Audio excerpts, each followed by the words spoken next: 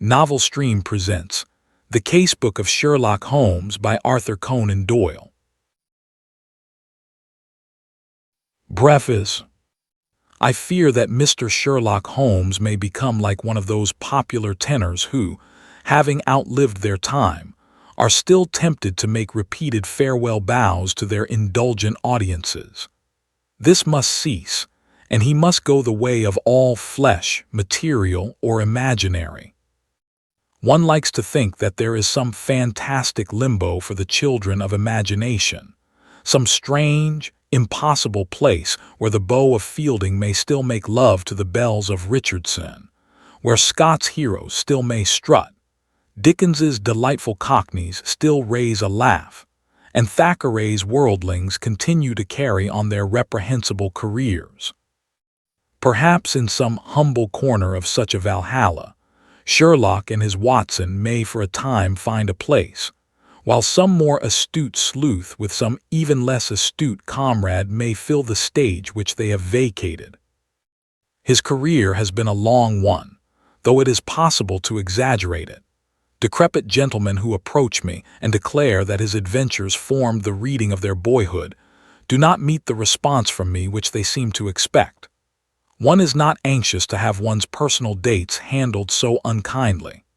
As a matter of cold fact, Holmes made his debut in A Study in Scarlet and in The Sign of Four, two small booklets which appeared between 1887 and 1889.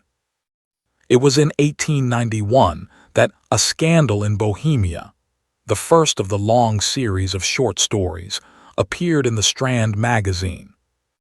The public seemed appreciative and desirous of more, so that from that date, 36 years ago, they have been produced in a broken series which now contains no fewer than 56 stories, republished in The Adventures, The Memoirs, The Return, and His Last Beau, and there remain these 12 published during the last few years which are here produced under the title of The Case-Book of Sherlock Holmes. He began his adventures in the very heart of the later Victorian era, carried it through the all-too-short reign of Edward, and has managed to hold his own little niche even in these feverish days. Thus it would be true to say that those who first read of him as young men have lived to see their own grown-up children following the same adventures in the same magazine. It is a striking example of the patience and loyalty of the British public. I had fully determined at the conclusion of the memoirs to bring Holmes to an end, as I felt that my literary energies should not be directed too much into one channel. That pale, clear-cut face and loose-limbed figure were taking up an undue share of my imagination. I did the deed, but fortunately, no coroner had pronounced upon the remains, and so, after a long interval, it was not difficult for me to respond to the flattering demand, and to explain my rash act away. I have never regretted it, for I have not in actual practice found that these lighter sketches have prevented me from exploring and finding my limitations in such varied branches of literature as history, poetry, historical novels, psychic research, and the drama. Had Holmes never existed, I could not have done more, though he may perhaps have stood a little in the way of the recognition of my more serious literary work. And so, reader, farewell to Sherlock Holmes. I thank you for your past constancy, and can but hope that some return has been made in the shape of that distraction from the worries of life and stimulating change of thought which can only be found in the fairy kingdom of romance. Arthur Conan Doyle, The Adventure of the Illustrious Client. "It can't hurt now," was Mr. Sherlock Holmes's comment when, for the 10th time in as many years, I asked his leave to reveal the following narrative. So it was that at last I obtained permission to put on record what was, in some ways, the supreme moment of my friend's career. Both Holmes and I had a weakness for the Turkish bath. It was over a smoke in the pleasant lassitude of the drying-room that I have found him less reticent and more human than anywhere else. On the upper floor of the Northumberland Avenue establishment, there is an isolated corner where two couches lie side by side, and it was on these that we lay upon September 3, 1902, the day when my narrative begins. I had asked him whether anything was stirring, and for answer he had shot his long, thin, nervous arm out of the sheets which enveloped him, and had drawn an envelope from the inside pocket of the coat which hung beside him. "It may be some fussy, self-important fool, it may be a matter of life or death," said he, as he handed me the note. "I know no more than this message tells me." It was from the Carlton Club and dated the evening before. This is what I read. "Sir James Damery presents his compliments to Mr. Sherlock Holmes and will call upon him at 4:3 tomorrow. Sir James begs to say that the matter upon which he desires to consult Mr. Holmes is very delicate and also very important. He trusts, therefore, that Mr. Holmes will make every effort to grant this interview, and that he will confirm it over the telephone to the Carlton Club." "I need not say that I have confirmed it, Watson," said Holmes, as I returned the paper. "Do you know anything of this man Damery?" "Only that his name is a household word in society." "Well, I can tell you a little more than that. He has rather a reputation for arranging delicate matters which are to be kept out of the papers. You may remember his negotiations with Sir George Lewis over the Hammerford will case. He is a man of the world with a natural turn for diplomacy.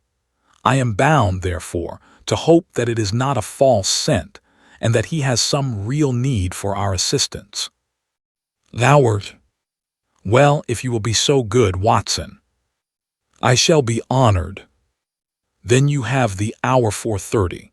Until then we can put the matter out of our heads." I was living in my own rooms in Queen Anne Street at the time, but I was round at Baker Street before the time named. Sharp to the half-hour, Colonel Sir James Damery was announced. It is hardly necessary to describe him, for many will remember that large, bluff, honest personality, that broad, clean-shaven face, above all, that pleasant, mellow voice. Frankness shone from his gray Irish eyes, and good humor played round his mobile, smiling lips. His lucent top hat, his dark frock coat, indeed, every detail, from the pearl pin in the black satin cravat to the lavender spats over the varnished shoes, spoke of the meticulous care in dress for which he was famous. The big, masterful aristocrat dominated the little room. "Of course, I was prepared to find Dr. Watson," he remarked, with a courteous bow. "His collaboration may be very necessary, for we are dealing on this occasion, Mr. Holmes, with a man to whom violence is familiar and who will, literally, stick at nothing. I should say that there is no more dangerous man in Europe." "I have had several opponents to whom that flattering term has been applied," said Holmes with a smile. "Don't you smoke? Then you will excuse me if I light my pipe. If your man is more dangerous than the late Professor Moriarty, or than the living Colonel Sebastian Morin, then he is indeed worth meeting. May I ask his name?" "Have you ever heard of Baron Gruner?" "You mean the Austrian murderer?" Colonel Damery threw up his kid-gloved hands with a laugh. "There is no getting past you, Mr. Holmes. Wonderful.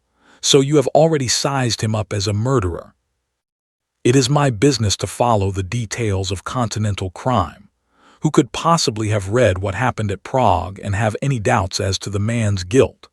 It was a purely technical legal point, and the suspicious death of a witness that saved him. I am as sure that he killed his wife when the so-called accident happened in the Splugen Pass as if I had seen him do it. I knew, also, that he had come to England, and had a presentiment that sooner or later he would find me some work to do." "Well, what has Baron Gruner been up to? I presume it is not this old tragedy which has come up again." "No, it is more serious than that. To revenge crime is important, but to prevent it is more so. It is a terrible thing, Mr. Holmes, to see a dreadful event, an atrocious situation, preparing itself before your eyes, to clearly understand whither it will lead, and yet to be utterly unable to avert it. Can a human being be placed in a more trying position? Perhaps not. Then you will sympathize with the client in whose interests I am acting. I did not understand that you were merely an intermediary. Who is the principal? Mr. Holmes, I must beg you not to press that question. It is important that I should be able to assure him that his honored name has been in no way dragged into the matter. His motives are, to the last degree, honorable and chivalrous, but he prefers to remain unknown. I need not say that your fees will be assured, and that you will be given a perfectly free hand. Surely the actual name of your client is immaterial. I am sorry, said Holmes. I am accustomed to have mystery at one end of my cases, but to have it at both ends is too confusing. I fear, Sir James, that I must decline to act. Our visitor was greatly disturbed. His large, sensitive face was darkened with emotion and disappointment. You hardly realize the effect of your own action, Mr. Holmes, said he. You place me in a most serious dilemma, for I am perfectly certain that you would be proud to take over the case if I could give you the facts, and yet a promise forbids me from revealing them all. May I, at least, lay all that I can before you? By all means, so long as it is understood that I commit myself to nothing. That is understood. In the first place, you have no doubt heard of General de Merville. De Merville of Khyber fame. Yes, I have heard of him. He has a daughter, Violet de Merville, young, rich, beautiful, accomplished, a wonder woman in every way. It is this daughter, this lovely, innocent girl, whom we are endeavoring to save from the clutches of a fiend. Baron Gruner has some hold over her then. The strongest of all holds where a woman is concerned, the hold of love. The fellow is, as you may have heard, extraordinarily handsome, with a most fascinating manner, a gentle voice, and that air of romance and mystery which means so much to a woman. He is said to have the whole sex at his mercy, and to have made ample use of the fact. But how came such a man to meet a lady of the standing of Miss Violet de Merville? It was on a Mediterranean yachting voyage. The company, though select, paid their own passages. No doubt the promoters hardly realized the Baron's true character until it was too late. The villain attached himself to the lady, and with such effect that he has completely and absolutely won her heart. To say that she loves him hardly expresses it. She dotes upon him, she is obsessed by him. Outside of him there is nothing on earth. She will not hear one word against him. Everything has been done to cure her of her madness, but in vain. To sum up, she proposes to marry him next month. As she is of age and has a will of iron, it is hard to know how to prevent her. Does she know about the Austrian episode?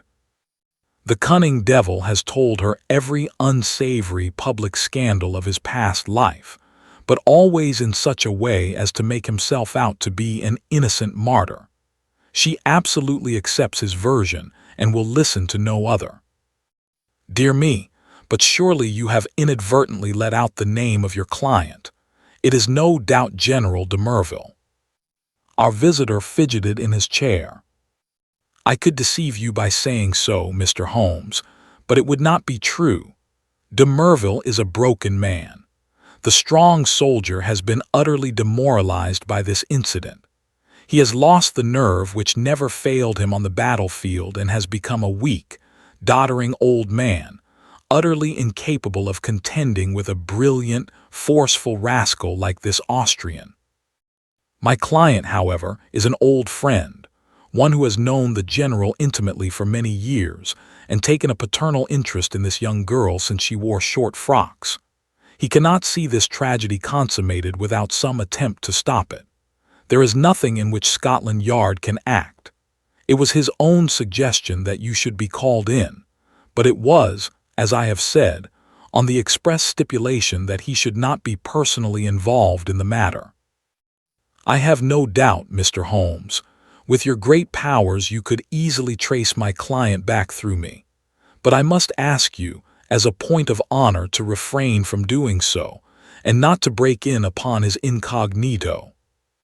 Holmes gave a whimsical smile.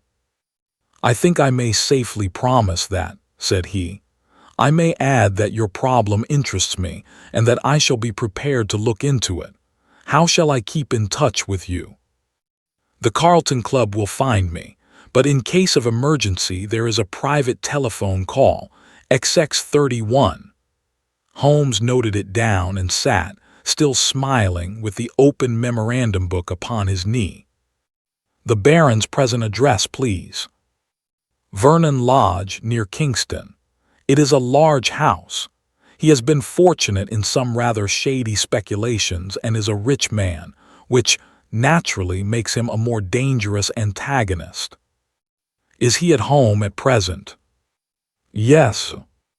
"Apart from what you have told me, can you give me any further information about the man?" "He has expensive tastes. He is a horse fancier. For a short time he played polo at Hurlingham, but then this Prague affair got noised about and he had to leave. He collects books and pictures. He is a man with a considerable artistic side to his nature. He is, I believe, a recognized authority upon Chinese pottery and has written a book upon the subject." "A complex mind," said Holmes. "All great criminals have that. My old friend Charlie Peace was a violin virtuoso. Wainwright was no mean artist. I could quote many more. Well, Sir James, you will inform your client that I am turning my mind upon Baron Gruner. I can say no more. I have some sources of information of my own, and dare say we may find some means of opening matter up." When our visitor had left us, Holmes sat so long in deep thought that it seemed to me that he had forgotten my presence. At last, however, he came briskly back to earth. "Well, Watson, any views?" he asked. "I should think you had better see the young lady herself." "My dear Watson, if her poor old broken father cannot move her, how shall I, a stranger, prevail? And yet there is something in the suggestion if all else fails. But I think we must begin from a different angle. I rather fancy that Shinwell Johnson might be a help." I have not had occasion to mention Shinwell Johnson in these memoirs, because I have seldom drawn my cases from the latter phases of my friend's career. During the first years of the century, he became a valuable assistant. Johnson, I grieve to say, made his name first as a very dangerous villain and served 2 terms at Parkhurst. Finally, he repented and allied himself to Holmes, acting as his agent in the huge criminal underworld of London, and obtaining information which often proved to be of vital importance. Had Johnson been a narc of the police, he would soon have been exposed. But as he dealt with cases which never came directly into the courts, his activities were never realized by his companions. With the glamour of his 2 convictions upon him, he had the entree of every night-club, doss house, and gambling den in the town, and his quick observation and active brain made him an ideal agent for gaining information. It was to him that Sherlock Holmes now proposed to turn. It was not possible for me to follow the immediate steps taken by my friend, for I had some pressing professional business of my own, but I met him by appointment that evening at Simpson's, where, sitting at a small table in the front window and looking down at the rushing stream of life in the Strand, he told me something of what had passed. "Johnson is on the prowl," said he. "He may pick up some garbage in the darker recesses of the underworld, for it is down there, amid the black roots of crime, that we must hunt for this man's secrets. But if the lady will not accept what is already known, why should any fresh discovery of yours turn her from her purpose? Who knows, Watson? Woman's heart and mind are insoluble puzzles to the male. Murder might be condoned or explained, and yet some smaller offense might rankle. Baron Gruner remarked to me, he remarked to you. Oh, to be sure, I had not told you of my plans. Well, Watson, I love to come to close grips with my man. I like to meet him eye to eye and read for myself the stuff that he is made of. When I had given Johnson his instructions, I took a cab out to Kingston and found the Baron in a most affable mood. Did he recognize you? There was no difficulty about that, for I simply sent in my card. He is an excellent antagonist, cool as ice, silky-voiced and soothing as one of your fashionable consultants, and poisonous as a cobra. He has breed in him, a real aristocrat of crime, with a superficial suggestion of afternoon tea and all the cruelty of the grave behind it. Yes, I am glad to have had my attention called to Baron Adelbert Gruner. You say he was affable. A purring cat who thinks he sees prospective mice. Some people's affability is more deadly than the violence of coarser souls. His greeting was characteristic. I rather thought I should see you sooner or later, Mr. Holmes, said he. You have been engaged, no doubt, by General de Merville to endeavor to stop my marriage with his daughter, Violet. That is so, is it not? I acquiesced. My dear man, said he, you will only ruin your own well-deserved reputation. It is not a case in which you can possibly succeed. You will have barren work, to say nothing of incurring some danger. Let me very strongly advise you to draw off at once. It is curious, I answered, but that was the very advice which I had intended to give you. I have a respect for your brains, Baron, and the little which I have seen of your personality has not lessened it. Let me put it to you as man to man. No one wants to rake up your past and make you unduly uncomfortable. It is over, and you are now in smooth waters, but if you persist in this marriage, you will raise up a swarm of powerful enemies who will never leave you alone until they have made England too hot to hold you. Is the game worth it? Surely you would be wiser if you left the lady alone. It would not be pleasant for you if these facts of your past were brought to her notice. The Baron has little wax tips of hair under his nose, like the short antennae of an insect. These quivered with amusement as he listened, and he finally broke into a gentle chuckle. Excuse my amusement, Mr. Holmes, said he, but it is really funny to see you trying to play a hand with no cards in it. I don't think anyone could do it better, but it is rather pathetic all the same. Not a color card there, Mr. Holmes, nothing but the smallest of the small. So you think. So I know. Let me make the thing clear to you, for my own hand is so strong that I can afford to show it. I have been fortunate enough to win the entire affection of this lady. This was given to me in spite of the fact that I told her very clearly of all the unhappy incidents in my past life. I also told her that certain wicked and designing persons, I hope you recognize yourself, would come to her and tell her these things, and I warned her how to treat them. You have heard of post-hypnotic suggestion, Mr. Holmes.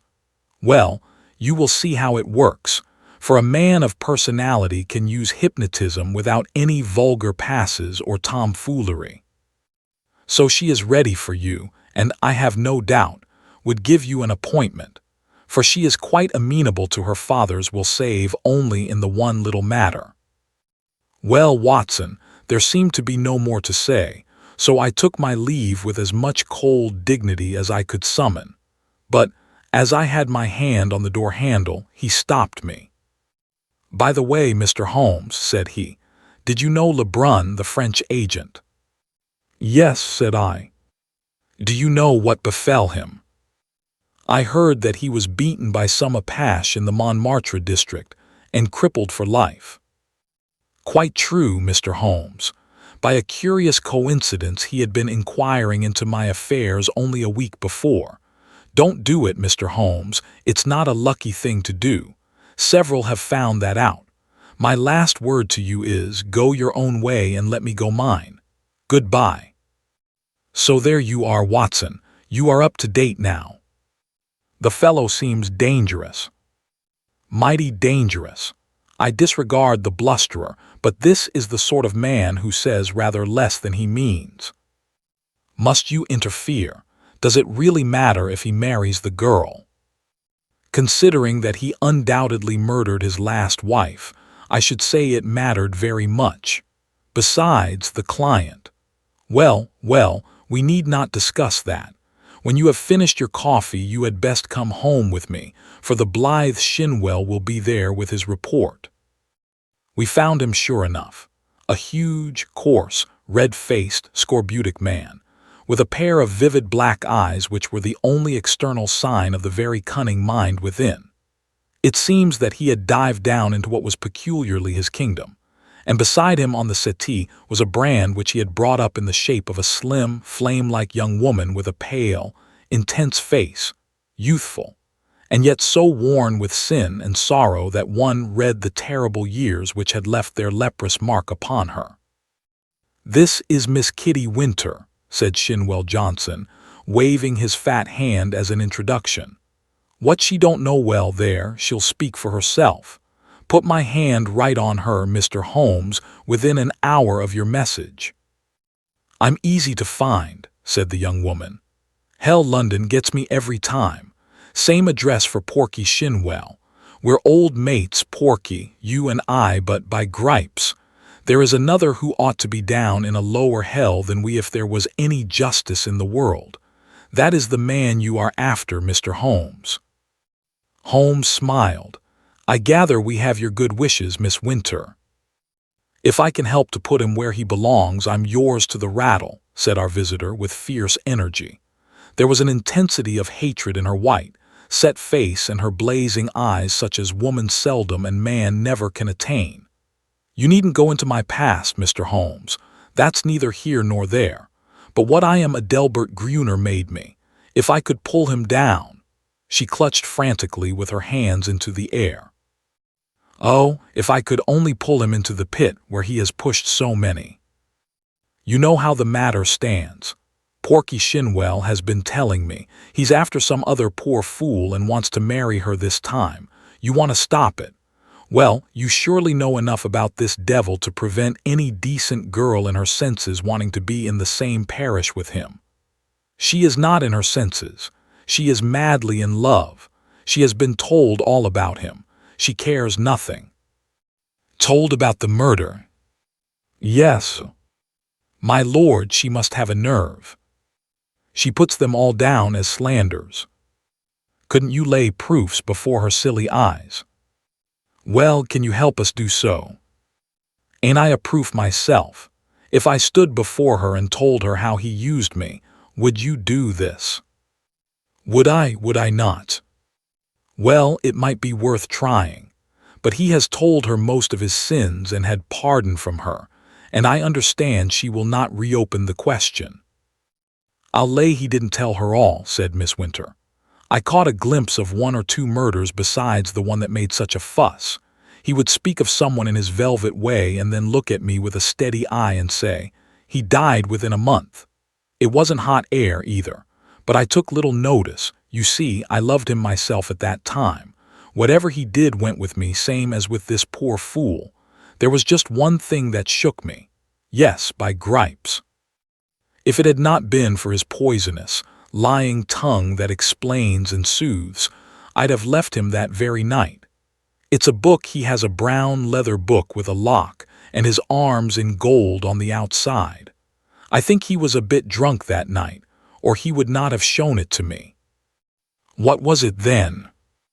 "I tell you, Mr. Holmes, this man collects women and takes a pride in his collection, as some men collect moths or butterflies. He had it all in that book. Snapshot photographs, names, details, everything about them. It was a beastly book, a book no man, even if he had come from the gutter, could have put together. But it was Adelbert Gruner's book all the same. Souls I have ruined. He could have put that on the outside if he had been so minded. However, that's neither here nor there, for the book would not serve you, and if it would, you can't get it." "Where is it?" "How can I tell you where it is now? It's more than a year since I left him. I know where he kept it then. He's a precise, tidy cat of a man in many of his ways, so maybe it is still in the pigeonhole of the old bureau in the inner study. Do you know his house?" "I've been in the study," said Holmes. "Have you, though? You haven't been slow on the job if you only started this morning. Maybe dear Adelbert has met his match this time. The outer study is the one with the Chinese crockery in it big glass cupboard between the windows. Then behind his desk is the door that leads to the inner study, a small room where he keeps papers and things. Is he not afraid of burglars? Adelbert is no coward. His worst enemy couldn't say that of him. He can look after himself. There's a burglar alarm at night. Besides, what is there for a burglar, unless they got away with all this fancy crockery?" "No good," said Shinwell Johnson, with the decided voice of the expert. "No fence wants stuff of that sort that you can neither melt nor sell." "Quite so," said Holmes. "Well now, Miss Winter, if you would call here tomorrow evening at 5, I would consider in the meanwhile whether your suggestion of seeing this lady personally may not be arranged. I am exceedingly obliged to you for your cooperation. I need not say that my clients will consider liberally." "None of that, Mr. Holmes," cried the young woman. "I am not out for money. Let me see this man in the mud, and I've got all I worked for in the mud with my foot on his cursed face. That's my price. I'm with you tomorrow or any other day so long as you are on his track. Porky here can tell you always where to find me." I did not see Holmes again until the following evening, when we dined once more at our Strand restaurant. He shrugged his shoulders when I asked him what luck he had had in his interview.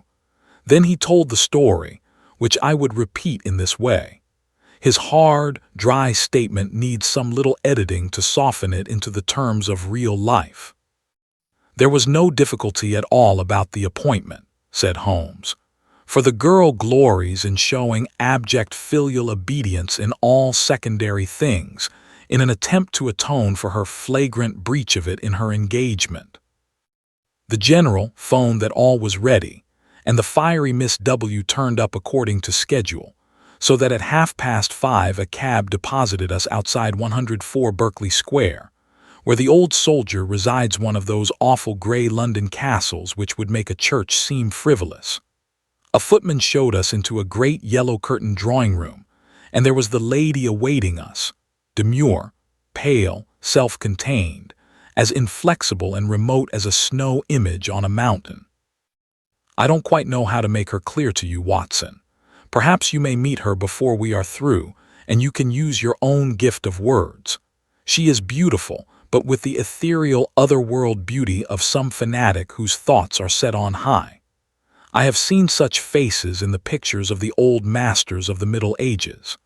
How a beast-man could have laid his vile paws upon such a being of the beyond, I cannot imagine.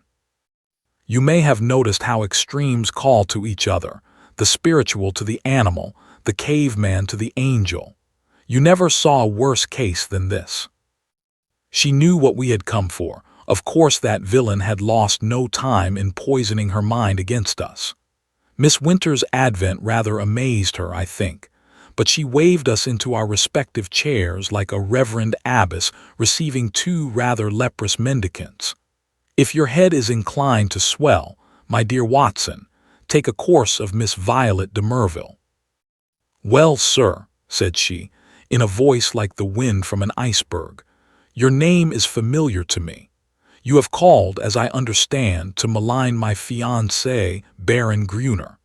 It is only by my father's request that I see you at all, and I warn you in advance that anything you can say could not possibly have the slightest effect upon my mind." I was sorry for her, Watson. I thought of her for the moment as I would have thought of a daughter of my own. I am not often eloquent. I use my head, not my heart. But I really did plead with her with all the warmth of words that I could find in my nature. I pictured to her the awful position of the woman who only wakes to a man's character after she is his wife, a woman who has to submit to be caressed by bloody hands and lecherous lips. I spared her nothing. The shame, the fear, the agony, the hopelessness of it all. All my hot words could not bring one tinge of color to those ivory cheeks or one gleam of emotion to those abstracted eyes. I thought of what the rascal had said about a post-hypnotic influence. One could really believe that she was living above the earth in some ecstatic dream. Yet there was nothing indefinite in her replies. "I have listened to you with patience, Mr. Holmes," said she. "The effect upon my mind is exactly as predicted. I am aware that Adelbert, that my fiancé, has had a stormy life in which he has incurred bitter hatreds and most unjust aspersions. You are only the last of a series who have brought their slanders before me. Possibly you mean well, though I learn that you are a paid agent who would have been equally willing to act for the Baron as against him. But in any case, I wish you to understand once for all that I love him and that he loves me, and that the opinion of all the world is no more to me than the twitter of those birds outside the window. If his noble nature has ever for an instant fallen, it may be that I have been specially sent to raise it to its true and lofty level. I am not clear," here she turned her eyes upon my companion, "who this young lady may be." I was about to answer when the girl broke in like a whirlwind. "If ever you saw flame and ice face to face, it was those two women. I'll tell you who I am," she cried, springing out of her chair, her mouth all twisted with passion. "I am his last mistress. I am one of 100 that he has tempted and used and ruined and thrown into the refuse heap, as he will you also. Your refuse heap is more likely to be a grave, and maybe that's the best. I tell you, you foolish woman, if you marry this man he'll be the death of you. It may be a broken heart or it may be a broken neck, but he'll have you one way or the other. It's not out of love for you I'm speaking. I don't care a tinker's curse whether you live or die. It's out of hate for him and to spite him and to get back on him for what he did to me. But it's all the same, and you needn't look at me like that, my fine lady, for you may be lower than I am before you are through with it." "I should prefer not to discuss such matters," said Miss de Merville coldly. "Let me say once for all that I am aware of 3 passages in my fiancé's life in which he became entangled with designing women, and that I am assured of his hearty repentance for any evil that he may have done." "3 passages," screamed my companion. "You fool, you unutterable fool! Mr. Holmes, I beg that you will bring this interview to an end," said the icy voice. "I have obeyed my father's wish in seeing you, but I am not compelled to listen to the ravings of this person." With an oath, Miss Winter darted forward, and if I had not caught her wrist, she would have clutched this maddening woman by the hair. I dragged her towards the door, and was lucky to get her back into the cab without a public scene, for she was beside herself with rage.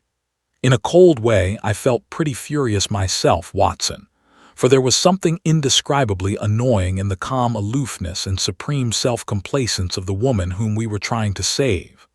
So now once again you know exactly how we stand, and it is clear that I must plan some fresh opening move, for this gambit won't work. I'll keep in touch with you, Watson, for it is more than likely that you will have your part to play, though it is just possible that the next move may lie with them rather than with us. And it did. Their blow fell, or his blow rather, for never could I believe that the lady was privy to it. I think I could show you the very paving stone upon which I stood when my eyes fell upon the placard, and a pang of horror passed through my very soul. It was between the Grand Hotel and Charing Cross Station, where a one-legged news vendor displayed his evening papers. The date was just 2 days after the last conversation. There, black upon yellow, was the terrible news sheet: "Murderous attack upon Sherlock Holmes." I think I stood stunned for some moments. Then I have a confused recollection of snatching at a paper, of the remonstrance of the man, whom I had not paid, and finally, of standing in the doorway of a chemist's shop while I turned up the fateful paragraph. This was how it ran. We learn with regret that Mr. Sherlock Holmes, the well-known private detective, was the victim this morning of a murderous assault which has left him in a precarious position. There are no exact details to hand, but the event seems to have occurred about 12 o'clock in Regent Street, outside the Café Royal. The attack was made by two men armed with sticks, and Mr. Holmes was beaten about the head and body, receiving injuries which the doctors describe as most serious. He was carried to Charing Cross Hospital, and afterwards insisted upon being taken to his rooms in Baker Street.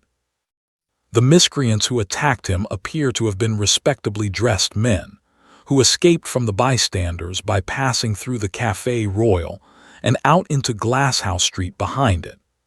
No doubt, they belonged to that criminal fraternity which has so often had occasion to bewail the activity and ingenuity of the injured man. I need not say that my eyes had hardly glanced over the paragraph before I had sprung into a hansom and was on my way to Baker Street. I found Sir Leslie Oakshott, the famous surgeon, in the hall and his brougham waiting at the curb. "No immediate danger," was his report. "2 lacerated scalp wounds and some considerable bruises. Several stitches have been necessary. Morphine has been injected and quiet is essential, but an interview of a few minutes would not be absolutely forbidden." With this permission I stole into the darkened room. The sufferer was wide awake, and I heard my name in a hoarse whisper. The blind was 3/4 down, but one ray of sunlight slanted through and struck the bandaged head of the injured man. A crimson patch had soaked through the white linen compress. I sat beside him and bent my head. "All right, Watson, don't look so scared," he muttered in a very weak voice. "It's not as bad as it seems." "Thank God for that. I'm a bit of a single-stick expert, as you know. I took most of them on my guard. It was the second man that was too much for me." "What can I do, Holmes?"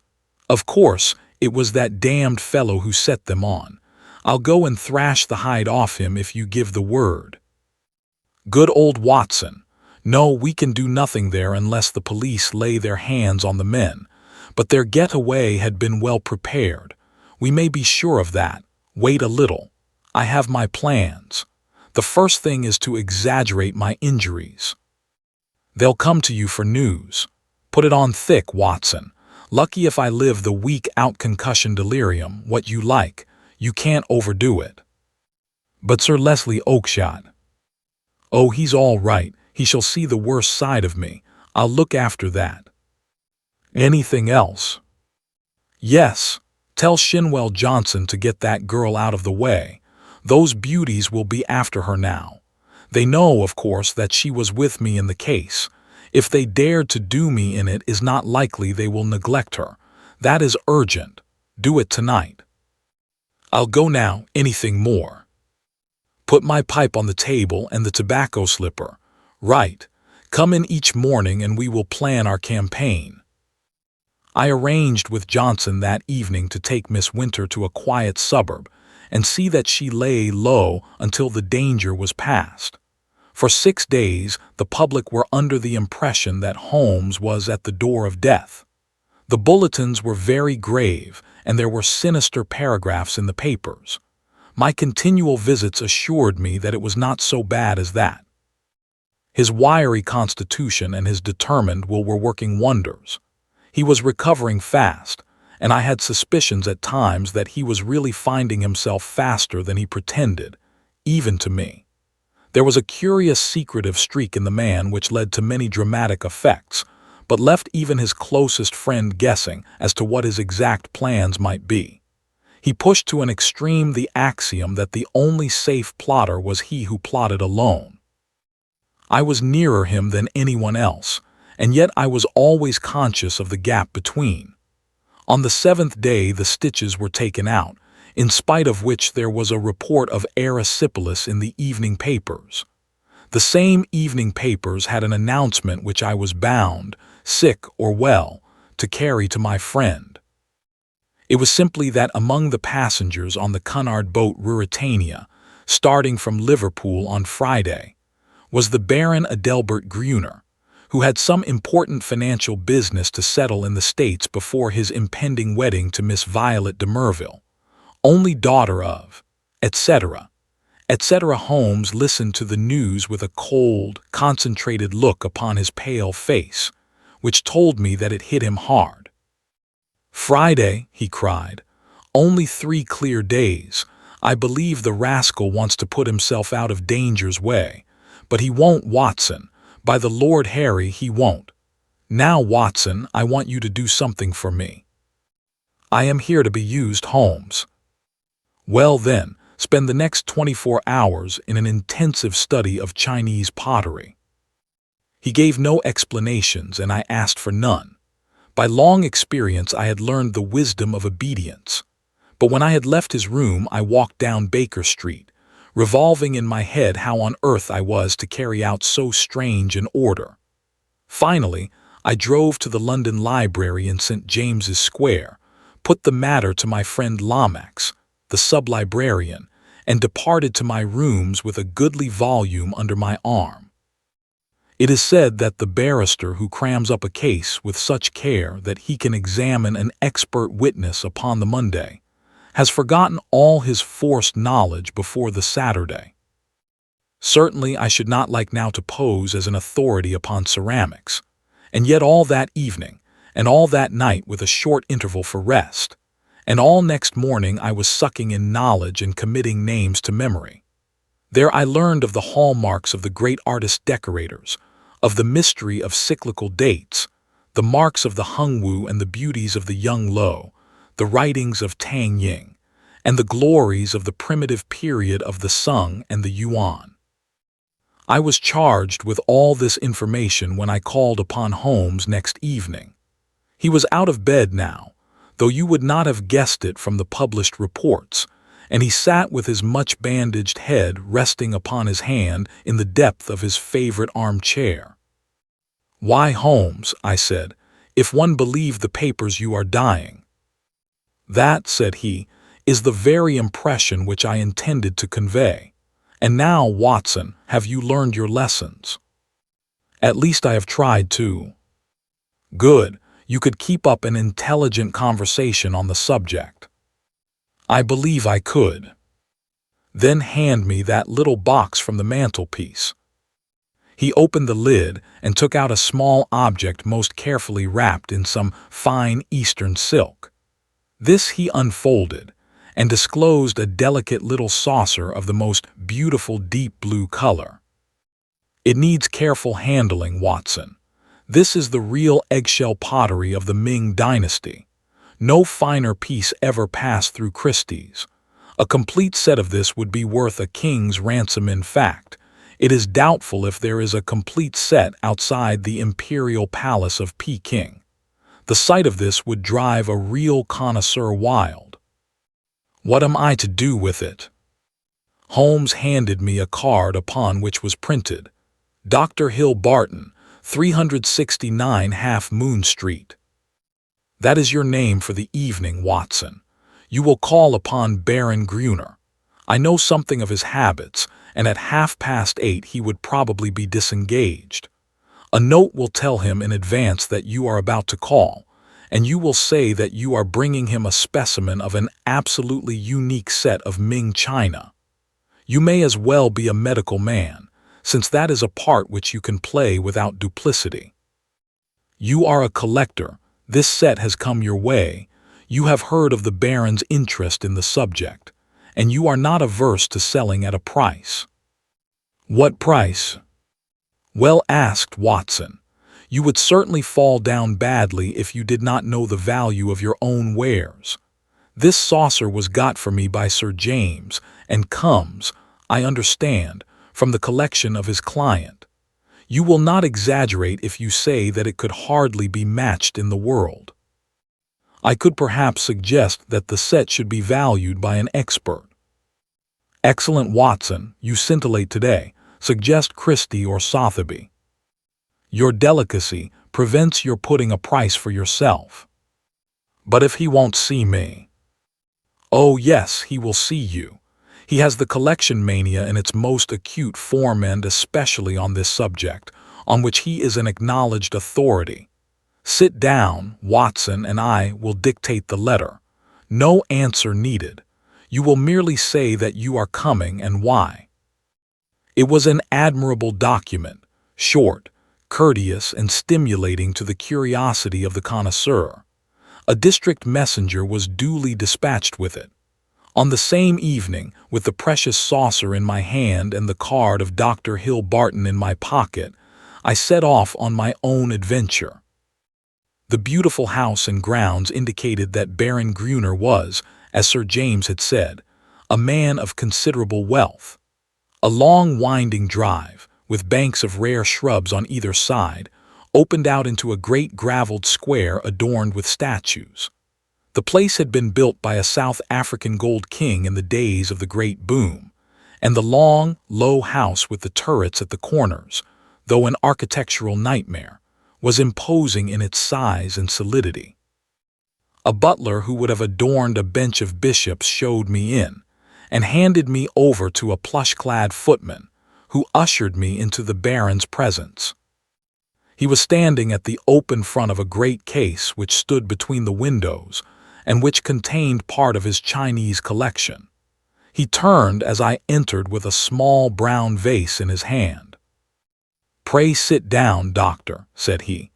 I was looking over my own treasures and wondering whether I could really afford to add to them.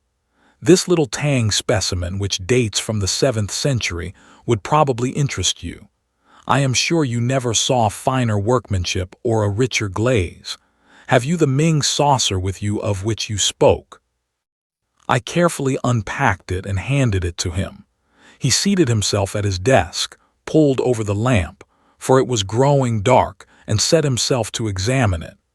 As he did so, the yellow light beat upon his own features, and I was able to study them at my ease. He was certainly a remarkably handsome man. His European reputation for beauty was fully deserved. In figure he was not more than of middle size, but was built upon graceful and active lines. His face was swarthy, almost oriental, with large, dark, languorous eyes which might easily hold an irresistible fascination for women. His hair and mustache were raven black, the latter short, pointed, and carefully waxed. His features were regular and pleasing, save only his straight, thin-lipped mouth. If ever I saw a murderer's mouth, it was there, a cruel, hard gash in the face, compressed, inexorable, and terrible. He was ill-advised to train his mustache away from it, for it was nature's danger signal, set as a warning to his victims. His voice was engaging and his manners perfect. In age I should have put him at little over 30, though his record afterwards showed that he was 42. Very fine indeed," he said at last. "And you say you have a set of 6 to correspond. What puzzles me is that I should not have heard of such magnificent specimens. I only know of one in England to match this, and it is certainly not likely to be in the market. Would it be indiscreet if I were to ask you, Dr. Hill Barton, how you obtained this?" "Does it really matter?" I asked, with as careless an air as I could muster. "You can see that the piece is genuine, and as to the value, I am content to take an expert's valuation." "Very mysterious," said he, with a quick, suspicious flash of his dark eyes. "In dealing with objects of such value, one naturally wishes to know all about the transaction. That the piece is genuine is certain. I have no doubts at all about that. But suppose, I am bound to take every possibility into account, that it should prove afterwards that you had no right to sell. I would guarantee you against any claim of the sort. That, of course, would open up the question as to what your guarantee was worth. My bankers would answer that." "Quite so, and yet the whole transaction strikes me as rather unusual." "You can do business or not," said I, with indifference. I have given you the first offer as I understood that you were a connoisseur, but I shall have no difficulty in other quarters. Who told you I was a connoisseur? I was aware that you had written a book upon the subject. Have you read the book? No. Dear me, this becomes more and more difficult for me to understand. You are a connoisseur and collector with a very valuable piece in your collection, and yet you have never troubled to consult the one book which would have told you of the real meaning and value of what you held. How do you explain that? I am a very busy man. I am a doctor in practice. That is no answer. If a man has a hobby, he follows it up, whatever his other pursuits may be. You said in your note that you were a connoisseur. So I am. Might I ask you a few questions to test you? I am obliged to tell you, doctor, if you are indeed a doctor, that the incident becomes more and more suspicious. I would ask you, what do you know of the Emperor Shamu, and how do you associate him with the Shosuin near Nara? Dear me, does that puzzle you? Tell me a little about the Northern Wei dynasty and its place in the history of ceramics. I sprang from my chair in simulated anger. This is intolerable, sir, said I. I came here to do you a favor, and not to be examined as if I were a schoolboy. My knowledge on these subjects may be second only to your own, but I certainly shall not answer questions which have been put in so offensive a way. He looked at me steadily. The languor had gone from his eyes. They suddenly glared. There was a gleam of teeth from between those cruel lips. What is the game? You are here as a spy. You are an emissary of Holmes. This is a trick that you are playing upon me. The fellow is dying, I hear, so he sends his tools to keep watch upon me. You've made your way in here without leave, and by God, you may find it harder to get out than to get in. He had sprung to his feet, and I stepped back, bracing myself for an attack, for the man was beside himself with rage. He may have suspected me from the first. Certainly, this cross-examination had shown him the truth, but it was clear that I could not hope to deceive him. He dived his hand into a side drawer and rummaged furiously. Then something struck upon his ear, for he stood listening intently. "Ah!" he cried, "ah!" and dashed into the room behind him.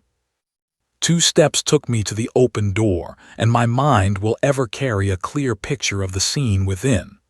The window leading out to the garden was wide open. Beside it, looking like some terrible ghost, his head girt with bloody bandages, his face drawn and white, stood Sherlock Holmes. The next instant he was through the gap, and I heard the crash of his body among the laurel bushes outside. With a howl of rage, the master of the house rushed after him to the open window. And then, it was done in an instant, and yet I clearly saw it. A woman's arm shot out from among the leaves. At the same instant the Baron uttered a horrible cry, a yell which will always ring in my memory.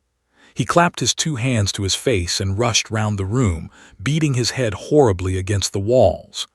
Then he fell upon the carpet, rolling and writhing, while scream after scream resounded through the house. "Water, for God's sake, water!" was his cry. I seized a carafe from a side table and rushed to his aid. At the same moment, the butler and several footmen ran in from the hall. I remember that one of them fainted as I knelt by the injured man and turned that awful face to the light of the lamp. The vitriol was eating into it everywhere and dripping from the ears and the chin. One eye was already white and glazed. The other was red and inflamed. The features which I had admired a few minutes before were now like some beautiful painting over which the artist has passed a wet and foul sponge. They were blurred, discolored, inhuman, terrible. In a few words I explained exactly what had occurred, so far as the vitriol attack was concerned. Some had climbed through the window and others had rushed out onto the lawn, but it was dark and it had begun to rain. Between his screams the victim raged and raved against the avenger. It was that hellcat Kitty Winter. he cried. "Oh, the she-devil, she shall pay for it. She shall pay. Oh, God in heaven, this pain is more than I can bear." I bathed his face in oil, put cotton wadding on the raw surfaces, and administered a hypodermic of morphia. All suspicion of me had passed from his mind in the presence of this shock, and he clung to my hands as if I might have the power even yet to clear those dead fish eyes which gazed up at me. I could have wept over the ruin had I not remembered very clearly the vile life which had led up to so hideous a change. It was loathsome to feel the pawing of his burning hands, and I was relieved when his family surgeon, closely followed by a specialist, came to relieve me of my charge. An inspector of police had also arrived, and to him I handed my real card. It would have been useless as well as foolish to do otherwise, for I was nearly as well known by sight at the yard as Holmes himself. Then I left that house of gloom and terror.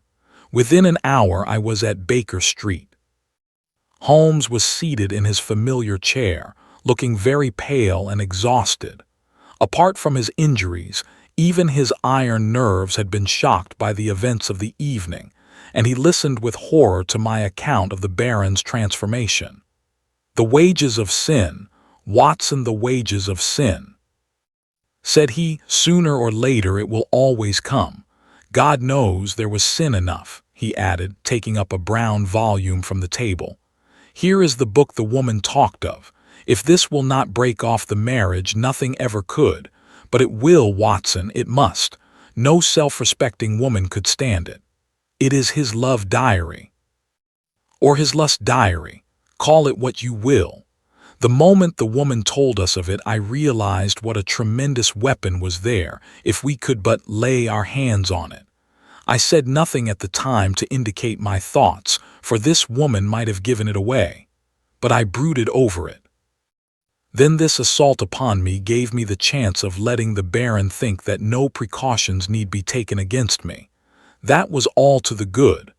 I would have waited a little longer, but his visit to America forced my hand. He would never have left so compromising a document behind him. Therefore we had to act at once. Burglary at night is impossible. He takes precautions. But there was a chance in the evening if I could only be sure that his attention was engaged. That was where you and your blue saucer came in. But I had to be sure of the position of the book, and I knew I had only a few minutes in which to act, for my time was limited by your knowledge of Chinese pottery. Therefore I gathered the girl up at the last moment. How could I guess what the little packet was that she carried so carefully under her cloak? I thought she had come altogether on my business, but it seems she had some of her own. He guessed I came from you. I feared he would, but you held him in play just long enough for me to get the book, though not long enough for an unobserved escape. Ah, Sir James, I am very glad you have come. Our courtly friend had appeared in answer to a previous summons. He listened with the deepest attention to Holmes's account of what had occurred. "You have done wonders," he cried, when he had heard the narrative. "But if these injuries are as terrible as Dr. Watson describes, then surely our purpose of thwarting the marriage is sufficiently gained without the use of this horrible book." Holmes shook his head. "Women of the de Merville type do not act like that. She would love him the more as a disfigured martyr. No, it is his moral side, not his physical, which we have to destroy. That book will bring her back to earth, and I know nothing else that could. It is in his own writing. She cannot get past it." Sir James carried away both it and the precious saucer. As I was myself overdue, I went down with him into the street. A brougham was waiting for him.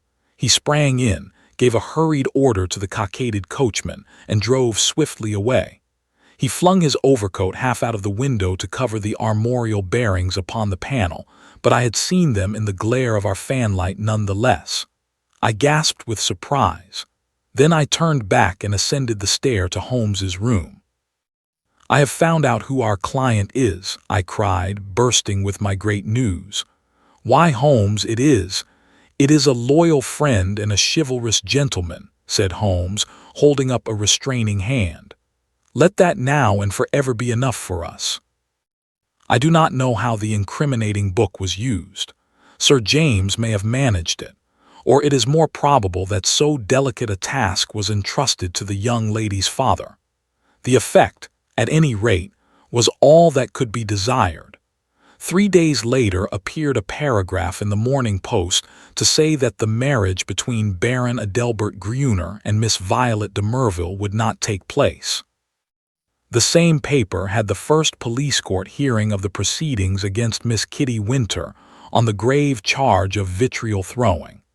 Such extenuating circumstances came out in the trial that the sentence, as will be remembered, was the lowest that was possible for such an offense. Sherlock Holmes was threatened with a prosecution for burglary, but when an object is good and a client is sufficiently illustrious, even the rigid British law becomes human and elastic. My friend has not yet stood in the dock. The Adventure of the Blanched Soldier.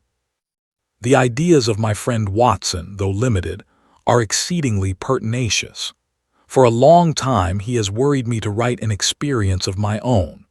Perhaps I have rather invited this persecution, since I have often had occasion to point out to him how superficial are his own accounts, and to accuse him of pandering to popular taste instead of confining himself rigidly to facts and figures. Try it yourself, Holmes. He has retorted, and I am compelled to admit that, having taken my pen in my hand, I do begin to realize that the matter must be presented in such a way as may interest the reader. The following case can hardly fail to do so, as it is among the strangest happenings in my collection, though it chanced that Watson had no note of it in his collection.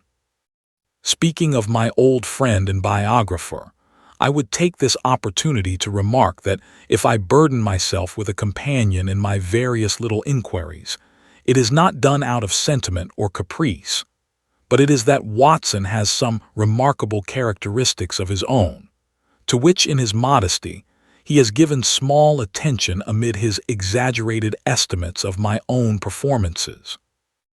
A confederate who foresees your conclusions and course of action is always dangerous, but one to whom each development comes as a perpetual surprise, and to whom the future is always a closed book, is, indeed, an ideal helpmate. I find from my notebook that it was in January 1903, just after the conclusion of the Boer War, that I had my visit from Mr. James M. Dodd, a big, fresh, sunburned, upstanding Briton. The good Watson had at that time deserted me for a wife, the only selfish action which I can recall in our association. I was alone. It is my habit to sit with my back to the window and to place my visitors in the opposite chair, where the light falls full upon them. Mr. James M. Dodd seemed somewhat at a loss how to begin the interview. I did not attempt to help him, for his silence gave me more time for observation. I have found it wise to impress clients with a sense of power, and so I gave him some of my conclusions.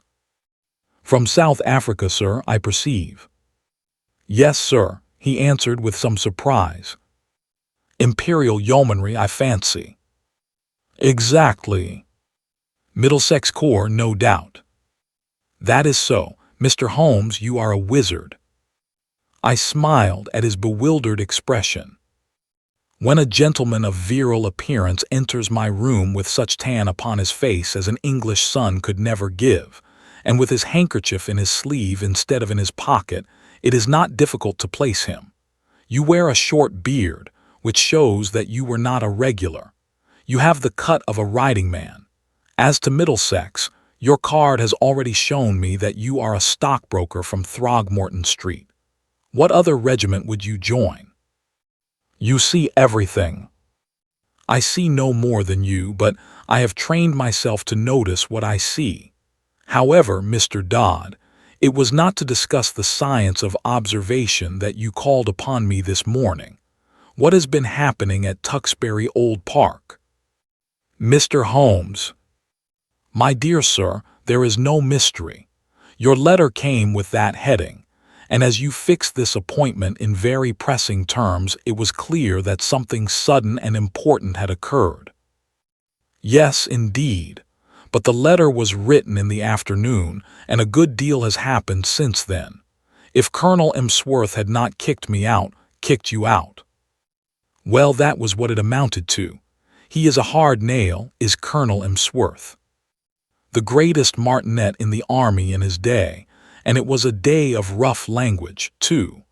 I couldn't have stuck the colonel if it had not been for Godfrey's sake. I lit my pipe and leaned back in my chair. Perhaps you will explain what you are talking about. My client grinned mischievously. I had got into the way of supposing that you knew everything without being told, said he. But I will give you the facts, and I hope to God that you will be able to tell me what they mean. I've been awake all night puzzling my brain, and the more I think the more incredible does it become. When I joined up in January 1901, just 2 years ago, young Godfrey Emsworth had joined the same squadron.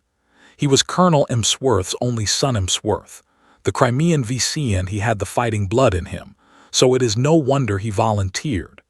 There was not a finer lad in the regiment.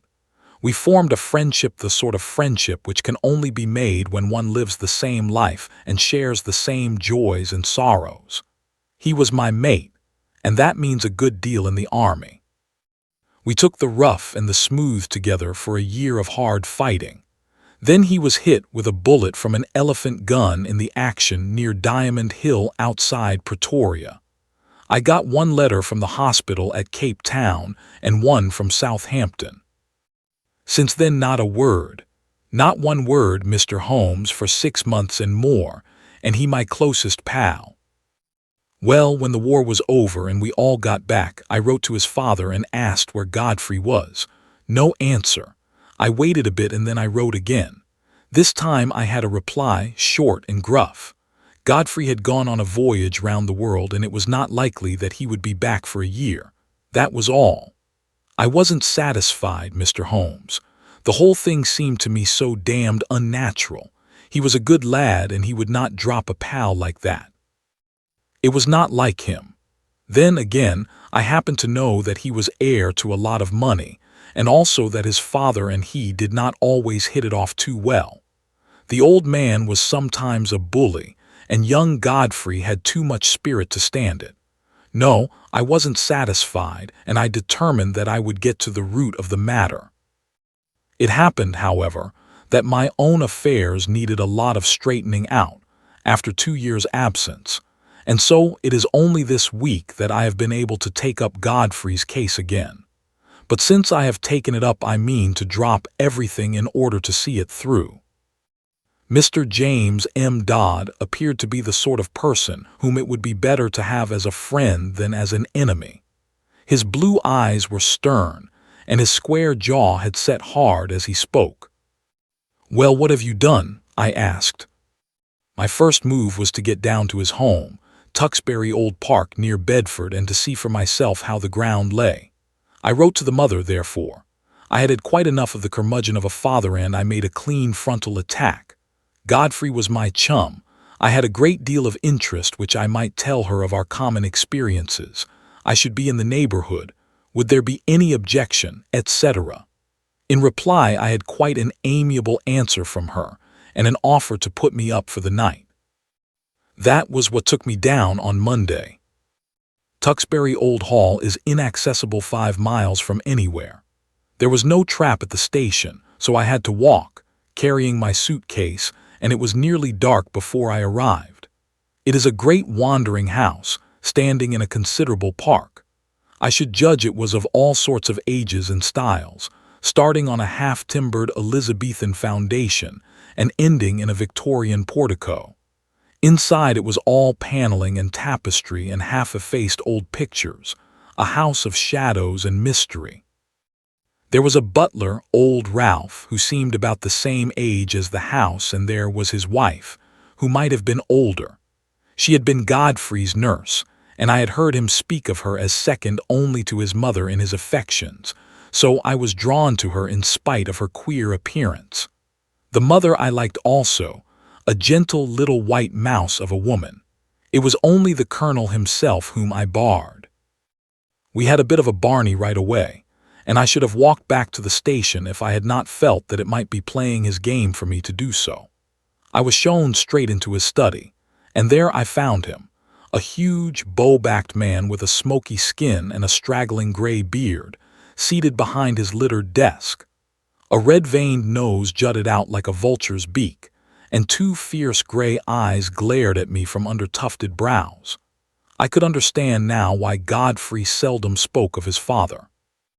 "Well, sir," said he in a rasping voice, "I should be interested to know the real reasons for this visit." I answered that I had explained them in my letter to his wife. "Yes, yes. You said that you had known Godfrey in Africa. We have, of course, only your word for that. I have his letters to me in my pocket. Kindly let me see them." He glanced at the two which I handed him, and then he tossed them back. "Well, what then?" he asked. "I was fond of your son Godfrey, sir. Many ties and memories united us. Is it not natural that I should wonder at his sudden silence and should wish to know what has become of him? I have some recollection, sir, that I had already corresponded with you and had told you what had become of him. He has gone upon a voyage round the world. His health was in a poor way after his African experiences, and both his mother and I were of opinion that complete rest and change were needed. Kindly pass that explanation on to any other friends who may be interested in the matter." "Certainly," I answered, "but perhaps you would have the goodness to let me have the name of the steamer and of the line by which he sailed, together with the date. I have no doubt that I should be able to get a letter through to him." My request seemed both to puzzle and to irritate my host. His great eyebrows came down over his eyes, and he tapped his fingers impatiently on the table. He looked up at last with the expression of one who has seen his adversary make a dangerous move at chess, and has decided how to meet it. "Many people, Mr. Dodd," said he, "would take offense at your infernal pertinacity, and would think that this insistence had reached the point of damned impertinence. You must put it down, sir, to my real love for your son." "Exactly. I have already made every allowance upon that score. I must ask you, however, to drop these inquiries. Every family has its own inner knowledge and its own motives, which cannot always be made clear to outsiders, however well-intentioned. My wife is anxious to hear something of Godfrey's past which you are in a position to tell her, but I would ask you to let the present and the future alone.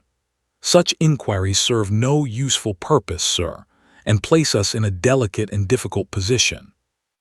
So I came to a dead end, Mr. Holmes. There was no getting past it. I could only pretend to accept the situation and register a vow inwardly that I would never rest until my friend's fate had been cleared up. It was a dull evening. We dined quietly, the three of us, in a gloomy, faded old room. The lady questioned me eagerly about her son, but the old man seemed morose and depressed. I was so bored by the whole proceeding that I made an excuse as soon as I decently could, and retired to my bedroom.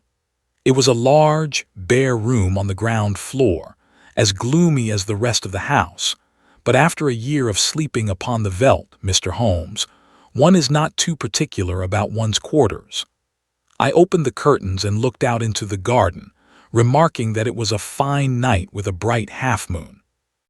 Then I sat down by the roaring fire with the lamp on a table beside me, and endeavored to distract my mind with a novel. I was interrupted, however, by Ralph, the old butler, who came in with a fresh supply of coals. "I thought you might run short in the night time, sir. It is bitter weather and these rooms are cold." He hesitated before leaving the room, and when I looked round he was standing facing me with a wistful look upon his wrinkled face. "Beg your pardon, sir, but I could not help hearing what you said of young Master Godfrey at dinner. You know, sir, that my wife nursed him, and so I may say I am his foster father. It's natural we should take an interest, and you say he carried himself well, sir. There was no braver man in the regiment. He pulled me out once from under the rifles of the Boers, or maybe I should not be here." The old butler rubbed his skinny hands. "Yes, sir, yes, that is Master Godfrey all over. He was always courageous. There's not a tree in the park, sir, that he has not climbed. Nothing would stop him. He was a fine boy, and oh, sir, he was a fine man." I sprang to my feet. "Look here," I cried. "You say he was, you speak as if he were dead. What is all this mystery? What has become of Godfrey Emsworth?"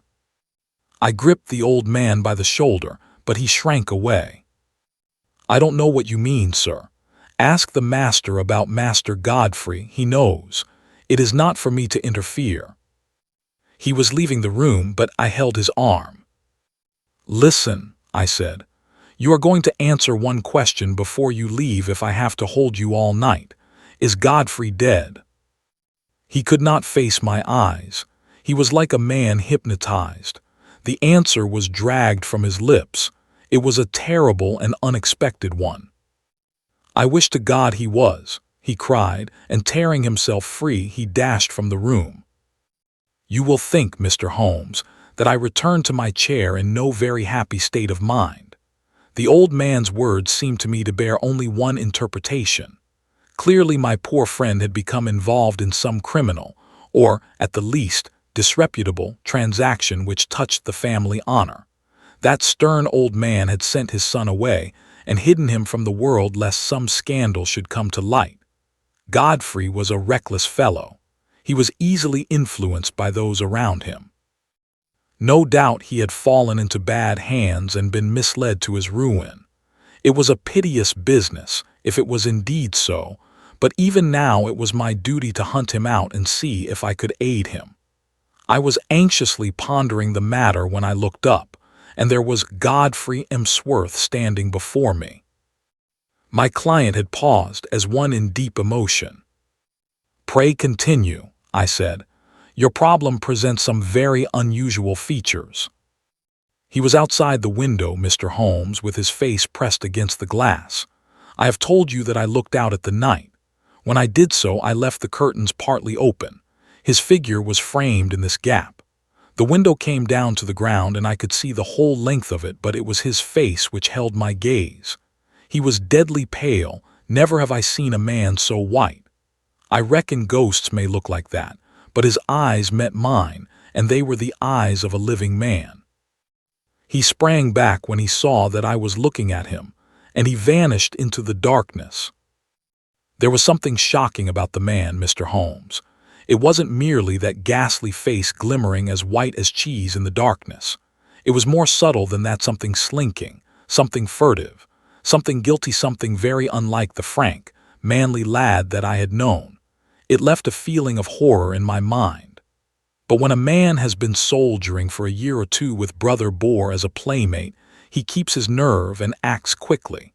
Godfrey had hardly vanished before I was at the window. There was an awkward catch, and I was some little time before I could throw it up. Then I nipped through and ran down the garden path in the direction that I thought he might have taken.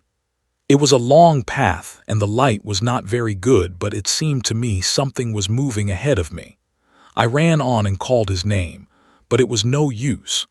When I got to the end of the path, there were several others branching in different directions to various outhouses. I stood hesitating, and as I did so I heard distinctly the sound of a closing door. It was not behind me in the house, but ahead of me, somewhere in the darkness. That was enough, Mr. Holmes, to assure me that what I had seen was not a vision. Godfrey had run away from me, and he had shut a door behind him. Of that I was certain. There was nothing more I could do, and I spent an uneasy night turning the matter over in my mind, and trying to find some theory which would cover the facts. Next day I found the colonel rather more conciliatory, and as his wife remarked that there were some places of interest in the neighborhood, it gave me an opening to ask whether my presence for one more night would incommode them. A somewhat grudging acquiescence from the old man gave me a clear day in which to make my observations. I was already perfectly convinced that Godfrey was in hiding somewhere near, but where and why remained to be solved. The house was so large and so rambling that a regiment might be hid away in it and no one the wiser. If the secret lay there, it was difficult for me to penetrate it. But the door which I had heard close was certainly not in the house. I must explore the garden and see what I could find. There was no difficulty in the way, for the old people were busy in their own fashion and left me to my own devices. There were several small outhouses, but at the end of the garden there was a detached building of some size large enough for a gardener's or a gamekeeper's residence. Could this be the place whence the sound of that shutting door had come? I approached it in a careless fashion, as though I were strolling aimlessly round the grounds. As I did so, a small, brisk, bearded man in a black coat and bowler hat, not at all the gardener type, came out of the door. To my surprise, he locked it after him and put the key in his pocket. Then he looked at me with some surprise on his face. "Are you a visitor here?" he asked. I explained that I was, and that I was a friend of Godfrey's. What a pity that he should be away on his travels, for he would have so liked to see me, I continued. "Quite so, exactly," said he, with a rather guilty air. "No doubt you will renew your visit at some more propitious time." He passed on, but when I turned I observed that he was standing watching me, half concealed by the laurels at the far end of the garden. I had a good look at the little house as I passed it, but the windows were heavily curtained, and so far as one could see, it was empty. I might spoil my own game, and even be ordered off the premises if I were too audacious, for I was still conscious that I was being watched. Therefore, I strolled back to the house and waited for night before I went on with my inquiry. When all was dark and quiet, I slipped out of my window and made my way as silently as possible to the mysterious lodge. I have said that it was heavily curtained, but now I found that the windows were shuttered as well. Some light, however, was breaking through one of them, so I concentrated my attention upon this. I was in luck, for the curtain had not been quite closed, and there was a crack in the shutter so that I could see the inside of the room. It was a cheery place enough, a bright lamp and a blazing fire. Opposite to me was seated the little man whom I had seen in the morning. He was smoking a pipe and reading a paper. "What paper?" I asked. My client seemed annoyed at the interruption of his narrative. "Can it matter?" he asked. "It is most essential." I really took no notice. "Possibly you observed whether it was a broad-leafed paper, or of that smaller type which one associates with weeklies." "Now that you mention it, it was not large. It might have been the Spectator." However, I had little thought to spare upon such details, for a second man was seated with his back to the window, and I could swear that this second man was Godfrey. I could not see his face, but I knew the familiar slope of his shoulders. He was leaning upon his elbow in an attitude of great melancholy, his body turned towards the fire. I was hesitating as to what I should do when there was a sharp tap on my shoulder, and there was Colonel Emsworth beside me. "This way, sir," said he in a low voice. He walked in silence to the house, and I followed him into my own bedroom. He had picked up a timetable in the hall. "There is a train to London at 8:30, said he. "The trap will be at the door at 8. He was white with rage, and indeed, I felt myself in so difficult a position that I could only stammer out a few incoherent apologies, in which I tried to excuse myself by urging my anxiety for my friend. "The matter will not bear discussion," said he abruptly. "You have made a most damnable intrusion into the privacy of our family. You were here as a guest and you have become a spy. I have nothing more to say, sir, save that I have no wish ever to see you again." At this I lost my temper, Mr. Holmes, and I spoke with some warmth. I have seen your son, and I am convinced that for some reason of your own you are concealing him from the world. I have no idea what your motives are in cutting him off in this fashion, but I am sure that he is no longer a free agent. I warn you, Colonel Emsworth, that until I am assured as to the safety and well-being of my friend, I shall never desist in my efforts to get to the bottom of the mystery, and I shall certainly not allow myself to be intimidated by anything which you may say or do." The old fellow looked diabolical, and I really thought he was about to attack me. I have said that he was a gaunt, fierce old giant, and though I am no weakling, I might have been hard put to it to hold my own against him. However, after a long glare of rage, he turned upon his heel and walked out of the room. For my part, I took the appointed train in the morning, with the full intention of coming straight to you and asking for your advice and assistance at the appointment for which I had already written. Such was the problem which my visitor laid before me. It presented, as the astute reader will have already perceived, few difficulties in its solution, for a very limited choice of alternatives must get to the root of the matter. Still, elementary as it was, there were points of interest and novelty about it which may excuse my placing it upon record. I now proceeded, using my familiar method of logical analysis, to narrow down the possible solutions. The servants, I asked, how many were in the house? To the best of my belief, there were only the old butler and his wife. They seemed to live in the simplest fashion. There was no servant, then, in the detached house. None, unless the little man with the beard acted as such. He seemed, however, to be quite a superior person. That seems very suggestive. Had you any indication that food was conveyed from the one house to the other? Now that you mention it, I did see old Ralph carrying a basket down the garden walk and going in the direction of this house. The idea of food did not occur to me at the moment.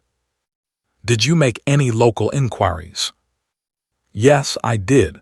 I spoke to the station master and also to the innkeeper in the village. I simply asked if they knew anything of my old comrade, Godfrey Emsworth. Both of them assured me that he had gone for a voyage round the world. He had come home, and then had almost at once started off again. The story was evidently universally accepted. You said nothing of your suspicions. Nothing. That was very wise. The matter should certainly be inquired into. I will go back with you to Tewkesbury Old Park. Today. It happened that at the moment I was clearing up the case which my friend Watson has described as that of the Abbey School, in which the Duke of Greyminster was so deeply involved. I had also a commission from the Sultan of Turkey which called for immediate action, as political consequences of the gravest kind might arise from its neglect. Therefore it was not until the beginning of the next week, as my diary records, that I was able to start forth on my mission to Bedfordshire in company with Mr. James M. Dodd. As we drove to Euston, we picked up a grave and taciturn gentleman of iron-gray aspect, with whom I had made the necessary arrangements. "This is an old friend," said I to Dodd. "It is possible that his presence may be entirely unnecessary, and on the other hand, it may be essential. It is not necessary at the present stage to go further into the matter. The narratives of Watson have accustomed the reader, no doubt, to the fact that I do not waste words or disclose my thoughts while a case is actually under consideration." Dodd seemed surprised, but nothing more was said, and the three of us continued our journey together. In the train, I asked Dodd one more question which I wished our companion to hear. "You say that you saw your friend's face quite clearly at the window, so clearly that you are sure of his identity." "I have no doubt about it whatever. His nose was pressed against the glass. The lamplight shone full upon him. It could not have been someone resembling him." No, it was he. But you say he was changed. Only in color. His face was, how shall I describe it? It was of a fish-belly whiteness. It was bleached. Was it equally pale all over? I think not. It was his brow which I saw so clearly as it was pressed against the window. Did you call to him? I was too startled and horrified for the moment. Then I pursued him as I have told you, but without result. My case was practically complete, and there was only one small incident needed to round it off. When, after a considerable drive, we arrived at the strange old rambling house which my client had described, it was Ralph, the elderly butler, who opened the door. I had requisitioned the carriage for the day and had asked my elderly friend to remain within it unless we should summon him. Ralph, a little wrinkled old fellow, was in the conventional costume of black coat and pepper and salt trousers, with only one curious variant. He wore brown leather gloves, which at sight of us he instantly shuffled off, laying them down on the hall table as we passed in. I have, as my friend Watson may have remarked, an abnormally acute set of senses, and a faint but incisive scent was apparent. It seemed to center on the hall table. I turned, placed my hat there, knocked it off, stooped to pick it up, and contrived to bring my nose within a foot of the gloves. Yes, it was undoubtedly from them that the curious tarry odor was oozing. I passed on into the study with my case complete. Alas, that I should have to show my hand so when I tell my own story. It was by concealing such links in the chain that Watson was enabled to produce his meretricious finales. Colonel Emsworth was not in his room, but he came quickly enough on receipt of Ralph's message. We heard his quick, heavy step in the passage. The door was flung open and he rushed in with bristling beard and twisted features, as terrible an old man as ever I have seen. He held our cards in his hand, and he tore them up and stamped on the fragments. Have I not told you, you infernal busybody, that you are warned off the premises? Never dare to show your damned face here again. If you enter again without my leave, I shall be within my rights if I use violence. I'll shoot you, sir. By God, I will. As to you, sir, turning upon me, I extend the same warning to you. I am familiar with your ignoble profession, but you must take your reputed talents to some other field. There is no opening for them here. I cannot leave here, said my client firmly, until I hear from Godfrey's own lips that he is under no restraint. Our involuntary host rang the bell. Ralph, he said, telephone down to the county police and ask the inspector to send up 2 constables. Tell him there are burglars in the house. One moment, said I. You must be aware, Mr. Dodd, that Colonel Emsworth is within his rights and that we have no legal status within his house. On the other hand, he should recognize that your action is prompted entirely by solicitude for his son. I venture to hope that, if I were allowed to have 5 minutes' conversation with Colonel Emsworth, I could certainly alter his view of the matter. I am not so easily altered, said the old soldier. Ralph, do what I have told you. What the devil are you waiting for? Ring up the police. Nothing of the sort, I said, putting my back to the door. Any police interference would bring about the very catastrophe which you dread. I took out my notebook and scribbled one word upon a loose sheet. That, said I, as I handed it to Colonel Emsworth, is what has brought us here. He stared at the writing with a face from which every expression save amazement had vanished. How do you know? He gasped, sitting down heavily in his chair. It is my business to know things. That is my trade. He sat in deep thought, his gaunt hand tugging at his straggling beard. Then he made a gesture of resignation. Well, if you wish to see Godfrey, you shall. It is no doing of mine, but you have forced my hand. Ralph, tell Mr. Godfrey and Mr. Kent that in 5 minutes we shall be with them. At the end of that time, we passed down the garden path and found ourselves in front of the mystery house at the end. A small bearded man stood at the door with a look of considerable astonishment upon his face. "This is very sudden, Colonel Emsworth," said he. "This will disarrange all our plans." "I can't help it, Mr. Kent. Our hands have been forced. Can Mr. Godfrey see us?" "Yes, he is waiting inside." He turned and led us into a large, plainly furnished front room. A man was standing with his back to the fire, and at the sight of him, my client sprang forward with outstretched hand. "Why, Godfrey, old man, this is fine." But the other waved him back. "Don't touch me, Jimmy. Keep your distance. Yes, you may well stare. I don't quite look the smart Lance Corporal Emsworth of B Squadron, do I?" His appearance was certainly extraordinary.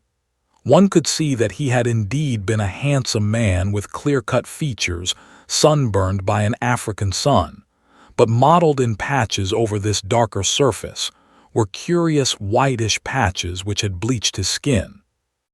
"That's why I don't court visitors," said he.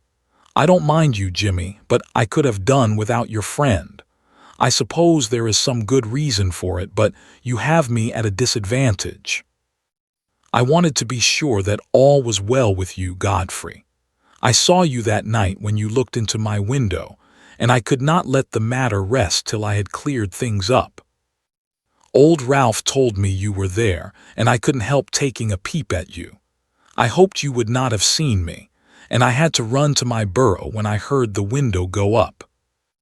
But what in heaven's name is the matter?"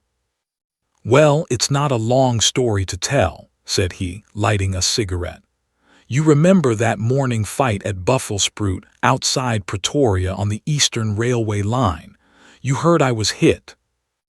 "Yes, I heard that, but I never got particulars." "3 of us got separated from the others. It was very broken country, you may remember. There was Simpson the fellow we called Baldy Simpson and Anderson, and we were clearing Brother Boar, but he lay low and got the 3 of us. The other 2 were killed. I got an elephant bullet through my shoulder. I stuck on to my horse, however, and he galloped several miles before I fainted and rolled off the saddle.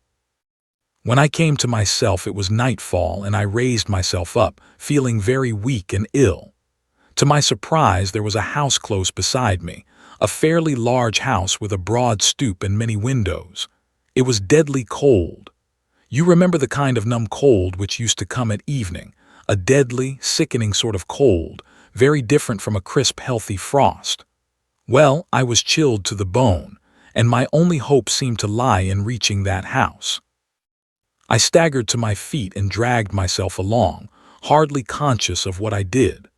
I have a dim memory of slowly ascending the steps, entering a wide-open door, passing into a large room which contained several beds, and throwing myself down with a gasp of satisfaction upon one of them. It was unmade, but that troubled me not at all. I drew the clothes over my shivering body, and in a moment I was in a deep sleep. It was morning when I wakened, and it seemed to me that instead of coming out into a world of sanity, I had emerged into some extraordinary nightmare. The African sun flooded through the big, curtainless windows, and every detail of the great, bare, whitewashed dormitory stood out hard and clear. In front of me was standing a small, dwarf-like man with a huge, bulbous head, who was jabbering excitedly in Dutch, waving 2 horrible hands which looked to me like brown sponges. Behind him stood a group of people who seemed to be intensely amused by the situation, but a chill came over me as I looked at them. Not one of them was a normal human being. Everyone was twisted or swollen or disfigured in some strange way. The laughter of these strange monstrosities was a dreadful thing to hear. It seemed that none of them could speak English, but the situation wanted clearing up, for the creature with the big head was growing furiously angry and uttering wild beast cries. He had laid his deformed hands upon me and was dragging me out of bed, regardless of the fresh flow of blood from my wound. The little monster was as strong as a bull, and I don't know what he might have done to me had not an elderly man who was clearly in authority been attracted to the room by the hubbub. He said a few stern words in Dutch, and my persecutor shrank away. Then he turned upon me, gazing at me in the utmost amazement. "How in the world did you come here?" he asked in amazement.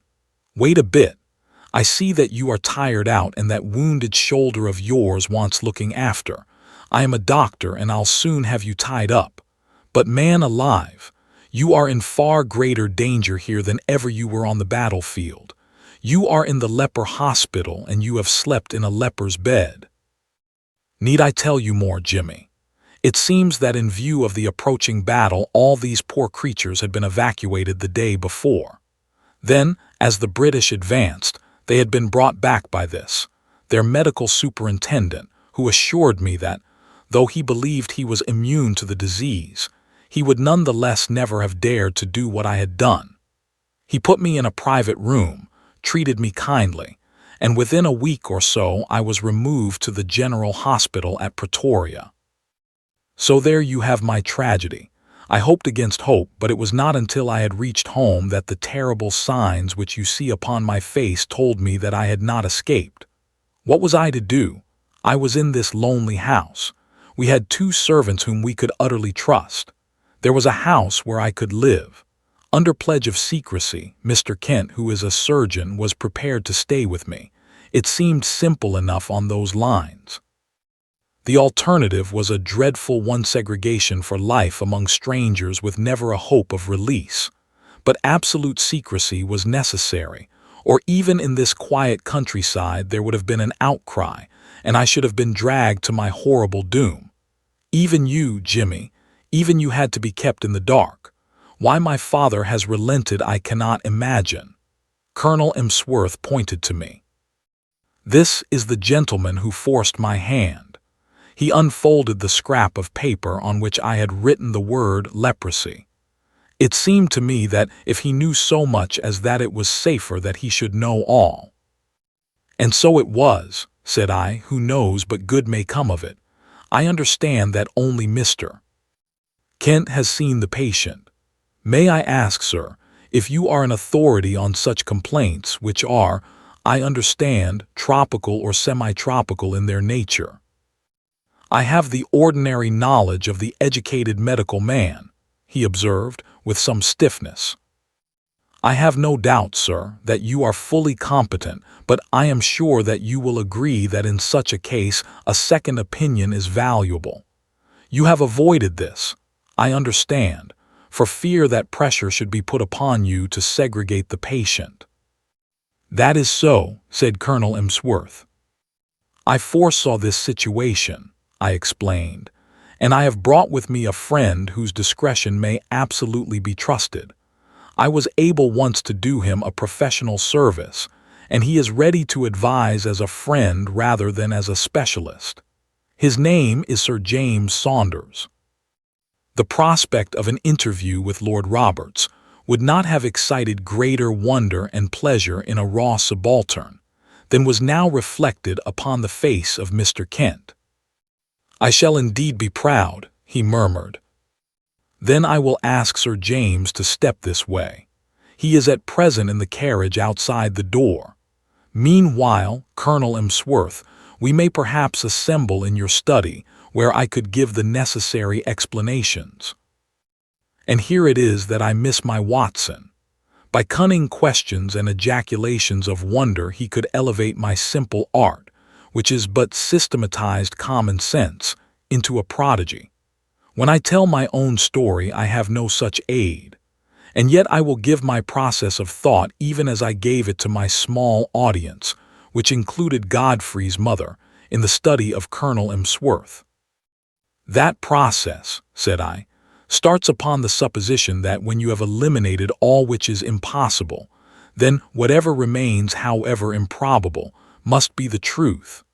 It may well be that several explanations remain, in which case one tries test after test until one or other of them has a convincing amount of support. We will now apply this principle to the case in point. As it was first presented to me, There were three possible explanations of the seclusion or incarceration of this gentleman in an outhouse of his father's mansion. There was the explanation that he was in hiding for a crime, or that he was mad and that they wished to avoid an asylum, or that he had some disease which caused his segregation. I could think of no other adequate solutions. These, then, had to be sifted and balanced against each other. The criminal solution would not bear inspection. No unsolved crime had been reported from that district. I was sure of that. If it were some crime not yet discovered, then clearly it would be to the interest of the family to get rid of the delinquent and send him abroad rather than keep him concealed at home. I could see no explanation for such a line of conduct. Insanity was more plausible. The presence of the second person in the outhouse suggested a keeper. The fact that he locked the door when he came out strengthened the supposition and gave the idea of constraint.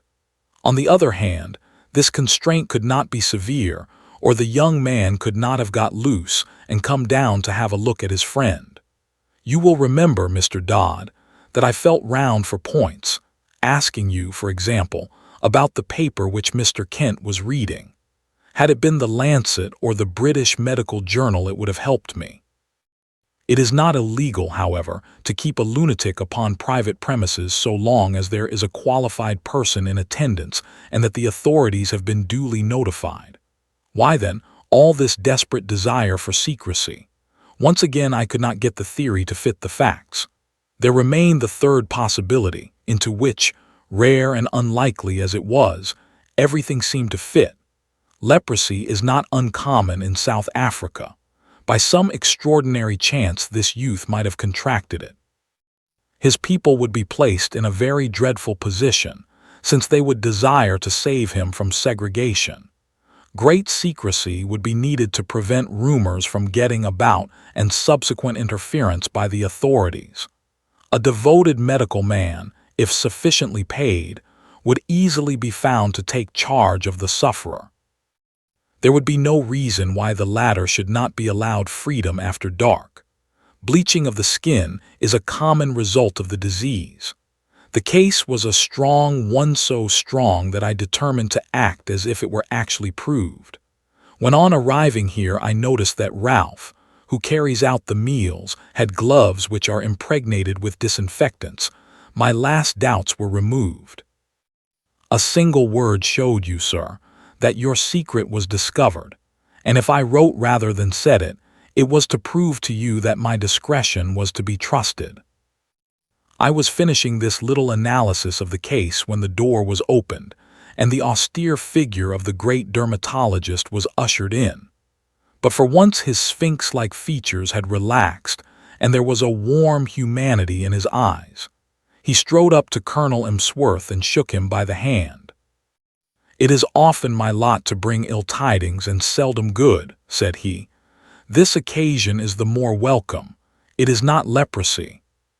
"What?" "A well-marked case of pseudoleprosy or ichthyosis, a scale-like affection of the skin, unsightly, obstinate but possibly curable, and certainly non-infective. Yes, Mr. Holmes, the coincidence is a remarkable one. But is it coincidence? Are there not subtle forces at work of which we know little? Are we assured that the apprehension from which this young man has no doubt suffered terribly since his exposure to its contagion may not produce a physical effect which simulates that which it fears? At any rate, I pledge my professional reputation, but the lady has fainted. I think that Mr. Kent had better be with her until she recovers from this joyous shock. The Adventure of the Mazarin Stone. It was pleasant to Dr. Watson to find himself once more in the untidy room of the first floor in Baker Street, which had been the starting point of so many remarkable adventures. He looked round him at the scientific charts upon the wall, the acid-charred bench of chemicals, the violin case leaning in the corner, the coal scuttle, which contained of old the pipes and tobacco. Finally, his eyes came round to the fresh and smiling face of Billy, the young but very wise and tactful page, who had helped a little to fill up the gap of loneliness and isolation which surrounded the saturnine figure of the great detective. "It all seems very unchanged, Billy. You don't change either. I hope the same can be said of him." Billy glanced, with some solicitude, at the closed door of the bedroom. "I think he's in bed and asleep," he said. It was 7 in the evening of a lovely summer's day, but Dr. Watson was sufficiently familiar with the irregularity of his old friend's hours to feel no surprise at the idea. "That means a case, I suppose." "Yes, sir, he is very hard at it just now. I'm frightened for his health. He gets paler and thinner and he eats nothing." "When will you be pleased to dine, Mr. Holmes?" Mrs. Hudson asked. 7:30, the day after tomorrow," said he. "You know his way when he is keen on a case." "Yes, Billy, I know. He's following someone. Yesterday he was out as a workman looking for a job. Today he was an old woman. Fairly took me in, he did, and I ought to know his ways by now." Billy pointed with a grin to a very baggy parasol which leaned against the sofa. "That's part of the old woman's outfit," he said. "But what is it all about, Billy?" Billy sank his voice, as one who discusses great secrets of state. "I don't mind telling you, sir, but it should go no farther. It's this case of the Crown Diamond." "What, the £100,000 burglary?" "Yes, sir. They must get it back, sir. Why, we had the Prime Minister and the Home Secretary both sitting on that very sofa. Mr. Holmes was very nice to them. He soon put them at their ease and promised he would do all he could. Then there is Lord Cantlemere." "Ah." "Yes, sir. You know what that means. He's a stiff un, sir, if I may say so. I can get along with the Prime Minister, and I've nothing against the Home Secretary, who seemed a civil, obliging sort of man, but I can't stand his lordship. Neither can Mr. Holmes, sir. You see, he don't believe in Mr. Holmes, and he was against employing him. He'd rather he failed. And Mr. Holmes knows it. Mr. Holmes always knows, whatever there is to know. Well, we'll hope he won't fail and that Lord Cantlemere will be confounded.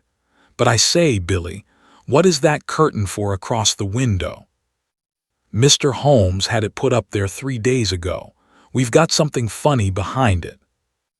Billy advanced and drew away the drapery, which screened the alcove of the bow window. Dr. Watson could not restrain a cry of amazement. There was a facsimile of his old friend, dressing gown and all, the face turned 3/4 towards the window and downwards, as though reading an invisible book, while the body was sunk deep in an armchair. Billy detached the head and held it in the air. "We put it at different angles so that it may seem more lifelike. I wouldn't dare touch it if the blind were not down, but when it's up you can see this from across the way. We used something of the sort once before." "Before my time," said Billy. He drew the window curtains apart and looked out into the street. "There are folk who watch us from over yonder. I can see a fellow now at the window. Have a look for yourself." Watson had taken a step forward when the bedroom door opened, and the long, thin form of Holmes emerged, his face pale and drawn, but his step and bearing as active as ever. With a single spring he was at the window and had drawn the blind once more. "That will do, Billy," said he. "You were in danger of your life then, my boy, and I can't do without you just yet. Well, Watson, it is good to see you in your old quarters once again. You come at a critical moment." "So I gather." "You can go, Billy. That boy is a problem, Watson. How far am I justified in allowing him to be in danger?" "Danger of what, Holmes?" "Of sudden death. I'm expecting something this evening." "Expecting what?" "To be murdered, Watson." No, you are joking, Holmes." Even my limited sense of humor could evolve a better joke than that. But we may be comfortable in the meantime, may we not? Is alcohol permitted? The gasogen and cigars are in the old place. Let me see you once more in the customary armchair. You have not, I hope, learned to despise my pipe and my lamentable tobacco. It has to take the place of food these days. But why not eat? Because the faculties become refined when you starve them. Why, surely, as a doctor, my dear Watson, you must admit that what your digestion gains in the way of blood supply is so much lost to the brain. I am a brain, Watson. The rest of me is a mere appendix. Therefore, it is the brain I must consider. But this danger, Holmes. Ah, yes. In case it should come off, it would perhaps be as well that you should burden your memory with the name and address of the murderer. You can give it to Scotland Yard, with my love and a parting blessing. Silvius is the name Count Negretto Silvius. Write it down, man, write it down. 136 Moorside Gardens, N.W. got it. Watson's honest face was twitching with anxiety. He knew only too well the immense risks taken by Holmes, and was well aware that what he said was more likely to be understatement than exaggeration. Watson was always the man of action, and he rose to the occasion. Count me in, Holmes. I have nothing to do for a day or two. Your morals don't improve, Watson. You have added fibbing to your other vices. You bear every sign of the busy medical man, with calls on him every hour. Not such important ones, but can't you have this fellow arrested? Yes, Watson, I could. That's what worries him so. But why don't you? Because I don't know where the diamond is. Ah, Billy told me, the missing crown jewel. Yes, the great yellow Mazarin stone. I've cast my net and I have my fish, but I have not got the stone. What is the use of taking them? We can make the world a better place by laying them by the heels, but that is not what I am out for. It's the stone I want. And is this Count Silvius one of your fish? Yes, and he's a shark, he bites. The other is Sam Merton, the boxer. Not a bad fellow, Sam, but the Count has used him. Sam's not a shark. He is a great big silly bull-headed gudgeon, but he is flopping about in my net all the same. Where is this Count Silvius? I've been at his very elbow all the morning. You've seen me as an old lady, Watson. I was never more convincing. He actually picked up my parasol for me once. By your leave, madame, said he, half Italian, you know, and with the southern graces of manner when in the mood, but a devil incarnate in the other mood. Life is full of whimsical happenings, Watson. It might have been tragedy. Well, perhaps it might. I followed him to old Straubenzie's workshop in the Minories. Straubenzee made the air gun a very pretty bit of work, as I understand, and I rather fancy it is in the opposite window at the present moment. Have you seen the dummy? Of course, Billy showed it to you. Well, it may get a bullet through its beautiful head at any moment. Ah, Billy, what is it? The boy had reappeared in the room with a card upon a tray. Holmes glanced at it with raised eyebrows and an amused smile. The man himself. I had hardly expected this. Grasp the nettle, Watson. A man of nerve. Possibly you have heard of his reputation as a shooter of big game. It would indeed be a triumphant ending to his excellent sporting record if he added me to his bag. This is a proof that he feels my toe very close behind his heel.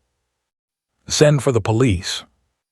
I probably shall, but not just yet. Would you glance carefully out of the window, Watson, and see if anyone is hanging about in the street?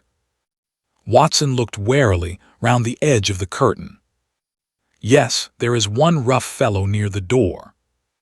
That will be Sam Merton, the faithful but rather fatuous Sam.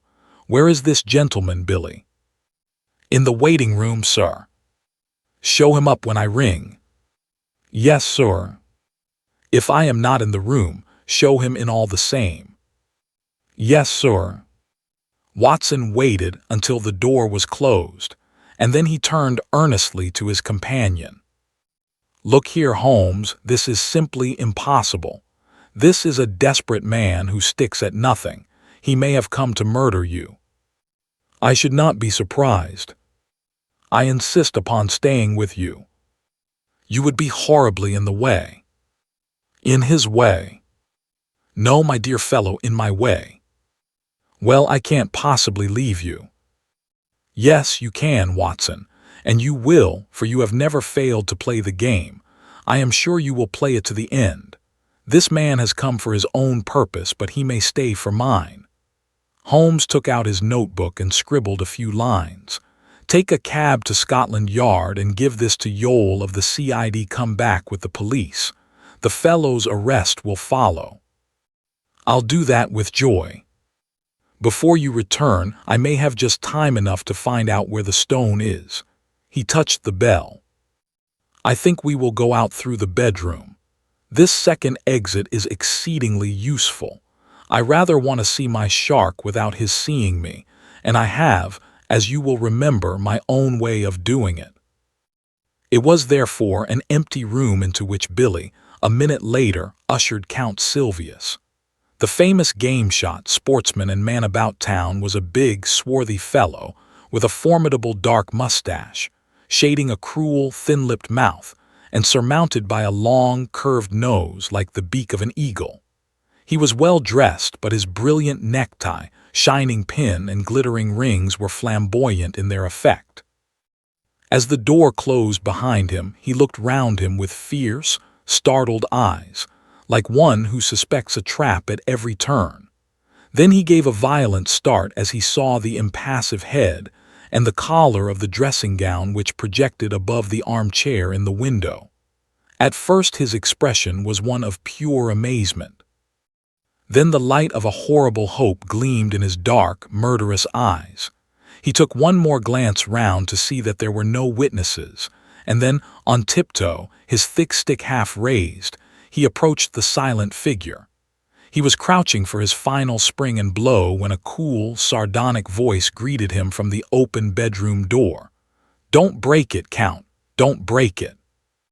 The assassin staggered back, amazement in his convulsed face. For an instant he half raised his loaded cane once more, as if he would turn his violence from the effigy to the original.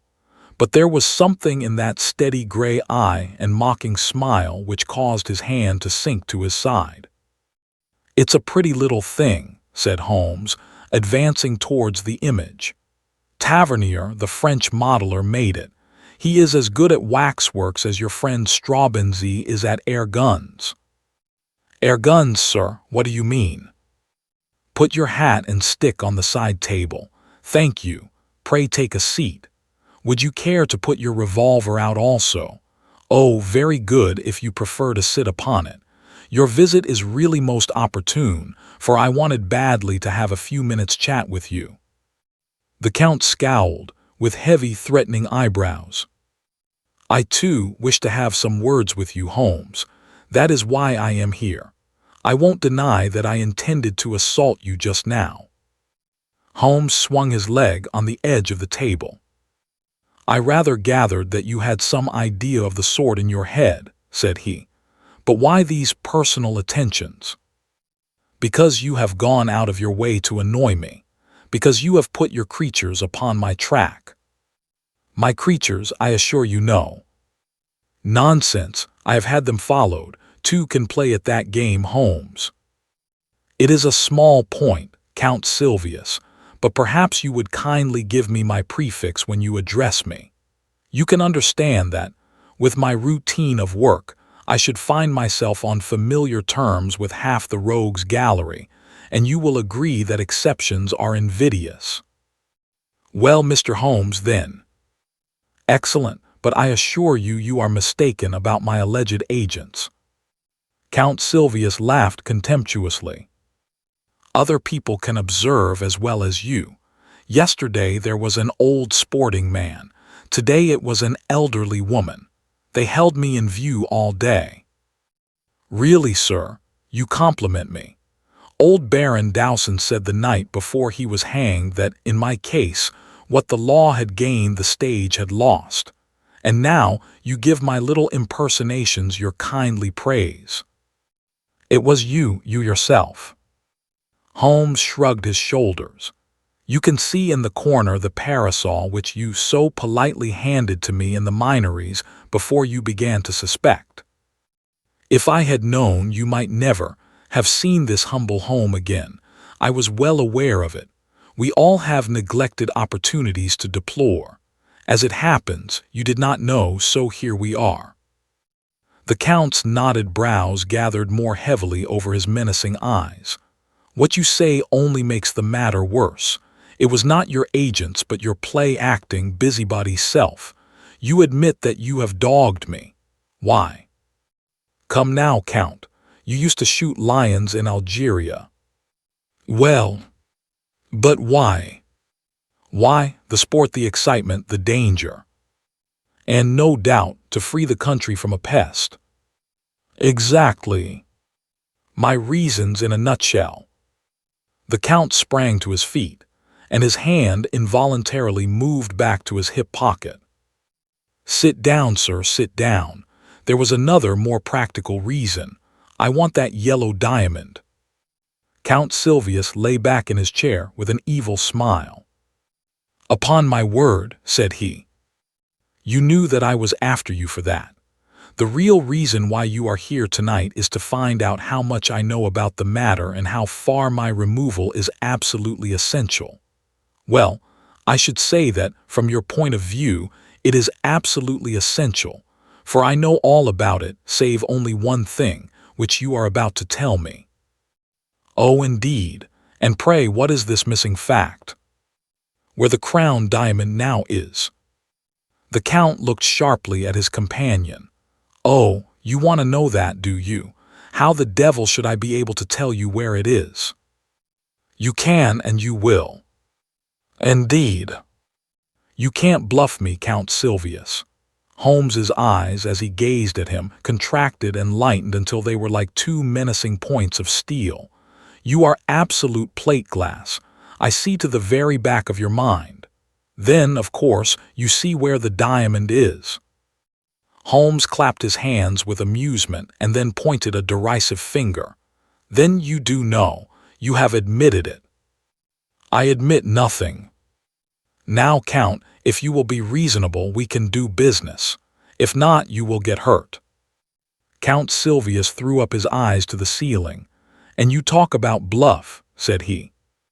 Holmes looked at him thoughtfully, like a master chess player who meditates his crowning move. Then he threw open the table drawer and drew out a squat notebook. Do you know what I keep in this book? No, sir, I do not. You. Me. Yes, sir, you. You are all here, every action of your vile and dangerous life. Damn you, Holmes, cried the Count with blazing eyes. There are limits to my patience. It's all here, Count. The real facts as to the death of old Mrs. Harold, who left you the Blymer estate, which you so rapidly gambled away. You are dreaming. And the complete life history of Miss Minnie Warrender. Tut, you will make nothing of that. Plenty more here, Count. Here is the robbery in the train deluxe to the Riviera on February 13, 1892. Here is the forged check in the same year on the crate at Lyonise. No, you're wrong there. Then I am right on the others.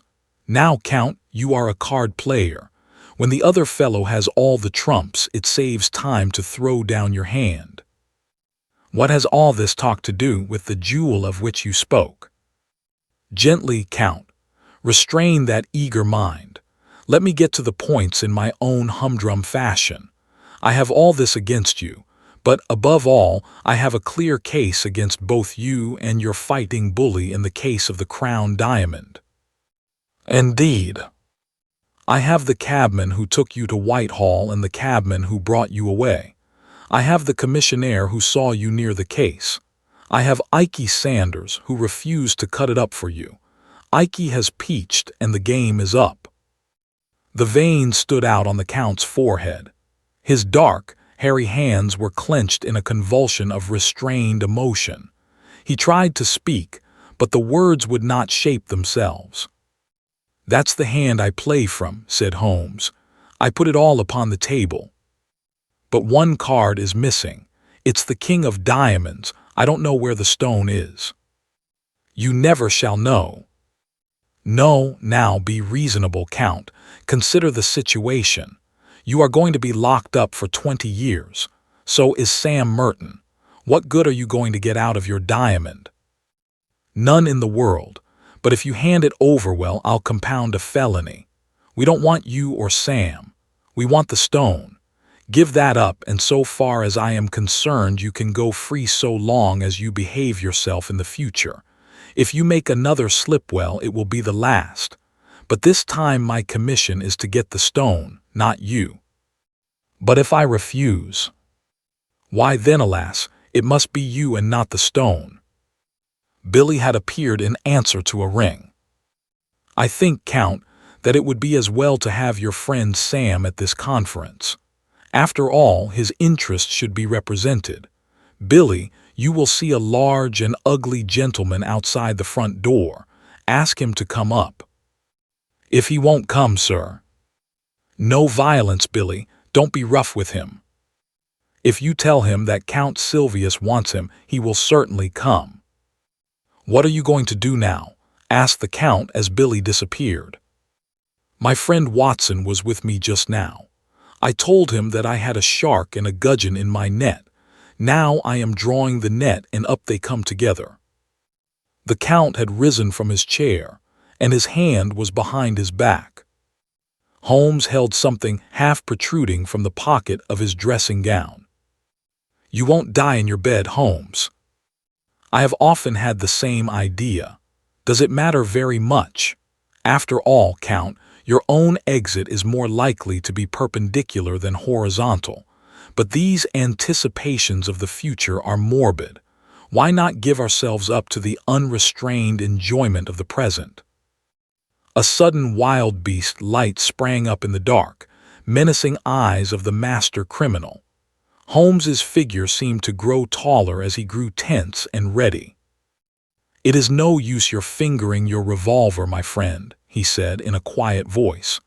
You know perfectly well that you dare not use it even if I gave you time to draw it. Nasty, noisy things, revolvers, Count. Better stick to air guns.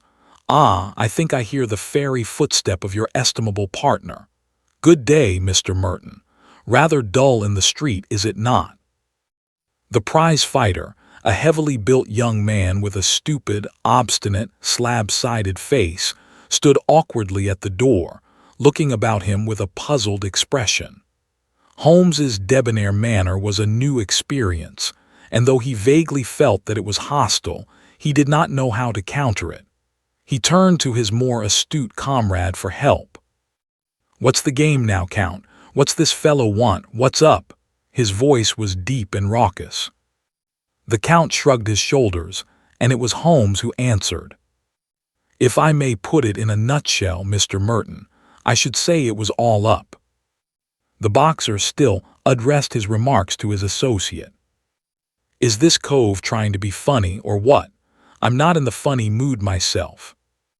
No, I expect not, said Holmes. I think I can promise you that you will feel even less humorous as the evening advances. Now, look here, Count Silvius. I'm a busy man and I can't waste time. I'm going into that bedroom. Pray make yourselves quite at home in my absence. You can explain to your friend how the matter lies without the restraint of my presence. I shall try over the Hoffmann barcarolle upon my violin. In 5 minutes I shall return for your final answer. You quite grasp the alternative, do you not? Shall we take you, or shall we have the stone? Holmes withdrew, picking up his violin from the corner as he passed. A few moments later, the long-drawn, wailing notes of that most haunting of tunes came faintly through the closed door of the bedroom. What is it then? Asked Merton anxiously as his companion turned to him. Does he know about the stone? He knows a damned sight too much about it. I'm not sure that he doesn't know all about it. Good Lord! The boxer's sallow face turned a shade whiter. Ikey Sanders has split on us. He has he? I'll do him down a thick un for that if I swing for it. That won't help us much. We've got to make up our minds what to do. Half a mo, said the boxer, looking suspiciously at the bedroom door. He's a leery cove that wants watching. I suppose he's not listening. How can he be listening with that music going? That's right. Maybe somebody's behind a curtain. Too many curtains in this room. As he looked round, he suddenly saw for the first time the effigy in the window and stood staring and pointing, too amazed for words. Tut, it's only a dummy, said the Count. A fake, is it? Well, strike me, Madame Tussaud ain't in it. It's the living spit of him, gown and all. But them curtains count. Oh, confound the curtains. We are wasting our time and there is none too much. He can lag us over this stone. The deuce he can. But he'll let us slip if we only tell him where the swag is. What, give it up? Give up 100,000 quid. It's one or the other. Merton scratched his short-cropped pate. He's alone in there. Let's do him in. If his light were out, we should have nothing to fear. The Count shook his head. He is armed and ready. If we shot him, we could hardly get away in a place like this. Besides, it's likely enough that the police know whatever evidence he has got. Hallo, what was that? There was a vague sound which seemed to come from the window. Both men sprang round, but all was quiet. Save for the one strange figure seated in the chair, the room was certainly empty. Something in the street, said Merton. Now look here, governor, you've got the brains. Surely you can think a way out of it. If slugging is no use, then it's up to you. I've fooled better men than he, the Count answered. The stone is here in my secret pocket. I take no chances leaving it about. It can be out of England tonight and cut into 4 pieces in Amsterdam before Sunday. He knows nothing of Van Sedar. I thought Van Sedar was going next week. He was, but now he must get off by the next boat. One or other of us must slip round with the stone to Lime Street and tell him. But the false bottom ain't ready. Well, he must take it as it is and chance it. There's not a moment to lose. Again, with the sense of danger which becomes an instinct with the sportsman, he paused and looked hard at the window. Yes, it was surely from the street that the faint sound had come. As to Holmes, he continued, we can fool him easily enough. You see, the damned fool won't arrest us if he can get the stone. Well, we'll promise him the stone. We'll put him on the wrong track about it, and before he finds that it is the wrong track, it will be in Holland and we out of the country. That sounds good to me, cried Sam Merton with a grin. You go on and tell the Dutchman to get a move on him. I'll see this sucker and fill him up with a bogus confession. I'll tell him that the stone is in Liverpool. Confound that whining music. It gets on my nerves. By the time he finds it isn't in Liverpool, it will be in quarters and we on the blue water. Come back here, out of a line with that keyhole. Here is the stone. I wonder you dare carry it. Where could I have it safer? If we could take it out of Whitehall, someone else could surely take it out of my lodgings. Let's have a look at it. Count Silvius cast a somewhat unflattering glance at his associate, and disregarded the unwashed hand which was extended towards him. What do you think I'm going to snatch it off you? See here, mister, I'm getting a bit tired of your ways. Well, no offense, Sam. We can't afford to quarrel. Come over to the window if you want to see the beauty properly. Now hold it to the light, here. Thank you. With a single spring, Holmes had leaped from the dummy's chair and had grasped the precious jewel. He held it now in one hand, while his other pointed a revolver at the Count's head. The two villains staggered back in utter amazement. Before they had recovered, Holmes had pressed the electric bell. No violence, gentlemen, no violence, I beg of you. Consider the furniture. It must be very clear to you that your position is an impossible one. The police are waiting below." The Count's bewilderment overmastered his rage and fear. "But how the deuce?" he gasped. "Your surprise is very natural. You are not aware that a second door from my bedroom leads behind that curtain. I fancied that you must have heard me when I displaced the figure, but luck was on my side. It gave me a chance of listening to your racy conversation, which would have been painfully constrained had you been aware of my presence." The Count gave a gesture of resignation. "We give you best, Holmes. I believe you are the devil himself." "Not far from him, at any rate," Holmes answered with a polite smile. Sam Merton's slow intellect had only gradually appreciated the situation. Now, as the sound of heavy steps came from the stairs outside, he broke silence at last. "A fair cop," said he. "But I say, what about that bloomin' fiddle? I hear it yet." "Tut, tut," Holmes answered. "You are perfectly right. Let it play. These modern gramophones are a remarkable invention." There was an inrush of police. The handcuffs clicked, and the criminals were led to the waiting cab.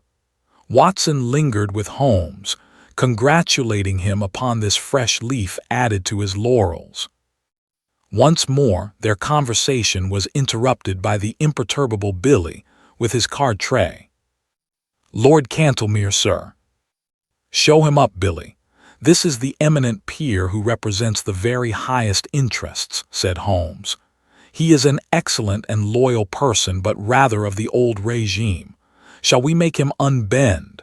Dare we venture upon a slight liberty? He knows, we may conjecture, nothing of what has occurred." The door opened to admit a thin, austere figure with a hatchet face and drooping mid-Victorian whiskers of a glossy blackness which hardly corresponded with the rounded shoulders and feeble gait.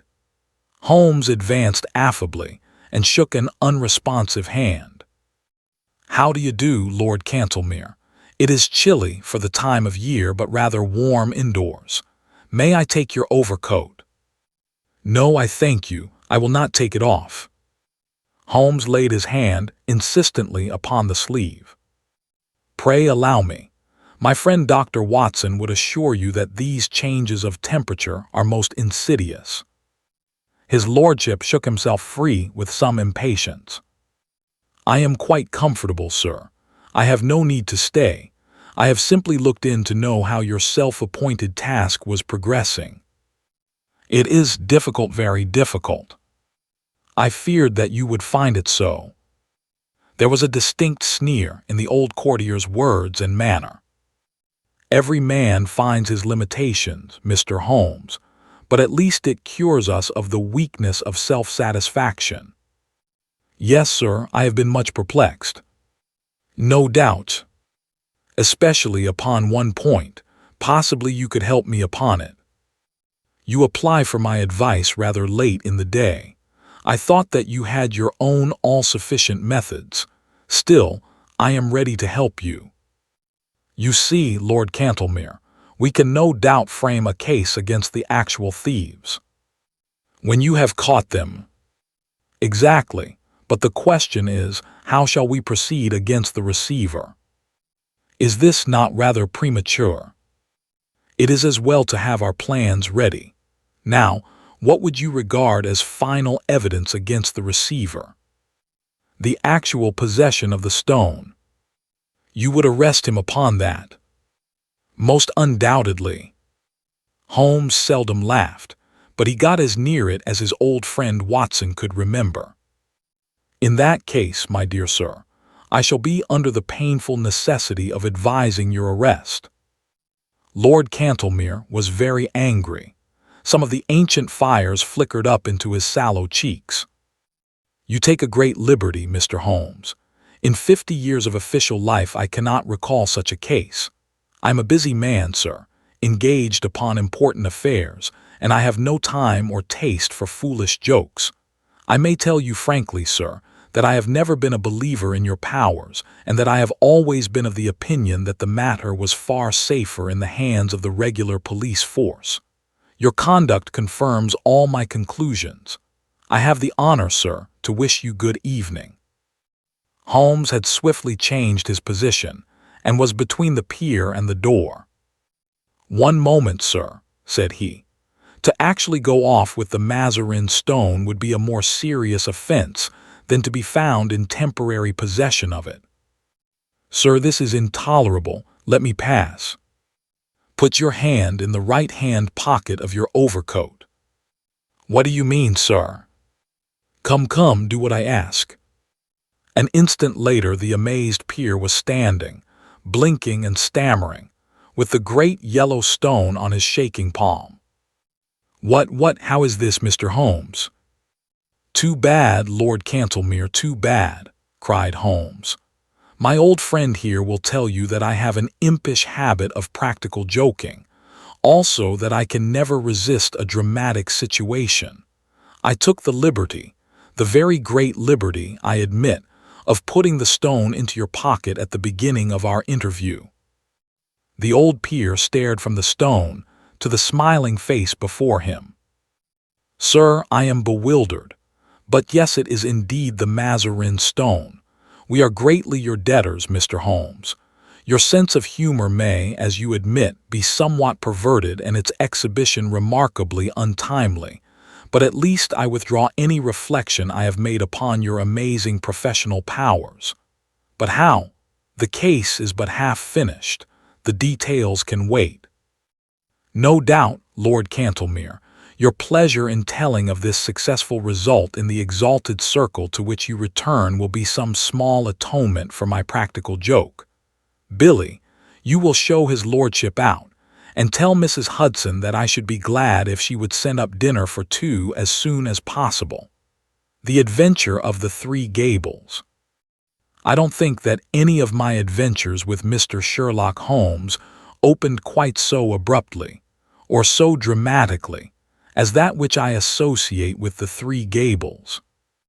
I had not seen Holmes for some days, and had no idea of the new channel into which his activities had been directed. He was in a chatty mood that morning, however, and had just settled me into the well-worn low armchair on one side of the fire, while he had curled down with his pipe in his mouth upon the opposite chair, when our visitor arrived. If I had said that a mad bull had arrived, it would give a clearer impression of what occurred. The door had flown open, and a huge Negro had burst into the room. He would have been a comic figure if he had not been terrific, for he was dressed in a very loud gray check suit with a flowing salmon-colored tie. His broad face and flattened nose were thrust forward, as his sullen dark eyes, with a smoldering gleam of malice in them, turned from one of us to the other. "Which of you gentlemen is Mas'r Holmes?" he asked. Holmes raised his pipe with a languid smile. "Oh, it's you, is it?" said our visitor, coming with an unpleasant, stealthy step round the angle of the table. "See here, Mas'r Holmes, you keep your hands out of other folks' business. Leave folks to manage their own affairs. Got that, Mas'r Holmes?" "Keep on talking," said Holmes. "It's fine." "Oh, it's fine, is it?" growled the savage. "It won't be so damn fine if I have to trim you up a bit. I've handled your kind before now, and they didn't look fine when I was through with them. Look at that, Mas'r Holmes." He swung a huge knotted lump of a fist under my friend's nose. Holmes examined it closely with an air of great interest. "Were you born so?" he asked, "or did it come by degrees?" It may have been the icy coolness of my friend, or it may have been the slight clatter which I made as I picked up the poker. In any case, our visitor's manner became less flamboyant. "Well, I've given you fair warning," said he. "I've a friend that's interested out hereaway, you know what I'm meaning, and he don't intend to have no button in by you. Got that? You ain't the law, and I ain't the law either, and if you come in I'll be on hand also.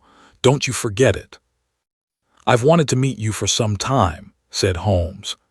I won't ask you to sit down, for I don't like the smell of you, but aren't you Steve Dixie, the bruiser? That's my name, Masser Holmes, and you'll get put through it for sure if you give me any lip. It is certainly the last thing you need, said Holmes, staring at our visitor's hideous mouth. But it was the killing of young Perkins outside the Holborn bar. What? You're not going? The Negro had sprung back, and his face was leaden. I won't listen to no such talk, said he. What have I to do with this Perkins, Masser Holmes? I was trainin' at the Bull Ring in Birmingham when this boy done gone get into trouble. Yes, you'll tell the magistrate about it, Steve, said Holmes. I've been watching you and Barney Stockdale, so help me the Lord. Masser Holmes, that's enough. Get out of it. I'll pick you up when I want you. Good mornin', Masser Holmes. I hope there ain't no hard feelin's about this visit. There will be, unless you tell me who sent you. Why, there ain't no secret about that, Masser Holmes.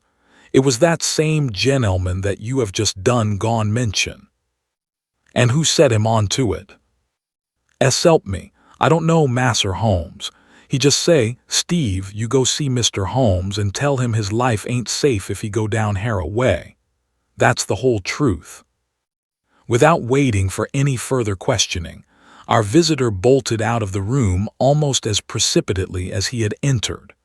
Holmes knocked out the ashes of his pipe with a quiet chuckle. I am glad you were not forced to break his woolly head, Watson. I observed your maneuvers with the poker, but he is really rather a harmless fellow, a great muscular, foolish, blustering baby and easily cowed, as you have seen. He is one of the Spencer John gang and has taken part in some dirty work of late which I may clear up when I have time. His immediate principal, Barney, is a more astute person. They specialize in assaults, intimidation, and the like. What I want to know is, who is at the back of them on this particular occasion? But why do they want to intimidate you?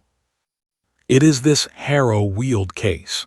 It decides me to look into the matter, for if it is worth anyone's while to take so much trouble, there must be something in it. But what is it? I was going to tell you when we had this comic interlude.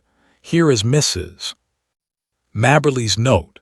If you care to come with me, we will wire her and go out at once. Dear Mr. Sherlock Holmes, I read, I have had a succession of strange incidents occur to me in connection with this house, and I should much value your advice. You would find me at home any time tomorrow. The house is within a short walk of the Weald station. I believe that my late husband, Mortimer Mabberley, was one of your early clients. Yours faithfully, Mary Mabberley. The address was the Three Gables, Harrow Weald. So that's that, said Holmes. And now if you can spare the time, Watson, we will get upon our way. A short railway journey and a shorter drive brought us to the house, a brick and timber villa standing in its own acre of undeveloped grassland. 3 small projections above the upper windows made a feeble attempt to justify its name. Behind was a grove of melancholy, half-grown pines, and the whole aspect of the place was poor and depressing. None the less, we found the house to be well furnished, and the lady who received us was a most engaging elderly person, who bore every mark of refinement and culture. I remember your husband well, madam, said Holmes, though it is some years since he used my services in some trifling matter. Probably you would be more familiar with the name of my son Douglas. Holmes looked at her with great interest. Dear me, are you the mother of Douglas Mabberley? I knew him slightly, but of course all London knew him. What a magnificent creature he was. Where is he now? Dead, Mr. Holmes, dead. He was attaché at Rome, and he died there of pneumonia last month. I am sorry. One could not connect death with such a man. I have never known anyone so vitally alive. He lived intensely, every fiber of him. Too intensely, Mr. Holmes. That was the ruin of him. You remember him as he was debonair and splendid. You did not see the moody, morose, brooding creature into which he developed. His heart was broken. In a single month I seemed to see my gallant boy turn into a worn-out, cynical man. A love affair, a woman. Or a fiend. Well, it was not to talk of my poor lad that I asked you to come, Mr. Holmes. Dr. Watson and I are at your service. There have been some very strange happenings. I have been in this house more than a year now, and as I wish to lead a retired life, I have seen little of my neighbors. 3 days ago, I had a call from a man who said that he was a house agent. He said that this house would exactly suit a client of his, and that if I would part with it, money would be no object. It seemed to me very strange, as there are several empty houses on the market which appear to be equally eligible, but naturally I was interested in what he said. I therefore named a price which was £500 more than I gave. He at once closed with the offer, but added that his client desired to buy the furniture as well, and would I put a price upon it. Some of this furniture is from my old home, and it is, as you see, very good, so that I named a good round sum. To this also he at once agreed. I had always wanted to travel, and the bargain was so good a one that it really seemed that I should be my own mistress for the rest of my life. Yesterday the man arrived with the agreement all drawn out. Luckily I showed it to Mr. Sutro, my lawyer, who lives in Harrow. He said to me, "This is a very strange document. Are you aware that if you sign it you could not legally take anything out of the house, not even your own private possessions?" When the man came again in the evening I pointed this out, and I said that I meant only to sell the furniture. "No, no, everything," said he. "But my clothes, my jewels." "Well, well, some concession might be made for your personal effects, but nothing shall go out of the house unchecked. My client is a very liberal man, but he has his fads and his own way of doing things. It is everything or nothing with him." "Then it must be nothing," said I, and there the matter was left. But the whole thing seemed to me to be so unusual that I thought, here we had a very extraordinary interruption. Holmes raised his hand for silence. Then he strode across the room, flung open the door, and dragged in a great gaunt woman whom he had seized by the shoulder. She entered with ungainly struggles, like some huge awkward chicken, torn squawking out of its coop. "Leave me alone, what are you doing of?" she screeched. "Why, Susan, what is this?" "Well, ma'am, I was comin' in to ask if the visitors was stayin' for lunch when this man jumped out at me." I have been listening to her for the last 5 minutes, but did not wish to interrupt your most interesting narrative. Just a little wheezy, Susan, are you not? You breathe too heavily for that kind of work. Susan turned a sulky but amazed face upon her captor. "Who be you, anyhow, and what right have you pullin' me about like this?" "It was merely that I wished to ask a question in your presence. Did you, Mrs. Mabberley, mention to anyone that you were going to write to me and consult me?" "No, Mr. Holmes, I did not." "Who posted your letter?" "Susan did." "Exactly. Now, Susan, to whom was it that you wrote or sent a message to say that your mistress was asking advice from me?" "It's a lie. I sent no message." "Now, Susan, wheezy people may not live long, you know. It's a wicked thing to tell fibs. Whom did you tell?" "Susan," cried her mistress, "I believe you are a bad, treacherous woman. I remember now that I saw you speaking to someone over the hedge." "That was my own business," said the woman sullenly. "Suppose I tell you that it was Barney Stockdale to whom you spoke," said Holmes. "Well, if you know, what do you want to ask for?" "I was not sure, but I know now." "Well now, Susan, it will be worth £10 to you if you will tell me who is at the back of Barney." Someone that could lay down £1,000 for every 10 you have in the world. So a rich man. No, you smiled, a rich woman. Now we have got so far, you may as well give the name and earn the tenner. I'll see you in hell first. Oh, Susan, language. I am clearing out of here. I've had enough of you all. I'll send for my box tomorrow. She flounced for the door. Goodbye, Susan. Paregoric is the stuff. Now, he continued, turning suddenly from lively to severe when the door had closed behind the flushed and angry woman, this gang means business. Look how close they play the game. Your letter to me had the 10 p.m. postmark, and yet Susan passes the word to Barney.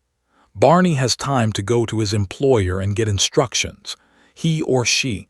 I inclined to the latter from Susan's grin when she thought I had blundered forms a plan. Black Steve is called in, and I am warned off by 11 o'clock next morning. That's quick work, you know. But what do they want? Yes, that's the question. Who had the house before you? A retired sea captain called Ferguson. Anything remarkable about him? Not that ever I heard of. I was wondering whether he could have buried something. Of course, when people bury treasure nowadays they do it in the post office bank, but there are always some lunatics about. It would be a dull world without them.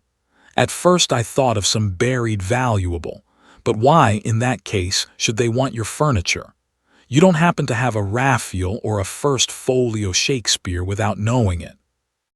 No, I don't think I have anything rarer than a Crown Derby tea set. That would hardly justify all this mystery. Besides, why should they not openly state what they want? If they covet your tea set, they can surely offer a price for it without buying you out, lock, stock, and barrel. No, as I read it, there is something which you do not know that you have, and which you would not give up if you did know. That is how I read it, said I. Dr. Watson agrees, so that settles it. Well, Mr. Holmes, what can it be? Let us see whether by this purely mental analysis we can get it to a finer point. You have been in this house a year. Nearly 2. All the better. During this long period no one wants anything from you. Now suddenly within 3 or 4 days you have urgent demands. What would you gather from that? It can only mean, said I, that the object, whatever it may be, has only just come into the house. Settled once again, said Holmes. Now, Mrs. Mabberley, has any object just arrived? No, I have bought nothing new this year. Indeed, that is very remarkable. Well, I think we had best let matters develop a little further until we have clearer data. Is that lawyer of yours a capable man? Mr. Sutro is most capable. Have you another maid, or was the fair Susan, who has just banged your front door, alone? I have a young girl. Try and get Sutro to spend a night or 2 in the house. You might possibly want protection. Against whom? Who knows? The matter is certainly obscure. If I can't find what they are after, I must approach the matter from the other end and try to get at the principal. Did this house agent man give any address? Simply his card and occupation. Haynes Johnson, auctioneer and valuer. I don't think we shall find him in the directory. Honest business men don't conceal their place of business. Well, you will let me know any fresh development. I have taken up your case, and you may rely upon it that I shall see it through. As we passed through the hall, Holmes's eyes, which missed nothing, lighted upon several trunks and cases which were piled in the corner. The labels shone out upon them. Milano, Lucerne, these are from Italy. They are poor Douglas's things. You have not unpacked them. How long have you had them? They arrived last week. But you said, why, surely this might be the missing link. How do we know that there is not something of value there? There could not possibly be, Mr. Holmes. Poor Douglas had only his pay and a small annuity. What could he have of value? Holmes was lost in thought. "Delay no longer, Mrs. Mabberley," he said at last. "Have these things taken upstairs to your bedroom. Examine them as soon as possible and see what they contain. I will come tomorrow and hear your report." It was quite evident that the Three Gables was under very close surveillance, for as we came round the high hedge at the end of the lane, there was the Negro prize-fighter standing in the shadow. We came on him quite suddenly, and a grim and menacing figure he looked in that lonely place. Holmes clapped his hand to his pocket. "Lookin' for your gun, Mas'r Holmes?" "No, for my scent bottle, Steve." "You are funny, Mas'r Holmes, ain't you?" "It won't be funny for you, Steve, if I get after you. I gave you fair warning this morning." "Well, Mas'r Holmes, I done gone think over what you said, and I don't want no more talk about that affair of Mas'r Perkins. S'pose I can help you, Mas'r Holmes, I will." "Well then, tell me who is behind you on this job." "So help me the Lord. Mas'r Holmes, I told you the truth before. I don't know. My boss Barney gives me orders and that's all." "Well, just bear in mind, Steve, that the lady in that house and everything under that roof is under my protection. Don't you forget it." "All right, Mas'r Holmes, I'll remember." "I've got him thoroughly frightened for his own skin, Watson," Holmes remarked as we walked on. "I think he would double-cross his employer if he knew who he was. It was lucky I had some knowledge of the Spencer John crowd, and that Steve was one of them. Now, Watson, this is a case for Langdale Pike, and I am going to see him now. When I get back I may be clearer in the matter." I saw no more of Holmes during the day, but I could well imagine how he spent it, for Langdale Pike was his human book of reference upon all matters of social scandal. This strange, languid creature spent his waking hours in the bow window of a St. James's Street club, and was the receiving station, as well as the transmitter, for all the gossip of the metropolis. He made, it was said, a four-figure income by the paragraphs which he contributed every week to the garbage papers which cater for an inquisitive public. If ever, far down in the turbid depths of London life, there was some strange swirl or eddy, it was marked with automatic exactness by this human dial upon the surface. Holmes discreetly helped Langdale to knowledge, and on occasion was helped in turn. When I met my friend in his room early next morning, I was conscious from his bearing that all was well, but none the less a most unpleasant surprise was awaiting us. It took the shape of the following telegram: "Please come out at once. Client's house burgled in the night. Police in possession." Sutro. Holmes whistled. The drama has come to a crisis, and quicker than I had expected. There is a great driving power at the back of this business, Watson, which does not surprise me after what I have heard. This Sutro, of course, is her lawyer. I made a mistake, I fear, in not asking you to spend the night on guard. This fellow has clearly proved a broken reed. Well, there is nothing for it but another journey to Harrow Weald. We found the Three Gables a very different establishment to the orderly household of the previous day. A small group of idlers had assembled at the garden gate, while a couple of constables were examining the windows and the geranium beds.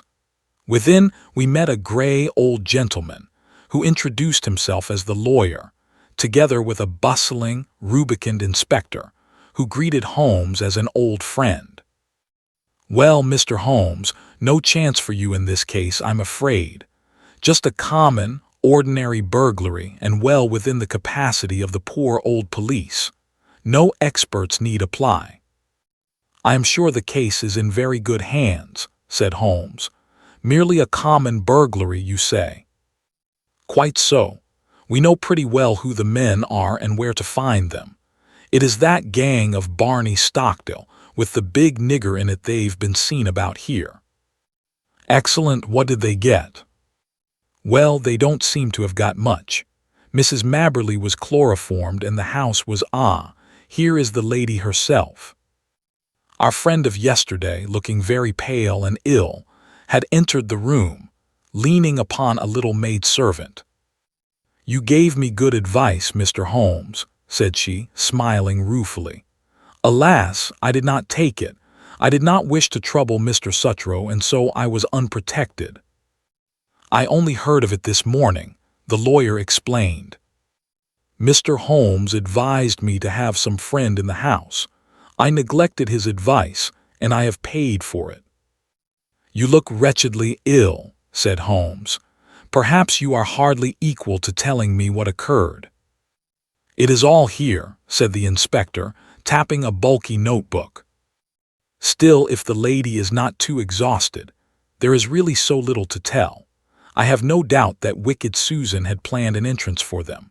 They must have known the house to an inch.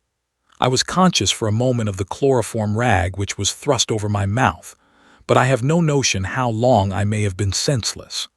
When I woke, one man was at the bedside and another was rising with a bundle in his hand from among my son's baggage, which was partially opened and littered over the floor.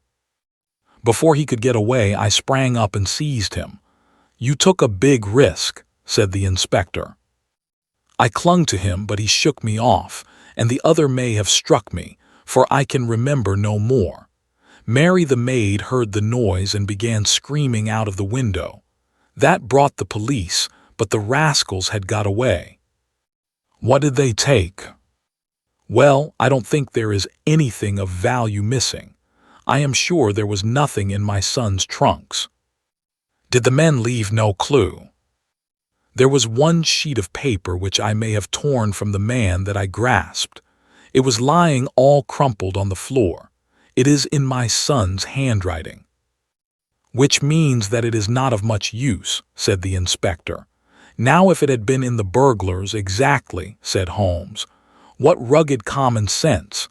None the less I should be curious to see it." The inspector drew a folded sheet of foolscap from his pocketbook.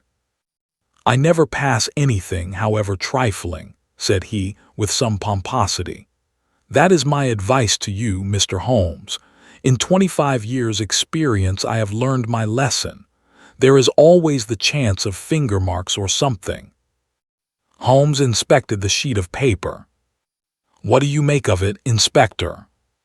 "Seems to be the end of some queer novel, so far as I can see." "It may certainly prove to be the end of a queer tale," said Holmes. "You have noticed the number on the top of the page. It is 245. Where are the odd 244 pages?" "Well, I suppose the burglars got those. Much good may it do them." "It seems a queer thing to break into a house in order to steal such papers as that. Does it suggest anything to you, Inspector?" "Yes, sir. It suggests that in their hurry the rascals just grabbed at what came first to hand. I wish them joy of what they got." "Why should they go to my son's things?" asked Mrs. Mabberley. "Well, they found nothing valuable downstairs, so they tried their luck upstairs. That is how I read it. What do you make of it, Mr. Holmes?" "I must think it over, Inspector. Come to the window, Watson." Then, as we stood together, he read over the fragment of paper. It began in the middle of a sentence and ran like this: "Face bled considerably from the cuts and blows, but it was nothing to the bleeding of his heart as he saw that lovely face, the face for which he had been prepared to sacrifice his very life, looking out at his agony and humiliation. She smiled. Yes, by heaven! She smiled, like the heartless fiend she was, as he looked up at her. It was at that moment that love died and hate was born. Man must live for something.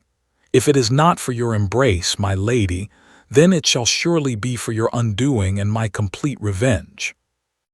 "Queer grammar," said Holmes, with a smile, as he handed the paper back to the inspector. "Did you notice how the he suddenly changed to my? The writer was so carried away by his own story that he imagined himself at the supreme moment to be the hero." "It seemed mighty poor stuff," said the inspector as he replaced it in his book. "What, are you off, Mr. Holmes?" I don't think there is anything more for me to do now that the case is in such capable hands. By the way, Mrs. Mabberley, did you say you wish to travel?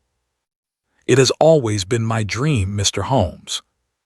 Where would you like to go? Cairo, Madeira, the Riviera? Oh, if I had the money, I would go round the world. Quite so, round the world. Well, good morning. I may drop you a line in the evening. As we passed the window, I caught a glimpse of the inspector's smile and shake of the head. These clever fellows have always a touch of madness. That was what I read in the inspector's smile. Now, Watson, we are at the last lap of our little journey, said Holmes, when we were back in the roar of central London once more. I think we had best clear the matter up at once, and it would be well that you should come with me, for it is safer to have a witness when you are dealing with such a lady as Isidora Klein. We had taken a cab, and were speeding to some address in Grosvenor Square. Holmes had been sunk in thought, but he roused himself suddenly. By the way, Watson, I suppose you see it all clearly. No, I can't say that I do. I only gather that we are going to see the lady who is behind all this mischief. Exactly. But does the name Isidora Klein convey nothing to you? She was, of course, the celebrated beauty. There was never a woman to touch her. She is pure Spanish, the real blood of the masterful conquistadors, and her people have been leaders in Pernambuco for generations.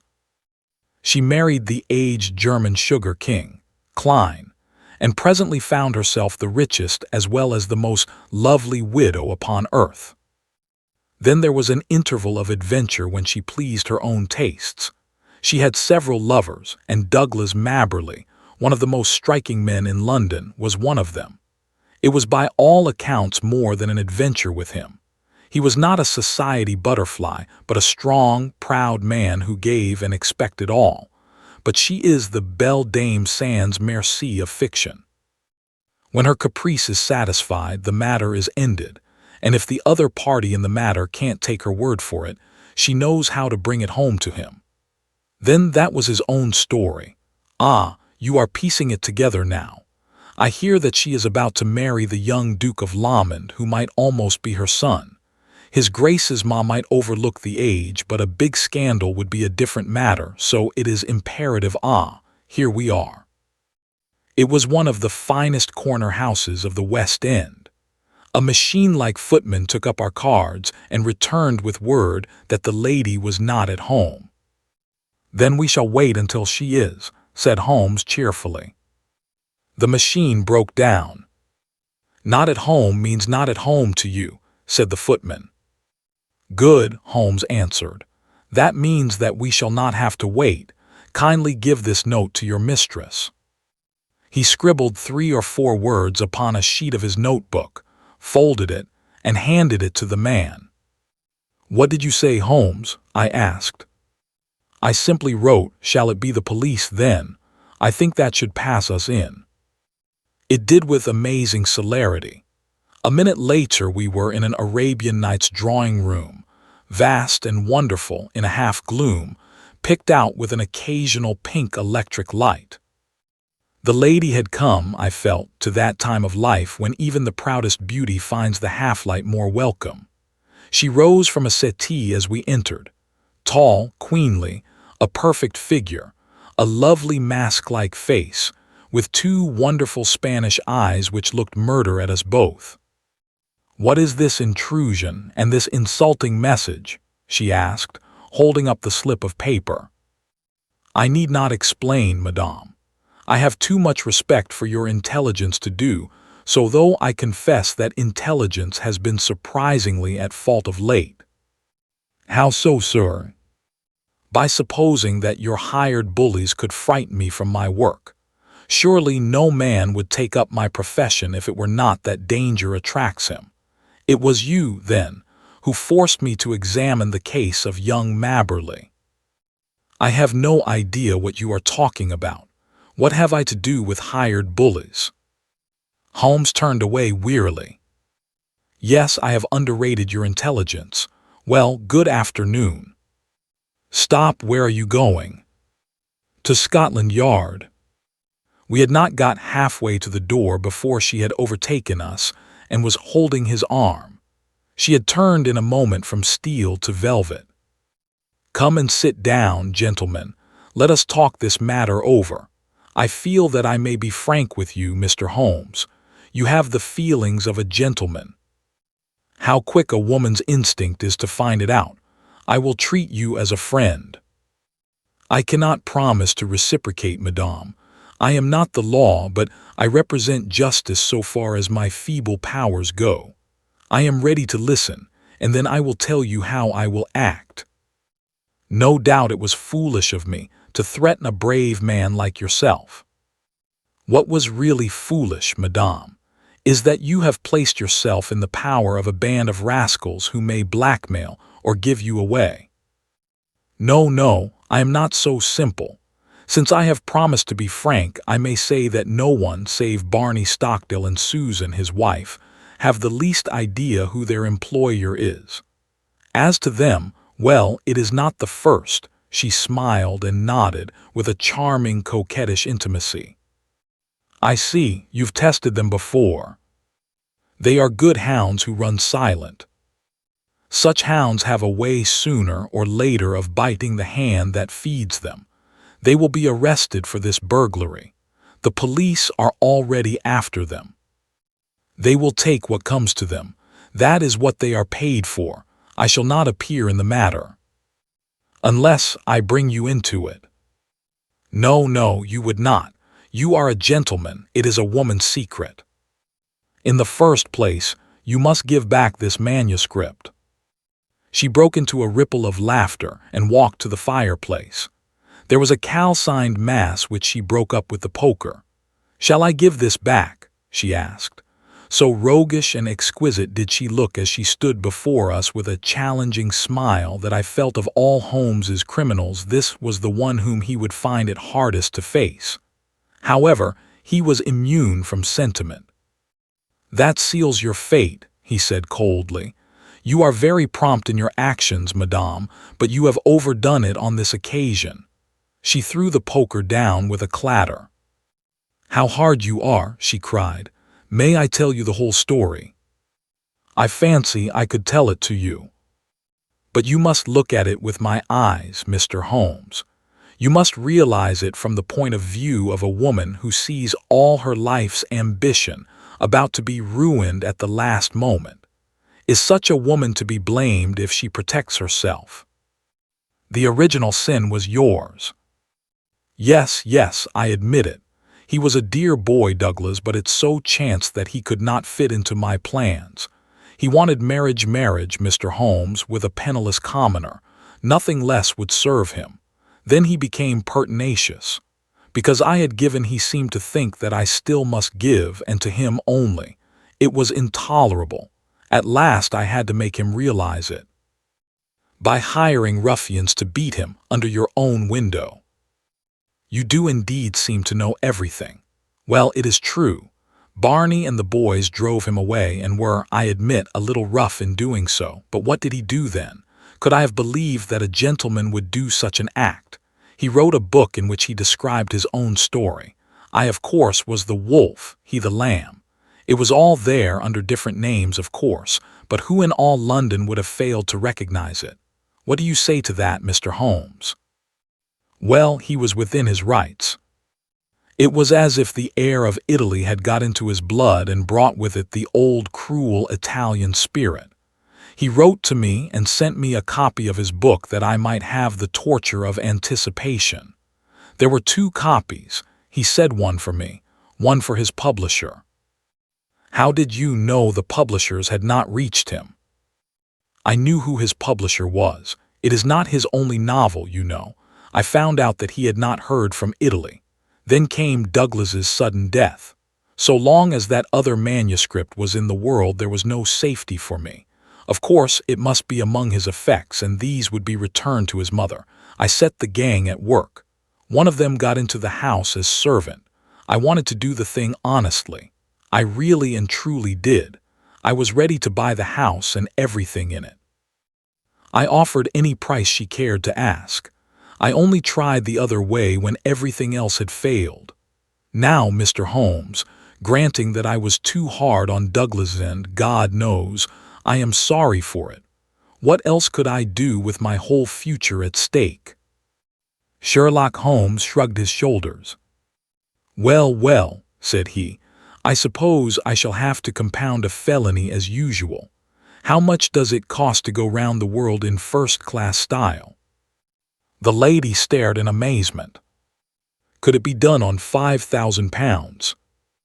Well, I should think so indeed. Very good. I think you will sign me a check for that, and I will see that it comes to Mrs. Mabberley.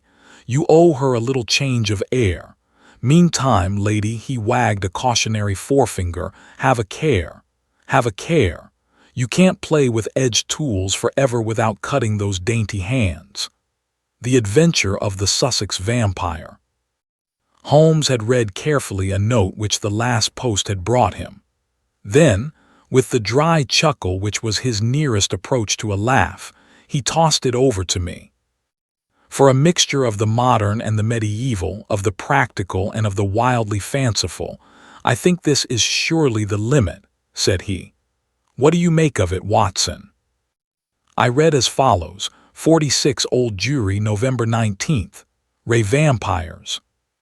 Sir, our client, Mr. Robert Ferguson, of Ferguson and Muirhead, tea brokers of Mincing Lane, has made some inquiry from us in a communication of even date concerning vampires.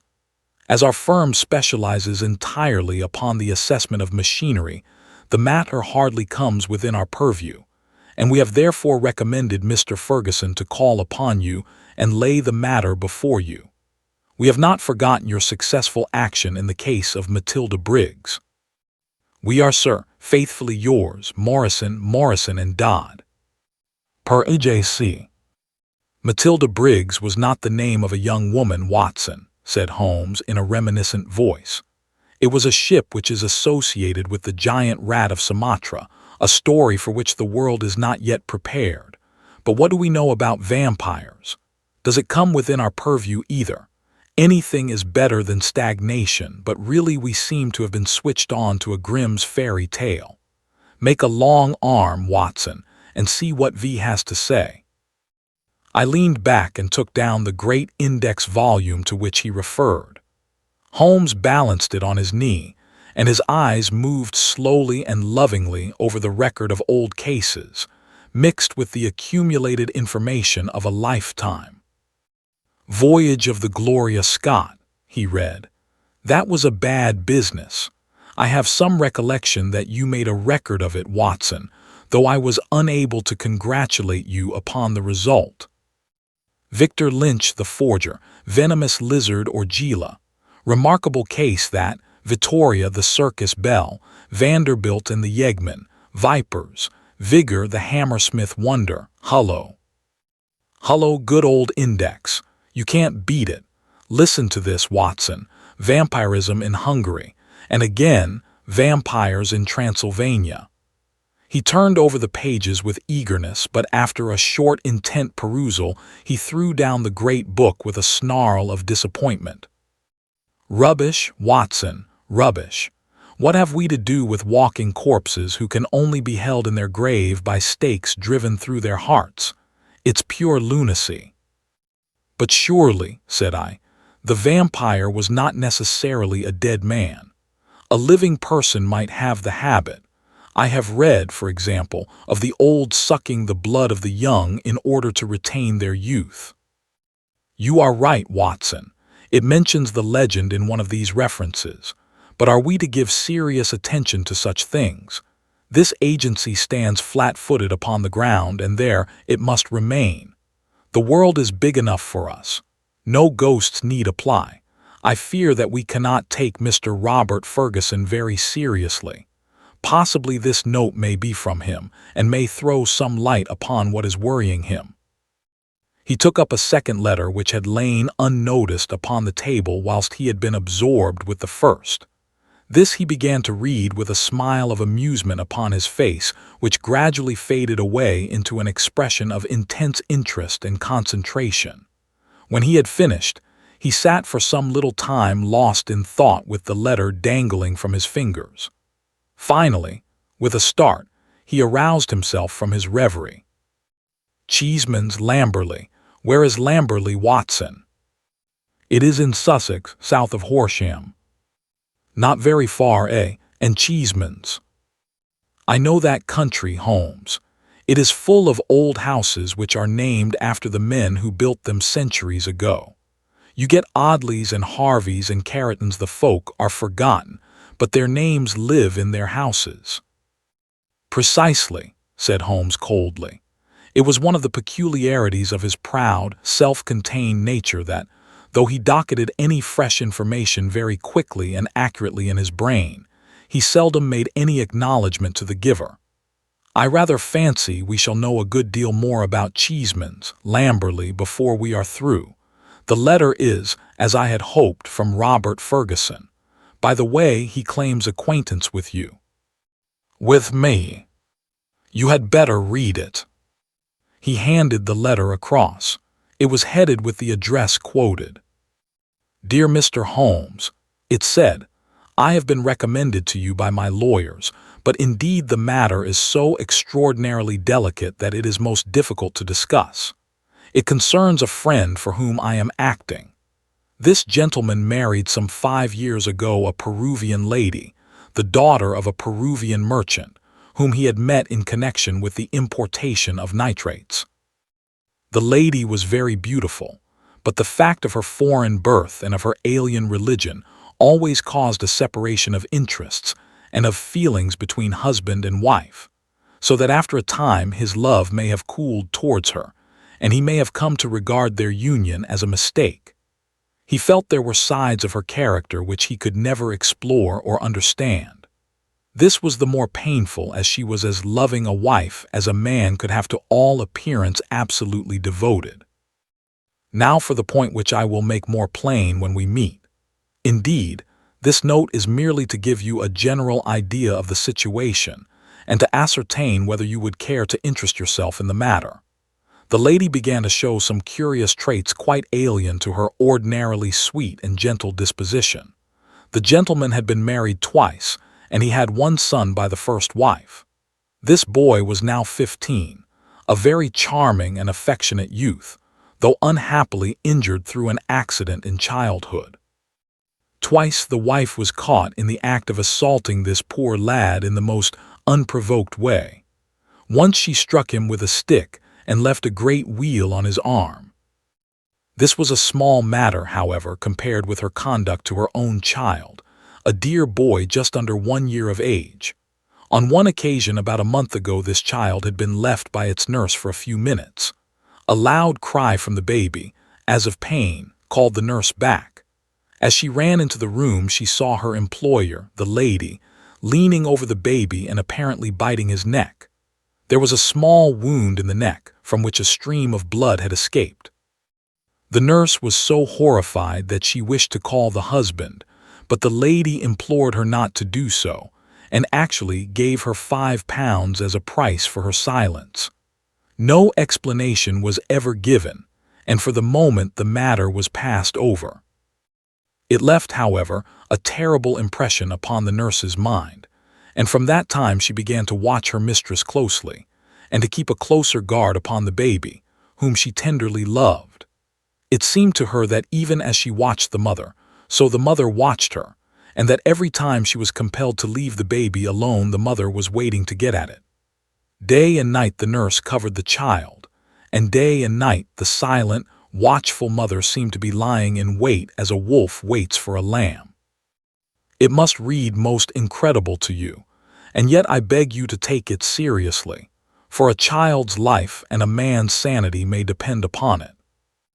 At last there came one dreadful day when the facts could no longer be concealed from the husband. The nurse's nerve had given way. She could stand the strain no longer, and she made a clean breast of it all to the man. To him it seemed as wild a tale as it may now seem to you. He knew his wife to be a loving wife, and, save for the assaults upon her stepson, a loving mother. Why, then, should she wound her own dear little baby? He told the nurse that she was dreaming, that her suspicions were those of a lunatic, and that such libels upon her mistress were not to be tolerated. Whilst they were talking, a sudden cry of pain was heard. Nurse and master rushed together to the nursery.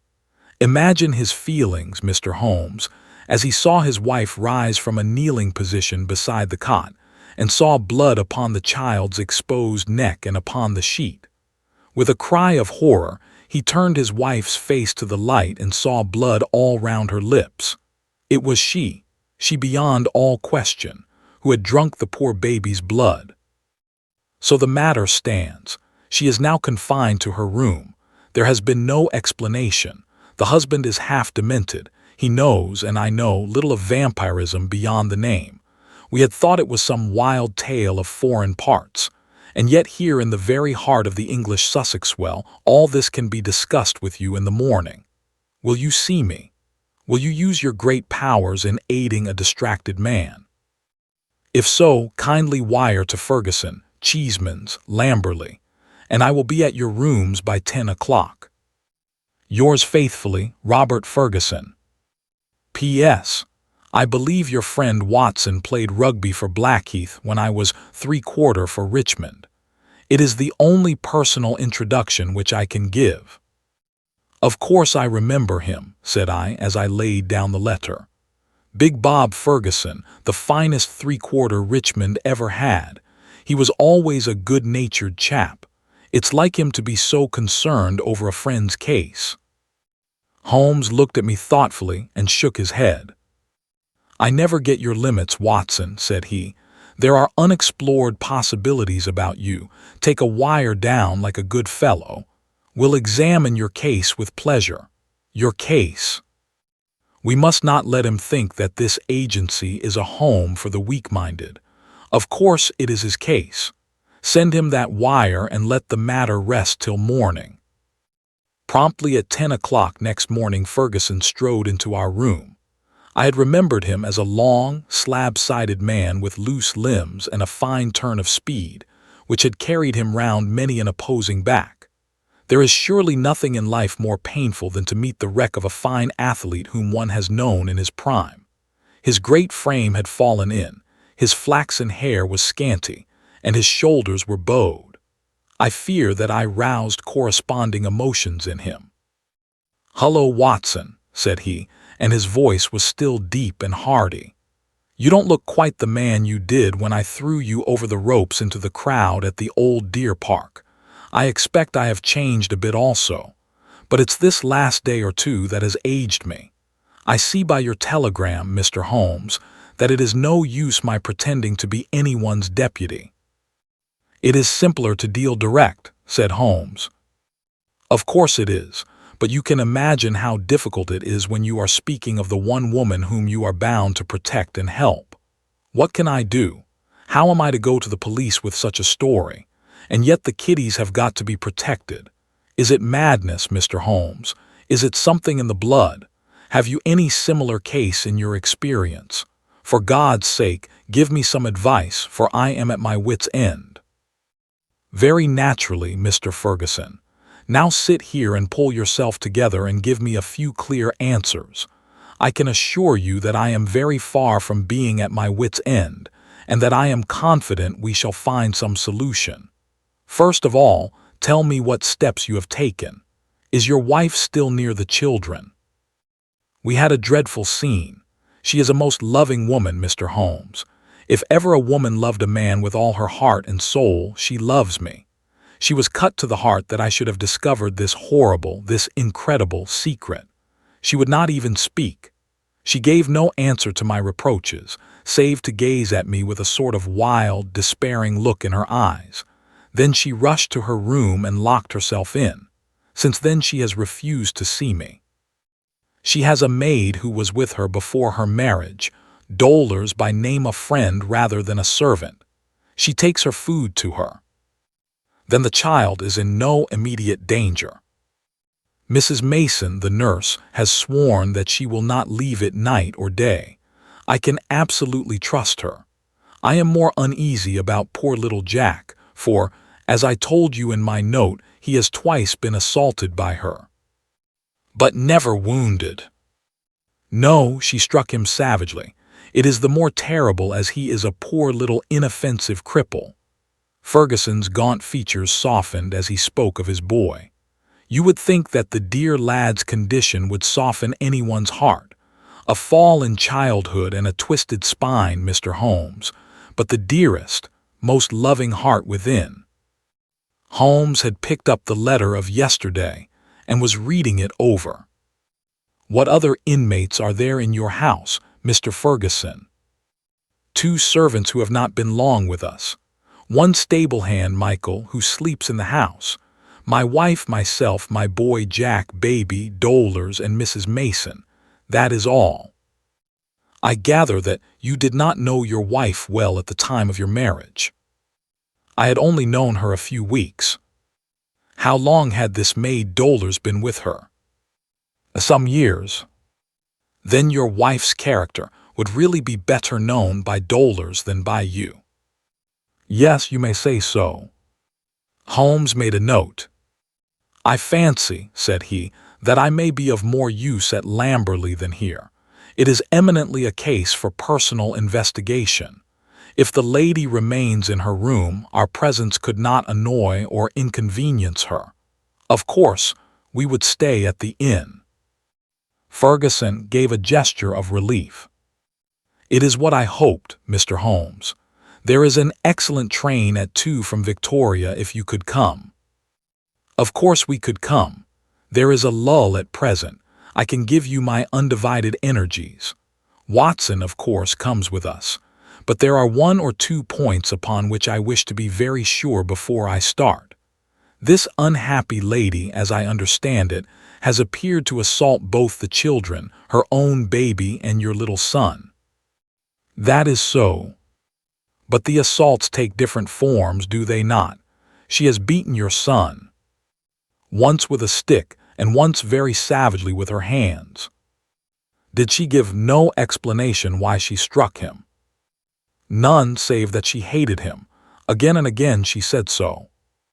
Well, that is not unknown among stepmothers. A posthumous jealousy, we will say. Is the lady jealous by nature? Yes, she is very jealous with all the strength of her fiery tropical love. But the boy, he is 15, I understand, and probably very developed in mind, since his body has been circumscribed in action. Did he give you no explanation of these assaults? No, he declared there was no reason. Were they good friends at other times? No, there was never any love between them. Yet you say he is affectionate. Never in the world could there be so devoted a son. My life is his life. He is absorbed in what I say or do. Once again Holmes made a note. For some time he sat lost in thought.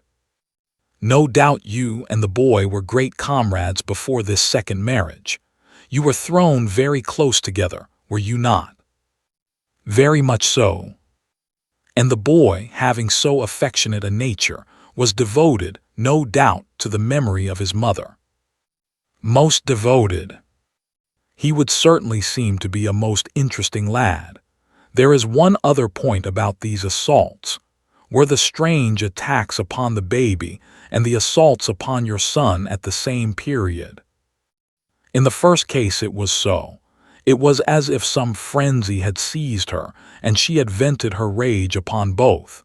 In the second case it was only Jack who suffered. Mrs. Mason had no complaint to make about the baby.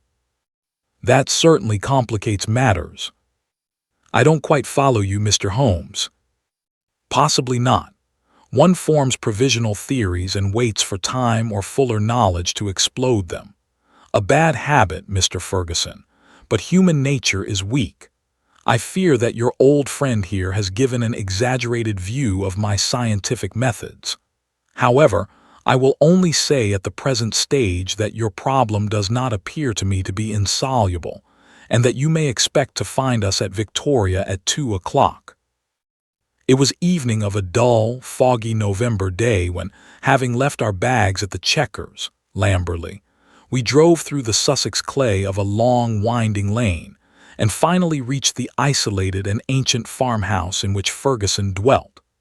It was a large, straggling building, very old in the center, very new at the wings, with towering Tudor chimneys and a lichen-spotted, high-pitched roof of Horsham slabs. The doorsteps were worn into curves, and the ancient tiles which lined the porch were marked with the rebus of a cheese and a man, after the original builder. Within, the ceilings were corrugated with heavy oaken beams, and the uneven floors sagged into sharp curves. An odor of age and decay pervaded the whole crumbling building. There was one very large central room, into which Ferguson led us. Here, in a huge old-fashioned fireplace with an iron screen behind it dated 1670, there blazed and spluttered a splendid log fire. The room, as I gazed round, was a most singular mixture of dates and of places. The half-paneled walls may well have belonged to the original yeoman farmer of the 17th century. They were ornamented, however, on the lower part by a line of well-chosen modern watercolors, while above, where yellow plaster took the place of oak, there was hung a fine collection of South American utensils and weapons, which had been brought, no doubt, by the Peruvian lady upstairs. Holmes rose, with that quick curiosity which sprang from his eager mind, and examined them with some care. He returned with his eyes full of thought. "Hullo," he cried, "hullo." A spaniel had lain in a basket in the corner. It came slowly forward towards its master, walking with difficulty. Its hind legs moved irregularly and its tail was on the ground. It licked Ferguson's hand. "What is it, Mr. Holmes?" "The dog, what's the matter with it?" That's what puzzled the vet, a sort of paralysis. Spinal meningitis, he thought, but it is passing. He'll be all right soon, won't you, Carlo? A shiver of assent passed through the drooping tail. The dog's mournful eyes passed from one of us to the other. He knew that we were discussing his case. "Did it come on suddenly?" "In a single night." "How long ago?" "It may have been 4 months ago." "Very remarkable, very suggestive. What do you see in it, Mr. Holmes?" "A confirmation of what I had already thought." "For God's sake, what do you think, Mr. Holmes? It may be a mere intellectual puzzle to you, but it is life and death to me. My wife a would-be murderer, my child in constant danger. Don't play with me, Mr. Holmes. It is too terribly serious." The big Rugby 3/4 was trembling all over. Holmes put his hand soothingly upon his arm. "I fear that there is pain for you, Mr. Ferguson, whatever the solution may be," said he. "I would spare you all I can. I cannot say more for the instant, but before I leave this house I hope I may have something definite." "Please God you may. If you will excuse me, gentlemen, I will go up to my wife's room and see if there has been any change." He was away some minutes, during which Holmes resumed his examination of the curiosities upon the wall. When our host returned, it was clear from his downcast face that he had made no progress. He brought with him a tall, slim, brown-faced girl. "The tea is ready, dolors," said Ferguson. "See that your mistress has everything she can wish." "She vera ill," cried the girl, looking with indignant eyes at her master. "She no ask for food, she vera ill. She need doctor. I frightened stay alone with her without doctor." Ferguson looked at me with a question in his eyes. "I should be so glad if I could be of use." "Would your mistress see Dr. Watson?" "I take him, I no ask leave. She needs doctor." "Then I'll come with you at once."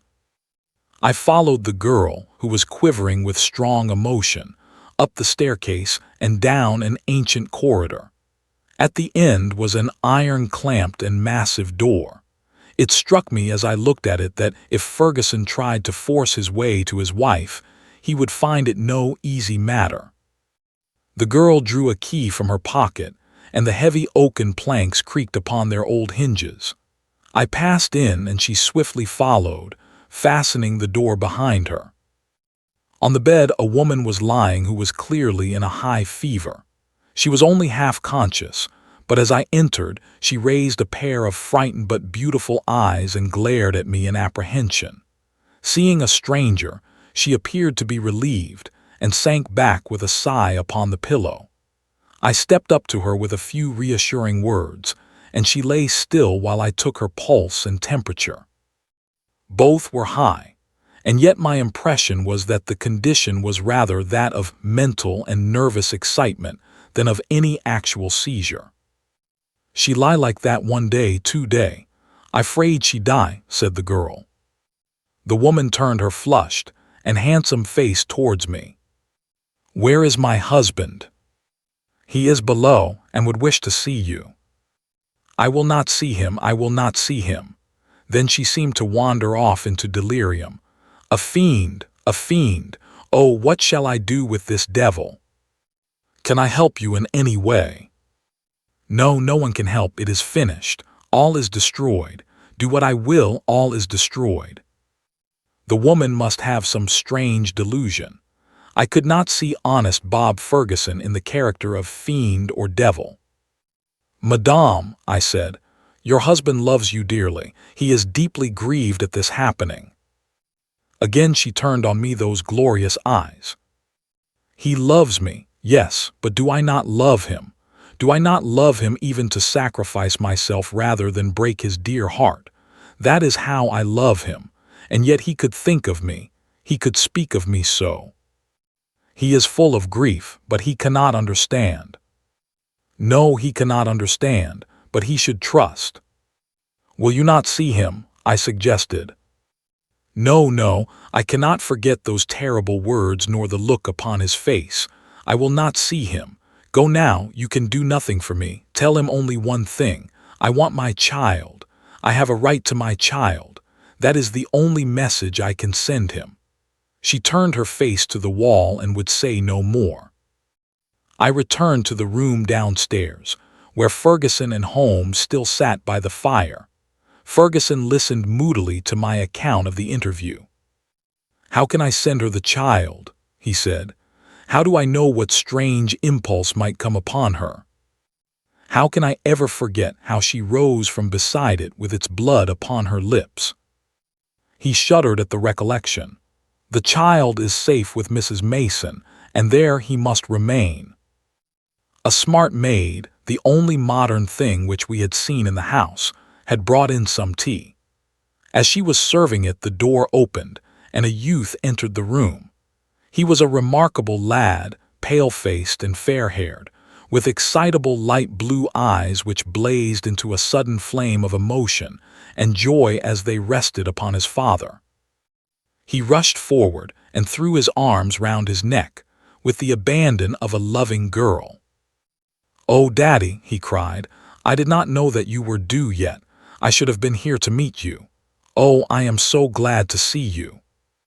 Ferguson gently disengaged himself from the embrace, with some little show of embarrassment. "Dear old chap," said he, patting the flaxen head with a very tender hand. "I came early because my friends, Mr. Holmes and Dr. Watson, have been persuaded to come down and spend an evening with us." "Is that Mr. Holmes, the detective?" "Yes." The youth looked at us with a very penetrating and, as it seemed to me, unfriendly gaze. "What about your other child, Mr. Ferguson?" asked Holmes. "Might we make the acquaintance of the baby?" "Ask Mrs. Mason to bring baby down," said Ferguson. The boy went off with a curious, shambling gait which told my surgical eyes that he was suffering from a weak spine.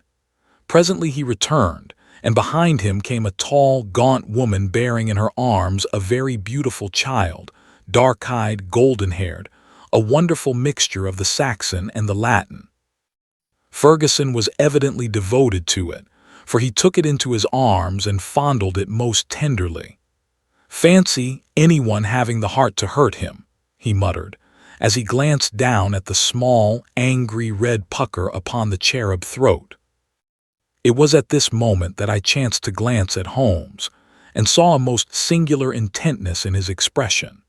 His face was as set as if it had been carved out of old ivory, and his eyes, which had glanced for a moment at father and child, were now fixed with eager curiosity upon something at the other side of the room.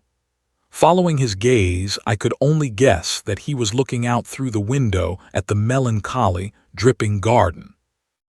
It is true that a shutter had half closed outside and obstructed the view, but none the less it was certainly at the window that Holmes was fixing his concentrated attention. Then he smiled, and his eyes came back to the baby. On its chubby neck there was this small puckered mark. Without speaking, Holmes examined it with care. Finally, he shook one of the dimpled fists which waved in front of him. "Goodbye, little man. You have made a strange start in life. Nurse, I should wish to have a word with you in private." He took her aside and spoke earnestly for a few minutes. I only heard the last words, which were, "Your anxiety will soon, I hope, be set at rest." The woman, who seemed to be a sour, silent kind of creature, withdrew with the child. "What is Mrs. Mason like?" asked Holmes. "Not very prepossessing externally, as you can see, but a heart of gold, and devoted to the child." "Do you like her, Jack?" Holmes turned suddenly upon the boy. His expressive mobile face shadowed over, and he shook his head. "Jackie has very strong likes and dislikes," said Ferguson, putting his arm round the boy. "Luckily, I am one of his likes." The boy cooed and nestled his head upon his father's breast. Ferguson gently disengaged him. "Run away, little Jackie," said he, and he watched his son with loving eyes until he disappeared. "Now, Mr. Holmes," he continued, when the boy was gone, "I really feel that I have brought you on a fool's errand, for what can you possibly do save give me your sympathy? It must be an exceedingly delicate and complex affair from your point of view." "It is certainly delicate," said my friend, with an amused smile, "but I have not been struck up to now with its complexity. It has been a case for intellectual deduction, but when this original intellectual deduction is confirmed point by quite a number of independent incidents, then the subjective becomes objective, and we can say confidently that we have reached our goal. I had, in fact, reached it before we left Baker Street, and the rest has merely been observation and confirmation." Ferguson put his big hand to his furrowed forehead. "For heaven's sake, Holmes," he said hoarsely, "if you can see the truth in this matter, do not keep me in suspense. How do I stand? What shall I do? I care nothing as to how you have found your facts so long as you have really got them. Certainly I owe you an explanation, and you shall have it, but you will permit me to handle the matter in my own way. Is the lady capable of seeing us, Watson?" "She is ill, but she is quite rational." "Very good. It is only in her presence that we can clear the matter up. Let us go up to her."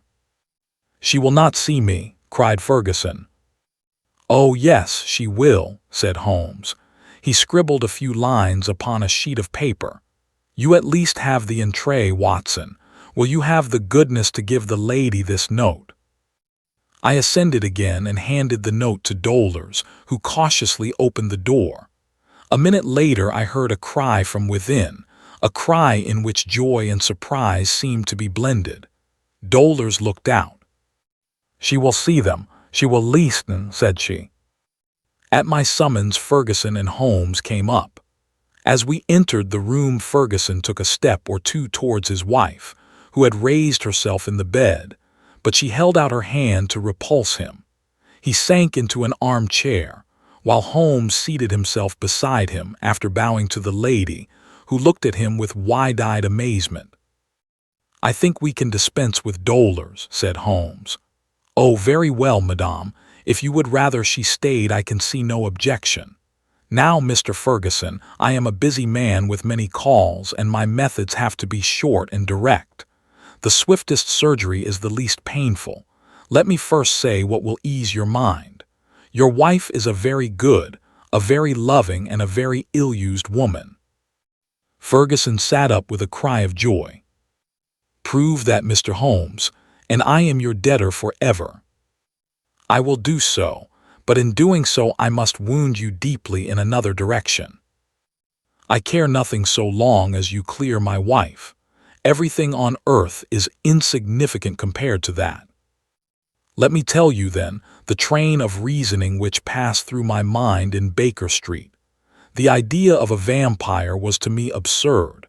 Such things do not happen in criminal practice in England, and yet your observation was precise. You had seen the lady rise from beside the child's cot with the blood upon her lips." "I did."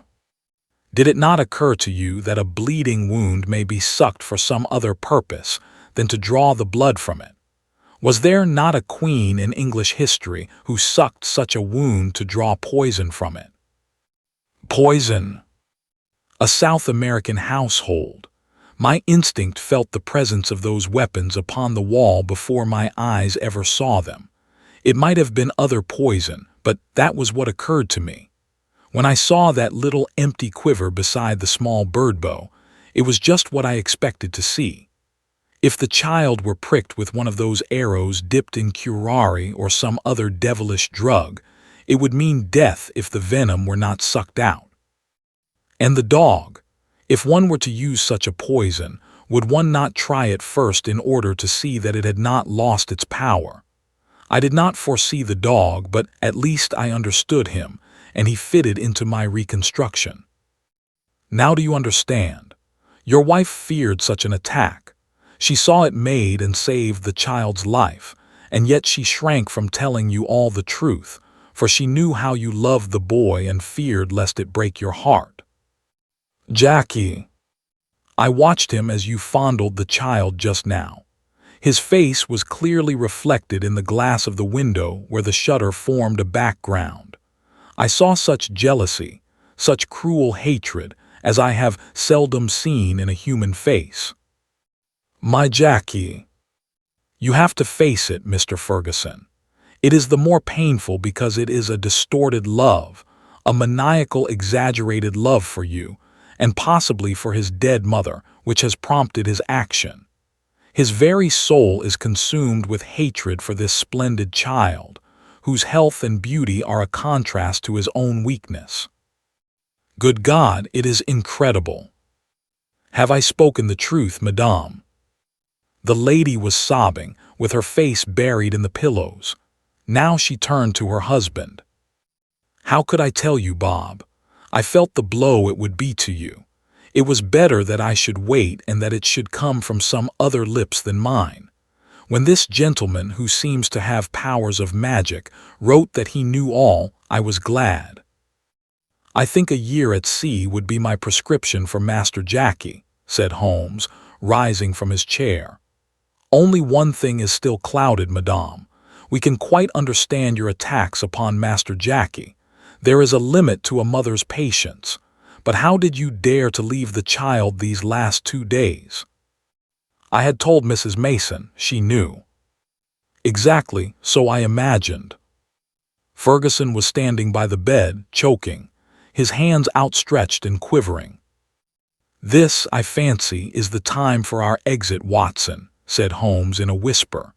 "If you will take one elbow of the 2 faithful dolors, I will take the other. There now," he added, as he closed the door behind him, "I think we may leave them to settle the rest among themselves." I have only one further note of this case. It is the letter which Holmes wrote in final answer to that with which the narrative begins. It ran thus: "Baker Street, November 21st. Ray Vampires. Sir, referring to your letter of the 19th, I beg to state that I have looked into the inquiry of your client, Mr. Robert Ferguson, of Ferguson and Muirhead, tea brokers of Mincing Lane, and that the matter has been brought to a satisfactory conclusion. With thanks for your recommendation, I am, sir, faithfully yours, Sherlock Holmes. The Adventure of the 3 Garridebs." It may have been a comedy or it may have been a tragedy. It cost one man his reason, it cost me a bloodletting, and it cost yet another man the penalties of the law. Yet there was certainly an element of comedy. Well, you shall judge for yourselves. I remember the date very well, for it was in the same month that Holmes refused a knighthood for services which may perhaps some day be described. I only refer to the matter in passing, for in my position of partner and confidant, I am obliged to be particularly careful to avoid any indiscretion. I repeat, however, that this enables me to fix the date, which was the latter end of June, 1902, shortly after the conclusion of the South African War. Holmes had spent several days in bed, as was his habit from time to time, but he emerged that morning with a long foolscap document in his hand and a twinkle of amusement in his austere gray eyes. "There is a chance for you to make some money, friend Watson," said he. "Have you ever heard the name of Garrideb?" I admitted that I had not. "Well, if you can lay your hand upon a Garrideb, there's money in it." "Why?" "Ah, that's a long story, rather a whimsical one, too. I don't think in all our explorations of human complexities we have ever come upon anything more singular. The fellow will be here presently for cross-examination, so I won't open the matter up till he comes. But meanwhile, that's the name we want."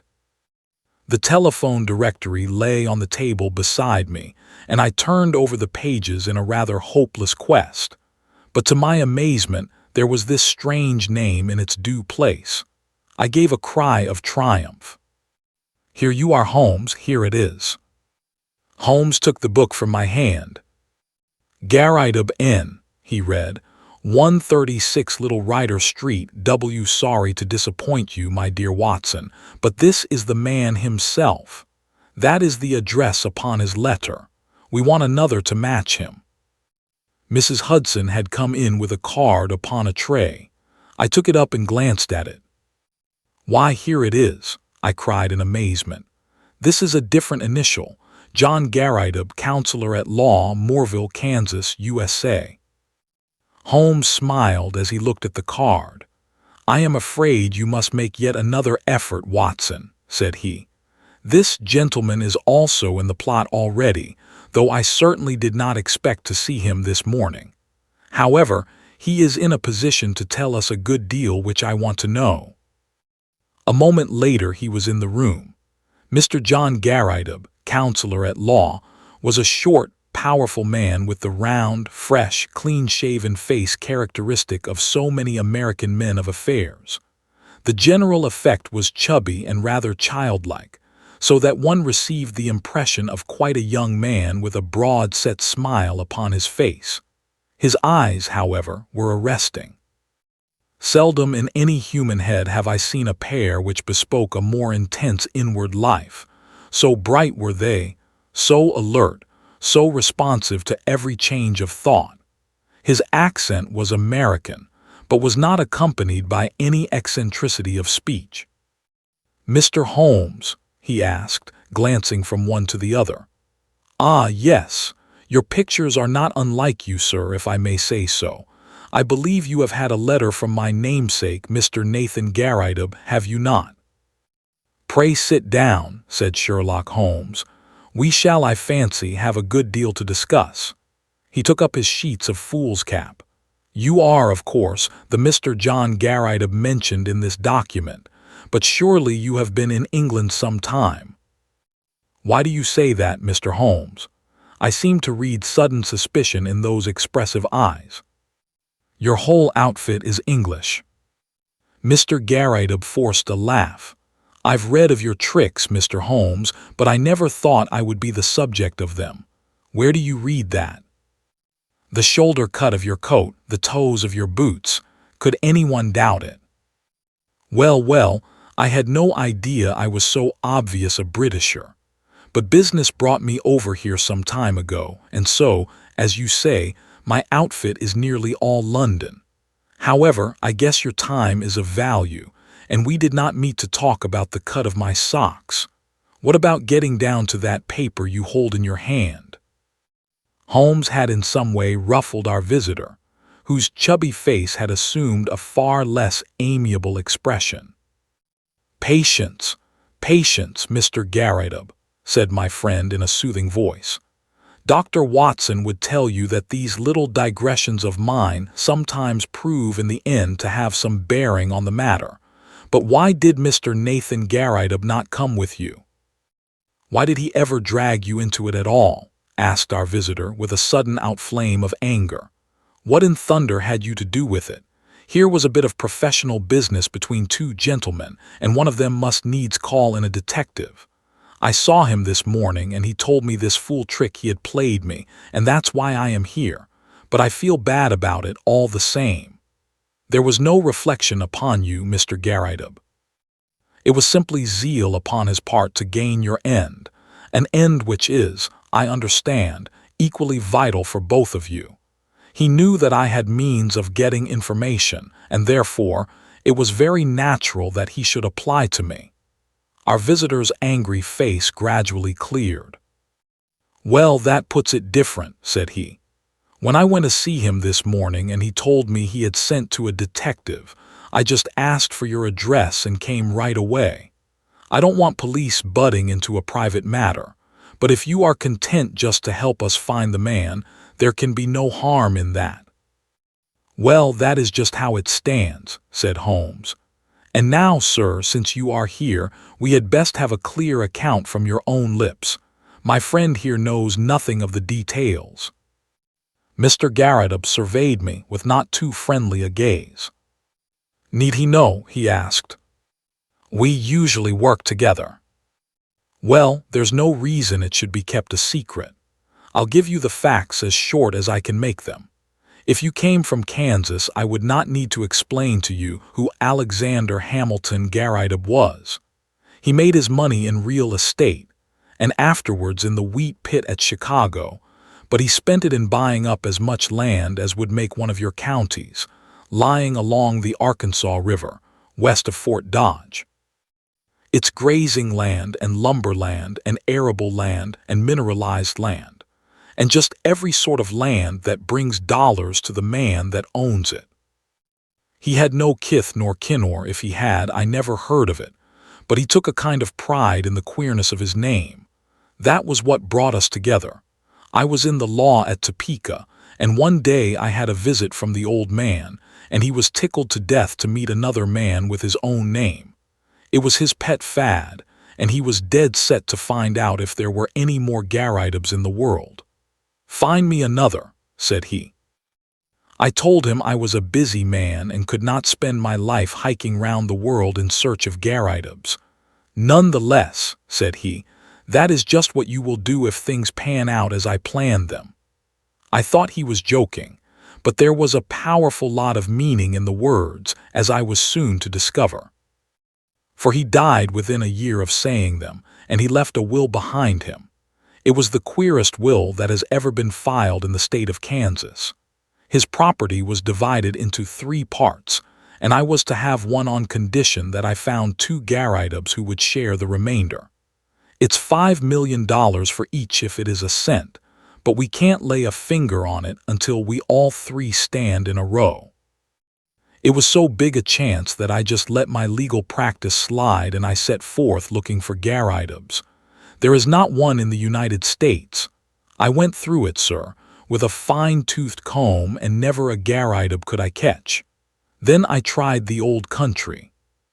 Sure enough, there was the name in the London telephone directory. I went after him 2 days ago and explained the whole matter to him. But he is a lone man, like myself, with some women relations but no men. It says 3 adult men in the will. So you see we still have a vacancy, and if you can help to fill it, we will be very ready to pay your charges." "Well, Watson," said Holmes with a smile, "I said it was rather whimsical, did I not? I should have thought, sir, that your obvious way was to advertise in the agony columns of the papers." "I have done that, Mr. Holmes. No replies." "Dear me. Well, it is certainly a most curious little problem.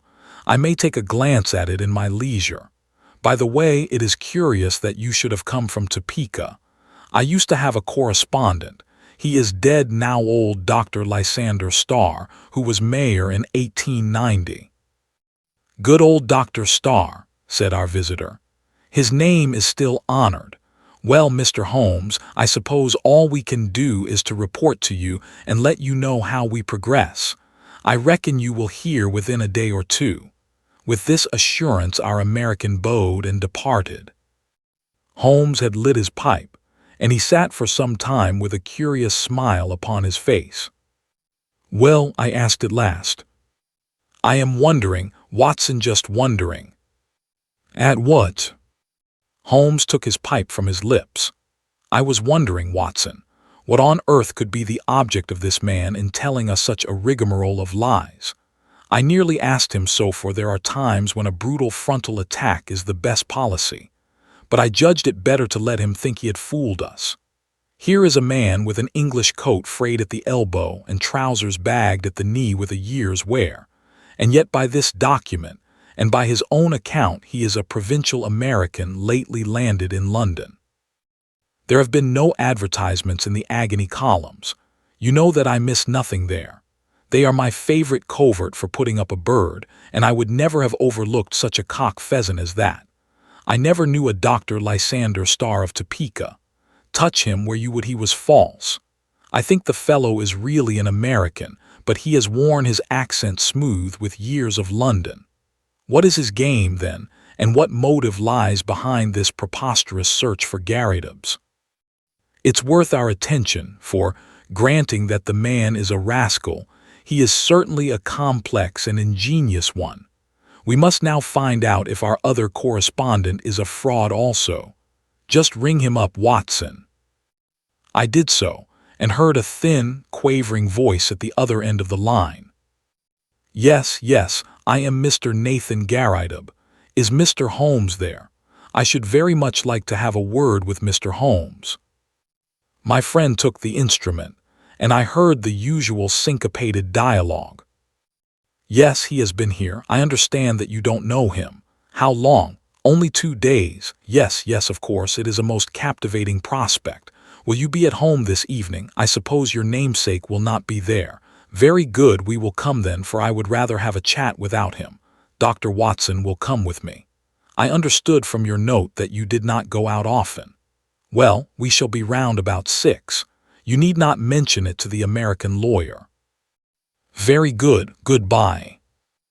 It was twilight of a lovely spring evening, and even Little Ryder Street, one of the smaller offshoots from the Edgware Road, within a stone cast of old Tyburn tree of evil memory, looked golden and wonderful in the slanting rays of the setting sun.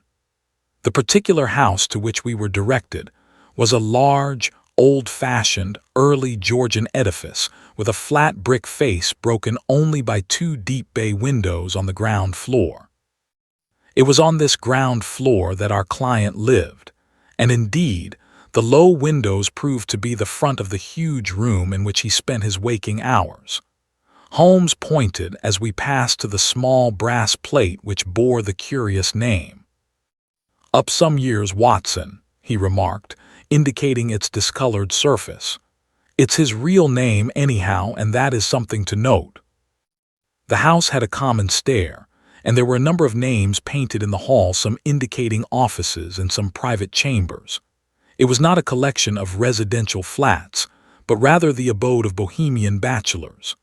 Our client opened the door for us himself, and apologized by saying that the woman in charge left at 4 o'clock. Mr. Nathan Garridob proved to be a very tall, loose-jointed, round-backed person, gaunt and bald, some 60-odd years of age. He had a cadaverous face, with the dull, dead skin of a man to whom exercise was unknown. Large round spectacles and a small projecting goat's beard combined with his stooping attitude to give him an expression of peering curiosity. The general effect, however, was amiable, though eccentric. The room was as curious as its occupant. It looked like a small museum. It was both broad and deep, with cupboards and cabinets all round, crowded with specimens, geological and anatomical. Cases of butterflies and moths flanked each side of the entrance. A large table in the center was littered with all sorts of debris, while the tall brass tube of a powerful microscope bristled up amongst them. As I glanced round, I was surprised at the universality of the man's interests. Here was a case of ancient coins. There was a cabinet of flint instruments. Behind his central table was a large cupboard of fossil bones. Above was a line of plaster skulls with such names as Neanderthal, Heidelberg, Cro-Magnon printed beneath them. It was clear that he was a student of many subjects. As he stood in front of us now, he held a piece of chamois leather in his right hand with which he was polishing a coin.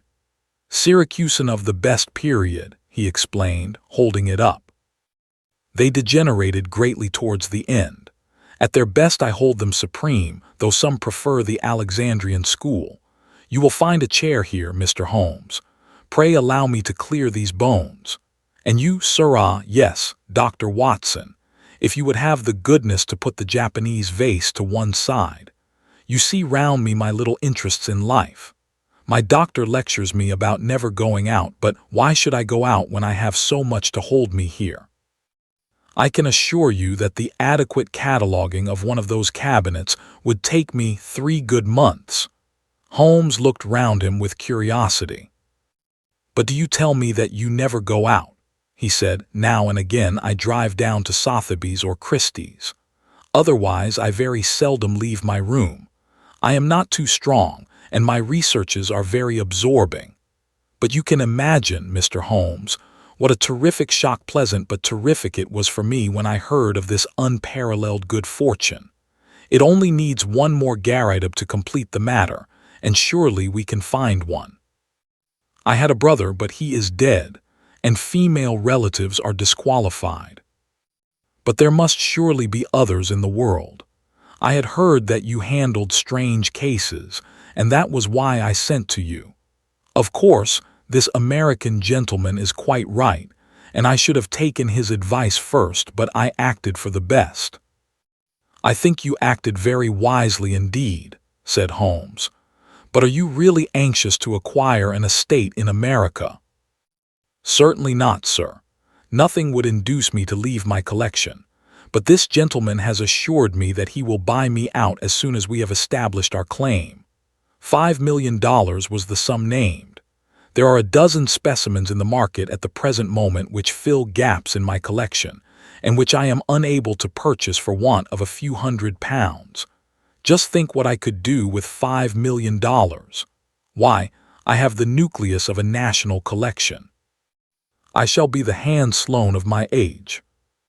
His eyes gleamed behind his great spectacles. It was very clear that no pains would be spared by Mr. Nathan Garrideb in finding a namesake. I merely called to make your acquaintance, and there is no reason why I should interrupt your studies, said Holmes. I prefer to establish personal touch with those with whom I do business. There are few questions I need ask, for I have your very clear narrative in my pocket, and I filled up the blanks when this American gentleman called. I understand that up to this week you were unaware of his existence. That is so. He called last Tuesday. Did he tell you of our interview today? Yes, he came straight back to me. He had been very angry. Why should he be angry? He seemed to think it was some reflection on his honor, but he was quite cheerful again when he returned. Did he suggest any course of action? No, sir, he did not. Has he had or asked for any money from you? No, sir, never. You see no possible object he has in view? None except what he states. Did you tell him of our telephone appointment? Yes, sir, I did. Holmes was lost in thought. I could see that he was puzzled.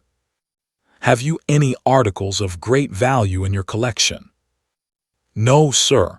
I am not a rich man. It is a good collection, but not a very valuable one. You have no fear of burglars? Not the least. How long have you been in these rooms? Nearly 5 years. Holmes's cross-examination was interrupted by an imperative knocking at the door. No sooner had our client unlatched it than the American lawyer burst excitedly into the room. "Here you are," he cried, waving a paper over his head. "I thought I should be in time to get you.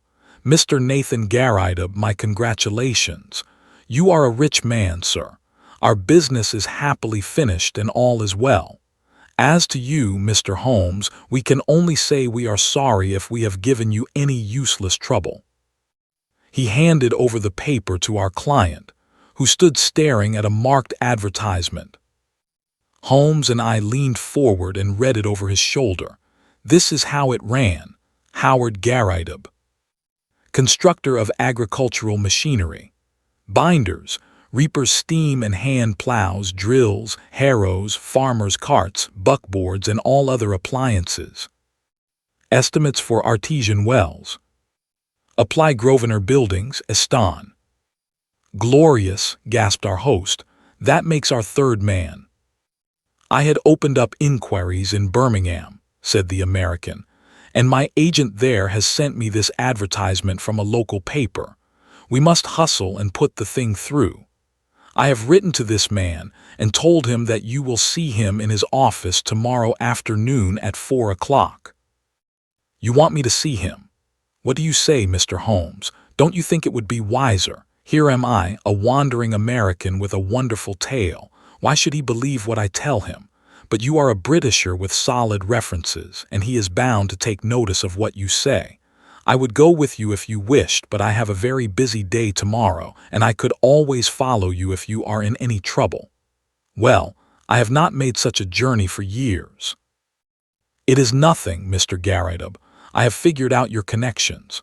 You leave at 12 and should be there soon after 2. Then you can be back the same night. All you have to do is to see this man, explain the matter, and get an affidavit of his existence.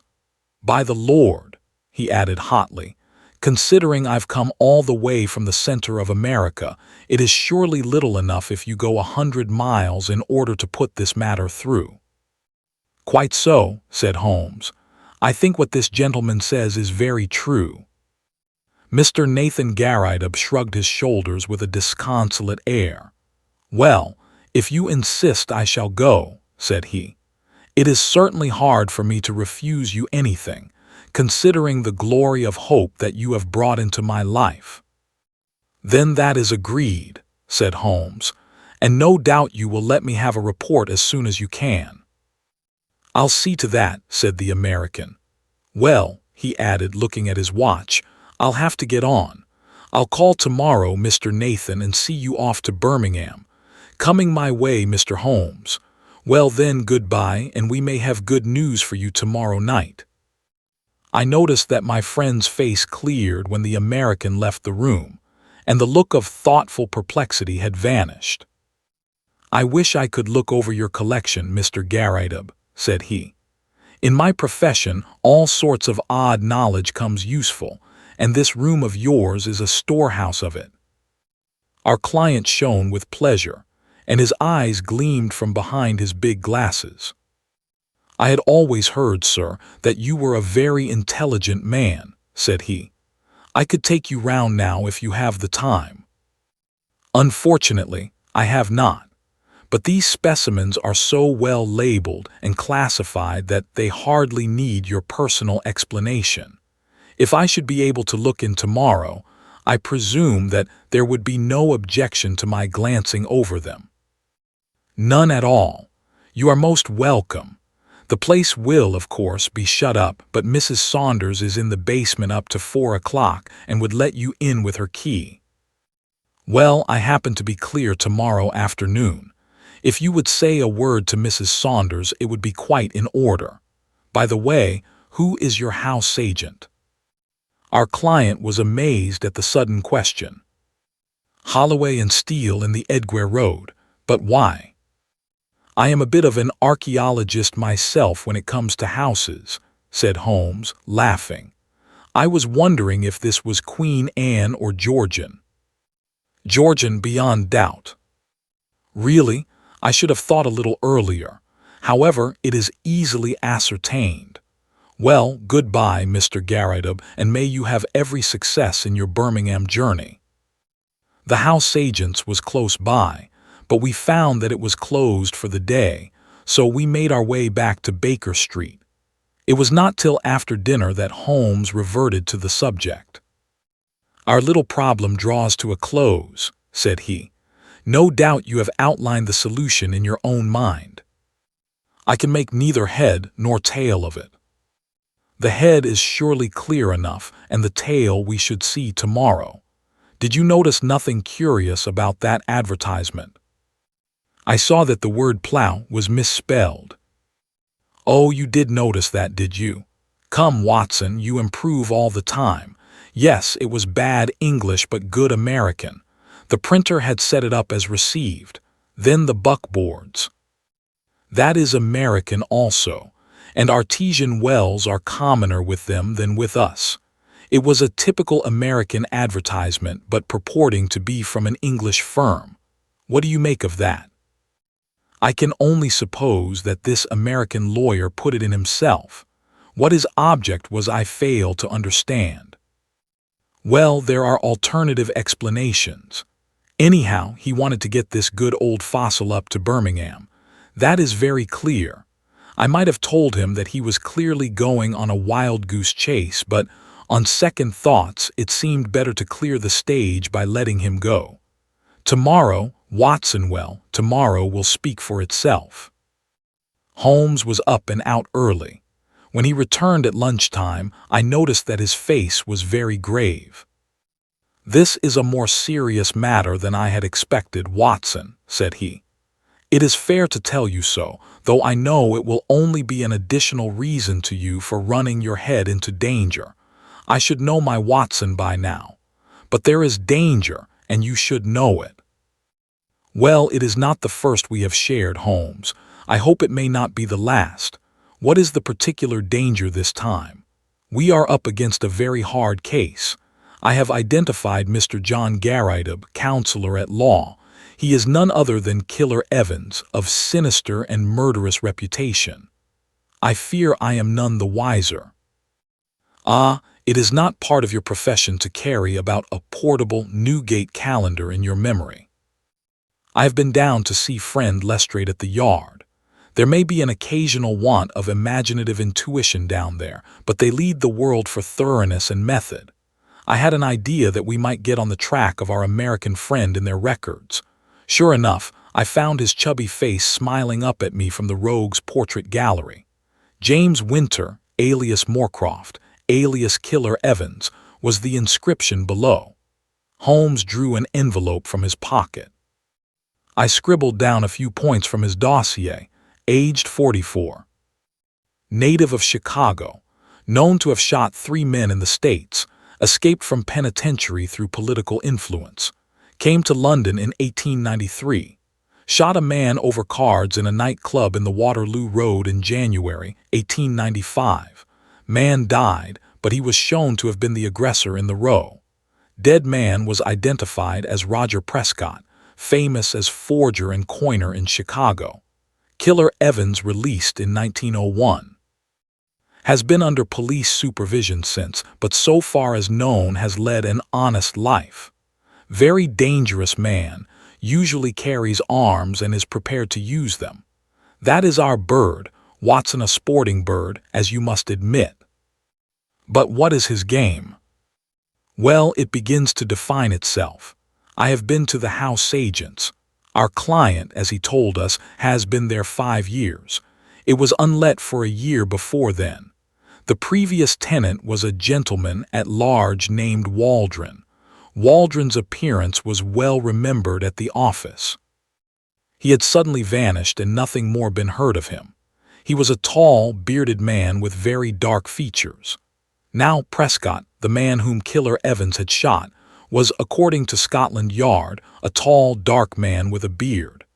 As a working hypothesis, I think we may take it that Prescott, the American criminal, used to live in the very room which our innocent friend now devotes to his museum. So at last we get a link, you see. And the next link. Well, we must go now and look for that. He took a revolver from the drawer and handed it to me. I have my old favorite with me. If our Wild West friend tries to live up to his nickname, we must be ready for him. I'll give you an hour for a siesta, Watson, and then I think it will be time for our Ryder Street adventure. It was just 4 o'clock when we reached the curious apartment of Nathan Garrideb. Mrs. Saunders, the caretaker, was about to leave, but she had no hesitation in admitting us, for the door shut with a spring lock and Holmes promised to see that all was safe before we left. Shortly afterwards the outer door closed, her bonnet passed the bow window, and we knew that we were alone in the lower floor of the house.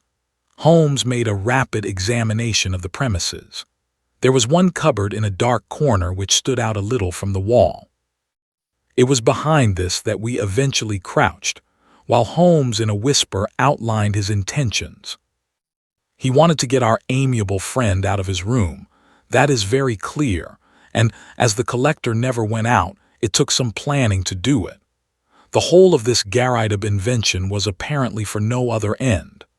I must say, Watson, that there is a certain devilish ingenuity about it, even if the queer name of the tenant did give him an opening which he could hardly have expected.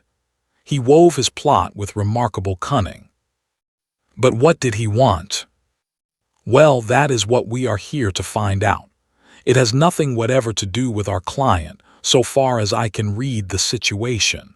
It is something connected with the man he murdered, the man who may have been his confederate in crime. There is some guilty secret in the room. That is how I read it.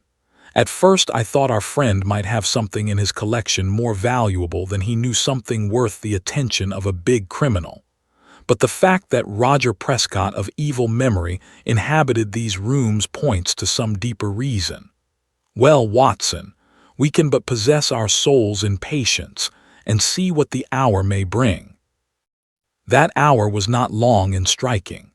We crouched closer in the shadow as we heard the outer door open and shut. Then came the sharp, metallic snap of a key, and the American was in the room. He closed the door softly behind him, took a sharp glance around him to see that all was safe, threw off his overcoat, and walked up to the central table with the brisk manner of one who knows exactly what he has to do and how to do it. He pushed the table to one side, tore up the square of carpet on which it rested, rolled it completely back, and then drawing a jimmy from his inside pocket, he knelt down and worked vigorously upon the floor. Presently we heard the sound of sliding boards, and an instant later a square had opened in the planks. Killer Evans struck a match, lit a stump of candle, and vanished from our view. Clearly our moment had come. Holmes touched my wrist as a signal, and together we stole across to the open trapdoor. Gently as we moved, however, the old floor must have creaked under our feet, for the head of our American, peering anxiously round, emerged suddenly from the open space. His face turned upon us with a glare of baffled rage, which gradually softened into a rather shame-faced grin as he realized that 2 pistols were pointed at his head. "Well, well," said he coolly as he scrambled to the surface. "I guess you have been one too many for me, Mr. Holmes. Saw through my game, I suppose, and played me for a sucker from the first. Well, sir, I hand it to you. You have me beat," and in an instant he had whisked out a revolver from his breast and had fired 2 shots. I felt a sudden hot sear as if a red-hot iron had been pressed to my thigh. There was a crash as Holmes's pistol came down on the man's head. I had a vision of him sprawling upon the floor with blood running down his face, while Holmes rummaged him for weapons. Then my friend's wiry arms were round me, and he was leading me to a chair. "You're not hurt, Watson. For God's sake, say that you are not hurt." It was worth a wound, it was worth many wounds, to know the depth of loyalty and love which lay behind that cold mask. The clear, hard eyes were dimmed for a moment, and the firm lips were shaking. For the one and only time I caught a glimpse of a great heart as well as of a great brain. All my years of humble but single-minded service culminated in that moment of revelation. It's nothing, Holmes, it's a mere scratch. He had ripped up my trousers with his pocket knife. You are right, he cried with an immense sigh of relief. It is quite superficial. His face set like flint as he glared at our prisoner, who was sitting up with a dazed face. By the Lord, it is as well for you. If you had killed Watson, you would not have got out of this room alive. Now, sir, what have you to say for yourself? He had nothing to say for himself. He only lay and scowled. I leaned on Holmes's arm, and together we looked down into the small cellar which had been disclosed by the secret flap. It was still illuminated by the candle which Evans had taken down with him. Our eyes fell upon a mass of rusted machinery, great rolls of paper, a litter of bottles, and neatly arranged upon a small table, a number of neat little bundles. A printing press, a counterfeiter's outfit, said Holmes. Yes, sir, said our prisoner, staggering slowly to his feet and then sinking into the chair. The greatest counterfeiter London ever saw.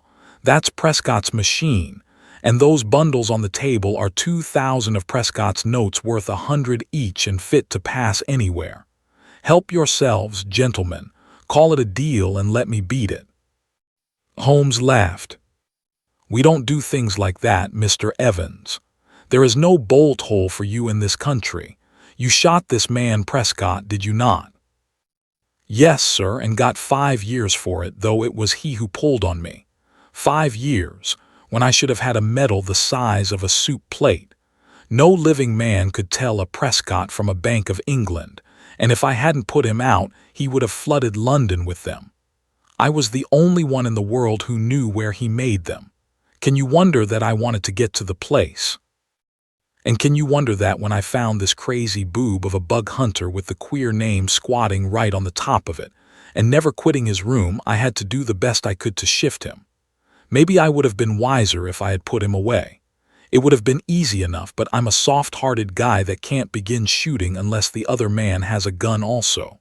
But say, Mr. Holmes, what have I done wrong anyhow? I've not used this plant. I've not hurt this old stiff. Where do you get me? Only attempted murder so far as I can see, said Holmes. But that's not our job. They take that at the next stage. What we wanted at present was just your sweet self. Please give the Yard a call, Watson. It won't be entirely unexpected. So those were the facts about Killer Evans and his remarkable invention of the 3 garridubs. We heard later that our poor old friend never got over the shock of his dissipated dreams. When his castle in the air fell down, it buried him beneath the ruins. He was last heard of at a nursing home in Brixton. It was a glad day at the Yard when the Prescott outfit was discovered, for though they knew that it existed, they had never been able, after the death of the man, to find out where it was. Evans had indeed done great service and caused several worthy CID men to sleep the sounder, for the counterfeiter stands in a class by himself as a public danger.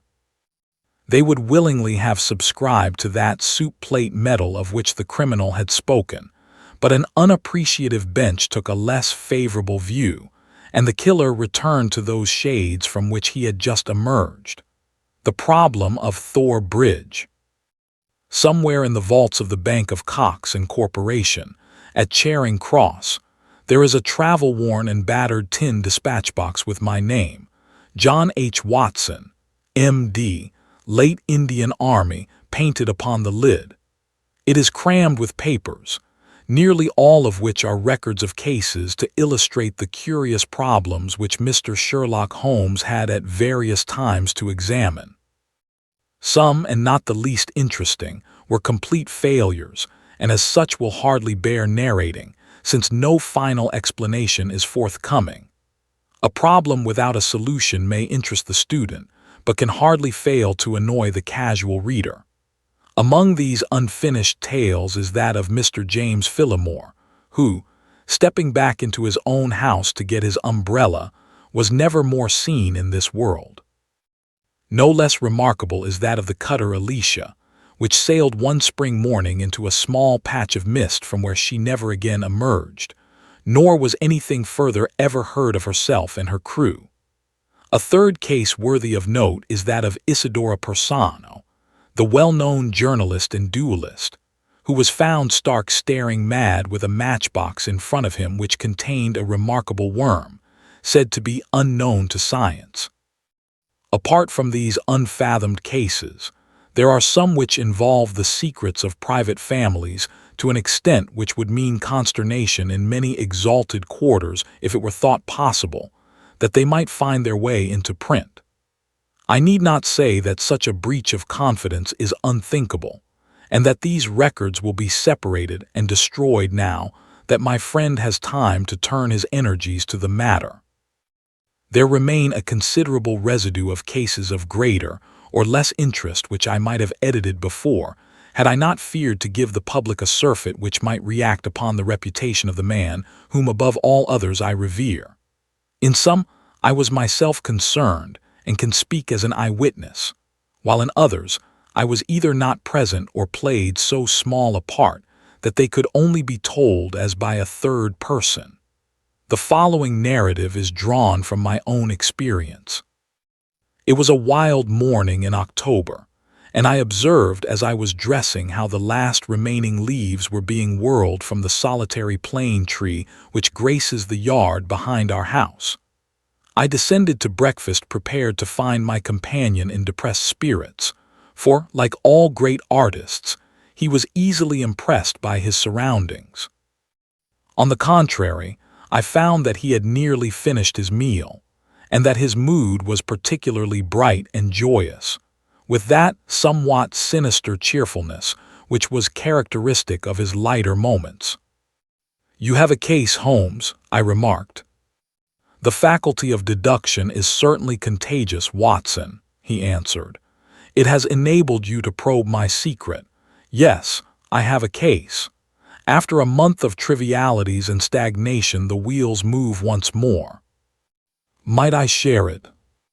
"There is little to share, but we may discuss it when you have consumed the 2 hard-boiled eggs with which our new cook has favored us. Their condition may not be unconnected with the copy of the Family Herald which I observed yesterday upon the hall table. Even so trivial a matter as cooking an egg demands an attention which is conscious of the passage of time, and incompatible with the love romance in that excellent periodical." A quarter of an hour later the table had been cleared, and we were face to face.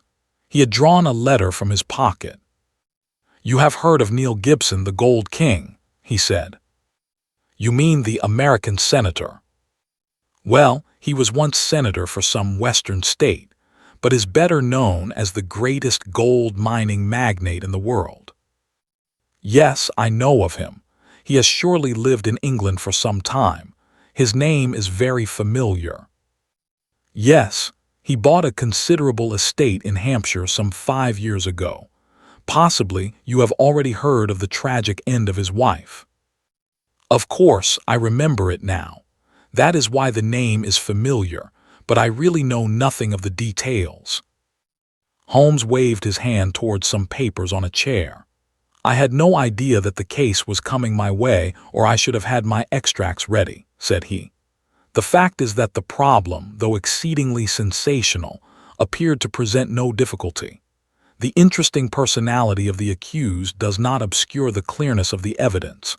That was the view taken by the coroner's jury and also in the police court proceedings. It is now referred to the assizes at Winchester. I fear it is a thankless business. I can discover facts, Watson, but I cannot change them. Unless some entirely new and unexpected ones come to light, I do not see what my client can hope for." "Your client? Ah, I forgot I had not told you. I am getting into your involved habit, Watson, of telling a story backwards. You had best read this first." The letter which he handed to me, written in a bold, masterful hand, ran as follows: "Claridge's Hotel, October 3rd. Dear Mr. Sherlock Holmes, I can't see the best woman God ever made go to her death without doing all that is possible to save her. I can't explain things. I can't even try to explain them, but I know beyond all doubt that Miss Dunbar is innocent. You know the facts. Who doesn't? It has been the gossip of the country, and never a voice raised for her. It's the damned injustice of it all that makes me crazy. That woman has a heart that wouldn't let her kill a fly. Well, I'll come at 11 tomorrow and see if you can get some ray of light in the dark. Maybe I have a clue and don't know it. Anyhow, all I know and all I have and all I am are for your use if only you can save her. If ever in your life you showed your powers, put them now into this case. Yours faithfully, J. Neil Gibson. There you have it, said Sherlock Holmes, knocking out the ashes of his after-breakfast pipe and slowly refilling it. That is the gentleman I await. As to the story, you have hardly time to master all these papers, so I must give it to you in a nutshell if you are to take an intelligent interest in the proceedings. This man is the greatest financial power in the world, and a man, as I understand, of most violent and formidable character. He married a wife, the victim of this tragedy, of whom I know nothing save that she was past her prime, which was the more unfortunate as a very attractive governess superintended the education of 2 young children. These are the 3 people concerned, and the scene is a grand old manor house, the center of an historical English estate. Then, as to the tragedy. The wife was found in the grounds nearly half a mile from the house, late at night, clad in her dinner dress, with a shawl over her shoulders and a revolver bullet through her brain. No weapon was found near her, and there was no local clue as to the murder. No weapon near her, Watson marked that.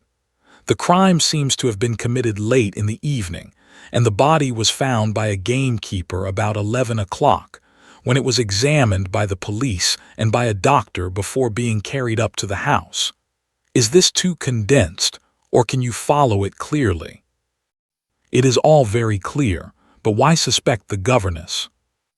Well, in the first place there is some very direct evidence. A revolver with 1 discharged chamber, and a caliber which corresponded with the bullet was found on the floor of her wardrobe. His eyes fixed, and he repeated in broken words, "On the floor of her wardrobe." Then he sank into silence, and I saw that some train of thought had been set moving which I should be foolish to interrupt. Suddenly, with a start, he emerged into brisk life once more. "Yes, Watson, it was found." Pretty damning, eh? So the 2 juries thought. Then the dead woman had a note upon her making an appointment at that very place and signed by the governess. How's that? Finally, there is the motive. Senator Gibson is an attractive person. If his wife dies, who more likely to succeed her than the young lady who had already by all accounts received pressing attentions from her employer? Love, fortune, power, all depending upon one middle-aged life. Ugly, Watson, very ugly. Yes, indeed, Holmes. Nor could she prove an alibi. On the contrary, she had to admit that she was down near Thor Bridge. That was the scene of the tragedy about that hour. She couldn't deny it, for some passing villager had seen her there. That really seems final. And yet, Watson, and yet. This bridge, a single broad span of stone with balustraded sides, carries the drive over the narrowest part of a long, deep, reed-girt sheet of water. Thormere it is called. In the mouth of the bridge lay the dead woman. Such are the main facts, but here, if I mistake not, is our client considerably before his time. Billy had opened the door, but the name which he announced was an unexpected one. Mr. Marlowe Bates was a stranger to both of us. He was a thin, nervous wisp of a man with frightened eyes, and a twitching, hesitating manner, a man whom my own professional eye would judge to be on the brink of an absolute nervous breakdown. "You seem agitated, Mr. Bates," said Holmes. "Pray sit down. I fear I can only give you a short time, for I have an appointment at 11.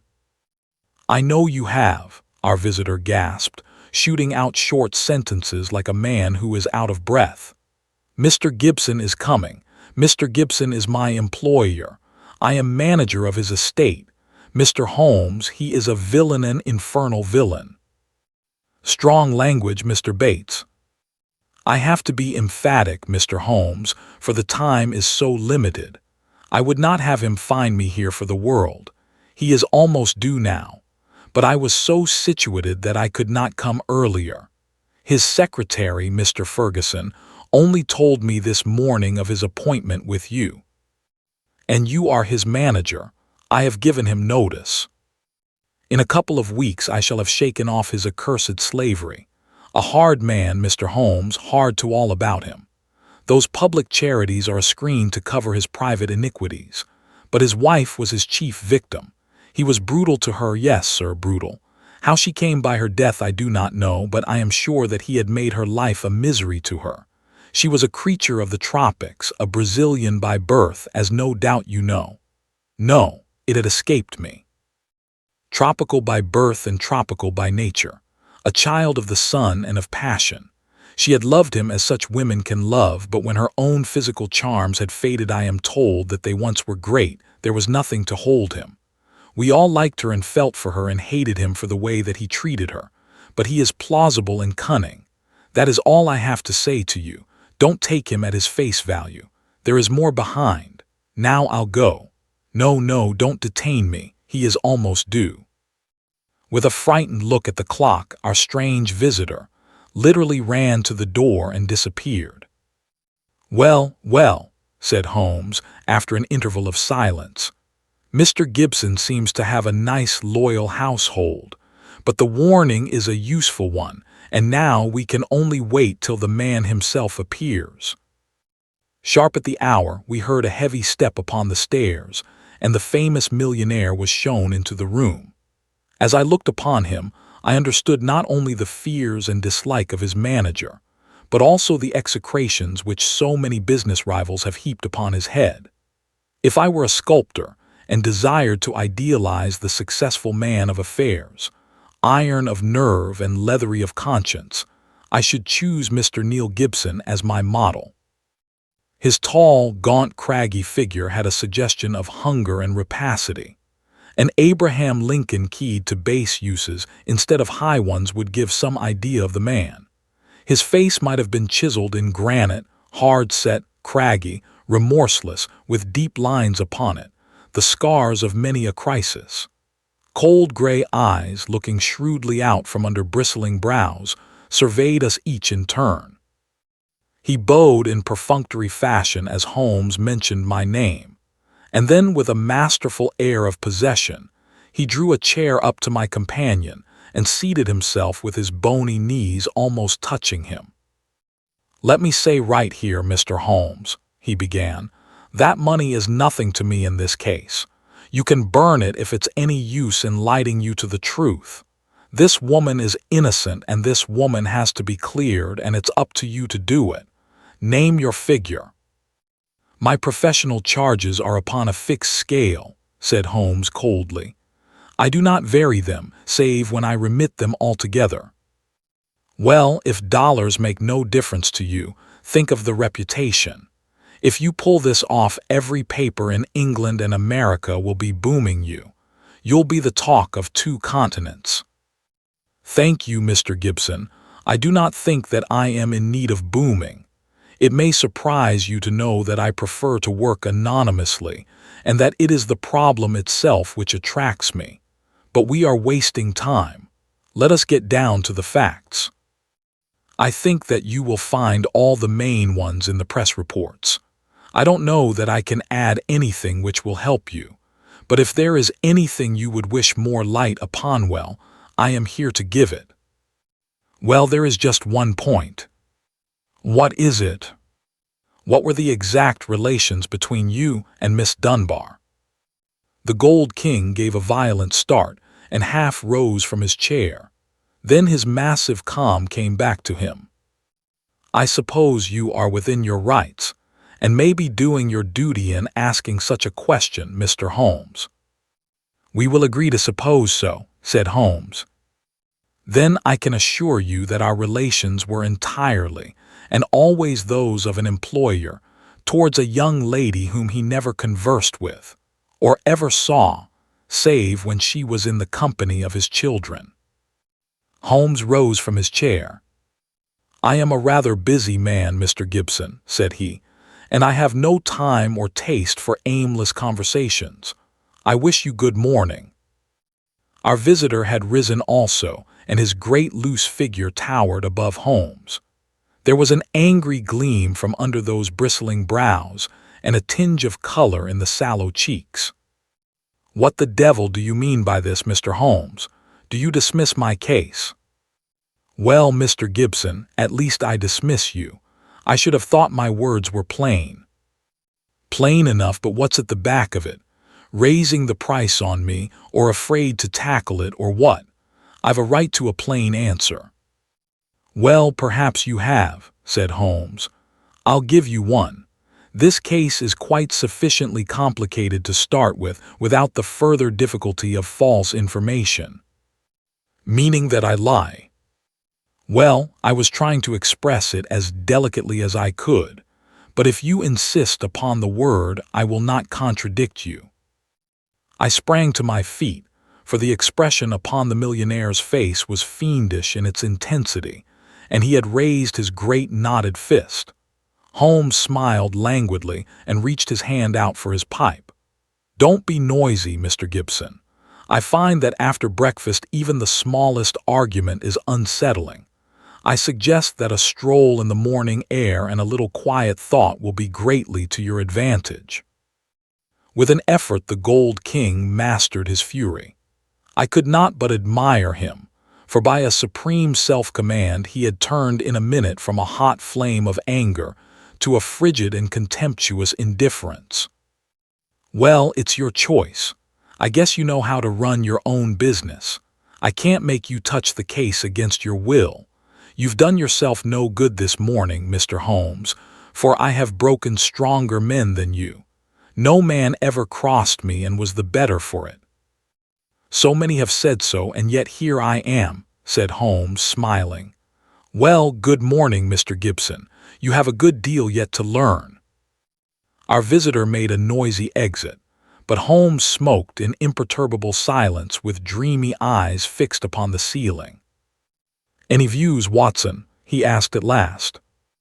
"Well, Holmes, I must confess that when I consider that this is a man who would certainly brush any obstacle from his path, and when I remember that his wife may have been an obstacle and an object of dislike, as that man Bates plainly told us, it seems to me, exactly, and to me also." "But what were his relations with the governess, and how did you discover them?" "Bluff, Watson, bluff." When I considered the passionate, unconventional, unbusinesslike tone of his letter, and contrasted it with his self-contained manner and appearance, it was pretty clear that there was some deep emotion which centered upon the accused woman rather than upon the victim. We've got to understand the exact relations of those three people if we are to reach the truth. You saw the frontal attack which I made upon him and how imperturbably he received it. Then I bluffed him by giving him the impression that I was absolutely certain, when in reality I was only extremely suspicious. "Perhaps he will come back." "He is sure to come back. He must come back. He can't leave it where it is." "Ha, isn't that a ring? Yes, there is his footstep. Well, Mr. Gibson, I was just saying to Dr. Watson that you were somewhat overdue." The Gold King had re-entered the room in a more chastened mood than he had left it. His wounded pride still showed in his resentful eyes, but his common sense had shown him that he must yield if he would attain his end. "I've been thinking it over, Mr. Holmes, and I feel that I have been hasty in taking your remarks amiss. You are justified in getting down to the facts, whatever they may be, and I think the more of you for it. I can assure you, however, that the relations between Miss Dunbar and me don't really touch this case." That is for me to decide, is it not? Yes, I guess that is so. You're like a surgeon who wants every symptom before he can give his diagnosis. Exactly. That expresses it. And it is only a patient who has an object in deceiving his surgeon who would conceal the facts of his case.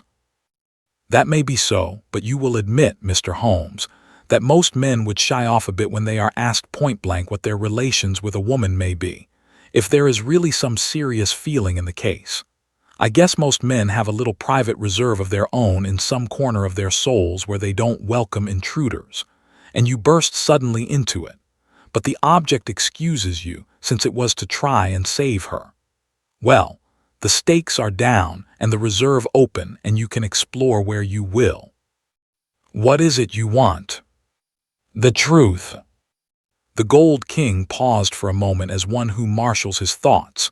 His grim, deep-lined face had become even sadder and more grave. I can give it to you in a very few words, Mr. Holmes, said he at last. There are some things that are painful as well as difficult to say, so I won't go deeper than is needful. I met my wife when I was gold hunting in Brazil.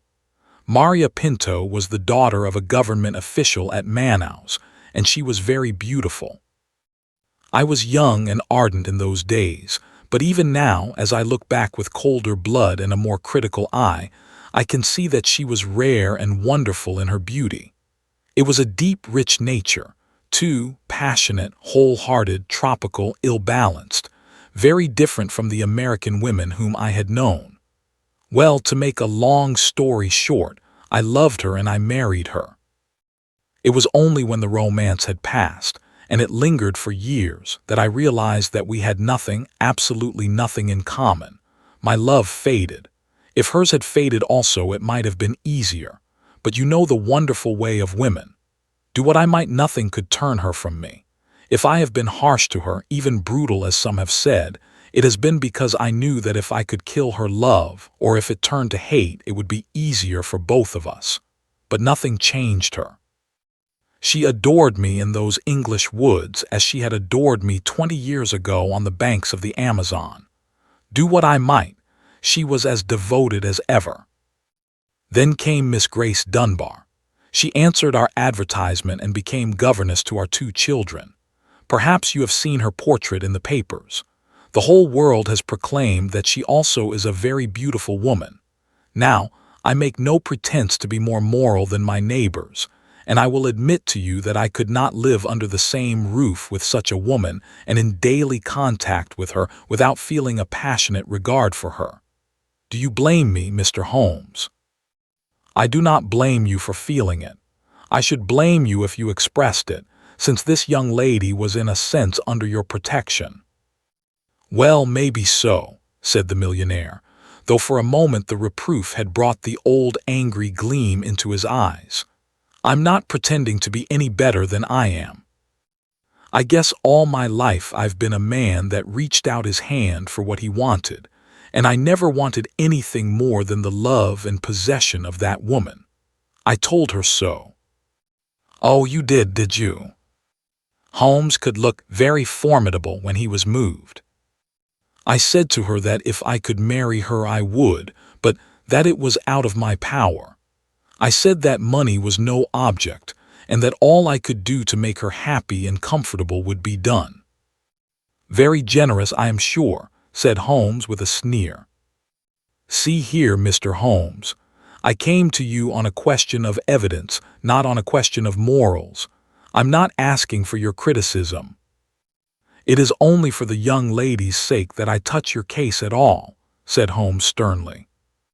I don't know that anything she is accused of is really worse than what you have yourself admitted, that you have tried to ruin a defenseless girl who was under your roof. Some of you rich men have to be taught that all the world cannot be bribed into condoning your offenses. To my surprise, the Gold King took the reproof with equanimity. That's how I feel myself about it now. I thank God that my plans did not work out as I intended. She would have none of it, and she wanted to leave the house instantly. Why did she not? Well, in the first place, others were dependent upon her, and it was no light matter for her to let them all down by sacrificing her living. When I had sworn, as I did, that she should never be molested again, she consented to remain. But there was another reason. She knew the influence she had over me, and that it was stronger than any other influence in the world. She wanted to use it for good. How? Well, she knew something of my affairs. They are large, Mr. Holmes, large beyond the belief of an ordinary man. I can make or break, and it is usually break. It wasn't individuals only. It was communities, cities, even nations. Business is a hard game, and the weak go to the wall. I played the game for all it was worth. I never squealed myself, and I never cared if the other fellow squealed. But she saw it different. I guess she was right.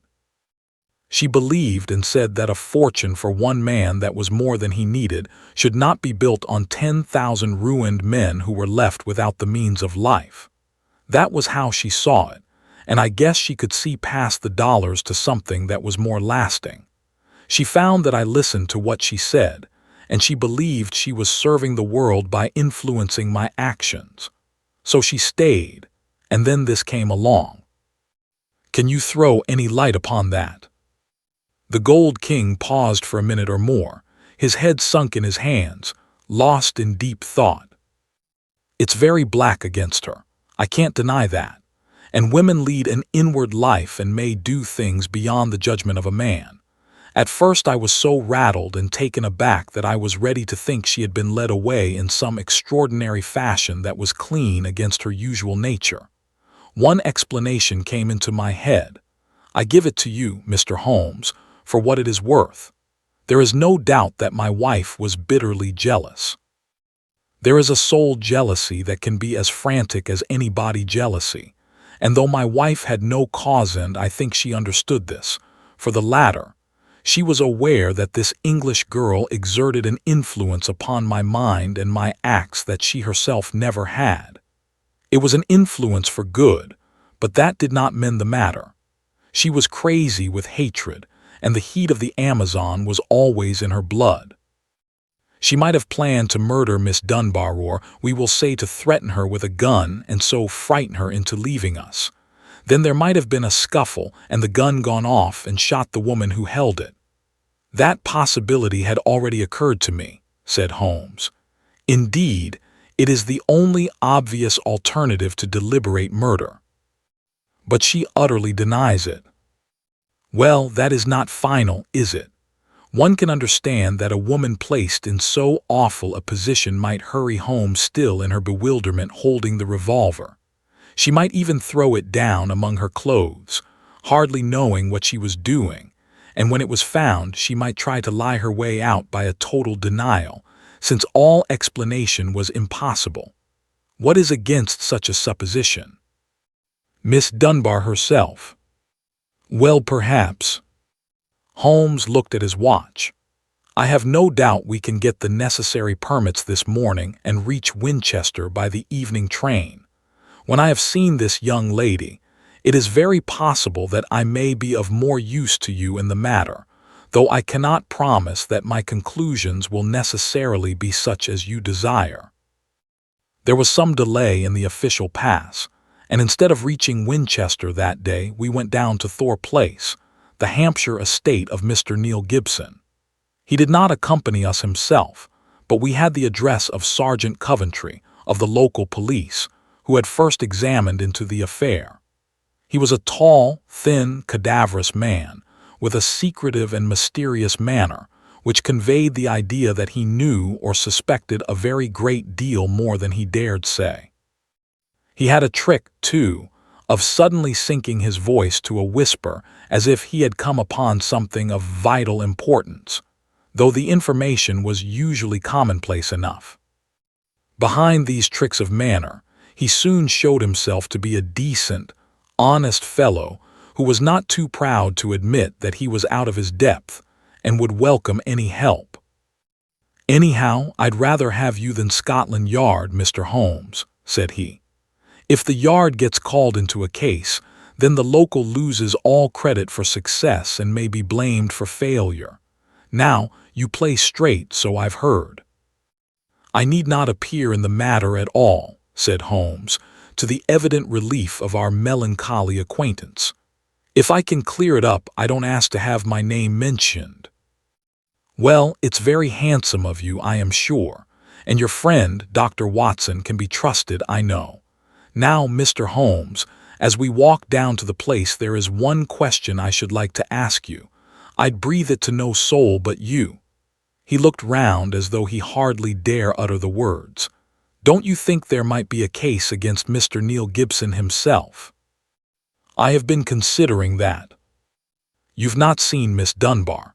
She is a wonderful fine woman in every way." He may well have wished his wife out of the road. And these Americans are readier with pistols than our folk are. It was his pistol, you know.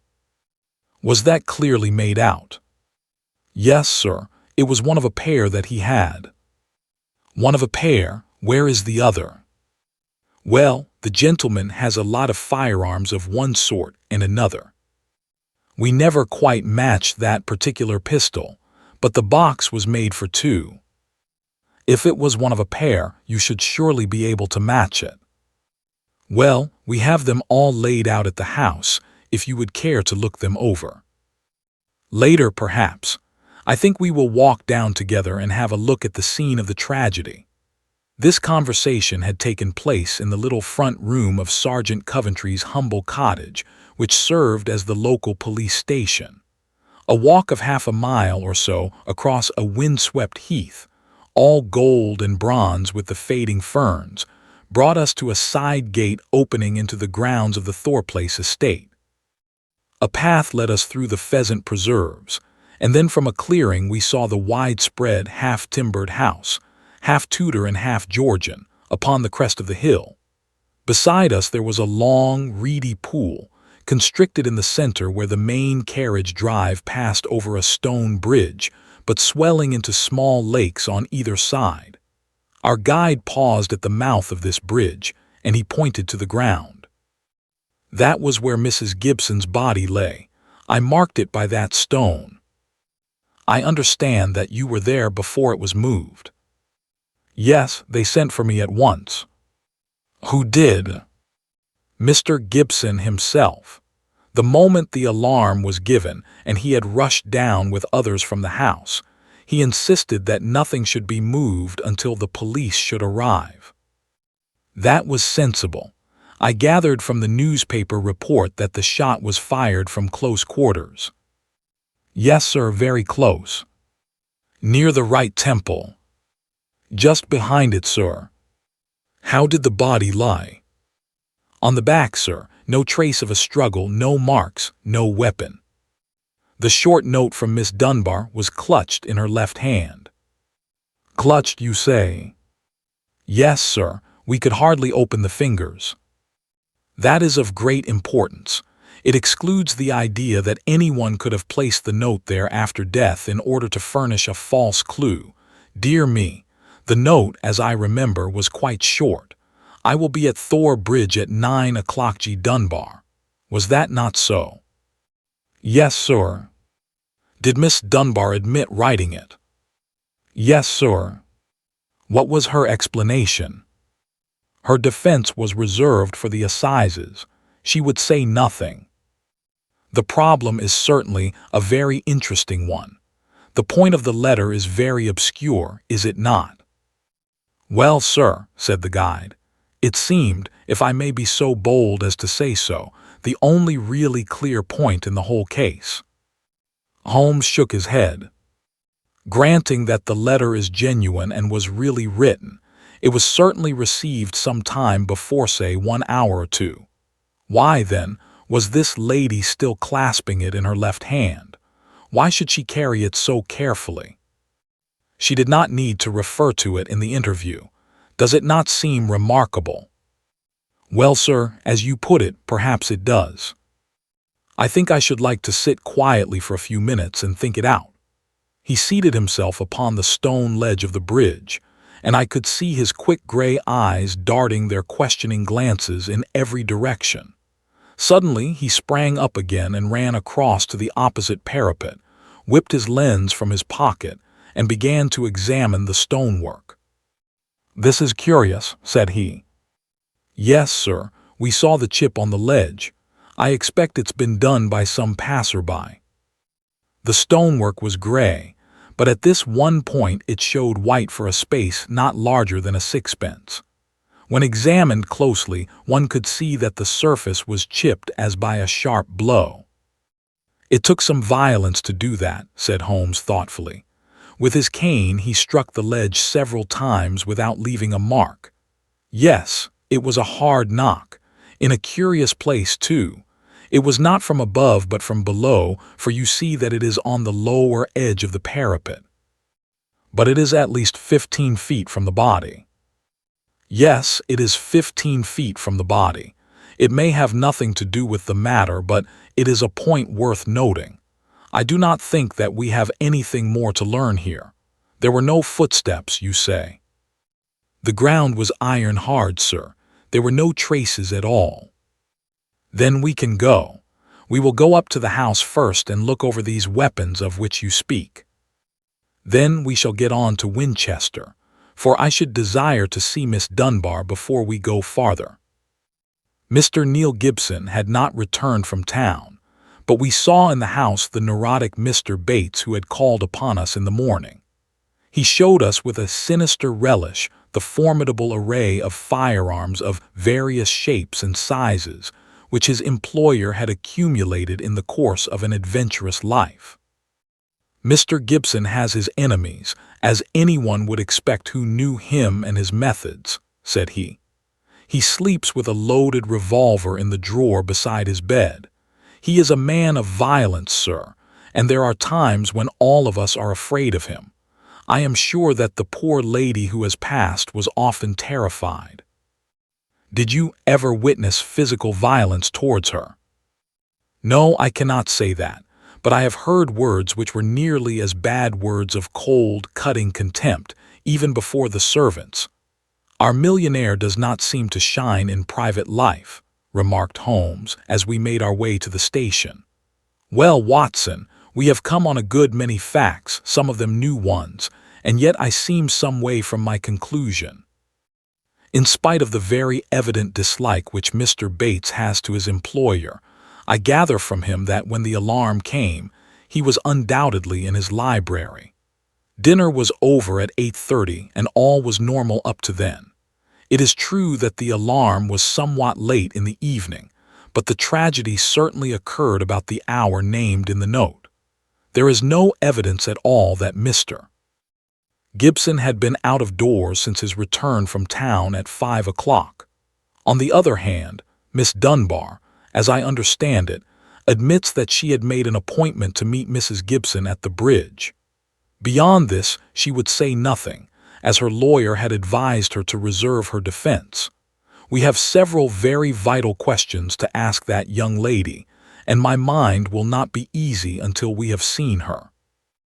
I must confess that the case would seem to me to be very black against her if it were not for one thing. And what is that, Holmes? The finding of the pistol in her wardrobe. Dear me, Holmes, I cried, that seemed to me to be the most damning incident of all. Not so, Watson. It had struck me even at my first perfunctory reading as very strange, and now that I am in closer touch with the case it is my only firm ground for hope. We must look for consistency. Where there is a want of it we must suspect deception. I hardly follow you. Well now, Watson, suppose for a moment that we visualize you in the character of a woman who, in a cold, premeditated fashion, is about to get rid of a rival. You have planned it. A note has been written. The victim has come. You have your weapon. The crime is done. It has been workmanlike and complete. Do you tell me that after carrying out so crafty a crime you would now ruin your reputation as a criminal by forgetting to fling your weapon into those adjacent reed beds which would forever cover it? But you must needs carry it carefully home and put it in your own wardrobe, the very first place that would be searched.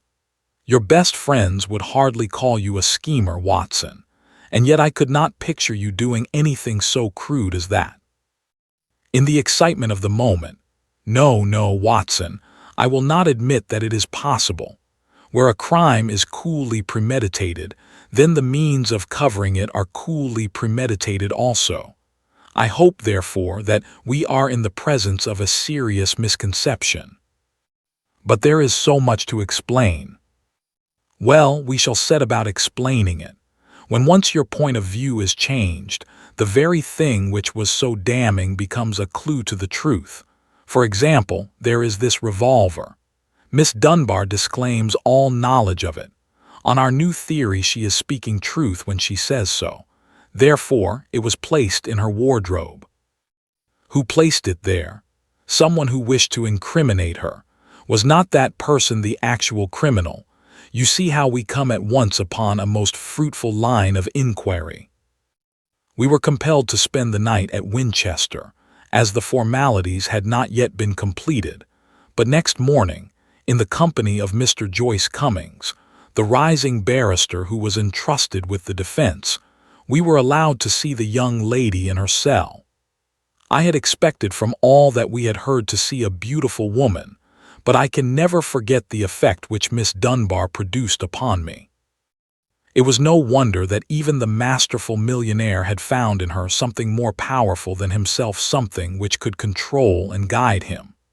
One felt, too, as one looked at that strong, clear-cut, and yet sensitive face, that even should she be capable of some impetuous deed, none the less there was an innate nobility of character which would make her influence always for the good. She was a brunette, tall, with a noble figure and commanding presence, but her dark eyes had in them the appealing, helpless expression of the hunted creature who feels the nets around it, but can see no way out from the toils.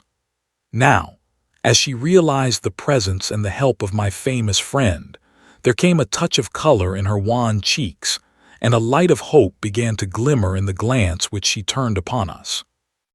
"Perhaps Mr. Neil Gibson has told you something of what occurred between us?" she asked, in a low, agitated voice. "Yes," Holmes answered. "You need not pain yourself by entering into that part of the story. After seeing you, I am prepared to accept Mr. Gibson's statement both as to the influence which you had over him and as to the innocence of your relations with him. But why was the whole situation not brought out in court? It seemed to me incredible that such a charge could be sustained. I thought that if we waited, the whole thing must clear itself up without our being compelled to enter into painful details of the inner life of the family. But I understand that far from clearing, it has become even more serious." "My dear young lady," cried Holmes earnestly, "I beg you to have no illusions upon the point. Mr. Cummings here would assure you that all the cards are at present against us, and that we must do everything that is possible if we are to win clear. It would be a cruel deception to pretend that you are not in very great danger. Give me all the help you can, then, to get at the truth. I will conceal nothing. Tell us, then, of your true relations with Mr. Gibson's wife." "She hated me, Mr. Holmes. She hated me with all the fervor of her tropical nature. She was a woman who would do nothing by halves, and the measure of her love for her husband was the measure also of her hatred for me. It is probable that she misunderstood our relations. I would not wish to wrong her, but she loved so vividly in a physical sense that she could hardly understand the mental, and even spiritual, tie which held her husband to me, or imagine that it was only my desire to influence his power to good ends which kept me under his roof. I can see now that I was wrong. Nothing could justify me in remaining where I was a cause of unhappiness, and yet it is certain that the unhappiness would have remained even if I had left the house." "Now, Miss Dunbar," said Holmes, "I beg you to tell us exactly what occurred that evening." "I can tell you the truth so far as I know it, Mr. Holmes, but I am in a position to prove nothing, and there are points, the most vital points, which I can neither explain nor can I imagine any explanation." If you will find the facts, perhaps others may find the explanation. With regard, then, to my presence at Thor Bridge that night, I received a note from Mrs. Gibson in the morning. It lay on the table of the schoolroom, and it may have been left there by her own hand. It implored me to see her there after dinner, said she had something important to say to me, and asked me to leave an answer on the sundial in the garden, as she desired no one to be in our confidence. I saw no reason for such secrecy, but I did as she asked, accepting the appointment. She asked me to destroy her note, and I burned it in the schoolroom grate. She was very much afraid of her husband, who treated her with a harshness for which I frequently reproached him, and I could only imagine that she acted in this way because she did not wish him to know of our interview. Yet she kept your reply very carefully. Yes, I was surprised to hear that she had it in her hand when she died. Well, what happened then? I went down as I had promised. When I reached the bridge, she was waiting for me. Never did I realize till that moment how this poor creature hated me. She was like a mad woman. Indeed, I think she was a mad woman, subtly mad with the deep power of deception which insane people may have. How else could she have met me with unconcern every day, and yet had so raging a hatred of me in her heart? I will not say what she said. She poured her whole wild fury out in burning and horrible words. I did not even answer. I could not. It was dreadful to see her. I put my hands to my ears and rushed away. When I left her, she was standing still, shrieking out her curses at me in the mouth of the bridge, where she was afterwards found, within a few yards from the spot. And yet, presuming that she met her death shortly after you left her, you heard no shot. No, I heard nothing.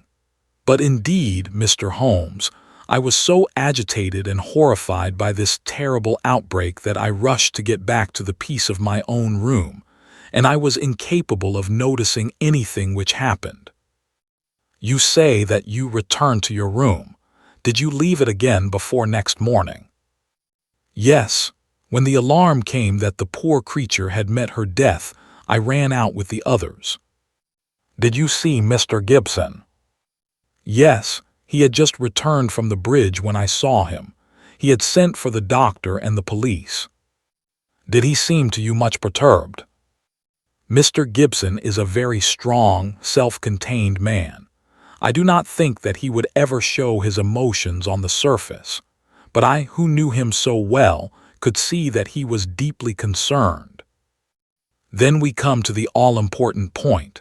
This pistol that was found in your room, had you ever seen it before?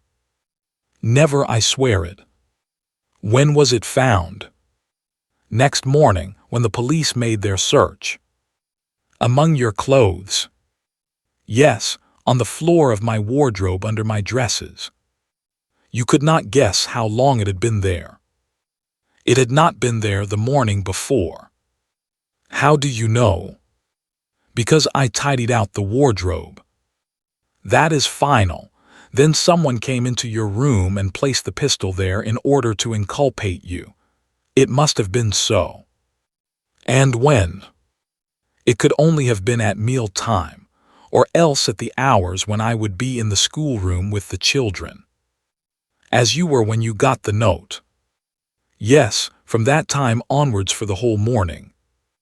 Thank you, Miss Dunbar. Is there any other point which could help me in the investigation? I can think of none. There was some sign of violence on the stonework of the bridge, a perfectly fresh chip, just opposite the body. Could you suggest any possible explanation of that? Surely it must be a mere coincidence. Curious, Miss Dunbar, very curious. Why should it appear at the very time of the tragedy, and why at the very place? But what could have caused it? Only great violence could have such an effect. Holmes did not answer. His pale, eager face had suddenly assumed that tense, far-away expression which I had learned to associate with the supreme manifestations of his genius. So evident was the crisis in his mind that none of us dared to speak, and we sat, barrister, prisoner, and myself, watching him in a concentrated and absorbed silence. Suddenly he sprang from his chair, vibrating with nervous energy and the pressing need for action. "Come, Watson, come," he cried. "What is it, Mr. Holmes?" "Never mind, my dear lady. You will hear from me, Mr. Cummings.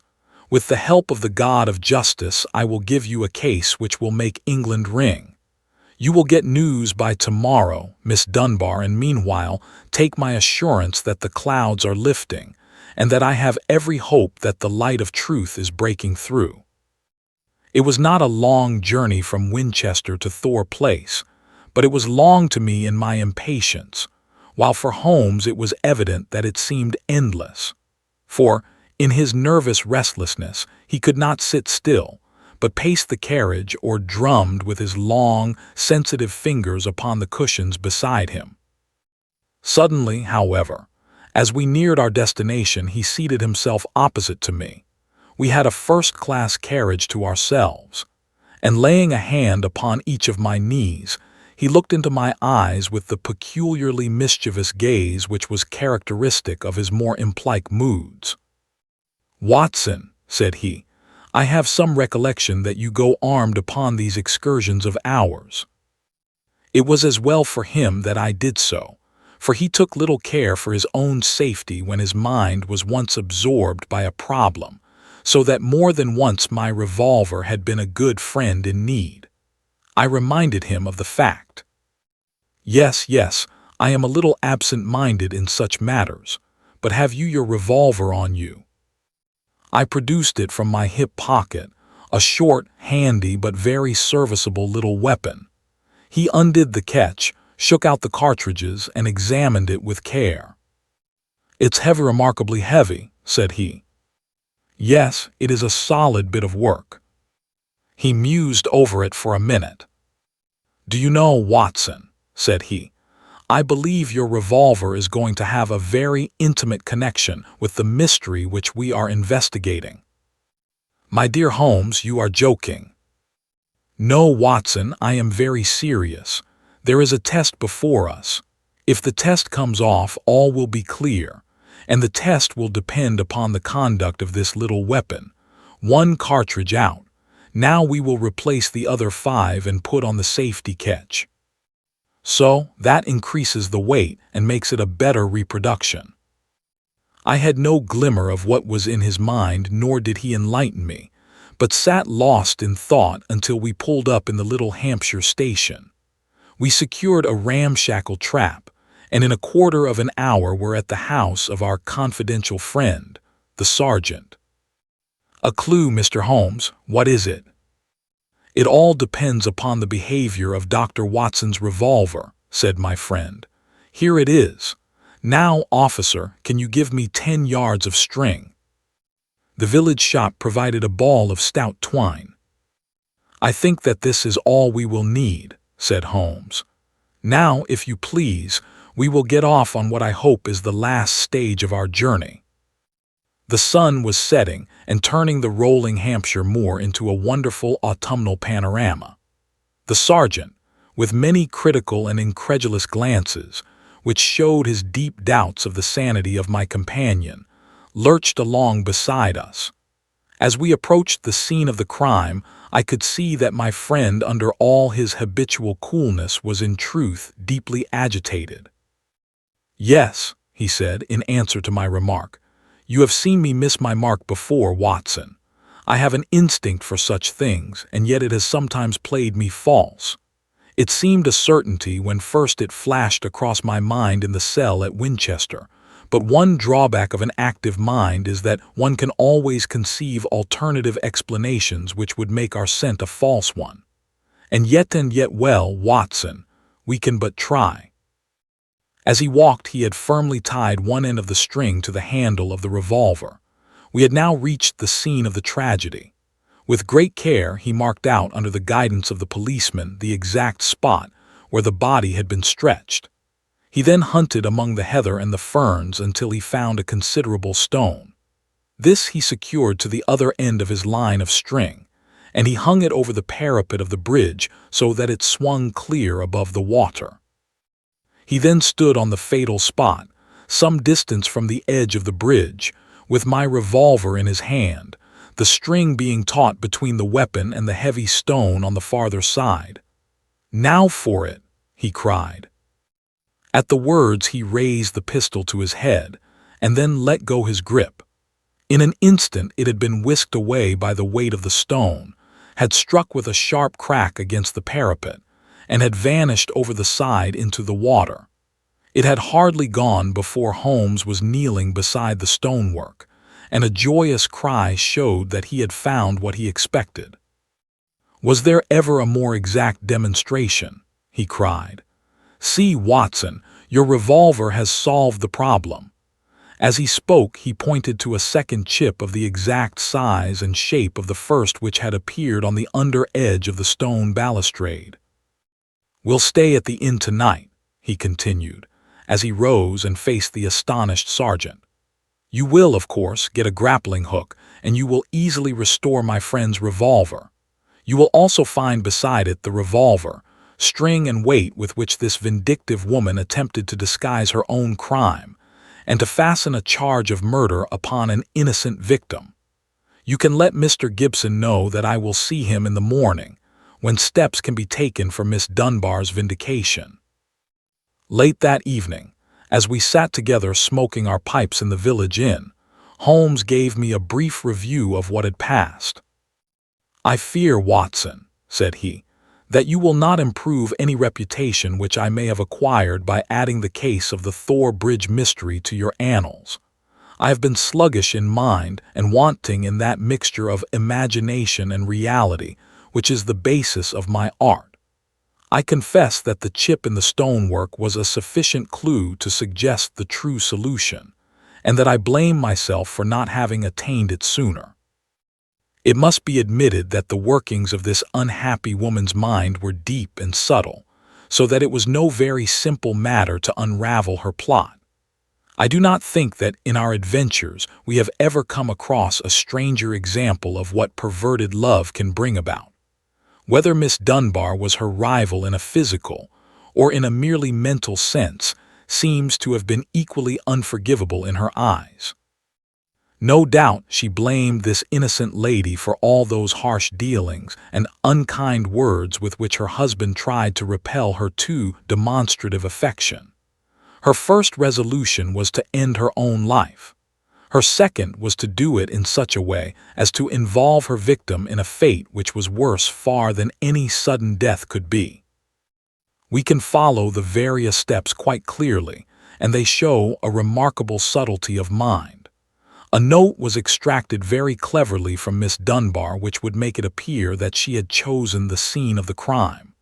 In her anxiety that it should be discovered, she somewhat overdid it, by holding it in her hand to the last. This alone should have excited my suspicions earlier than it did. Then she took one of her husband's revolvers. There was, as you saw, an arsenal in the house, and kept it for her own use. A similar one she concealed that morning in Miss Dunbar's wardrobe after discharging one barrel, which she could easily do in the woods without attracting attention. She then went down to the bridge where she had contrived this exceedingly ingenious method for getting rid of her weapon. When Miss Dunbar appeared, she used her last breath in pouring out her hatred, and then, when she was out of hearing, carried out her terrible purpose. Every link is now in its place, and the chain is complete.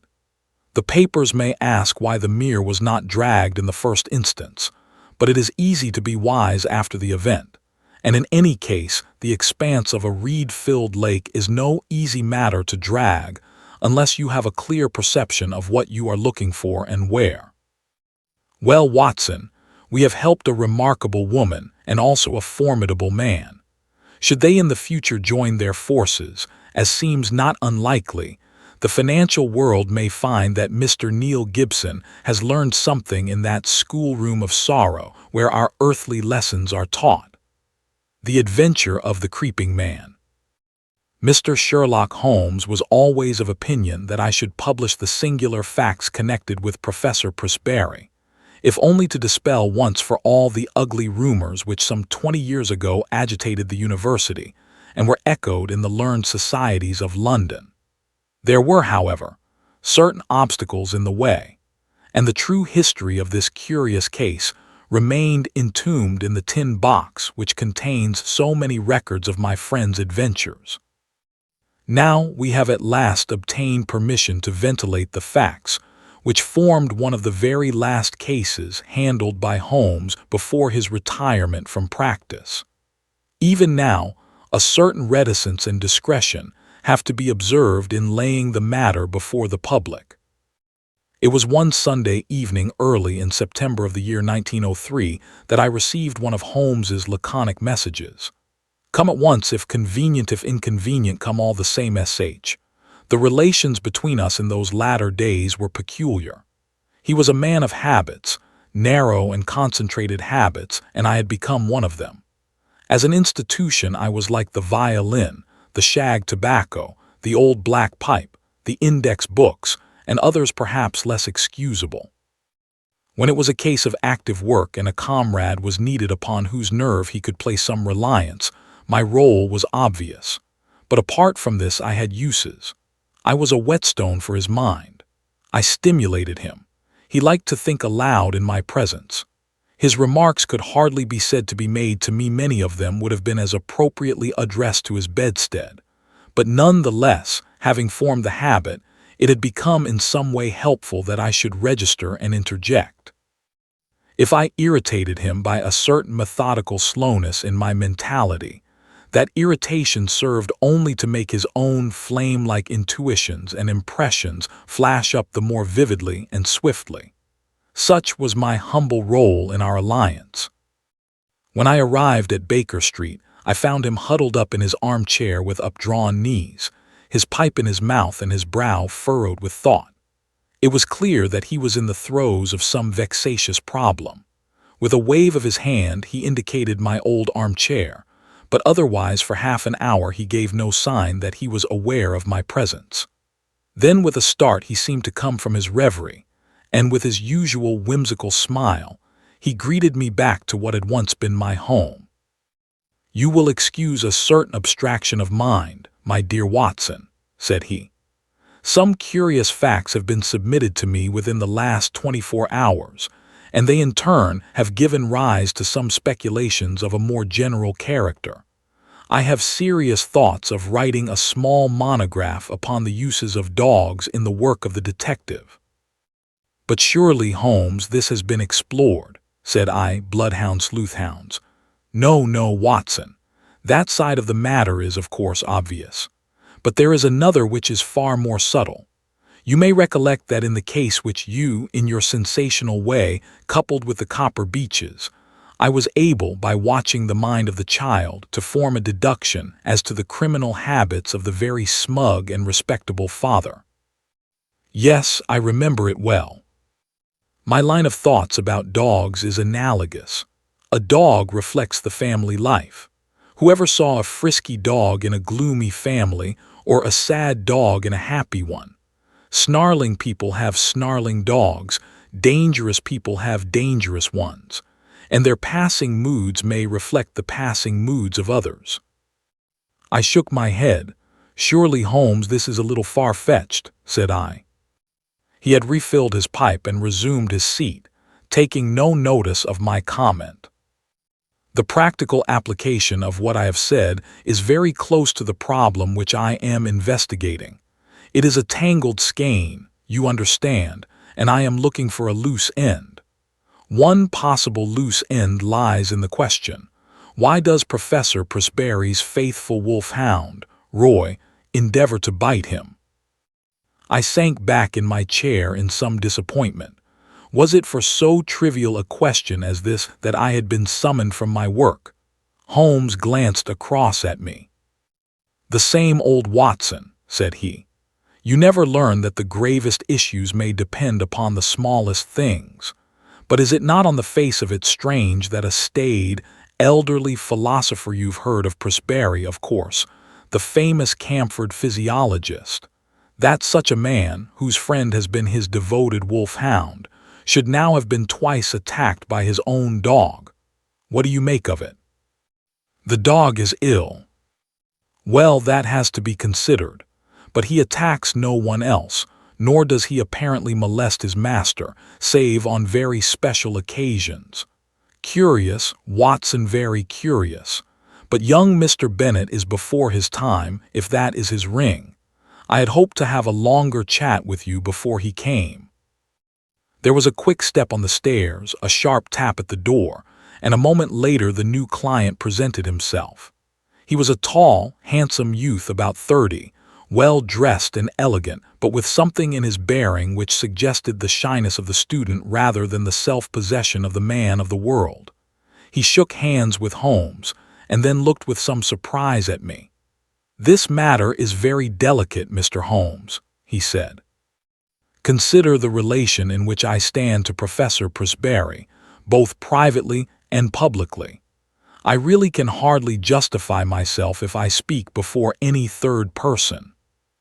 Have no fear, Mr. Bennet. Dr. Watson is the very soul of discretion, and I can assure you that this is a matter in which I am very likely to need an assistant. As you like, Mr. Holmes. You will, I am sure, understand my having some reserves in the matter. You will appreciate it, Watson, when I tell you that this gentleman, Mr. Trevor Bennet, is professional assistant to the great scientist, lives under his roof, and is engaged to his only daughter. Certainly, we must agree that the professor has every claim upon his loyalty and devotion. But it may best be shown by taking the necessary steps to clear up this strange mystery. I hope so, Mr. Holmes. That is my one object. Does Dr. Watson know the situation? I have not had time to explain it. Then perhaps I had better go over the ground again, before explaining some fresh developments. I will do so myself, said Holmes, in order to show that I have the events in their due order.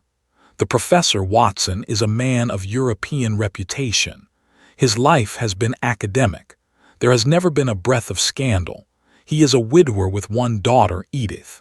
He is, I gather, a man of very virile and positive, one might almost say combative, character. So the matter stood until a very few months ago. Then the current of his life was broken. He is 61 years of age, but he became engaged to the daughter of Professor Morphy, his colleague in the chair of comparative anatomy.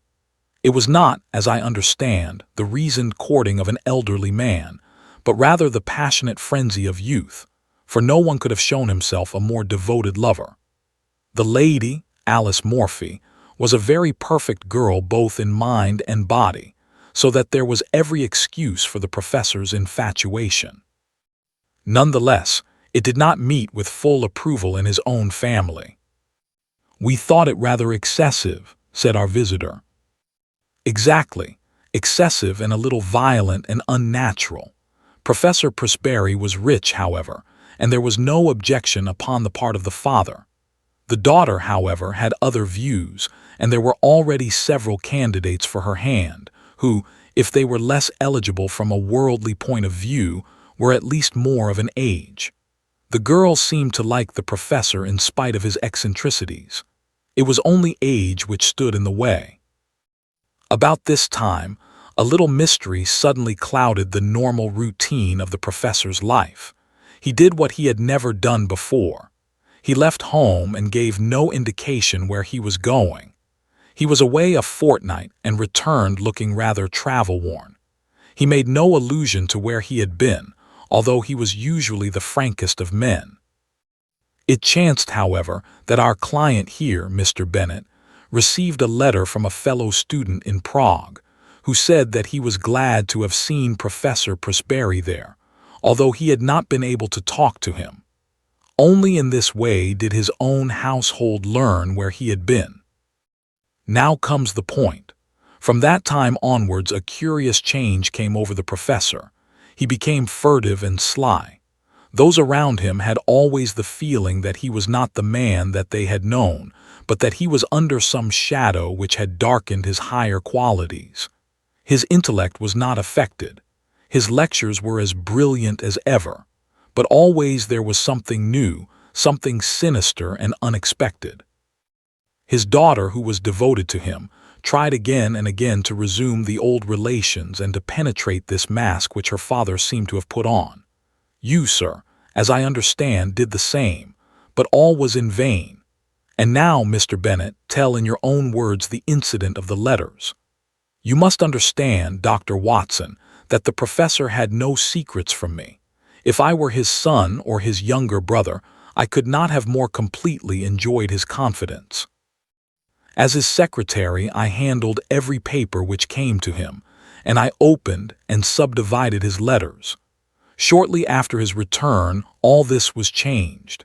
He told me that certain letters might come to him from London, which would be marked by a cross under the stamp. These were to be set aside for his own eyes only.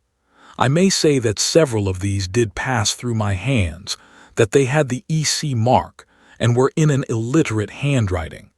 If he answered them at all, the answers did not pass through my hands nor into the letter basket in which our correspondence was collected. And the box, said Holmes.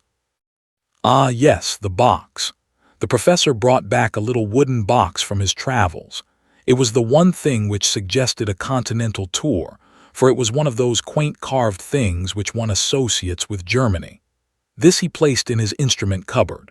One day, in looking for a cannula, I took up the box. To my surprise, he was very angry and reproved me in words which were quite savage for my curiosity. It was the first time such a thing had happened, and I was deeply hurt. I endeavored to explain that it was a mere accident that I had touched the box, but all the evening I was conscious that he looked at me harshly and that the incident was rankling in his mind. Mr. Bennet drew a little diary book from his pocket. That was on July 2, said he. You are certainly an admirable witness, said Holmes. I may need some of these dates which you have noted. I learned method among other things from my great teacher. From the time that I observed abnormality in his behavior, I felt that it was my duty to study his case. Thus I have it here that it was on that very day, July 2, that Roy attacked the professor as he came from his study into the hall. Again, on July 11, there was a scene of the same sort, and then I have a note of yet another upon July 20. After that, we had to banish Roy to the stables. He was a dear, affectionate animal, but I fear I weary you. Mr. Bennet spoke in a tone of reproach, for it was very clear that Holmes was not listening. His face was rigid and his eyes gazed abstractedly at the ceiling. With an effort he recovered himself. Singular, most singular, he murmured. These details were new to me, Mr. Bennet. I think we have now fairly gone over the old ground, have we not? But you spoke of some fresh developments. The pleasant, open face of our visitor clouded over, shadowed by some grim remembrance.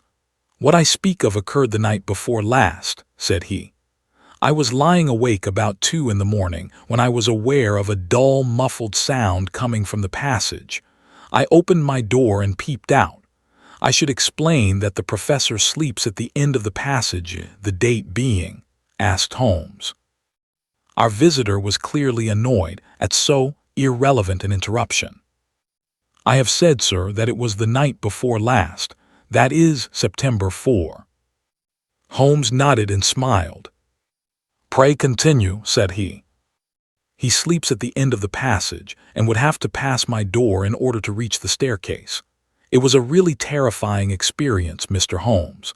I think that I am as strong-nerved as my neighbors, but I was shaken by what I saw. The passage was dark save that one window halfway along it threw a patch of light. I could see that something was coming along the passage, something dark and crouching. Then suddenly it emerged into the light, and I saw that it was he. He was crawling, Mr. Holmes, crawling. He was not quite on his hands and knees. I should rather say on his hands and feet, with his face sunk between his hands. Yet he seemed to move with ease. I was so paralyzed by the sight that it was not until he had reached my door that I was able to step forward and ask if I could assist him. His answer was extraordinary. He sprang up, spat out some atrocious word at me, and hurried on past me and down the staircase. I waited about for an hour, but he did not come back. It must have been daylight before he regained his room. "Well, Watson, what make you of that?" asked Holmes, with the air of the pathologist who presents a rare specimen. "Lumbago, possibly. I have known a severe attack make a man walk in just such a way, and nothing would be more trying to the temper." "Good, Watson. You always keep us flat-footed on the ground, but we can hardly accept lumbago since he was able to stand erect in a moment." "He was never better in health," said Bennet. "In fact, he is stronger than I have known him for years. But there are the facts, Mr. Holmes. It is not a case in which we can consult the police, and yet we are utterly at our wits' end as to what to do, and we feel in some strange way that we are drifting towards disaster. Edith Miss Presberry feels, as I do, that we cannot wait passively any longer. It is certainly a very curious and suggestive case. What do you think, Watson?" "Speaking as a medical man," said I, "it appears to be a case for an alienist. The old gentleman's cerebral processes were disturbed by the love affair. He made a journey abroad in the hope of breaking himself of the passion. His letters and the box may be connected with some other private transaction, a loan, perhaps, or share certificates, which are in the box. And the wolfhound no doubt disapproved of the financial bargain. No, no, Watson, there is more in it than this. Now I can only suggest. What Sherlock Holmes was about to suggest will never be known, for at this moment the door opened and a young lady was shown into the room. As she appeared, Mr. Bennet sprang up with a cry and ran forward with his hands out to meet those which she had herself outstretched. "Edith, dear, nothing the matter, I hope?" "I felt I must follow you. Oh, Jack, I have been so dreadfully frightened. It is awful to be there alone." "Mr. Holmes, this is the young lady I spoke of. This is my fiancée." "We were gradually coming to that conclusion, were we not, Watson?" Holmes answered with a smile. "I take it, Miss Presberry, that there is some fresh development in the case, and that you thought we should know."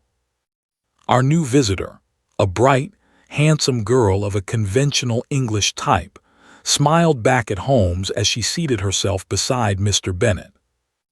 "When I found Mr. Bennet had left his hotel, I thought I should probably find him here.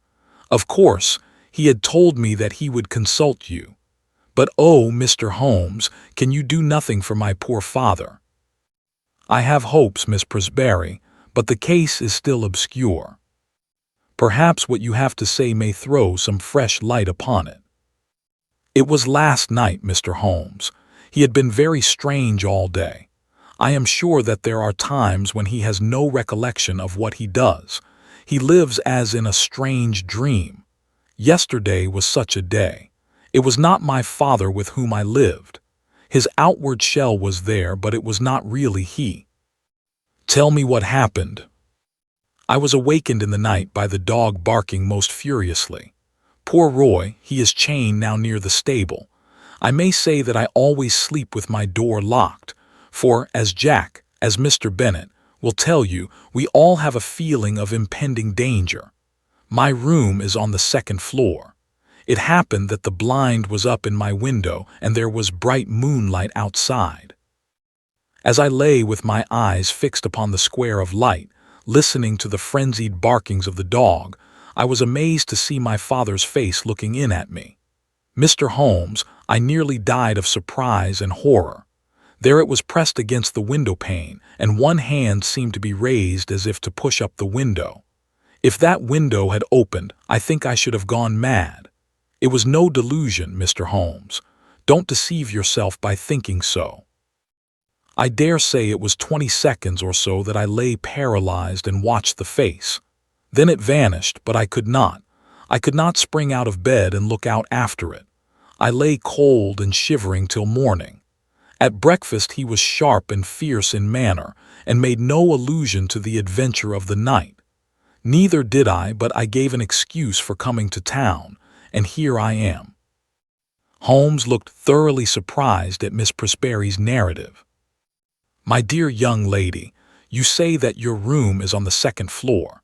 Is there a long ladder in the garden?" "No, Mr. Holmes. That is the amazing part of it. There is no possible way of reaching the window, and yet he was there." "The date being September 5, said Holmes. "That certainly complicates matters." It was the young lady's turn to look surprised. "This is the second time that you have alluded to the date, Mr. Holmes," said Bennet. "Is it possible that it has any bearing upon the case?" "It is possible, very possible, and yet I have not my full material at present." "Possibly you are thinking of the connection between insanity and phases of the moon." "No, I assure you.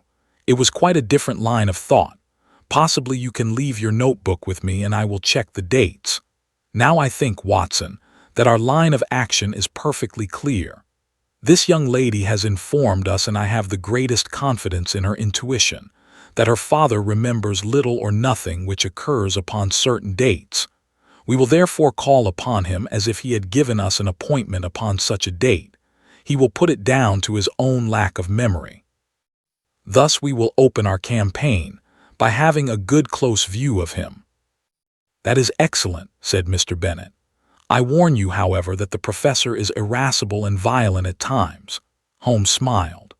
"There are reasons why we should come at once, very cogent reasons if my theories hold good. Tomorrow Mr. Bennet will certainly see us in Camford. There is, if I remember right, an inn called the Checkers, where the port used to be above mediocrity, and the linen was above reproach. I think, Watson, that our lot for the next few days might lie in less pleasant places." Monday morning found us on our way to the famous university town, an easy effort on the part of Holmes, who had no roots to pull up, but one which involved frantic planning and hurrying on my part, as my practice was by this time not inconsiderable. Holmes made no allusion to the case until after we had deposited our suitcases at the ancient hostel of which he had spoken. "I think, Watson, that we can catch the professor just before lunch. He lectures at 11 and should have an interval at home. What possible excuse have we for calling?" Holmes glanced at his notebook. "There was a period of excitement upon August 26. We will assume that he is a little hazy as to what he does at such times. If we insist that we are there by appointment, I think he will hardly venture to contradict us. Have you the effrontery necessary to put it through?" "We can but try." "Excellent, Watson, compound of the busy bee and excelsior. We can but try the motto of the firm. A friendly native will surely guide us." Such a one on the back of a smart hansom swept us past a row of ancient colleges, and finally turning into a tree-lined drive pulled up at the door of a charming house, girt round with lawns and covered with purple wisteria. Professor Prosperi was certainly surrounded with every sign not only of comfort but of luxury. Even as we pulled up, a grizzled head appeared at the front window, and we were aware of a pair of keen eyes from under shaggy brows which surveyed us through large horn glasses. A moment later we were actually in his sanctum, and the mysterious scientist, whose vagaries had brought us from London, was standing before us. There was certainly no sign of eccentricity either in his manner or appearance, for he was a portly, large-featured man, grave, tall, and frock-coated, with the dignity of bearing which a lecturer needs. His eyes were his most remarkable feature, keen, observant, and clever to the verge of cunning. He looked at our cards. "Pray sit down, gentlemen. What can I do for you?" Mr. Holmes smiled amiably. "It was the question which I was about to put to you, Professor."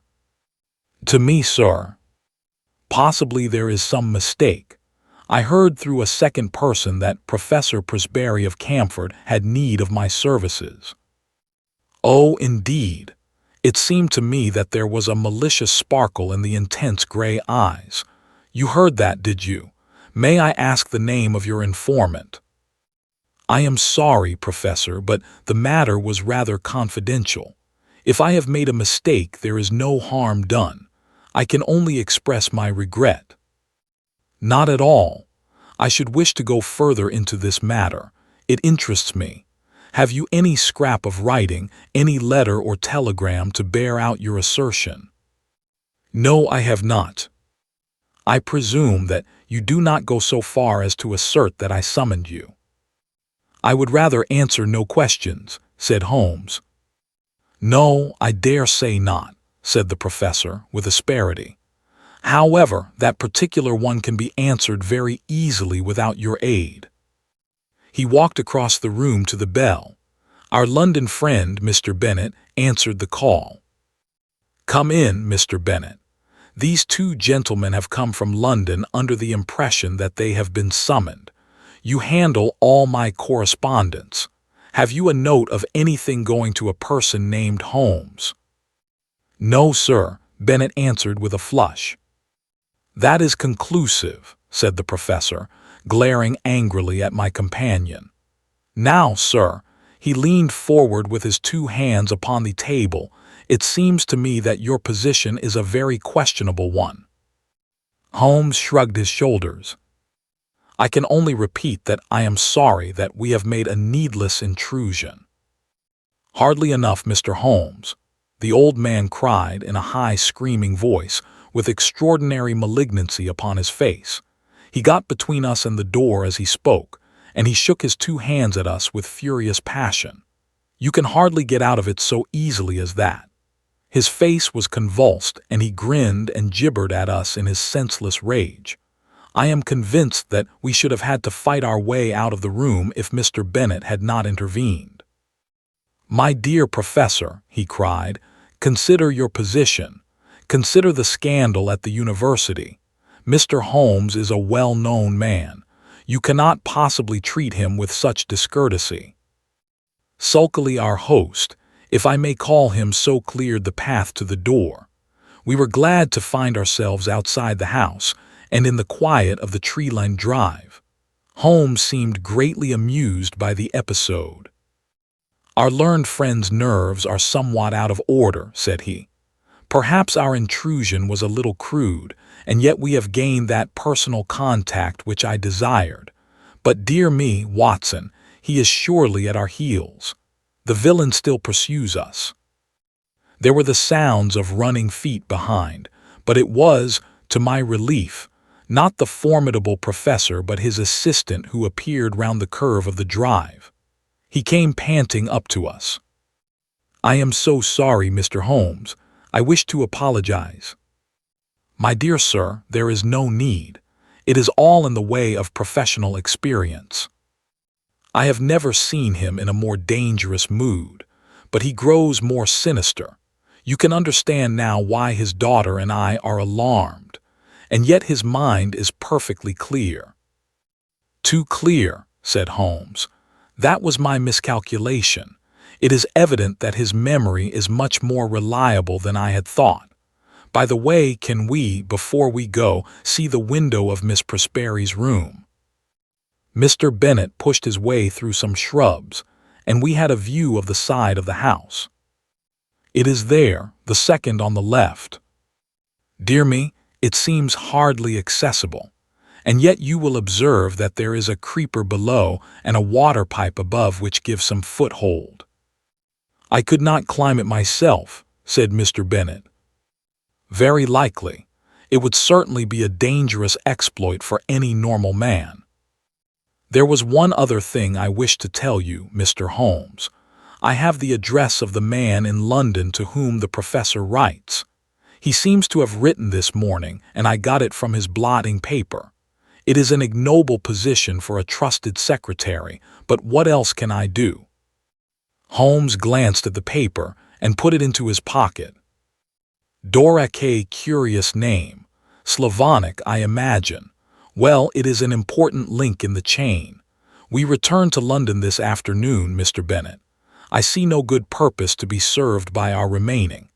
We cannot arrest the professor because he has done no crime, nor can we place him under constraint, for he cannot be proved to be mad.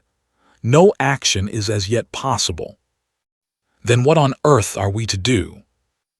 A little patience, Mr. Bennet. Things will soon develop.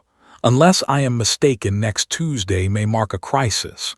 Certainly, we shall be in Camford on that day.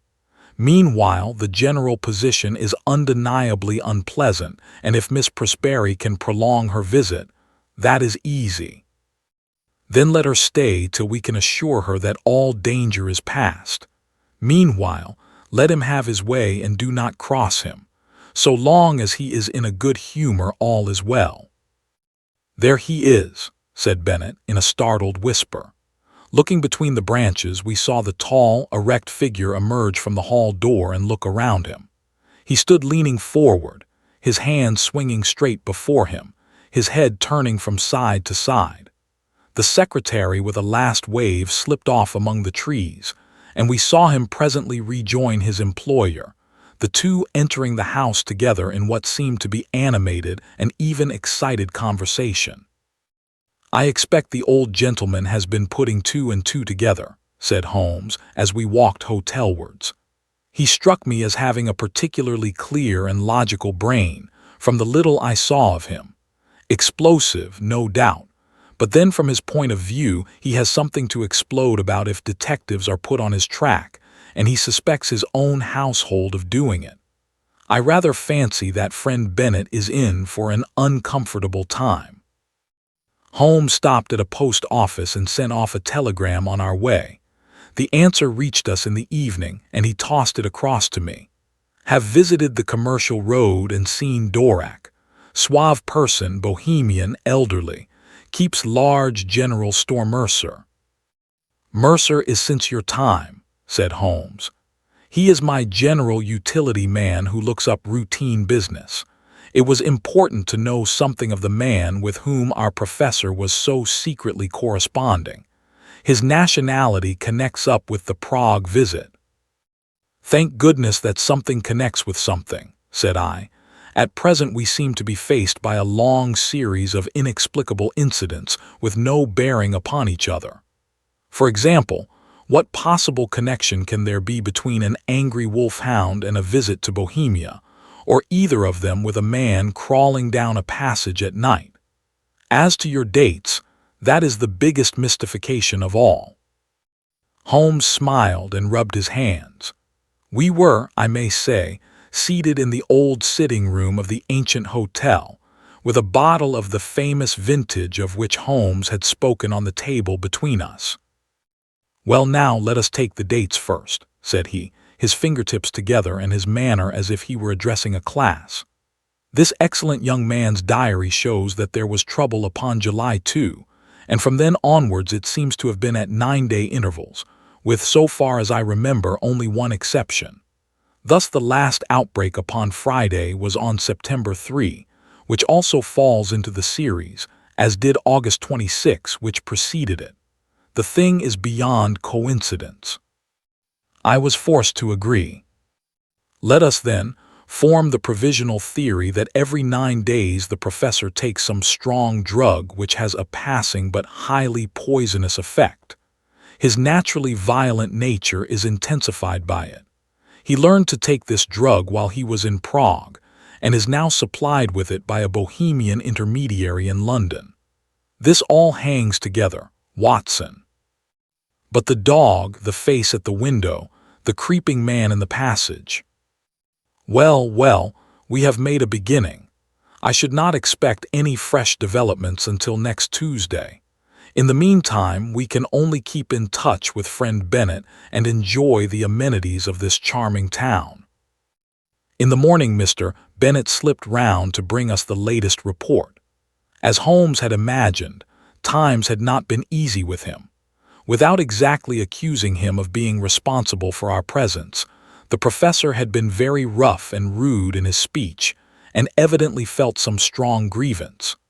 This morning he was quite himself again, however, and had delivered his usual brilliant lecture to a crowded class. "Apart from his queer fits," said Bennet, "he has actually more energy and vitality than I can ever remember, nor was his brain ever clearer. But it's not he, it's never the man whom we have known." "I don't think you have anything to fear now for a week at least," Holmes answered. "I am a busy man, and Dr. Watson has his patients to attend to.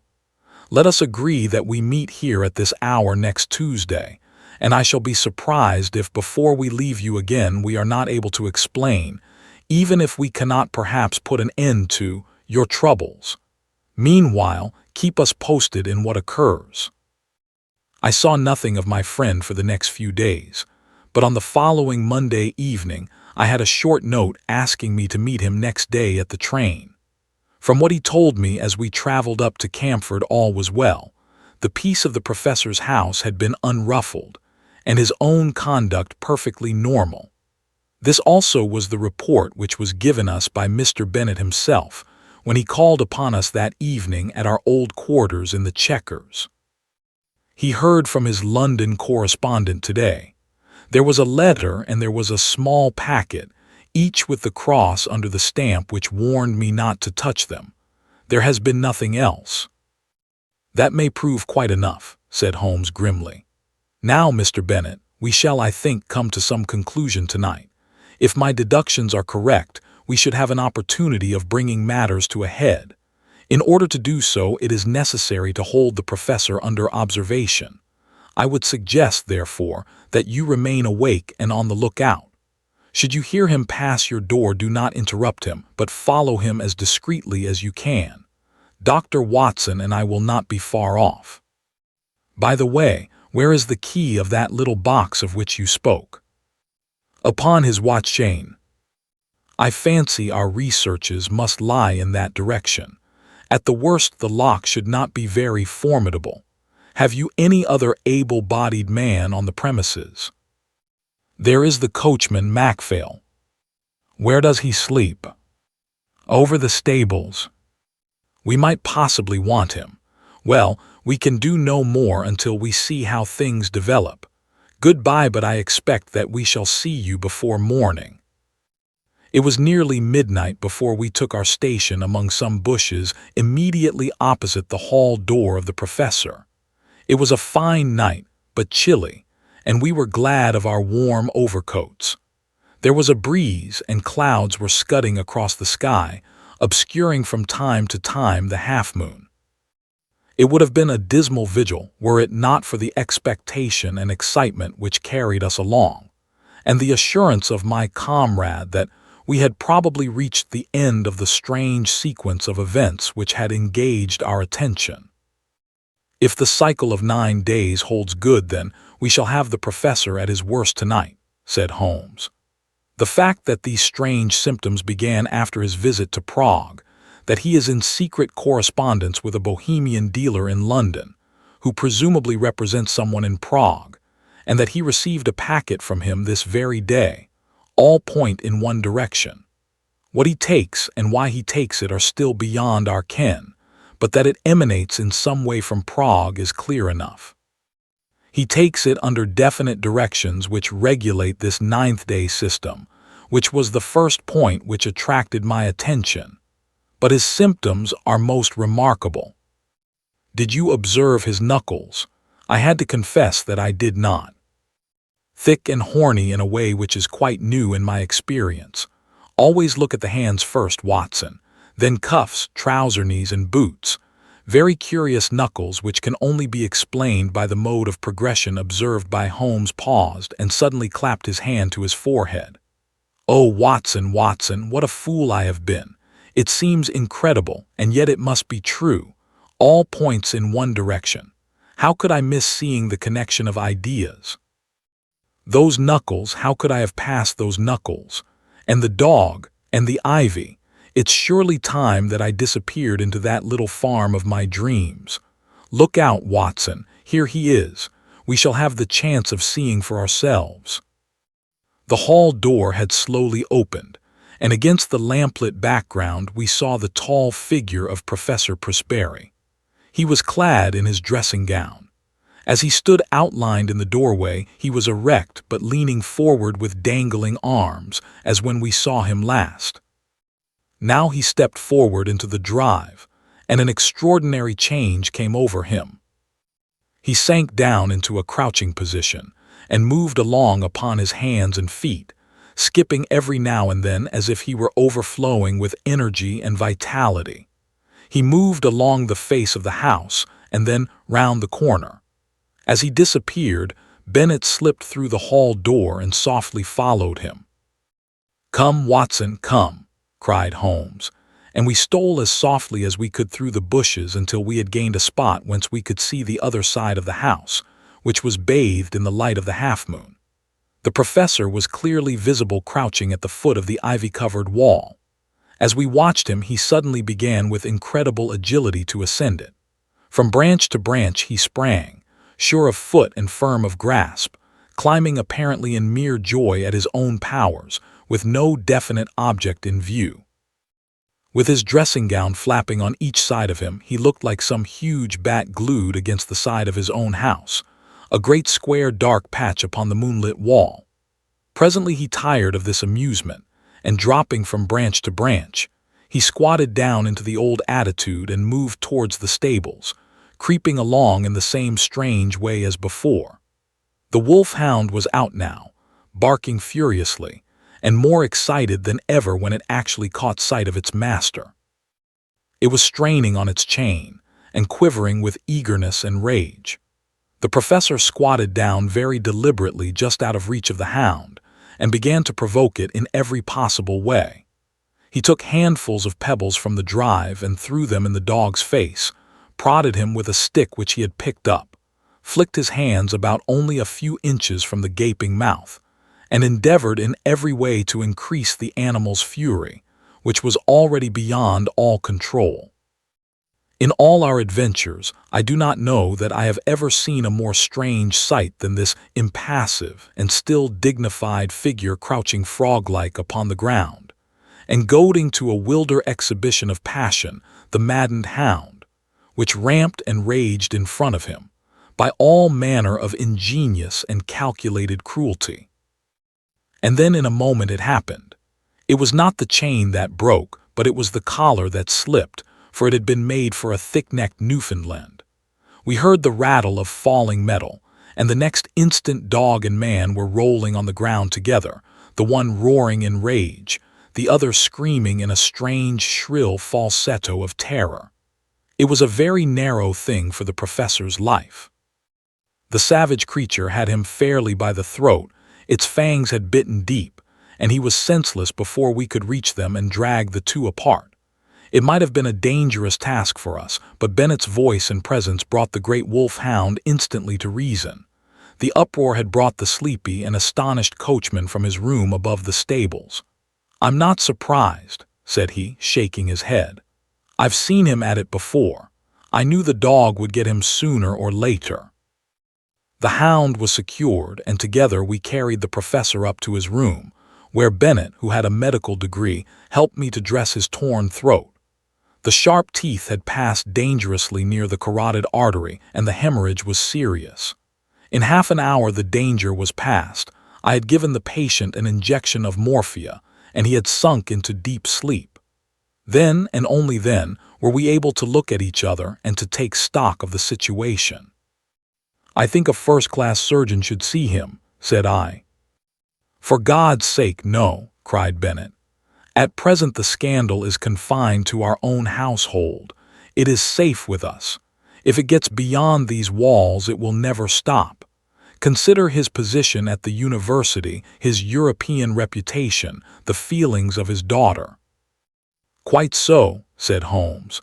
"I think it may be quite possible to keep the matter to ourselves, and also to prevent its recurrence now that we have a free hand. The key from the watch chain, Mr. Bennett. Macville will guard the patient and let us know if there is any change. Let us see what we can find in the professor's mysterious box." There was not much, but there was enough. An empty phial, another nearly full, a hypodermic syringe, several letters in a crabbed foreign hand.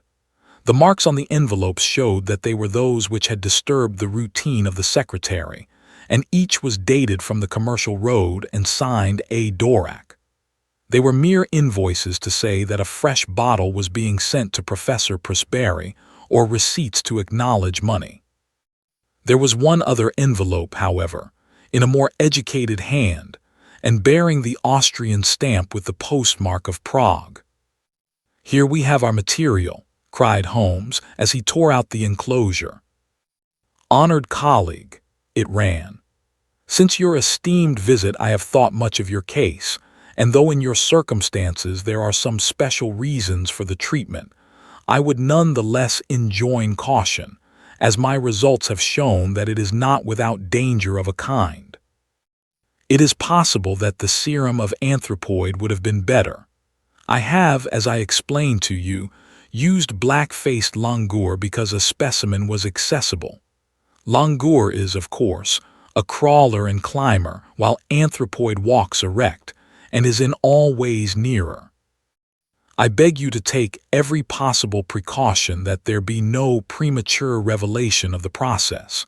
I have one other client in England, and Dorek is my agent for both.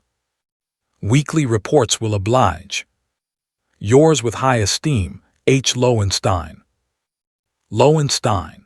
The name brought back to me the memory of some snippet from a newspaper which spoke of an obscure scientist who was striving in some unknown way for the secret of rejuvenescence and the elixir of life. Lowenstein of Prague. Lowenstein with the wondrous strength-giving serum, tabooed by the profession because he refused to reveal its source. In a few words I said what I remembered. Bennett had taken a manual of zoology from the shelves. "Langur," he read, "the great black-faced monkey of the Himalayan slopes, biggest and most human of climbing monkeys." Many details are added. Well, thanks to you, Mr. Holmes, it is very clear that we have traced the evil to its source. "The real source," said Holmes, "lies, of course, in that untimely love affair which gave our impetuous professor the idea that he could only gain his wish by turning himself into a younger man. When one tries to rise above nature, one is liable to fall below it. The highest type of man may revert to the animal if he leaves the straight road of destiny." He sat musing for a little with the phial in his hand, looking at the clear liquid within. "When I have written to this man and told him that I hold him criminally responsible for the poisons which he circulates, we will have no more trouble, but it may recur. Others may find a better way.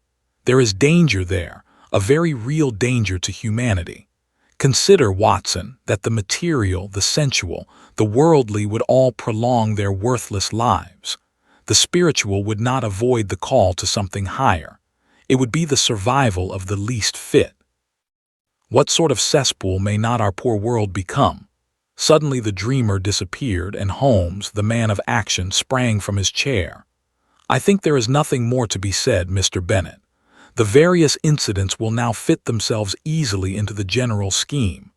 The dog, of course, was aware of the change far more quickly than you. His smell would ensure that. It was the monkey, not the professor, whom Roy attacked, just as it was the monkey who teased Roy. Climbing was a joy to the creature, and it was a mere chance, I take it, that the pastime brought him to the young lady's window.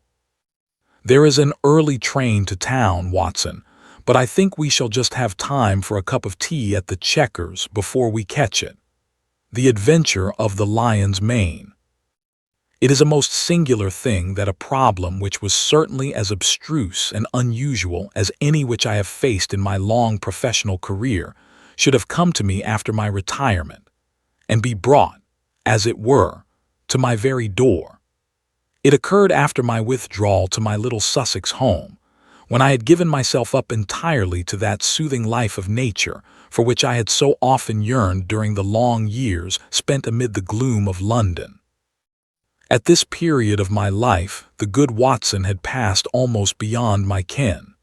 An occasional weekend visit was the most that I ever saw of him.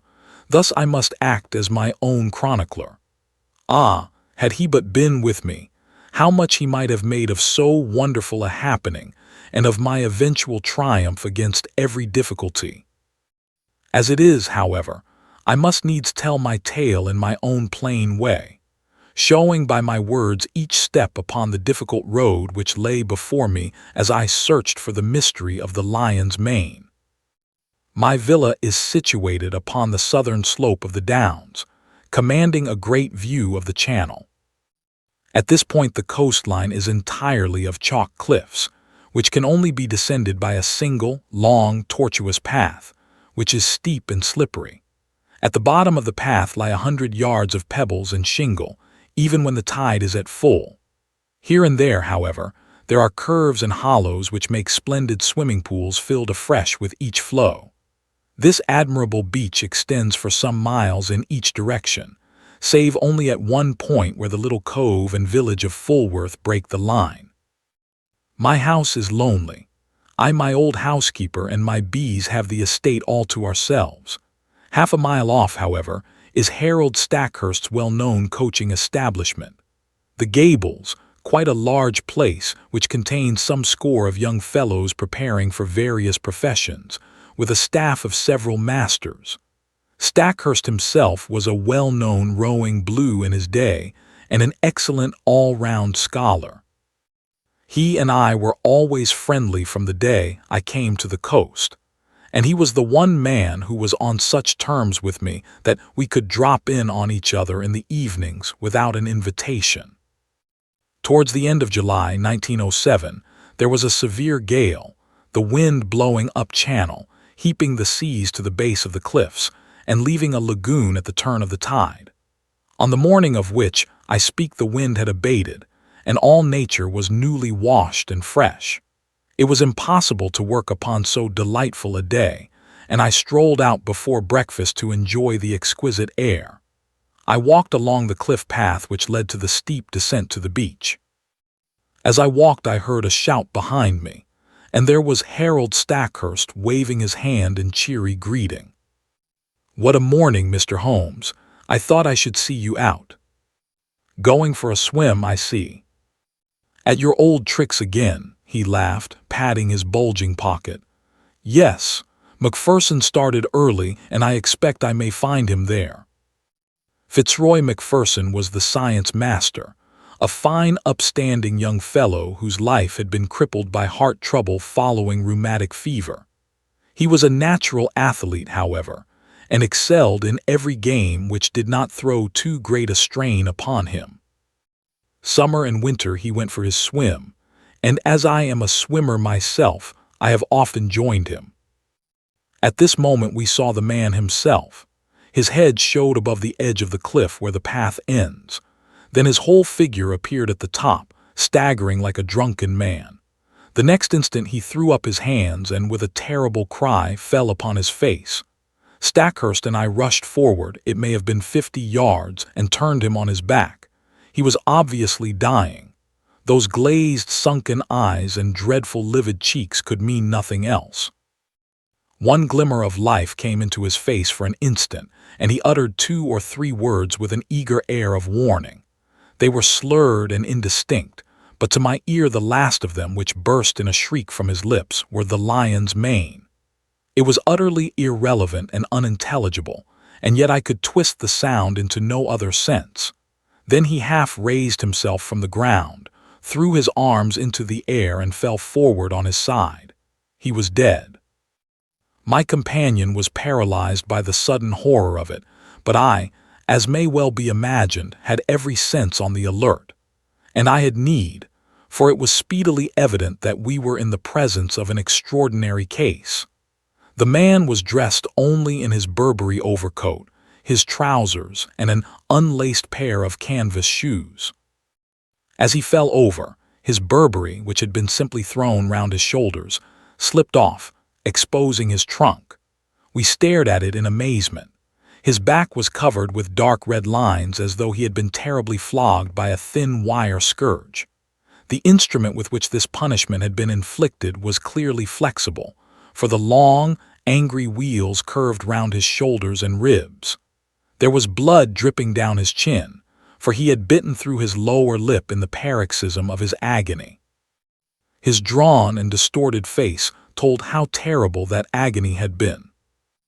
I was kneeling and Stackhurst standing by the body when a shadow fell across us, and we found that Ian Murdoch was by our side. Murdoch was the mathematical coach at the establishment, A tall, dark, thin man, so taciturn and aloof that none can be said to have been his friend. He seemed to live in some high, abstract region of surds and conic sections, with little to connect him with ordinary life. He was looked upon as an oddity by the students, and would have been their butt, but there was some strange, outlandish blood in the man, which showed itself not only in his coal-black eyes and swarthy face, but also in occasional outbreaks of temper, which could only be described as ferocious. On one occasion, being plagued by a little dog belonging to Macpherson, he had caught the creature up and hurled it through the plate-glass window, an action for which Stackhurst would certainly have given him his dismissal had he not been a very valuable teacher. Such was the strange, complex man who now appeared beside us. He seemed to be honestly shocked at the sight before him, though the incident of the dog may show that there was no great sympathy between the dead man and himself. Poor fellow, what can I do? How can I help? Were you with him? Can you tell us what has happened? No, I was late this morning. I was not on the beach at all. I have come straight from the Gables. What can I do? You can hurry to the police station at Fulworth. Report the matter at once. Without a word he made off at top speed, and I proceeded to take the matter in hand, while Stackhurst, dazed at this tragedy, remained by the body. My first task naturally was to note who was on the beach. From the top of the path I could see the whole sweep of it, and it was absolutely deserted save that 2 or 3 dark figures could be seen far away moving towards the village of Fulworth. Having satisfied myself upon this point, I walked slowly down the path. There was clay or soft marl mixed with the chalk, and every here and there I saw the same footstep, both ascending and descending. No one else had gone down to the beach by this track that morning. At one place I observed the print of an open hand with the fingers towards the incline. This could only mean that poor Macpherson had fallen as he ascended. There were rounded depressions, too, which suggested that he had come down upon his knees more than once. At the bottom of the path was the considerable lagoon left by the retreating tide. At the side of it Macpherson had undressed, for there lay his towel on a rock. It was folded and dry, so that it would seem that after all he had never entered the water. Once or twice, as I hunted round amid the hard shingle, I came on little patches of sand where the print of his canvas shoe, and also of his naked foot, could be seen. The latter fact proved that he had made all ready to bathe, though the towel indicated that he had not actually done so. And here was the problem clearly defined as strange a one as had ever confronted me. The man had not been on the beach more than a quarter of an hour at the most. Stackhurst had followed him from the Gables, so there could be no doubt about that. He had gone to bathe and had stripped, as the naked footsteps showed. Then he had suddenly huddled on his clothes again. They were all disheveled and unfastened, and he had returned without bathing, or at any rate without drying himself. And the reason for his change of purpose had been that he had been scourged in some savage, inhuman fashion, tortured until he bit his lip through in his agony, and was left with only strength enough to crawl away and to die. Who had done this barbarous deed? There were, it is true, small grottos and caves in the base of the cliffs, but the low sun shone directly into them, and there was no place for concealment. Then, again, there were those distant figures on the beach. They seemed too far away to have been connected with the crime, and the broad lagoon in which Macpherson had intended to bathe lay between him and them, lapping up to the rocks. On the sea 2 or 3 fishing boats were at no great distance. Their occupants might be examined at our leisure. There were several roads for inquiry, but none which led to any very obvious goal. When I at last returned to the body, I found that a little group of wandering folk had gathered round it. Stackhurst was, of course, still there, and Ian Murdoch had just arrived with Anderson, the village constable, a big, ginger-mustached man of the slow, solid Sussex breed, a breed which covers much good sense under a heavy, silent exterior. He listened to everything, took note of all we said, and finally drew me aside. "I'd be glad of your advice, Mr. Holmes. This is a big thing for me to handle, and I'll hear of it from Luz if I go wrong." I advised him to send for his immediate superior and for a doctor, also to allow nothing to be moved and as few fresh footmarks as possible to be made until they came. In the meantime, I searched the dead man's pockets. There were his handkerchief, a large knife, and a small folding card case. From this projected a slip of paper which I unfolded and handed to the constable. There was written on it in a scrawling, feminine hand, "I will be there, you may be sure, Maudie." It read like a love affair, an assignation, though when and where were a blank. The constable replaced it in the card case and returned it with the other things to the pockets of the Burberry. Then, as nothing more suggested itself, I walked back to my house for breakfast, having first arranged that the base of the cliffs should be thoroughly searched. Stackhurst was round in an hour or two to tell me that the body had been removed to the Gables, where the inquest would be held. He brought with him some serious and definite news. As I expected, nothing had been found in the small caves below the cliff, but he had examined the papers in Macpherson's desk, and there were several which showed an intimate correspondence with a certain Miss Maud Bellamy of Fulworth. We had then established the identity of the writer of the note. "The police have the letters," he explained. "I could not bring them, but there is no doubt that it was a serious love affair. I see no reason, however, to connect it with that horrible happening save, indeed, that the lady had made an appointment with him. But hardly at a bathing pool which all of you were in the habit of using," I remarked. "It is mere chance," said he, "that several of the students were not with Macpherson." Was it mere chance? Stackhurst knit his brows in thought. "Ian Murdoch held them back," said he. "He would insist upon some algebraic demonstration before breakfast. Poor chap, he is dreadfully cut up about it all. And yet I gather that they were not friends." "At one time they were not. But for a year or more Murdoch has been as near to Macpherson as he ever could be to anyone. He is not of a very sympathetic disposition by nature." "So I understand. I seem to remember your telling me once about a quarrel over the ill usage of a dog. That blew over all right, but left some vindictive feeling, perhaps." No, I am sure they were real friends." "Well, then, we must explore the matter of the girl. Do you know her?" "Everyone knows her. She is the beauty of the neighborhood, a real beauty, Holmes, who would draw attention everywhere. I knew that Macpherson was attracted by her, but I had no notion that it had gone so far as these letters would seem to indicate."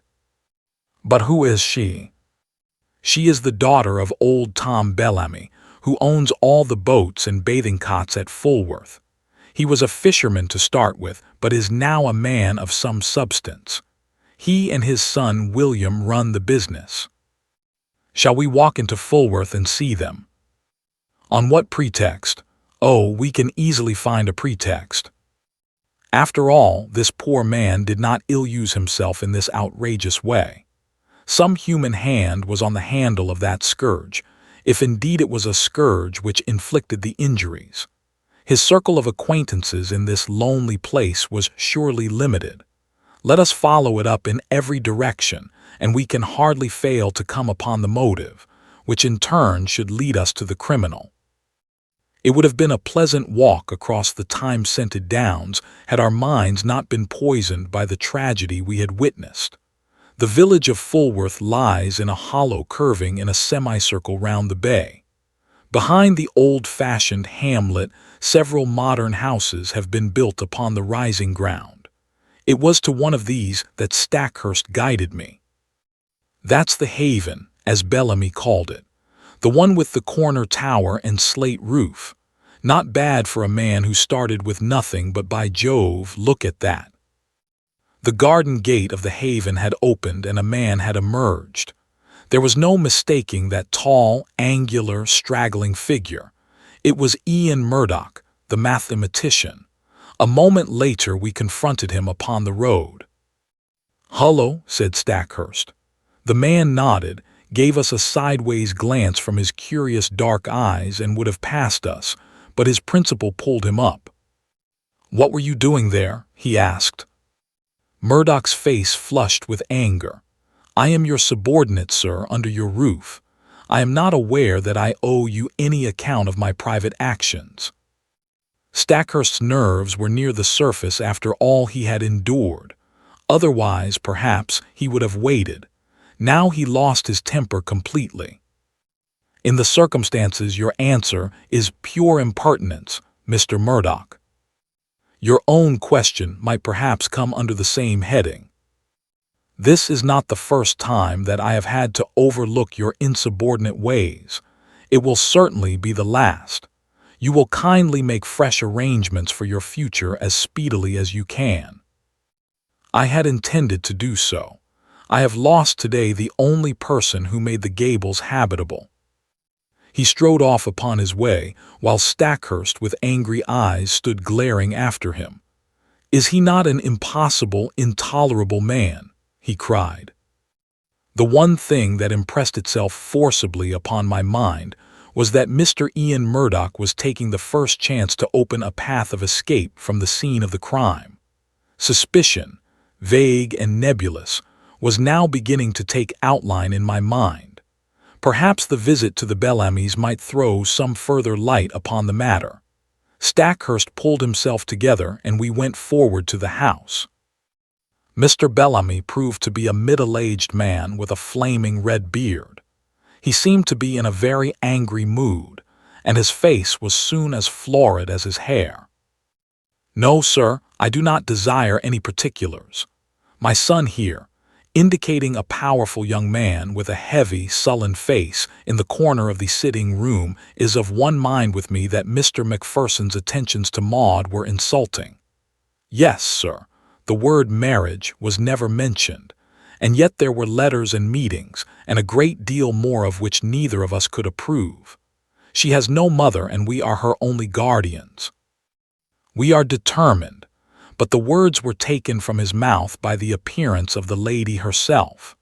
There was no gainsaying that she would have graced any assembly in the world. Who could have imagined that so rare a flower would grow from such a root and in such an atmosphere? Women have seldom been an attraction to me, for my brain has always governed my heart, but I could not look upon her perfect clear-cut face, with all the soft freshness of the downlands in her delicate coloring, without realizing that no young man would cross her path unscathed. Such was the girl who had pushed open the door and stood now, wide-eyed and intense, in front of Harold Stackhurst. "I know already that Fitzroy is dead," she said. "Do not be afraid to tell me the particulars." "This other gentleman of yours let us know the news," explained the father. "There is no reason why my sister should be brought into the matter," growled the younger man. The sister turned a sharp, fierce look upon him. "This is my business, William. Kindly leave me to manage it in my own way. By all accounts there has been a crime committed. If I can help to show who did it, it is the least I can do for him who is gone." She listened to a short account from my companion, with a composed concentration which showed me that she possessed strong character as well as great beauty. Maud Bellamy will always remain in my memory as a most complete and remarkable woman. It seems that she already knew me by sight, for she turned to me at the end. "Bring them to justice, Mr. Holmes. You have my sympathy and my help, whoever they may be." It seemed to me that she glanced defiantly at her father and brother as she spoke. "Thank you," said I. "I value a woman's instinct in such matters." "You use the word they. You think that more than one was concerned." I knew Mr. Macpherson well enough to be aware that he was a brave and a strong man. No single person could ever have inflicted such an outrage upon him. "Might I have one word with you alone?" "I tell you, Maud, not to mix yourself up in the matter," cried her father angrily. She looked at me helplessly. What can I do? The whole world will know the facts presently, so there can be no harm if I discuss them here, said I. I should have preferred privacy, but if your father will not allow it, he must share the deliberations. Then I spoke of the note which had been found in the dead man's pocket. It is sure to be produced at the inquest. May I ask you to throw any light upon it that you can? I see no reason for mystery, she answered. We were engaged to be married, and we only kept it secret because Fitzroy's uncle, who is very old and said to be dying, might have disinherited him if he had married against his wish. There was no other reason. You could have told us, growled Mr. Bellamy. So I would, father, if you had ever shown sympathy. I object to my girl picking up with men outside her own station. It was your prejudice against him which prevented us from telling you. As to this appointment, she fumbled in her dress and produced a crumpled note. It was in answer to this. Dearest, ran the message, the old place on the beach just after sunset on Tuesday. It is the only time I can get away FM. Tuesday was today, and I had meant to meet him tonight. I turned over the paper. This never came by post. How did you get it? I would rather not answer that question. It has really nothing to do with the matter which you are investigating, but anything which bears upon that I will most freely answer. She was as good as her word, but there was nothing which was helpful in our investigation. She had no reason to think that her fiancé had any hidden enemy, but she admitted that she had had several warm admirers. May I ask if Mr. Ian Murdoch was one of them? She blushed and seemed confused. There was a time when I thought he was, but that was all changed when he understood the relations between Fitzroy and myself. Again, the shadow round this strange man seemed to me to be taking more definite shape. His record must be examined. His rooms must be privately searched. Stackhurst was a willing collaborator, for in his mind also suspicions were forming. We returned from our visit to the Haven with the hope that one free end of this tangled skein was already in our hands. A week passed. The inquest had thrown no light upon the matter and had been adjourned for further evidence. Stackhurst had made discreet inquiry about his subordinate, and there had been a superficial search of his room, but without result. Personally, I had gone over the whole ground again, both physically and mentally, but with no new conclusions. In all my chronicles, the reader will find no case which brought me so completely to the limit of my powers. Even my imagination could conceive no solution to the mystery. And then there came the incident of the dog. It was my old housekeeper who heard of it first by that strange wireless, by which such people collect the news of the countryside. Sad story this, sir, about Mr. Macpherson's dog, said she one evening. I do not encourage such conversations, but the words arrested my attention. What of Mr. Macpherson's dog? Dead, sir, died of grief for its master. Who told you this? Why, sir, everyone is talking of it. It took on terrible, and has eaten nothing for a week. Then today 2 of the young gentlemen from the Gables found it dead down on the beach, sir, at the very place where its master met his end. At the very place. The word stood out clear in my memory. Some dim perception that the matter was vital rose in my mind. That the dog should die was after the beautiful, faithful nature of dogs. But in the very place, why should this lonely beach be fatal to it? Was it possible that it also had been sacrificed to some revengeful feud? Was it possible? Yes, the perception was dim, but already something was building up in my mind. In a few minutes I was on my way to the Gables, where I found Stackhurst in his study. At my request, he sent for Sudbury and Blount, the 2 students who had found the dog. Yes, it lay on the very edge of the pool, said one of them. It must have followed the trail of its dead master. I saw the faithful little creature, an Airedale terrier, laid out upon the mat in the hall. The body was stiff and rigid, the eyes projecting, and the limbs contorted. There was agony in every line of it. From the gables I walked down to the bathing pool. The sun had sunk, and the shadow of the great cliff lay black across the water, which glimmered dully like a sheet of lead. The place was deserted, and there was no sign of life save for two seabirds circling and screaming overhead.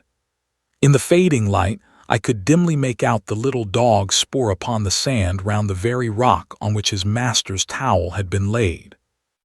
For a long time I stood in deep meditation while the shadows grew darker around me. My mind was filled with racing thoughts. You have known what it was to be in a nightmare in which you feel that there is some all-important thing for which you search and which you know is there, though it remains forever just beyond your reach. That was how I felt that evening as I stood alone by that place of death. Then at last I turned and walked slowly homewards. I had just reached the top of the path when it came to me.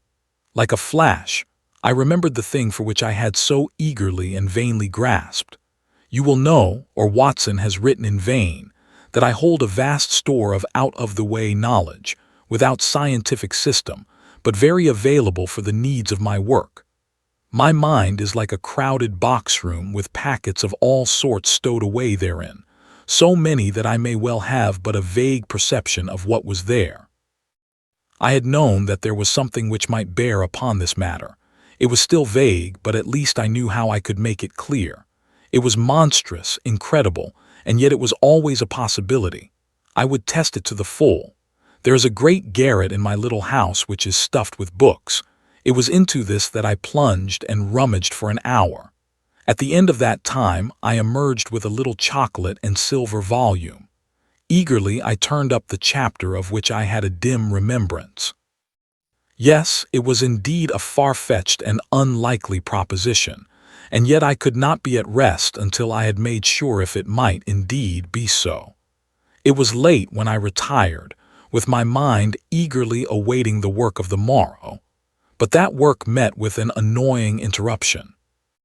I had hardly swallowed my early cup of tea, and was starting for the beach when I had a call from Inspector Barty of the Sussex Constabulary Steady, solid, bovine man with thoughtful eyes, which looked at me now with a very troubled expression.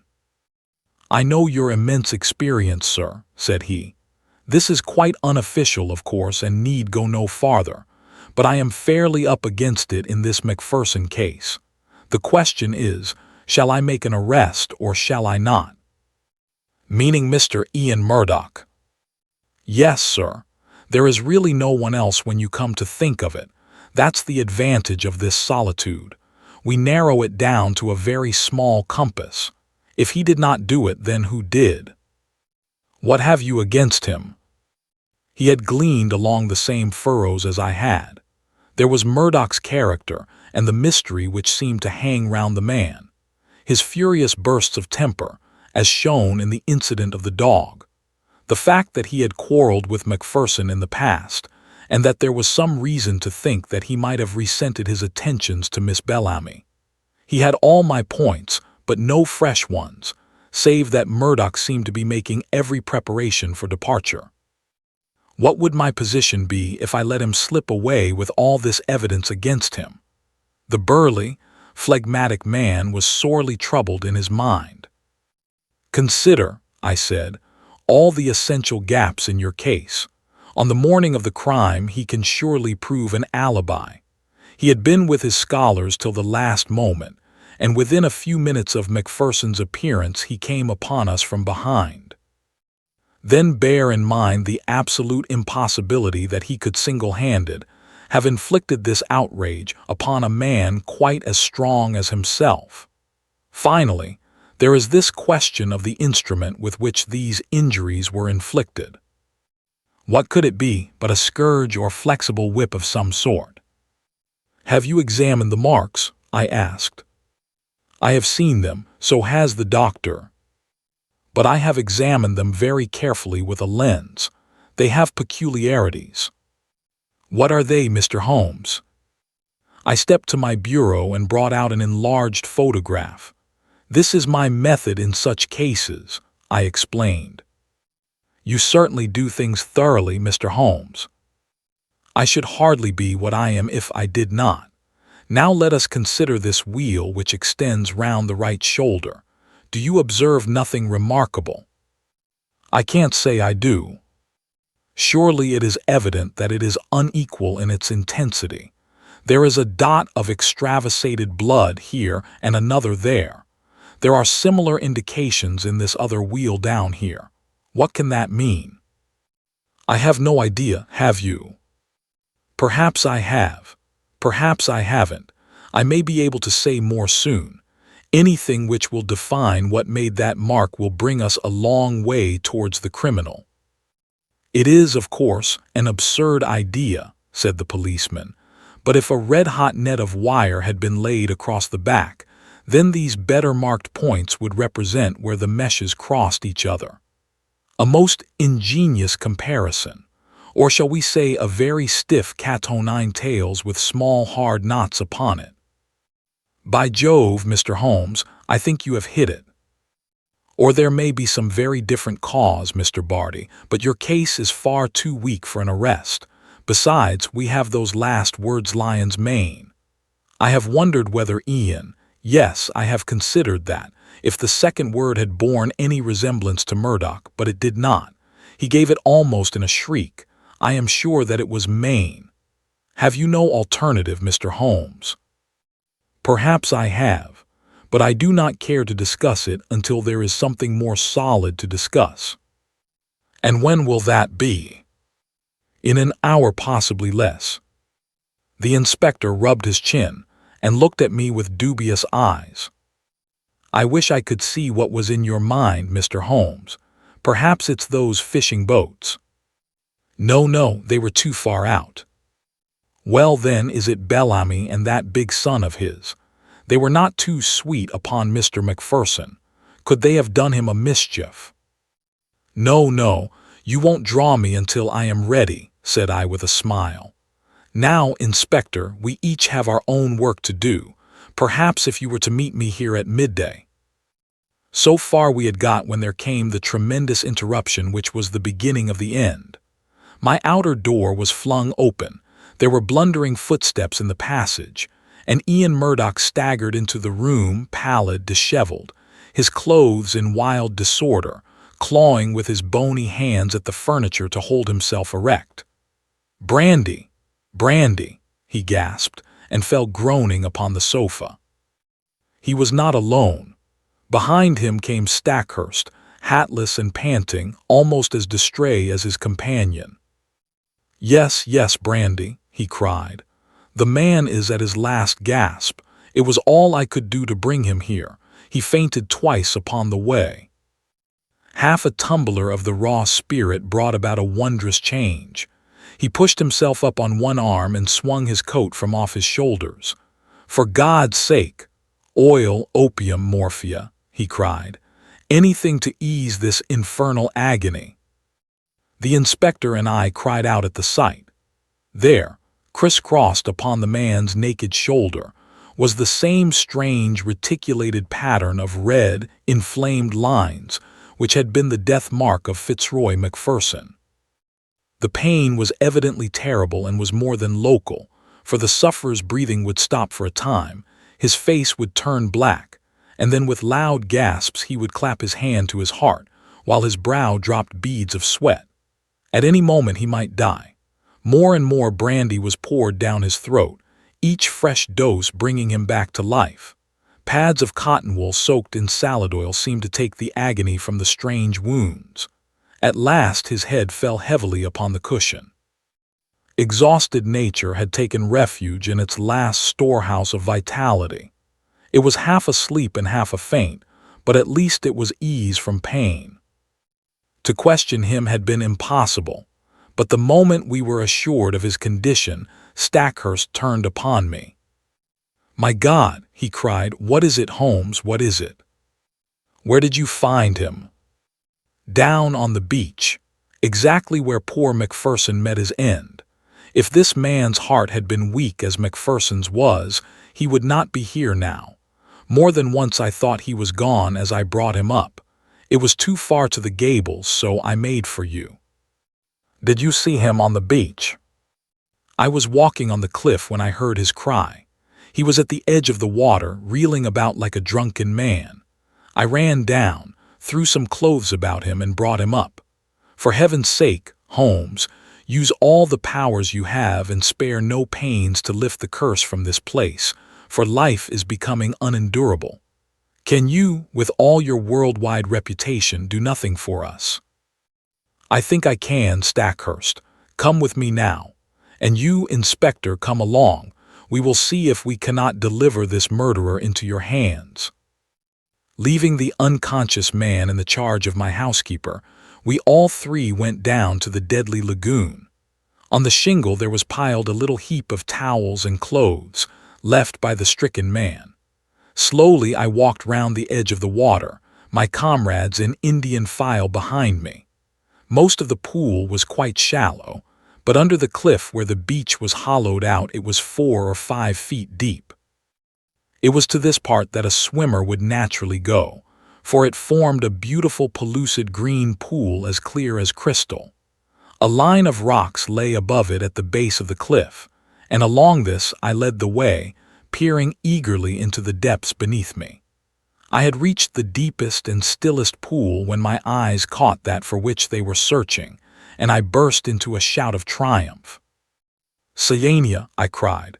"Cyania, behold the lion's mane."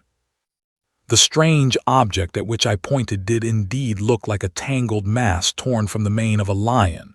It lay upon a rocky shelf some 3 feet under the water, a curious waving, vibrating, hairy creature with streaks of silver among its yellow tresses. It pulsated with a slow, heavy dilation and contraction. "It has done mischief enough. Its day is over," I cried. "Help me, Stackhurst. Let us end the murderer forever." There was a big boulder just above the ledge, and we pushed it until it fell with a tremendous splash into the water. When the ripples had cleared, we saw that it had settled upon the ledge below. One flapping edge of yellow membrane showed that our victim was beneath it. A thick, oily scum oozed out from below the stone and stained the water round, rising slowly to the surface. "Well, this gets me," cried the inspector. "What was it, Mr. Holmes? I'm born and bred in these parts, but I never saw such a thing. It don't belong to Sussex." "Just as well for Sussex," I remarked. "It may have been the southwest gale that brought it up. Come back to my house, both of you, and I will give you the terrible experience of one who has good reason to remember his own meeting with the same peril of the seas." When we reached my study, we found that Murdoch was so far recovered that he could sit up. He was dazed in mind, and every now and then was shaken by a paroxysm of pain. In broken words, he explained that he had no notion what had occurred to him, save that terrific pangs had suddenly shot through him, and that it had taken all his fortitude to reach the bank. "Here is a book," I said, taking up the little volume, which first brought light into what might have been forever dark. "It is out of doors, by the famous observer J.G. Wood. Wood himself very nearly perished from contact with this vile creature, so he wrote with a very full knowledge. Cyania capillata is the miscreant's full name, and he can be as dangerous to life as and far more painful than the bite of the cobra. Let me briefly give this extract. If the bather should see a loose, roundish mass of tawny membranes and fibers, something like very large handfuls of lion's mane and silver paper, let him beware, for this is the fearful stinger, Cyania capillata. Could our sinister acquaintance be more clearly described? He goes on to tell his own encounter with one when swimming off the coast of Kent. He found that the creature radiated almost invisible filaments to the distance of 50 feet, and that anyone within that circumference from the deadly center was in danger of death. Even at a distance, the effect upon Wood was almost fatal. The multitudinous threads caused light scarlet lines upon the skin, which on closer examination resolved into minute dots or pustules, each dot charged, as it were, with a red-hot needle making its way through the nerves. The local pain was, as he explains, the least part of the exquisite torment. Pangs shot through the chest, causing me to fall as if struck by a bullet. The pulsation would cease, and then the heart would give 6 or 7 leaps as if it would force its way through the chest. It nearly killed him, although he had only been exposed to it in the disturbed ocean and not in the narrow, calm waters of a bathing pool. He says that he could hardly recognize himself afterwards, so white, wrinkled, and shriveled was his face. He gulped down brandy, a whole bottleful, and it seems to have saved his life. There is the book, Inspector. I leave it with you, and you cannot doubt that it contains a full explanation of the tragedy of poor Macpherson. And incidentally exonerates me, remarked Ian Murdoch with a wry smile. I do not blame you, Inspector, nor you, Mr. Holmes, for your suspicions were natural. I feel that on the very eve of my arrest I have only cleared myself by sharing the fate of my poor friend. No, Mr. Murdoch. I was already upon the track, and had I been out as early as I intended I might well have saved you from this terrific experience. But how did you know, Mr. Holmes? I am an omnivorous reader with a strangely retentive memory for trifles. That phrase, lion's mane, haunted my mind. I knew that I had seen it somewhere in an unexpected context. You have seen that it does describe the creature. I have no doubt that it was floating on the water when Macpherson saw it, and that this phrase was the only one by which he could convey to us a warning as to the creature which had been his death. Then I at least am cleared, said Murdoch, rising slowly to his feet. There are 1 or 2 words of explanation which I should give, for I know the direction in which your inquiries have run. It is true that I loved this lady, but from the day when she chose my friend Macpherson, my one desire was to help her to happiness. I was well content to stand aside and act as their go-between. Often I carried their messages, and it was because I was in their confidence and because she was so dear to me that I hastened to tell her of my friend's death, lest someone should forestall me in a more sudden and heartless manner. She would not tell you, sir, of our relations lest you should disapprove and I might suffer. But with your leave I must try to get back to the Gables, for my bed will be very welcome. Stackhurst held out his hand. Our nerves have all been at concert pitch, said he. Forgive what is past, Murdoch. We shall understand each other better in the future.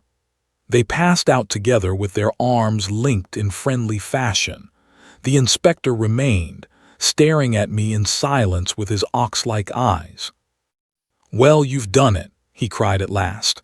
I had read of you, but I never believed it. It's wonderful. I was forced to shake my head. To accept such praise was to lower one's own standards. I was slow at the outset, culpably slow. Had the body been found in the water, I could hardly have missed it. It was the towel which misled me. The poor fellow had never thought to dry himself, and so I in turn was led to believe that he had never been in the water. Why, then, should the attack of any water creature suggest itself to me? That was where I went astray. Well, Inspector, I often ventured to chaff you gentlemen of the police force, but Cyanea Capillata very nearly avenged Scotland Yard.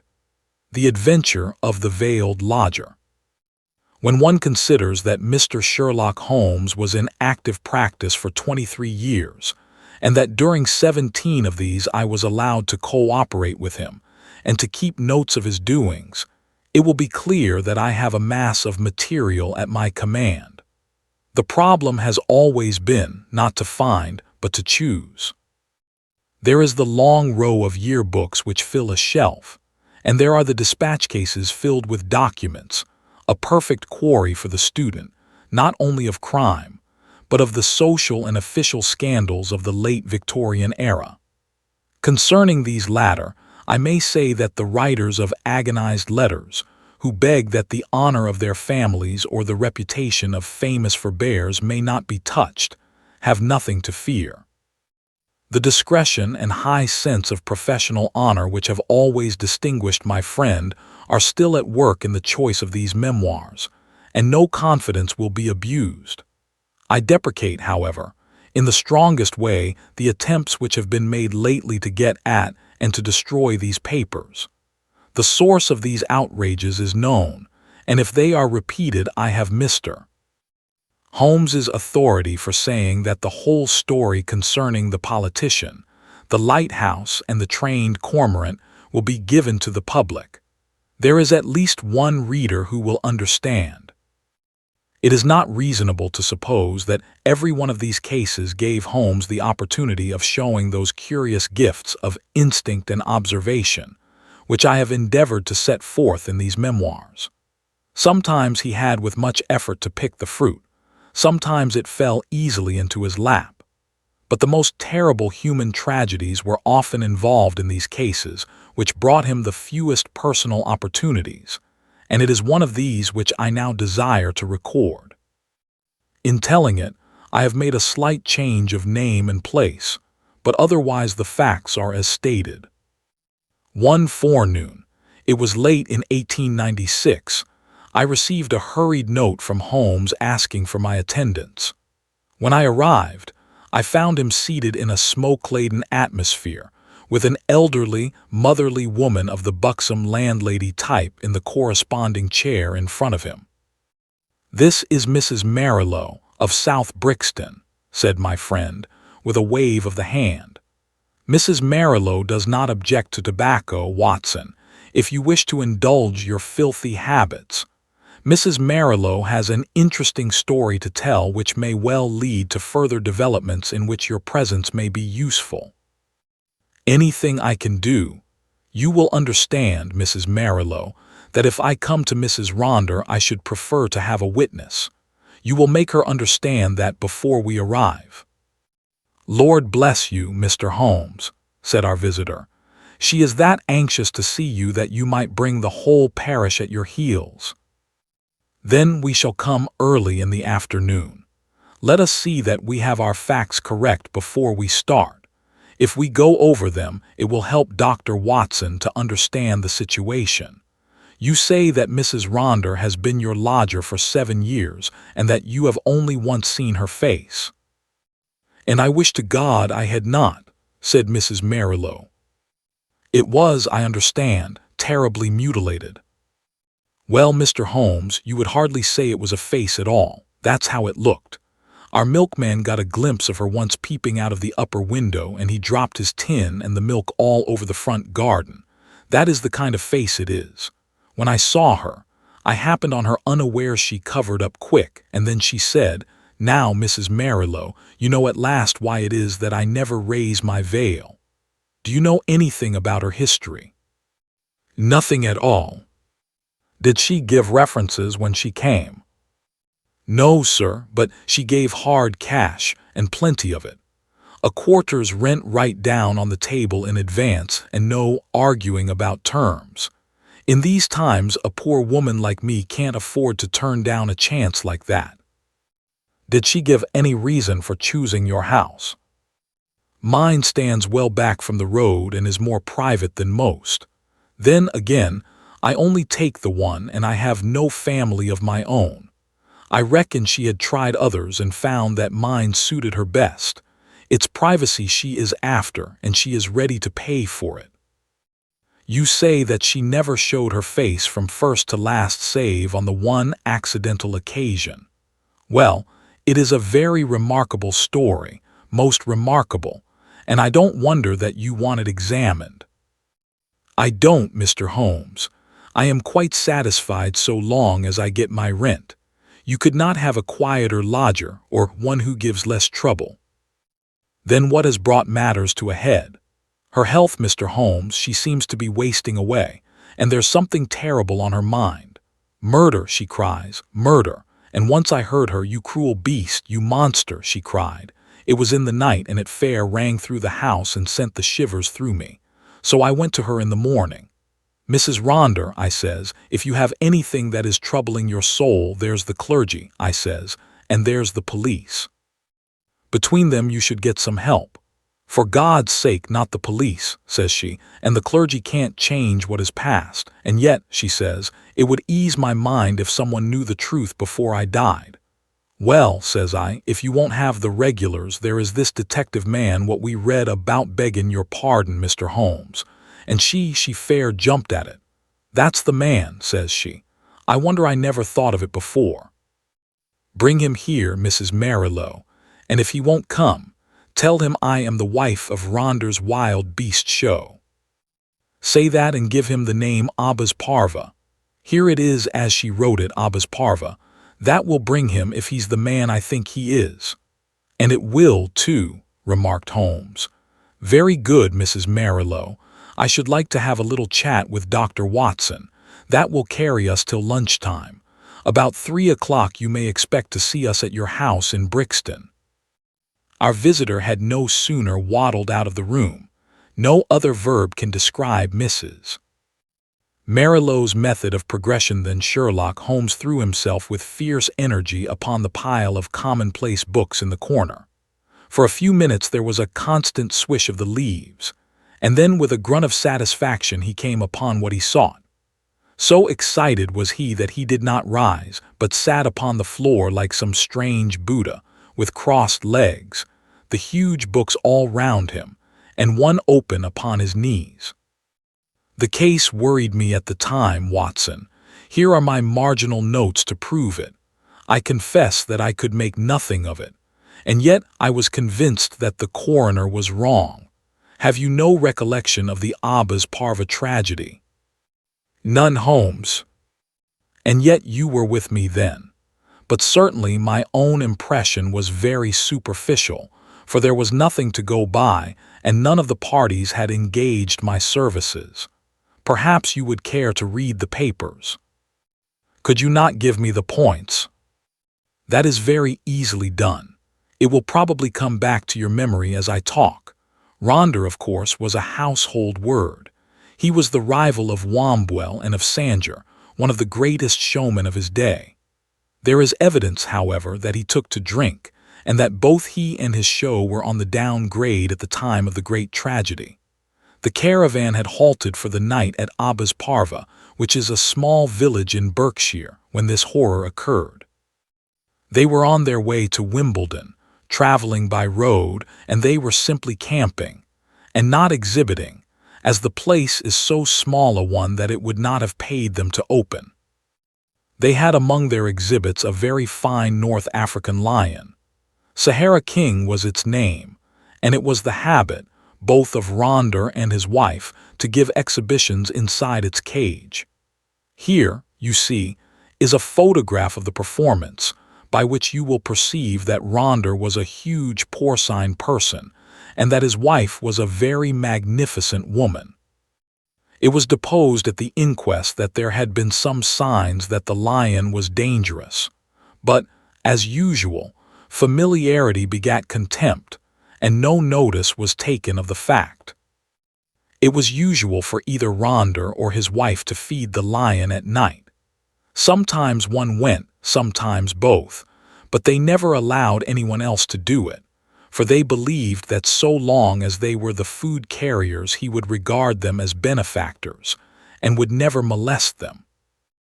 On this particular night, 7 years ago, they both went, and a very terrible happening followed, the details of which have never been made clear. It seems that the whole camp was roused near midnight by the roars of the animal and the screams of the woman. The different grooms and employees rushed from their tents, carrying lanterns, and by their light an awful sight was revealed. Ronder lay, with the back of his head crushed in and deep claw marks across his scalp, some 10 yards from the cage, which was open. Close to the door of the cage lay Mrs. Ronder, upon her back, with the creature squatting and snarling above her. It had torn her face in such a fashion that it was never thought that she could live. Several of the circus men, headed by Leonardo, the strong man, and Griggs, the clown, drove the creature off with poles, upon which it sprang back into the cage, and was at once locked in. How it had got loose was a mystery. It was conjectured that the pair intended to enter the cage, but that when the door was loosed the creature bounded out upon them. There was no other point of interest in the evidence, save that the woman in a delirium of agony kept screaming, "Coward! Coward!" as she was carried back to the van in which they lived. It was 6 months before she was fit to give evidence, but the inquest was duly held, with the obvious verdict of death from misadventure. "What alternative could be conceived?" said I. "You may well say so, and yet there were 1 or 2 points which worried young Edmonds of the Berkshire Constabulary.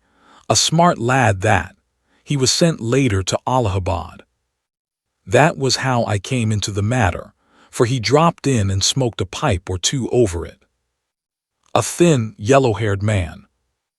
"Exactly. I was sure you would pick up the trail presently." "But what worried him?" "Well, we were both worried. It was so deucedly difficult to reconstruct the affair. Look at it from the lion's point of view. He is liberated. What does he do? He takes half a dozen bounds forward, which brings him to Ronder. Ronder turns to fly. The claw marks were on the back of his head, but the lion strikes him down. Then, instead of bounding on and escaping, he returns to the woman who was close to the cage, and he knocks her over and chews her face up. Then, again, those cries of hers would seem to imply that her husband had in some way failed her. What could the poor devil have done to help her? You see the difficulty." "Quite. And then there was another thing. It comes back to me now as I think it over. There was some evidence that, just at the time the lion roared and the woman screamed, a man began shouting in terror. This man Ronder, no doubt. Well, if his skull was smashed, and you would hardly expect to hear from him again. There were at least 2 witnesses who spoke of the cries of a man being mingled with those of a woman. I should think the whole camp was crying out by then. As to the other points, I think I could suggest a solution. I should be glad to consider it." The 2 were together, 10 yards from the cage, when the lion got loose.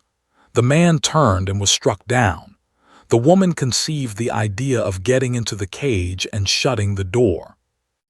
It was her only refuge. She made for it, and just as she reached it, the beast bounded after her and knocked her over. She was angry with her husband for having encouraged the beast's rage by turning. If they had faced it, they might have cowed it. Hence her cries of "Coward!" Brilliant, Watson. Only one flaw in your diamond. What is the flaw, Holmes? If they were both 10 paces from the cage, how came the beast to get loose? Is it possible that they had some enemy who loosed it? And why should it attack them savagely when it was in the habit of playing with them and doing tricks with them inside the cage? Possibly the same enemy had done something to enrage it. Holmes looked thoughtful and remained in silence for some moments. "Well, Watson, there is this to be said for your theory. Ronder was a man of many enemies. Edmonds told me that in his cups he was horrible. A huge bully of a man, he cursed and slashed at everyone who came in his way. I expect those cries about a monster of which our visitor has spoken were nocturnal reminiscences of the dear departed. However, our speculations are futile until we have all the facts. There is a cold partridge on the sideboard, Watson, and a bottle of Montrachet. Let us renew our energies before we make a fresh call upon them." When our hansom deposited us at the house of Mrs. Marilow, we found that plump lady blocking up the open door of her humble but retired abode. It was very clear that her chief preoccupation was lest she should lose a valuable lodger, and she implored us, before showing us up, to say and do nothing which could lead to so undesirable an end. Then, having reassured her, we followed her up the straight, badly carpeted staircase and were shown into the room of the mysterious lodger. It was a close, musty, ill-ventilated place, as might be expected, since its inmates seldom left it. From keeping beasts in a cage, the woman seemed, by some retribution of fate, to have become herself a beast in a cage. She sat now in a broken armchair in the shadowy corner of the room. Long years of inaction had coarsened the lines of her figure, but at some period it must have been beautiful, and was still full and voluptuous. A thick dark veil covered her face, but it was cut off close at her upper lip and disclosed a perfectly shaped mouth and a delicately rounded chin. I could well conceive that she had indeed been a very remarkable woman. Her voice, too, was well modulated and pleasing. "My name is not unfamiliar to you, Mr. Holmes," said she. "I thought that it would bring you." "That is so, madam, though I do not know how you are aware that I was interested in your case." "I learned it when I had recovered my health and was examined by Mr. Edmonds, the county detective. I fear I lied to him. Perhaps it would have been wiser had I told the truth." "It is usually wiser to tell the truth, but why did you lie to him?" "Because the fate of someone else depended upon it. I know that he was a very worthless being, and yet I would not have his destruction upon my conscience. We had been so close, so close." "But has this impediment been removed?" "Yes, sir. The person that I allude to is dead." "Then why should you not now tell the police anything you know?" "Because there is another person to be considered. That other person is myself. I could not stand the scandal and publicity which would come from a police examination. I have not long to live, but I wish to die undisturbed. And yet I wanted to find one man of judgment to whom I could tell my terrible story, so that when I am gone all might be understood." "You compliment me, madam. At the same time, I am a responsible person. I do not promise you that when you have spoken I may not myself think it my duty to refer the case to the police." "I think not, Mr. Holmes. I know your character and methods too well, for I have followed your work for some years. Reading is the only pleasure which fate has left me, and I miss little which passes in the world. But in any case, I will take my chance of the use which you may make of my tragedy. It will ease my mind to tell it. My friend and I would be glad to hear it." The woman rose and took from a drawer the photograph of a man. He was clearly a professional acrobat, a man of magnificent physique, taken with his huge arms folded across his swollen chest, and a smile breaking from under his heavy mustache, the self-satisfied smile of the man of many conquests. "That is Leonardo," she said. "Leonardo, the strong man who gave evidence." "The same, and this is my husband." It was a dreadful face, a human pig, or rather a human wild boar, for it was formidable in its bestiality. One could imagine that vile mouth champing and foaming in its rage, and one could conceive those small, vicious eyes darting pure malignancy as they looked forth upon the world. Ruffian, bully, beasted, was all written on that heavy-jowled face. Those two pictures will help you, gentlemen, to understand the story. I was a poor circus girl brought up on the sawdust and doing springs through the hoop before I was 10. When I became a woman, this man loved me, if such lust as his can be called love, and in an evil moment I became his wife. From that day I was in hell, and he the devil who tormented me. There was no one in the show who did not know of his treatment. He deserted me for others. He tied me down and lashed me with his riding whip when I complained. They all pitied me and they all loathed him, but what could they do? They feared him, one and all, for he was terrible at all times and murderous when he was drunk. Again and again he was had for assault and for cruelty to the beasts, but he had plenty of money and the fines were nothing to him. The best men all left us and the show began to go downhill. It was only Leonardo and I who kept it up, with little Jimmy Griggs, the clown. Poor devil, he had not much to be funny about, but he did what he could to hold things together. Then Leonardo came more and more into my life. You see what he was like. I know now the poor spirit that was hidden in that splendid body, but compared to my husband he seemed like the angel Gabriel. He pitied me and helped me, till at last our intimacy turned to love, deep, deep, passionate love, such love as I had dreamed of but never hoped to feel. My husband suspected it, but I think that he was a coward as well as a bully, and that Leonardo was the one man that he was afraid of. He took revenge in his own way by torturing me more than ever. One night my cries brought Leonardo to the door of our van. We were near tragedy that night, and soon my lover and I understood that it could not be avoided. My husband was not fit to live. We planned that he should die. Leonardo had a clever, scheming brain. It was he who planned it. I do not say that to blame him, for I was ready to go with him every inch of the way. But I should never have had the wit to think of such a plan.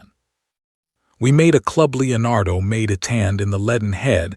He fastened 5 long steel nails, the points outwards, with just such a spread as the lion's paw. This was to give my husband his death blow, and yet to leave the evidence that it was the lion which we would loose who had done the deed. It was a pitch-dark night when my husband and I went down, as was our custom, to feed the beast. We carried with us the raw meat in a zinc pail. Leonardo was waiting at the corner of the big van which we should have to pass before we reached the cage.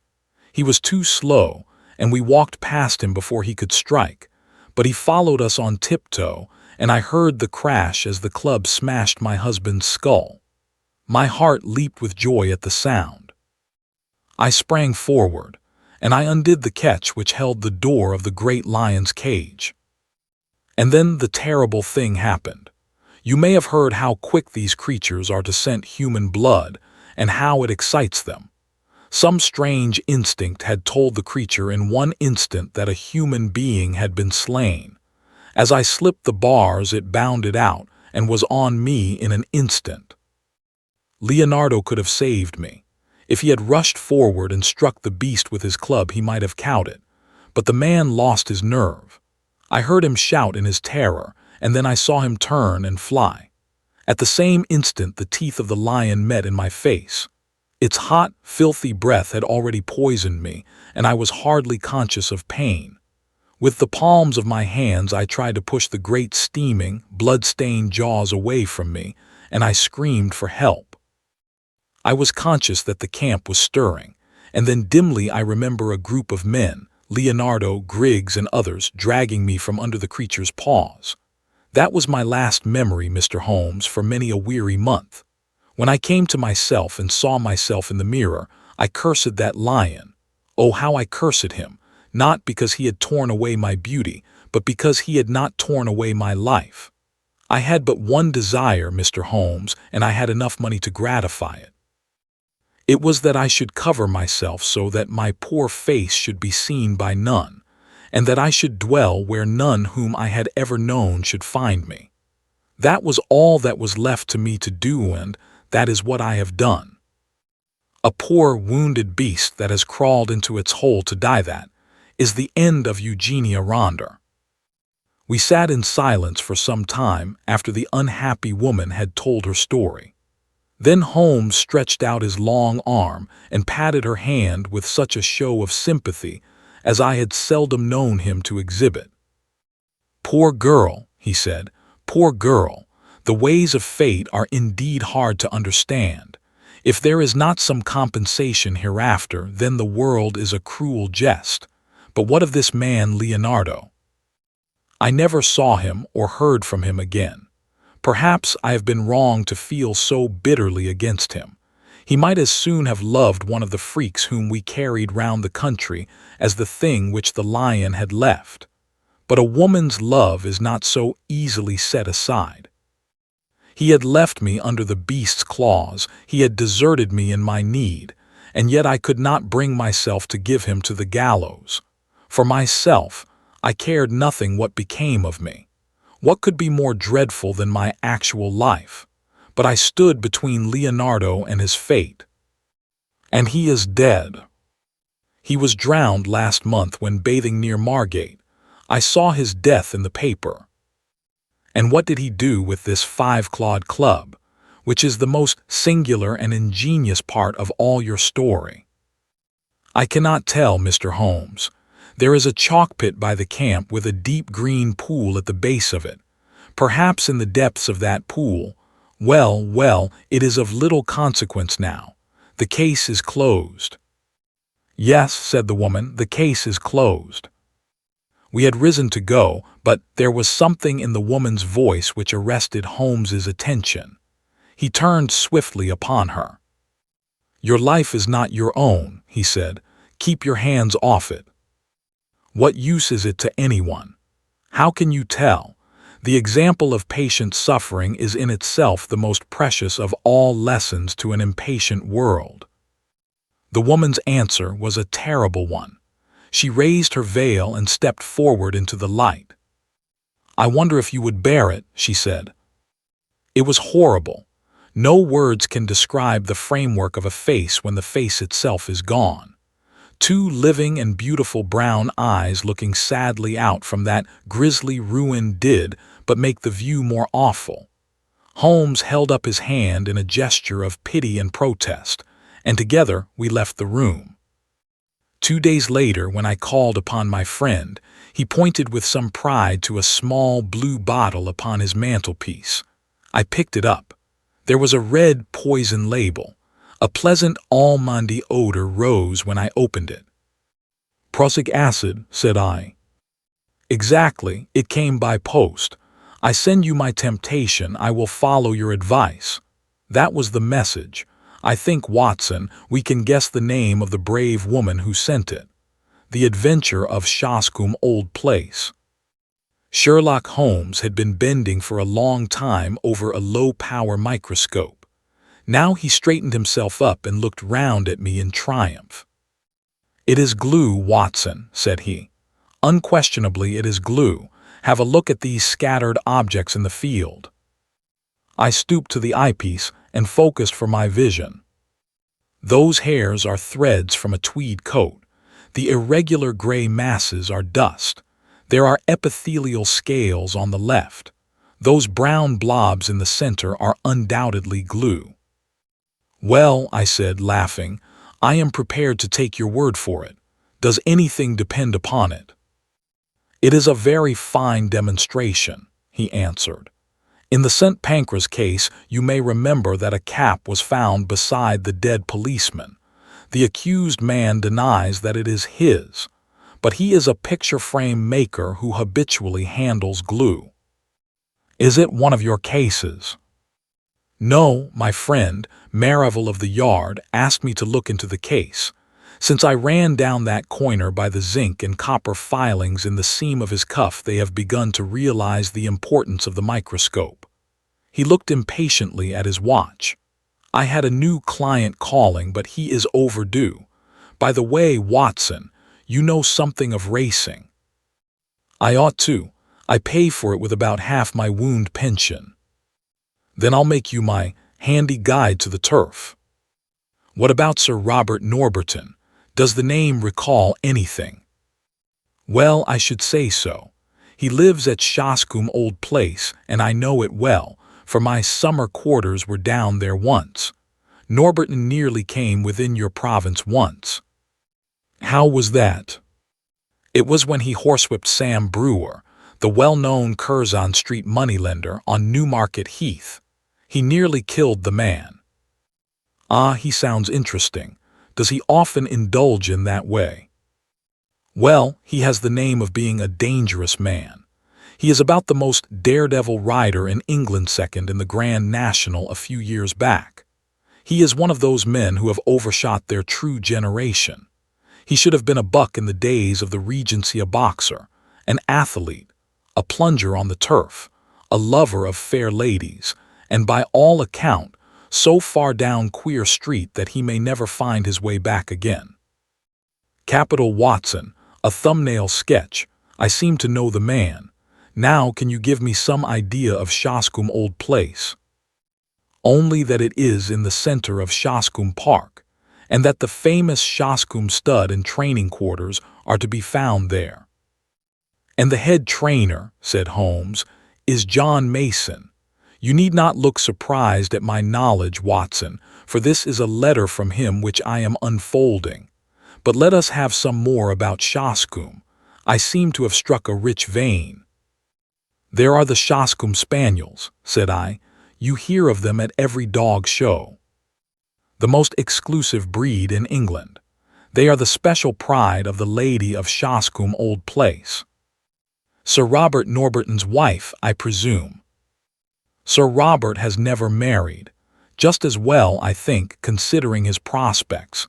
He lives with his widowed sister, Lady Beatrice Falder. You mean that she lives with him? No, no. The place belonged to her late husband, Sir James. Norberton has no claim on it at all. It is only a life interest and reverts to her husband's brother. Meantime, she draws the rents every year. And brother Robert, I suppose, spends the said rents. That is about the size of it. He is a devil of a fellow and must lead her a most uneasy life. Yet I have heard that she is devoted to him. But what is amiss at Shoscombe? Ah, that is just what I want to know, and here, I expect, is the man who can tell us. The door had opened, and the page had shown in a tall, clean-shaven man with the firm, austere expression which is only seen upon those who have to control horses or boys. Mr. John Mason had many of both under his sway, and he looked equal to the task. He bowed with cold self-possession and seated himself upon the chair to which Holmes had waved him. You had my note, Mr. Holmes. Yes, but it explained nothing. It was too delicate a thing for me to put the details on paper, and too complicated. It was only face to face I could do it. Well, we are at your disposal. First of all, Mr. Holmes, I think that my employer, Sir Robert, has gone mad. Holmes raised his eyebrows. This is Baker Street, not Harley Street, said he. But why do you say so? Well, sir, when a man does one queer thing or two queer things, there may be a meaning to it, but when everything he does is queer, then you begin to wonder. I believe Shoscombe Prince and the Derby have turned his brain. That is a colt you are running. The best in England, Mr. Holmes. I should know if anyone does. Now I'll be plain with you, for I know you are gentlemen of honor and that it won't go beyond the room. Sir Robert has got to win this Derby. He's up to the neck, and it's his last chance. Everything he could raise or borrow is on the horse end at fine odds, too. You can get 40s now, but it was nearer the 100 when he began to back him. But how is that if the horse is so good? The public don't know how good he is. Sir Robert has been too clever for the touts. He has the prince's half-brother out for spins. You can't tell 'em apart. But there are 2 lengths in a furlong between them when it comes to a gallop. He thinks of nothing but the horse and the race. His whole life is on it. He's holding off the Jews till then.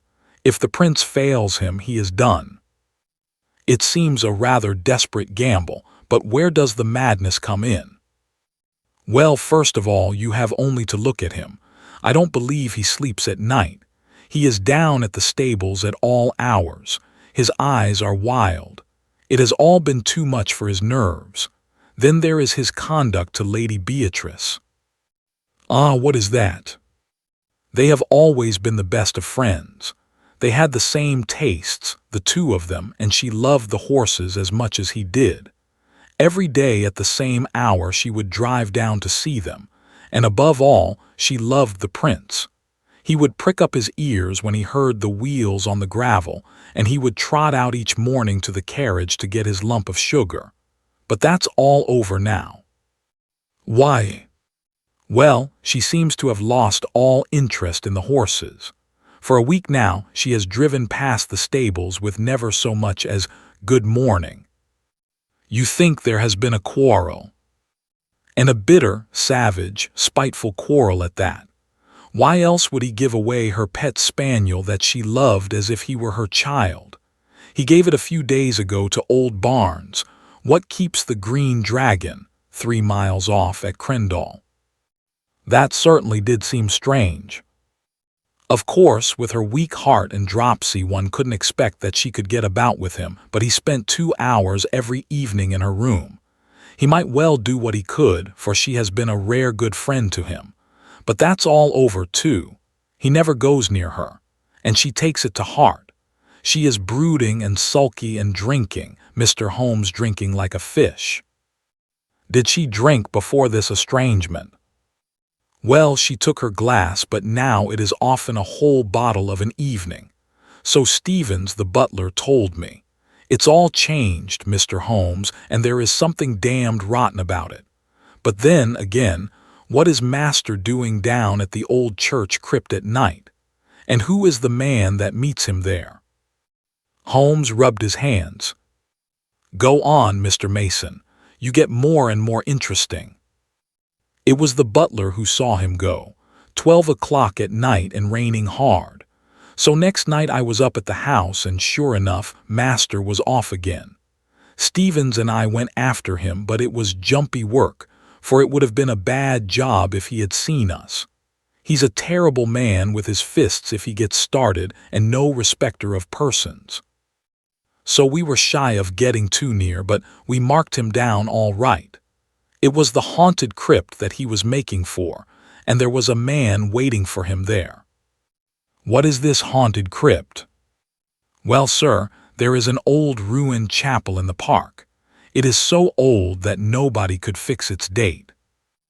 And under it there's a crypt which has a bad name among us. It's a dark, damp, lonely place by day, but there are few in that county that would have the nerve to go near it at night. But Master's not afraid. He never feared anything in his life. But what is he doing there in the night time? Wait a bit, said Holmes. You say there is another man there. It must be one of your own stablemen or someone from the house. Surely you have only to spot who it is and question him. It's no one I know. How can you say that? Because I have seen him, Mr. Holmes. It was on that second night. Sir Robert turned and passed us, me and Stevens, quaking in the bushes like two bunny rabbits, for there was a bit of moon that night. But we could hear the other moving about behind. We were not afraid of him. So we up when Sir Robert was gone and pretended we were just having a walk like in the moonlight, and so we came right on him as casual and innocent as you please. Hullo, mate, who may you be? Says I guess he had not heard us coming, so he looked over his shoulder with a face as if he had seen the devil coming out of hell. He let out a yell, and away he went as hard as he could lick it in the darkness. He could run, I'll give him that. In a minute he was out of sight and hearing, and who he was, or what he was, we never found. But you saw him clearly in the moonlight. Yes, I would swear to his yellow face. A mean dog, I should say. What could he have in common with Sir Robert? Holmes sat for some time lost in thought. Who keeps Lady Beatrice Falder company? He asked at last. There is her maid, Carrie Evans. She has been with her this 5 years. And is, no doubt, devoted. Mr. Mason shuffled uncomfortably. She's devoted enough, he answered at last, but I won't say to whom. Ah, said Holmes. I can't tell tales out of school. I quite understand, Mr. Mason.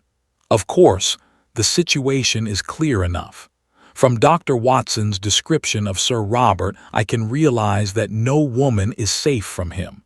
Don't you think the quarrel between brother and sister may lie there? Well, the scandal has been pretty clear for a long time. But she may not have seen it before. Let us suppose that she has suddenly found it out. She wants to get rid of the woman. Her brother will not permit it. The invalid, with her weak heart and inability to get about, has no means of enforcing her will. The hated maid is still tied to her. The lady refuses to speak, sulks, takes to drink. Sir Robert in his anger takes her pet spaniel away from her. Does not all this hang together? Well, it might do so far as it goes. Exactly, as far as it goes. How would all that bear upon the visits by night to the old crypt? We can't fit that into our plot. No, sir, and there is something more that I can't fit in. Why should Sir Robert want to dig up a dead body? Holmes sat up abruptly.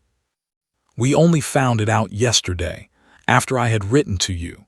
Yesterday Sir Robert had gone to London, so Stevens and I went down to the crypt. It was all in order, sir, except that in one corner was a bit of a human body. You informed the police, I suppose. Our visitor smiled grimly. Well, sir, I think it would hardly interest them. It was just the head and a few bones of a mummy. It may have been 1,000 years old, but it wasn't there before. That I'll swear, and so will Stevens. It had been stowed away in a corner and covered over with a board, but that corner had always been empty before. What did you do with it? Well, we just left it there. That was wise. You say Sir Robert was away yesterday. Has he returned? We expect him back today. When did Sir Robert give away his sister's dog? It was just a week ago today. The creature was howling outside the old well house, and Sir Robert was in one of his tantrums that morning. He caught it up, and I thought he would have killed it. Then he gave it to Sandy Bain, the jockey, and told him to take the dog to Old Barnes at the Green Dragon, for he never wished to see it again. Holmes sat for some time in silent thought. He had lit the oldest and foulest of his pipes. I am not clear yet what you want me to do in this matter, Mr. Mason, he said at last. Can't you make it more definite? Perhaps this will make it more definite, Mr. Holmes, said our visitor. He took a paper from his pocket and, unwrapping it carefully, he exposed a charred fragment of bone. Holmes examined it with interest. Where did you get it? There is a central heating furnace in the cellar, under Lady Beatrice's room. It's been off for some time, but Sir Robert complained of cold and had it on again. Harvey runs it. He's one of my lads. This very morning he came to me with this which he found raking out the cinders. He didn't like the look of it. Nor do I, said Holmes. What do you make of it, Watson? It was burned to a black cinder, but there could be no question as to its anatomical significance. It's the upper condyle of a human femur, said I. Exactly. Holmes had become very serious. When does this lad tend to the furnace? He makes it up every evening and then leaves it. Then anyone could visit it during the night. Yes, sir. Can you enter it from outside? There is one door from outside. There is another which leads up by a stair to the passage in which Lady Beatrice's room is situated. These are deep waters, Mr. Mason, deep and rather dirty. You say that Sir Robert was not at home last night. No, sir. Then whoever was burning bones, it was not he. That's true, sir. What is the name of that inn you spoke of? The Green Dragon. Is there good fishing in that part of Berkshire? The honest trainer showed very clearly upon his face that he was convinced that yet another lunatic had come into his harassed life. Well, sir, I've heard there are trout in the Millstream and pike in the Hall Lake. That's good enough. Watson and I are famous fishermen, are we not, Watson? You may address us in future at the Green Dragon. We should reach it tonight. I need not say that we don't want to see you, Mr. Mason, but a note will reach us, and no doubt I could find you if I want you. When we have gone a little farther into the matter, I will let you have a considered opinion. Thus it was that on a bright May evening Holmes and I found ourselves alone in a first-class carriage, and bound for the little halt-on-demand station of Shoscombe. The rack above us was covered with a formidable litter of rods, reels, and baskets. On reaching our destination, a short drive took us to an old-fashioned tavern, where a sporting host, Josiah Barnes, entered eagerly into our plans for the extirpation of the fish of the neighborhood. What about the Hall Lake and the chance of a pike? Said Holmes. The face of the innkeeper clouded. That wouldn't do, sir. You might chance to find yourself in the lake before you were through. How's that, then? It's Sir Robert, sir. He's terrible jealous of touts. If you two strangers were as near his training quarters as that he'd be after you as sure as fate. He ain't taking no chances, Sir Robert ain't. I've heard he has a horse entered for the Derby. Yes, and a good colt, too. He carries all our money for the race, and all Sir Robert's into the bargain. By the way, he looked at us with thoughtful eyes. I suppose you ain't on the turf yourselves. No, indeed. Just two weary Londoners who badly need some good Berkshire air. Well, you are in the right place for that. There is a deal of it lying about. But mind what I have told you about Sir Robert. He's the sort that strikes first and speaks afterwards. Keep clear of the park. Surely, Mr. Barnes, we certainly shall. By the way, that was a most beautiful spaniel that was whining in the hall. I should say it was. That was the real Shoscombe breed. There ain't a better in England. I am a dog fancier myself, said Holmes.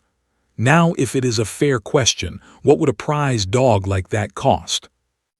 More than I could pay, sir. It was Sir Robert himself who gave me this one.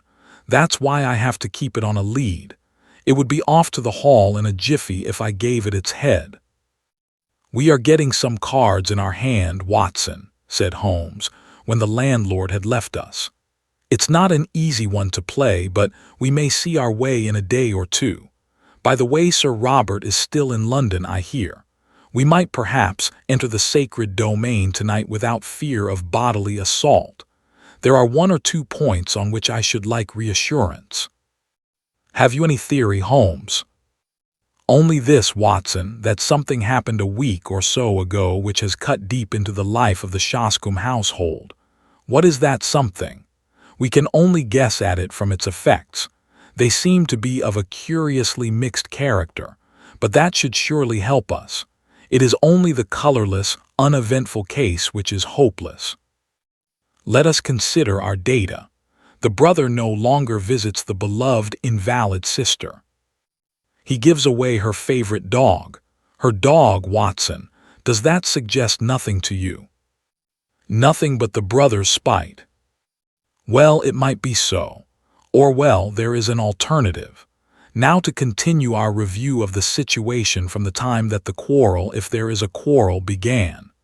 The lady keeps her room, alters her habits, is not seen save when she drives out with her maid, refuses to stop at the stables to greet her favorite horse, and apparently takes to drink. That covers the case, does it not? Save for the business in the crypt. That is another line of thought. There are two, and I beg you will not tangle them. Line A, which concerns Lady Beatrice, has a vaguely sinister flavor, has it not? I can make nothing of it. Well, now let us take up line B, which concerns Sir Robert. He is mad keen upon winning the Derby. He is in the hands of the Jews, and may at any moment be sold up and his racing stables seized by his creditors. He is a daring and desperate man. He derives his income from his sister. His sister's maid is his willing tool. So far we seem to be on fairly safe ground, do we not? But the crypt. Ah, yes, the crypt. Let us suppose, Watson, it is merely a scandalous supposition, a hypothesis put forward for argument's sake, that Sir Robert has done away with his sister. My dear Holmes, it is out of the question. Very possibly, Watson. Sir Robert is a man of an honorable stock, but you do occasionally find a carrion crow among the eagles. Let us for a moment argue upon this supposition. He could not fly the country until he had realized his fortune, and that fortune could only be realized by bringing off this coup with Shoscombe Prince. Therefore, he has still to stand his ground. To do this, he would have to dispose of the body of his victim, and he would also have to find a substitute who would impersonate her. With the maid as his confidant, that would not be impossible. The woman's body might be conveyed to the crypt, which is a place so seldom visited, and it might be secretly destroyed at night in the furnace, leaving behind it such evidence as we have already seen. What say you to that, Watson? Well, it is all possible if you grant the original monstrous supposition. I think that there is a small experiment which we may try tomorrow, Watson, in order to throw some light on the matter. Meanwhile, if we mean to keep up our characters, I suggest that we have our host in for a glass of his own wine and hold some high converse upon eels and dace, which seems to be the straight road to his affections. We may chance to come upon some useful local gossip in the process. In the morning, Holmes discovered that we had come without our spoon bait for Jack, which absolved us from fishing for the day. About 11 o'clock, we started for a walk, and he obtained leave to take the black spaniel with us. "This is the place," said he, as we came to two high park gates with heraldic griffins towering above them. About midday, Mr. Barnes informs me the old lady takes a drive and the carriage must slow down while the gates are opened. When it comes through and before it gathers speed, I want you, Watson, to stop the coachman with some question. Never mind me. I shall stand behind this holly bush and see what I can see." It was not a long vigil. Within a quarter of an hour, we saw the big open yellow barouche coming down the long avenue, with two splendid, high-stepping gray carriage horses in the shafts. Holmes crouched behind his bush with the dog. I stood unconcernedly swinging a cane in the roadway. A keeper ran out and the gates swung open. The carriage had slowed to a walk, and I was able to get a good look at the occupants. A highly colored young woman with flaxen hair and impudent eyes sat on the left. At her right was an elderly person with rounded back and a huddle of shawls about her face and shoulders which proclaimed the invalid. When the horses reached the high road, I held up my hand with an authoritative gesture, and as the coachman pulled up I inquired if Sir Robert was at Shoscombe Old Place. At the same moment Holmes stepped out and released the spaniel. With a joyous cry it dashed forward to the carriage and sprang upon the step. Then in a moment its eager greeting changed to furious rage, and it snapped at the black skirt above it. Drive on," shrieked a harsh voice. The coachman lashed the horses, and we were left standing in the roadway. "Well, Watson, that's done it," said Holmes, as he fastened the lead to the neck of the excited spaniel. "He thought it was his mistress, and he found it was a stranger. Dogs don't make mistakes." "But it was the voice of a man," I cried. "Exactly. We have added one card to our hand, Watson, but it needs careful playing all the same." My companion seemed to have no further plans for the day, and we did actually use our fishing tackle in the mill stream, with the result that we had a dish of trout for our supper. It was only after that meal that Holmes showed signs of renewed activity. Once more we found ourselves upon the same road as in the morning, which led us to the park gates. A tall, dark figure was awaiting us there, who proved to be our London acquaintance, Mr. John Mason, the trainer. "Good evening, gentlemen," said he. "I got your note, Mr. Holmes. Sir Robert has not returned yet, but I hear that he is expected tonight." "How far is this crypt from the house?" asked Holmes. "A good quarter of a mile." "Then I think we can disregard him altogether." "I can't afford to do that, Mr. Holmes. The moment he arrives he will want to see me to get the last news of Shoscombe Prince." "I see. In that case we must work without you, Mr. Mason. You can show us the crypt and then leave us." It was pitch dark and without a moon, but Mason led us over the grasslands until a dark mass loomed up in front of us which proved to be the ancient chapel. We entered the broken gap which was once the porch, and our guide, stumbling among heaps of loose masonry, picked his way to the corner of the building, where a steep stair led down into the crypt. Striking a match, he illuminated the melancholy place, dismal and evil-smelling, with ancient crumbling walls of rough-hewn stone, and piles of coffins, some of lead and some of stone, extending upon one side right up to the arched and groined roof which lost itself in the shadows above our heads. Holmes had lit his lantern, which shot a tiny tunnel of vivid yellow light upon the mournful scene. Its rays were reflected back from the coffin plates, many of them adorned with the griffin and coronet of this old family, which carried its honors even to the gate of death. "You spoke of some bones, Mr. Mason. Could you show them before you go?" "They are here in this corner." The trainer strode across and then stood in silent surprise as our light was turned upon the place. "They are gone," said he. "So I expected," said Holmes, chuckling. "I fancy the ashes of them might even now be found in that oven which had already consumed a part." "But why in the world would anyone want to burn the bones of a man who has been dead 1,000 years?" asked John Mason. "That is what we are here to find out," said Holmes. "It may mean a long search, and we need not detain you. I fancy that we shall get our solution before morning." When John Mason had left us, Holmes set to work making a very careful examination of the graves, ranging from a very ancient one, which appeared to be Saxon, in the center, through a long line of Norman Hugos and Odos, until we reached the Sir William and Sir Denys Falder of the 18th century. It was an hour or more before Holmes came to a leaden coffin standing on end before the entrance to the vault. I heard his little cry of satisfaction, and was aware from his hurried but purposeful movements that he had reached a goal. With his lens, he was eagerly examining the edges of the heavy lid. Then he drew from his pocket a short jimmy, a box opener, which he thrust into a chink, levering back the whole front, which seemed to be secured by only a couple of clamps.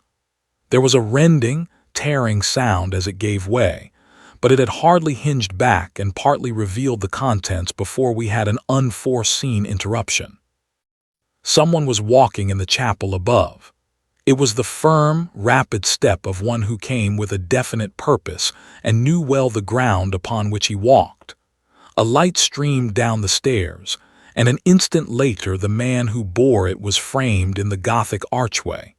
He was a terrible figure, huge in stature and fierce in manner. A large stable lantern which he held in front of him shone upwards upon a strong, heavily mustached face and angry eyes, which glared round him into every recess of the vault, finally fixing themselves with a deadly stare upon my companion and myself. "Who the devil are you?" he thundered, "and what are you doing upon my property?" Then, as Holmes returned no answer, he took a couple of steps forward and raised a heavy stick which he carried. "Do you hear me?" he cried. "Who are you? What are you doing here?" His cudgel quivered in the air. But instead of shrinking, Holmes advanced to meet him. "I also have a question to ask you, Sir Robert," he said in his sternest tone. "Who is this, and what is it doing here?" He turned and tore open the coffin lid behind him.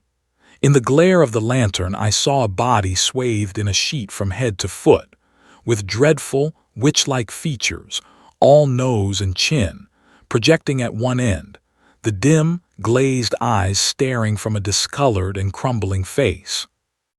The baronet had staggered back with a cry, and supported himself against a stone sarcophagus. "How came you to know of this?" he cried, and then, with some return of his truculent manner, "What business is it of yours?" "My name is Sherlock Holmes," said my companion. "Possibly it is familiar to you. In any case, my business is that of every other good citizen to uphold the law. It seems to me that you have much to answer for." Sir Robert glared for a moment, but Holmes's quiet voice and cool, assured manner had their effect. "'Fore God, Mr. Holmes, it's all right," said he. "Appearances are against me, I'll admit, but I could act no otherwise." "I should be happy to think so, but I fear your explanations must be for the police." Sir Robert shrugged his broad shoulders. "Well, if it must be, it must. Come up to the house, and you can judge for yourself how the matter stands." Quarter of an hour later we found ourselves in what I judge, from the lines of polished barrels behind glass covers, to be the gun room of the old house. It was comfortably furnished, and here Sir Robert left us for a few moments. When he returned, he had two companions with him. The one, the florid young woman whom we had seen in the carriage. The other, a small rat-faced man with a disagreeably furtive manner. These two wore an appearance of utter bewilderment, which showed that the baronet had not yet had time to explain to them the turn events had taken. "There," said Sir Robert with a wave of his hand, "are Mr. and Mrs. Norlet. Mrs. Norlet, under her maiden name of Evans, has for some years been my sister's confidential maid. I have brought them here because I feel that my best course is to explain the true position to you, and they are the two people upon earth who can substantiate what I say." "Is this necessary, Sir Robert? Have you thought what you are doing?" cried the woman. "As to me, I entirely disclaim all responsibility," said her husband. Sir Robert gave him a glance of contempt. "I will take all responsibility," said he. "Now, Mr. Holmes, listen to a plain statement of the facts. You have clearly gone pretty deeply into my affairs, or I should not have found you where I did. Therefore, you know already in all probability that I am running a dark horse for the Derby, and that everything depends upon my success. If I win, all is easy. If I lose, well, I dare not think of that." "I understand the position," said Holmes. "I am dependent upon my sister, Lady Beatrice, for everything. But it is well known that her interest in the estate is for her own life only. For myself, I am deeply in the hands of the Jews. I have always known that if my sister were to die, my creditors would be on to my estate like a flock of vultures. Everything would be seized, my stables, my horses, everything. Well, Mr. Holmes, my sister did die just a week ago, and you told no one. What could I do? Absolute ruin faced me. If I could stave things off for 3 weeks, all would be well. Her maid's husband, this man here, is an actor. It came into our heads, it came into my head, that he could for that short period personate my sister. It was but a case of appearing daily in the carriage, for no one need enter her room save the maid. It was not difficult to arrange. My sister died of the dropsy which had long afflicted her. That will be for a coroner to decide. Her doctor would certify that for months her symptoms have threatened such an end." "Well, what did you do?" "The body could not remain there. On the first night Norlet and I carried it out to the old well house, which is now never used. We were followed, however, by her pet spaniel, which yapped continually at the door, so I felt some safer place was needed. I got rid of the spaniel and we carried the body to the crypt of the church. There was no indignity or irreverence, Mr. Holmes. I do not feel that I have wronged the dead." "Your conduct seems to me inexcusable, Sir Robert." The baronet shook his head impatiently. "It is easy to preach," said he. "Perhaps you would have felt differently if you had been in my position. One cannot see all one's hopes and all one's plans shattered at the last moment and make no effort to save them. It seemed to me that it would be no unworthy resting place if we put her for the time in one of the coffins of her husband's ancestors lying in what is still consecrated ground. We opened such a coffin, removed the contents, and placed her as you have seen her. As to the old relics which we took out, we could not leave them on the floor of the crypt. Norlet and I removed them, and he descended at night and burned them in the central furnace. There is my story, Mr. Holmes, though how you forced my hand so that I have to tell it is more than I can say." Holmes sat for some time lost in thought. "There is one flaw in your narrative, Sir Robert," he said at last. "Your bets on the race, and therefore your hopes for the future, would hold good even if your creditors seized your estate. The horse would be part of the estate. What do they care for my bets? As likely as not they would not run him at all. My chief creditor is, unhappily, my most bitter enemy, a rascally fellow, Sam Brewer, whom I was once compelled to horsewhip on Newmarket Heath. Do you suppose that he would try to save me?" "Well, Sir Robert," said Holmes, rising. "This matter must, of course, be referred to the police. It was my duty to bring the facts to light, and there I must leave it. As to the morality or decency of your own conduct, it is not for me to express an opinion. It is nearly midnight, Watson, and I think we may make our way back to our humble abode. It is generally known now that this singular episode ended upon a happier note than Sir Robert's actions deserved.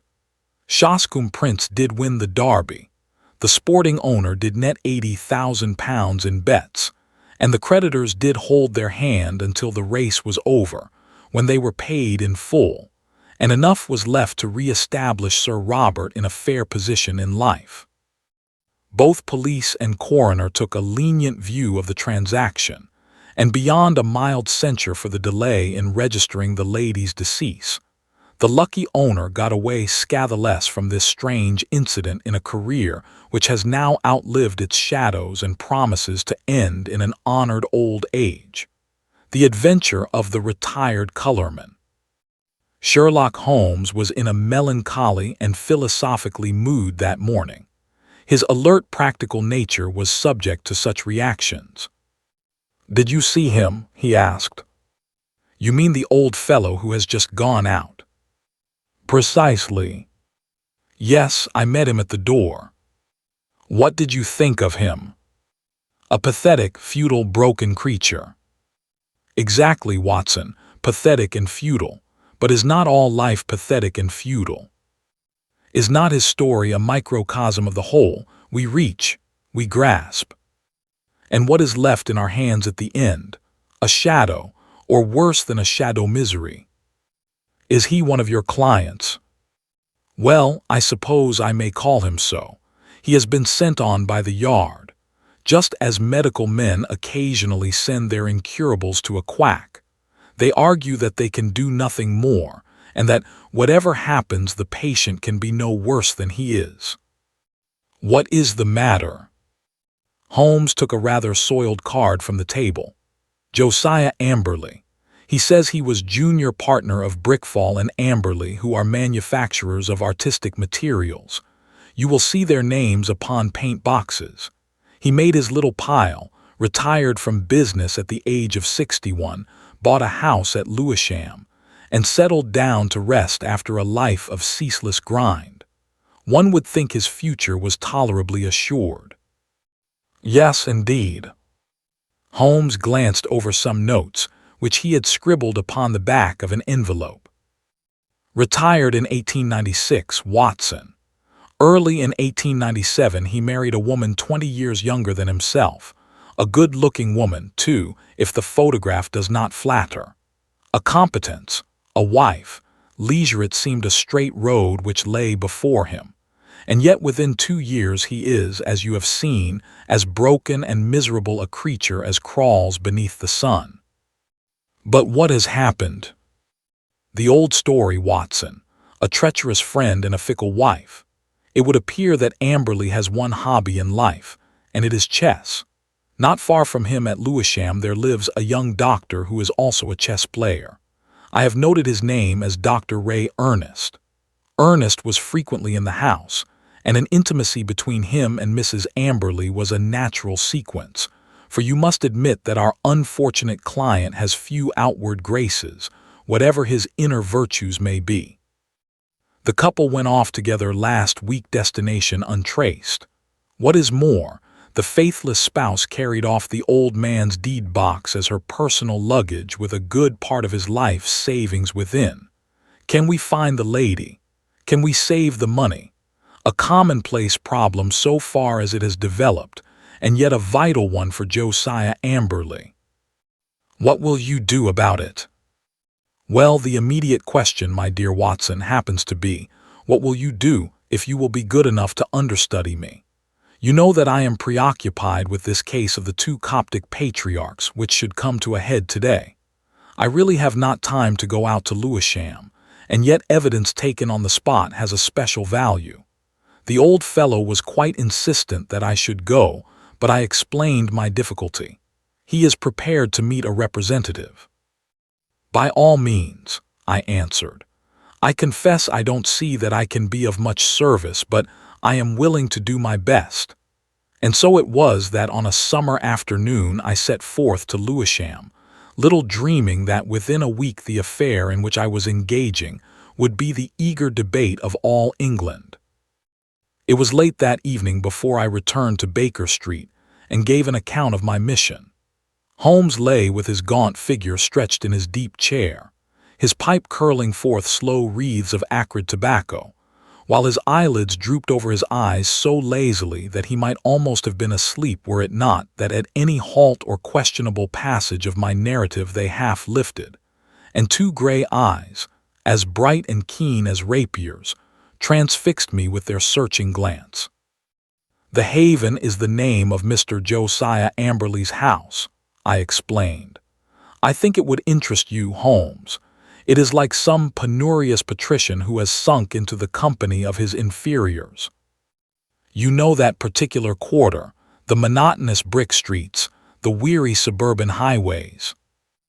Right in the middle of them, a little island of ancient culture and comfort, lies this old home, surrounded by a high sun-baked wall mottled with lichens and topped with moss, the sort of wall— Cut out the poetry, Watson," said Holmes severely. "I note that it was a high brick wall." "Exactly. I should not have known which was the Haven had I not asked a lounger who was smoking in the street. I have a reason for mentioning him. He was a tall, dark, heavily mustached, rather military-looking man. He nodded in answer to my inquiry and gave me a curiously questioning glance, which came back to my memory a little later. I had hardly entered the gateway before I saw Mr. Amberley coming down the drive. I only had a glimpse of him this morning, and he certainly gave me the impression of a strange creature. But when I saw him in full light, his appearance was even more abnormal. I have, of course, studied it, and yet I should be interested to have your impression," said Holmes. "He seemed to me like a man who was literally bowed down by care. His back was curved as though he carried a heavy burden. Yet he was not the weakling that I had at first imagined, for his shoulders and chest have the framework of a giant, though his figure tapers away into a pair of spindled legs. Left shoe wrinkled, right one smooth." "I did not observe that." "No, you wouldn't. I spotted his artificial limb, but proceed." "I was struck by the snaky locks of grizzled hair which curled from under his old straw hat, and his face with its fierce, eager expression and the deeply lined features." "Very good, Watson. What did he say?" "He began pouring out the story of his grievances. We walked down the drive together, and of course I took a good look round. I have never seen a worse-kept place. The garden was all running to seed, giving me an impression of wild neglect in which the plants had been allowed to find the way of nature rather than of art. How any decent woman could have tolerated such a state of things, I don't know. The house, too, was slatternly to the last degree, but the poor man seemed himself to be aware of it and to be trying to remedy it, for a great pot of green paint stood in the center of the hall, and he was carrying a thick brush in his left hand. He had been working on the woodwork. He took me into his dingy sanctum, and we had a long chat. Of course, he was disappointed that you had not come yourself. "I hardly expected," he said, "that so humble an individual as myself, especially after my heavy financial loss, could obtain the complete attention of so famous a man as Mr. Sherlock Holmes." I assured him that the financial question did not arise. "No, of course, it is art for art's sake with him," said he, "but even on the artistic side of crime he might have found something here to study. And human nature, Dr. Watson, the black ingratitude of it all. When did I ever refuse one of her requests? Was ever a woman so pampered? And that young man, he might have been my own son. He had the run of my house. And yet see how they have treated me. Oh, Dr. Watson, it is a dreadful, dreadful world." That was the burden of his song for an hour or more. He had, it seems, no suspicion of an intrigue. They lived alone save for a woman who comes in by the day and leaves every evening at 6. On that particular evening, old Amberley, wishing to give his wife a treat, had taken 2 upper circle seats at the Haymarket Theatre. At the last moment she had complained of a headache and had refused to go. He had gone alone. There seemed to be no doubt about the fact, for he produced the unused ticket which he had taken for his wife.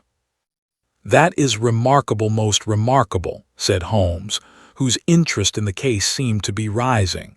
"Pray continue, Watson. I find your narrative most arresting. Did you personally examine this ticket? You did not perchance take the number?" "It so happens that I did," I answered with some pride. "It chanced to be my old school number 31, and so it stuck in my head." "Excellent, Watson. His seat, then, was either 30 or 32. "Quite so," I answered with some mystification. "And on B row." "That is most satisfactory. What else did he tell you?" "He showed me his strong room, as he called it. It really is a strong room, like a bank, with iron door and shutter, burglar-proof, as he claimed. However, the woman seems to have had a duplicate key, and between them they had carried off some £7,000 worth of cash and securities." "Securities? How could they dispose of those?" "He said that he had given the police a list, and that he hoped they would be unsaleable. He had got back from the theatre about midnight and found the place plundered, the door and window open, and the fugitives gone. There was no letter or message, nor has he heard a word since. He at once gave the alarm to the police." Holmes brooded for some minutes. "You say he was painting. What was he painting?" "Well, he was painting the passage, but he had already painted the door and woodwork of this room I spoke of. Does it not strike you as a strange occupation in the circumstances? One must do something to ease an aching heart." That was his own explanation. It was eccentric, no doubt, but he is clearly an eccentric man. He tore up one of his wife's photographs in my presence, tore it up furiously in a tempest of passion. "I never wish to see her damned face again," he shrieked. "Anything more, Watson?" "Yes, one thing which struck me more than anything else. I had driven to the Blackheath station and had caught my train there, when just as it was starting I saw a man dart into the carriage next to my own. You know that I have a quick eye for faces, Holmes. It was undoubtedly the tall, dark man whom I had addressed in the street. I saw him once more at London Bridge, and then I lost him in the crowd. But I am convinced that he was following me." No doubt," said Holmes. "A tall, dark, heavily mustached man, you say, with gray-tinted sunglasses." "Holmes, you are a wizard. I did not say so, but he had gray-tinted sunglasses." "And a Masonic tie pin." "Holmes." "Quite simple, my dear Watson. But let us get down to what is practical. I must admit to you that the case, which seemed to me to be so absurdly simple as to be hardly worth my notice, is rapidly assuming a very different aspect. It is true that though in your mission you have missed everything of importance, yet even those things which have obtruded themselves upon your notice give rise to serious thought." "What have I missed?" "Don't be hurt, my dear fellow. You know that I am quite impersonal. No one else would have done better, some possibly not so well, but clearly you have missed some vital points. What is the opinion of the neighbors about this man Amberley and his wife? That surely is of importance. What of Dr. Ernest? Was he the gay Lothario one would expect? With your natural advantages, Watson, every lady is your helper and accomplice.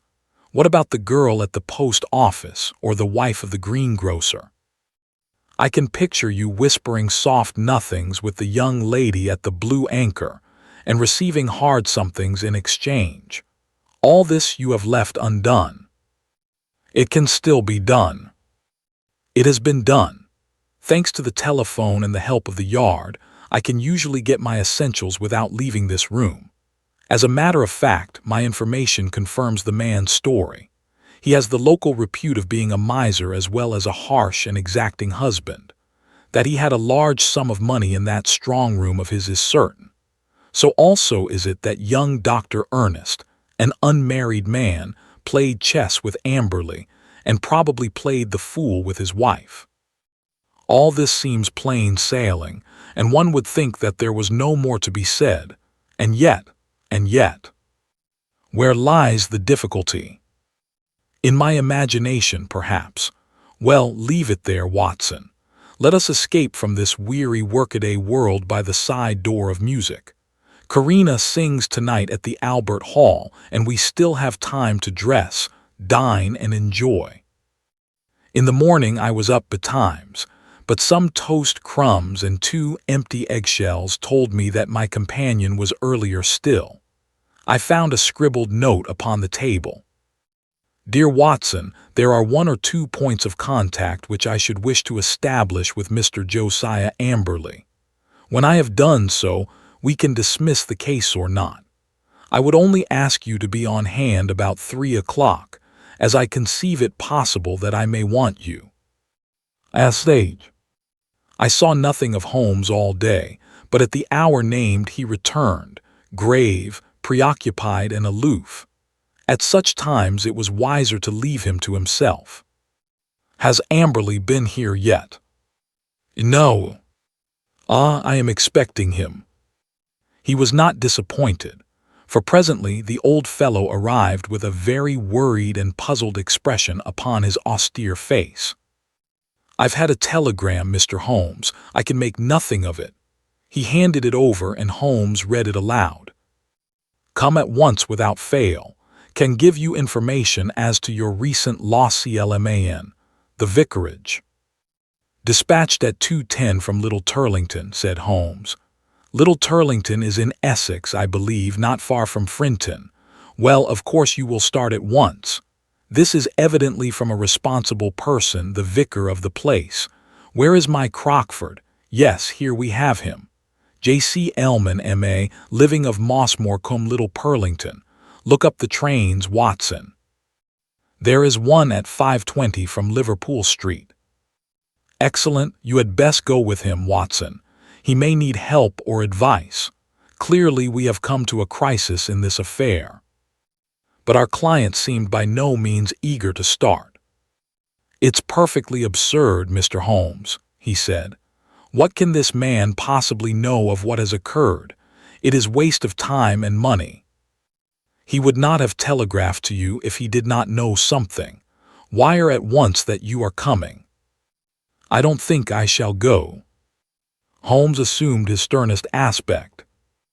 It would make the worst possible impression both on the police and upon myself, Mr. Amberley, if when so obvious a clue arose you should refuse to follow it up. We should feel that you were not really in earnest in this investigation. Our client seemed horrified at the suggestion. Why, of course I shall go if you look at it in that way, said he. On the face of it, it seems absurd to suppose that this parson knows anything, but if you think— I do think, said Holmes with emphasis, and so we were launched upon our journey. Holmes took me aside before we left the room and gave me one word of counsel which showed that he considered the matter to be of importance. Whatever you do, see that he really does go, said he. Should he break away or return, get to the nearest telephone exchange and send the single word bolted. I will arrange here that it shall reach me wherever I am. Little Purlington is not an easy place to reach, for it is on a branch line. My remembrance of the journey is not a pleasant one, for the weather was hot, the train slow, and my companion sullen and silent, hardly talking at all, save to make an occasional sardonic remark as to the futility of our proceedings. When we at last reached the little station, it was a 2-mile drive before we came to the vicarage, where a big, solemn, rather pompous clergyman received us in his study. Our telegram lay before him. Well, gentlemen, he asked, what can I do for you? We came, I explained, in answer to your wire. My wire? I sent no wire. I mean the wire which you sent to Mr. Josiah Amberley about his wife and his money." "If this is a joke, sir, it is a very questionable one," said the vicar angrily. "I have never heard of the gentleman you name, and I have not sent a wire to anyone." Our client and I looked at each other in amazement. "Perhaps there is some mistake," said I. "Are there perhaps two vicarages? Here is the wire itself, signed Elman and dated from the vicarage." "There is only one vicarage, sir, and only one vicar, and this wire is a scandalous forgery, the origin of which shall certainly be investigated by the police. Meanwhile, I can see no possible object in prolonging this interview." So Mr. Amberley and I found ourselves on the roadside in what seemed to me to be the most primitive village in England. We made for the telegraph office, but it was already closed. There was a telephone, however, at the little railway arms, and by it I got into touch with Holmes, who shared in our amazement at the result of our journey. "Most singular," said the distant voice. "Most remarkable. I much fear, my dear Watson, that there is no return train tonight. I have unwittingly condemned you to the horrors of a country inn. However, there is always nature. Watson Nature and Josiah Amberley, you can be in close commune with both." I heard his dry chuckle as he turned away. It was soon apparent to me that my companion's reputation as a miser was not undeserved. He had grumbled at the expense of the journey, had insisted upon traveling third class, and was now clamorous in his objections to the hotel bill. Next morning, when we did at last arrive in London, it was hard to say which of us was in the worse humor.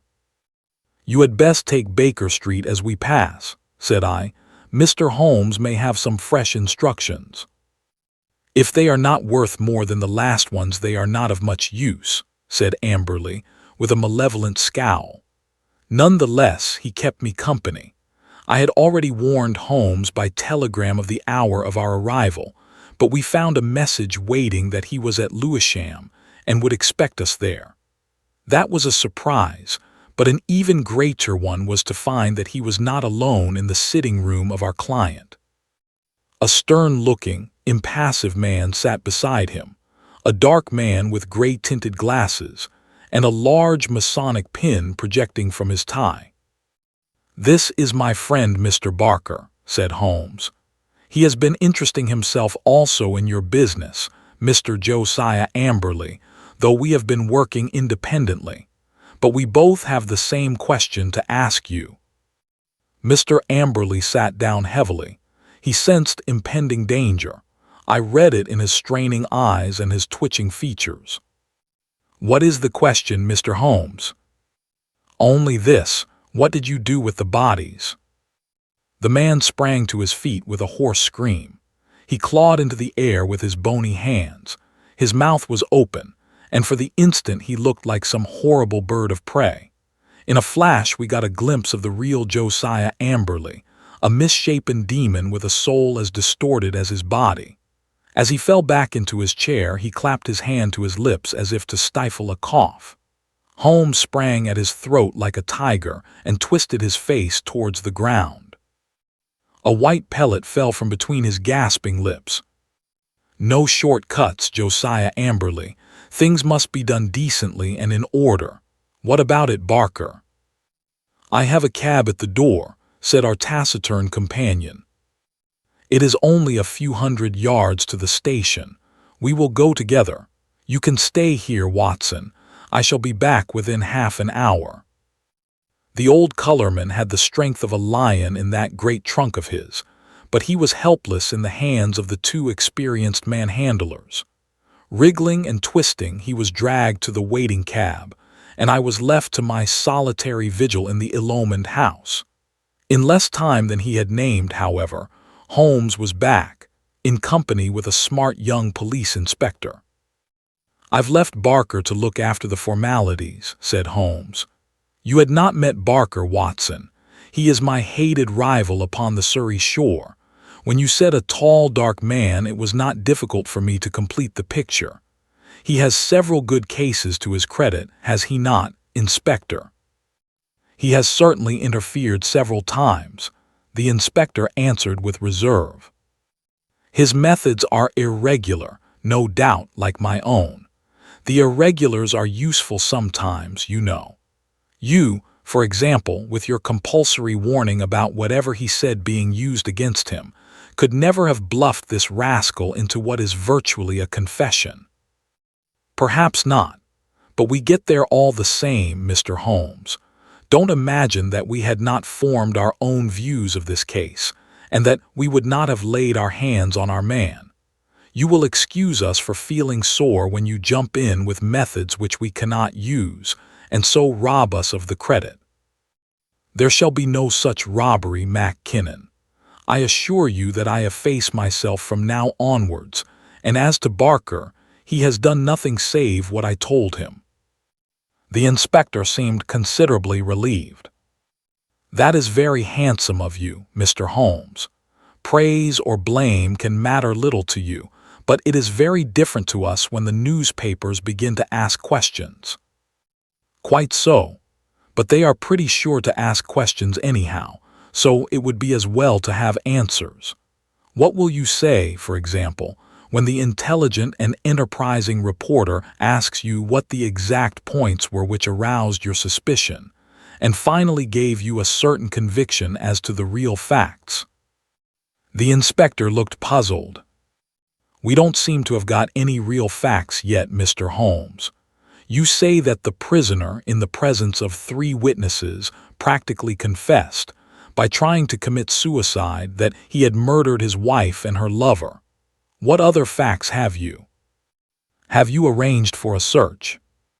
There are 3 constables on their way. Then you will soon get the clearest fact of all. The bodies cannot be far away. Try the cellars and the garden. It should not take long to dig up the likely places. This house is older than the water pipes.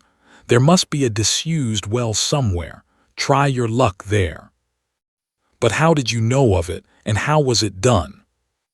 I'll show you first how it was done, and then I will give the explanation which is due to you, and even more to my long-suffering friend here, who has been invaluable throughout. But first, I would give you an insight into this man's mentality. It is a very unusual one, so much so that I think his destination is more likely to be Broadmoor than the scaffold. He has, to a high degree, the sort of mind which one associates with the medieval Italian nature rather than with the modern Briton. He was a miserable miser who made his wife so wretched by his niggardly ways that she was a ready prey for any adventurer. Such a one came upon the scene in the person of this chess-playing doctor. Amberley excelled at chess, one Mark Watson of a scheming mind. Like all misers, he was a jealous man, and his jealousy became a frantic mania. Rightly or wrongly, he suspected an intrigue. He determined to have his revenge, and he planned it with diabolical cleverness. Come here. Holmes led us along the passage with as much certainty as if he had lived in the house, and halted at the open door of the strong room. "Pooh, what an awful smell of paint!" cried the inspector. "That was our first clue," said Holmes. "You can thank Dr. Watson's observation for that, though he failed to draw the inference. It set my foot upon the trail. Why should this man at such a time be filling his house with strong odors? Obviously, to cover some other smell which he wished to conceal, some guilty smell which would suggest suspicions. Then came the idea of a room such as you see here, with iron door and shutter, a hermetically sealed room. Put those 2 facts together, and whither do they lead? I could only determine that by examining the house myself. I was already certain that the case was serious, for I had examined the box-office chart at the Haymarket Theatre, another of Dr. Watson's bull's-eyes, and ascertained that neither B30 nor 32 of the upper circle had been occupied that night. Therefore, Amberley had not been to the theatre, and his alibi fell to the ground. He made a bad slip when he allowed my astute friend to notice the number of the seat taken for his wife. The question now arose how I might be able to examine the house. I sent an agent to the most impossible village I could think of, and summoned my man to it at such an hour that he could not possibly get back. To prevent any miscarriage, Dr. Watson accompanied him. The good vicar's name I took, of course, out of my Crockford. Do I make it all clear to you?" "It is masterly," said the inspector in an awed voice. There being no fear of interruption, I proceeded to burgle the house. Burglary has always been an alternative profession, had I cared to adopt it, and I have little doubt that I should have come to the front. Observe what I found. You see the gas pipe along the skirting here. Very good.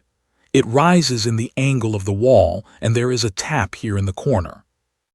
The pipe runs out into the strong room, as you can see, and ends in that plaster rose in the center of the ceiling, where it is concealed by the ornamentation. That end is wide open. At any moment, by turning the outside tap, the room could be flooded with gas. With door and shutter closed and the tap full on, I would not give 2 minutes of conscious sensation to anyone shut up in that little chamber. By what devilish device he decoyed them there, I do not know, but once inside the door they were at his mercy. The inspector examined the pipe with interest. "One of our officers mentioned the smell of gas," said he, "but of course the window and door were open then, and the paint, or some of it, was already about. He had begun the work of painting the day before, according to his story. But what next, Mr. Holmes?" "Well, then came an incident which was rather unexpected to myself. I was slipping through the pantry window in the early dawn when I felt a hand inside my collar, and a voice said, 'Now, you rascal, what are you doing in there?' When I could twist my head round, I looked into the tinted spectacles of my friend and rival, Mr. Barker. It was a curious foregathering, and set us both smiling. It seems that he had been engaged by Dr. Ray Ernest's family to make some investigations, and had come to the same conclusion as to foul play. He had watched the house for some days, and had spotted Dr. Watson as one of the obviously suspicious characters who had called there. He could hardly arrest Watson, but when he saw a man actually climbing out of the pantry window, there came a limit to his restraint. Of course, I told him how matters stood, and we continued the case together." "Why him, why not us?" "Because it was in my mind to put that little test which answered so admirably. I fear you would not have gone so far." The inspector smiled. "Well, maybe not. I understand that I have your word, Mr. Holmes, that you step right out of the case now, and that you turn all your results over to us." "Certainly, that is always my custom." "Well, in the name of the force, I thank you. It seems a clear case, as you put it, and there can't be much difficulty over the bodies." "I'll show you a grim little bit of evidence," said Holmes, "and I am sure Amberley himself never observed it. You'll get results, Inspector, by always putting yourself in the other fellow's place and thinking what you would do yourself. It takes some imagination, but it pays. Now, we will suppose that you were shut up in this little room, had not 2 minutes to live, but wanted to get even with the fiend who was probably mocking at you from the other side of the door. What would you do?" "Write a message." "Exactly. You would like to tell people how you died. No use writing on paper. That would be seen.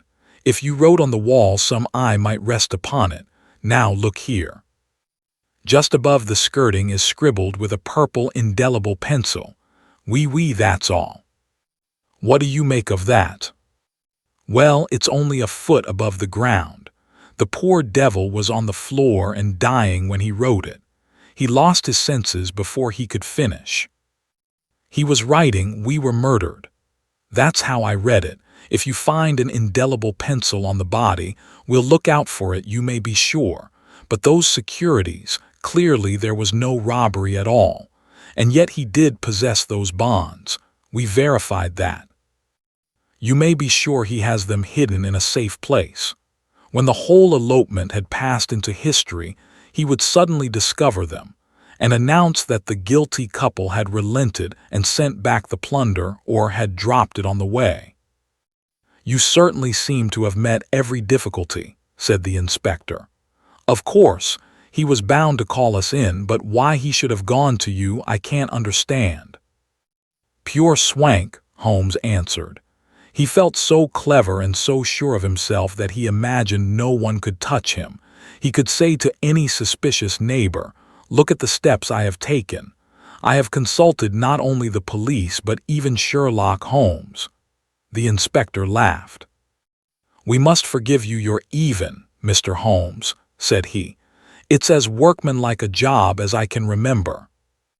A couple of days later, my friend tossed across to me a copy of the bi-weekly North Surrey Observer. Under a series of flaming headlines, which began with "The Haven Horror" and ended with "Brilliant Police Investigation," there was a packed column of print which gave the first consecutive account of the affair.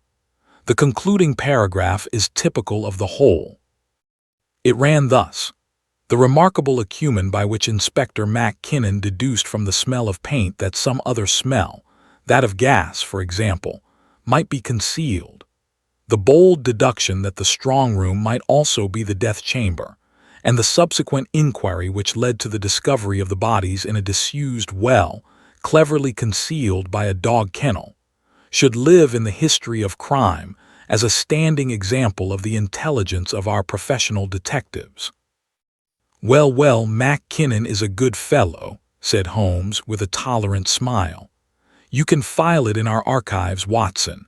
Some day the true story may be told." Thank you for listening.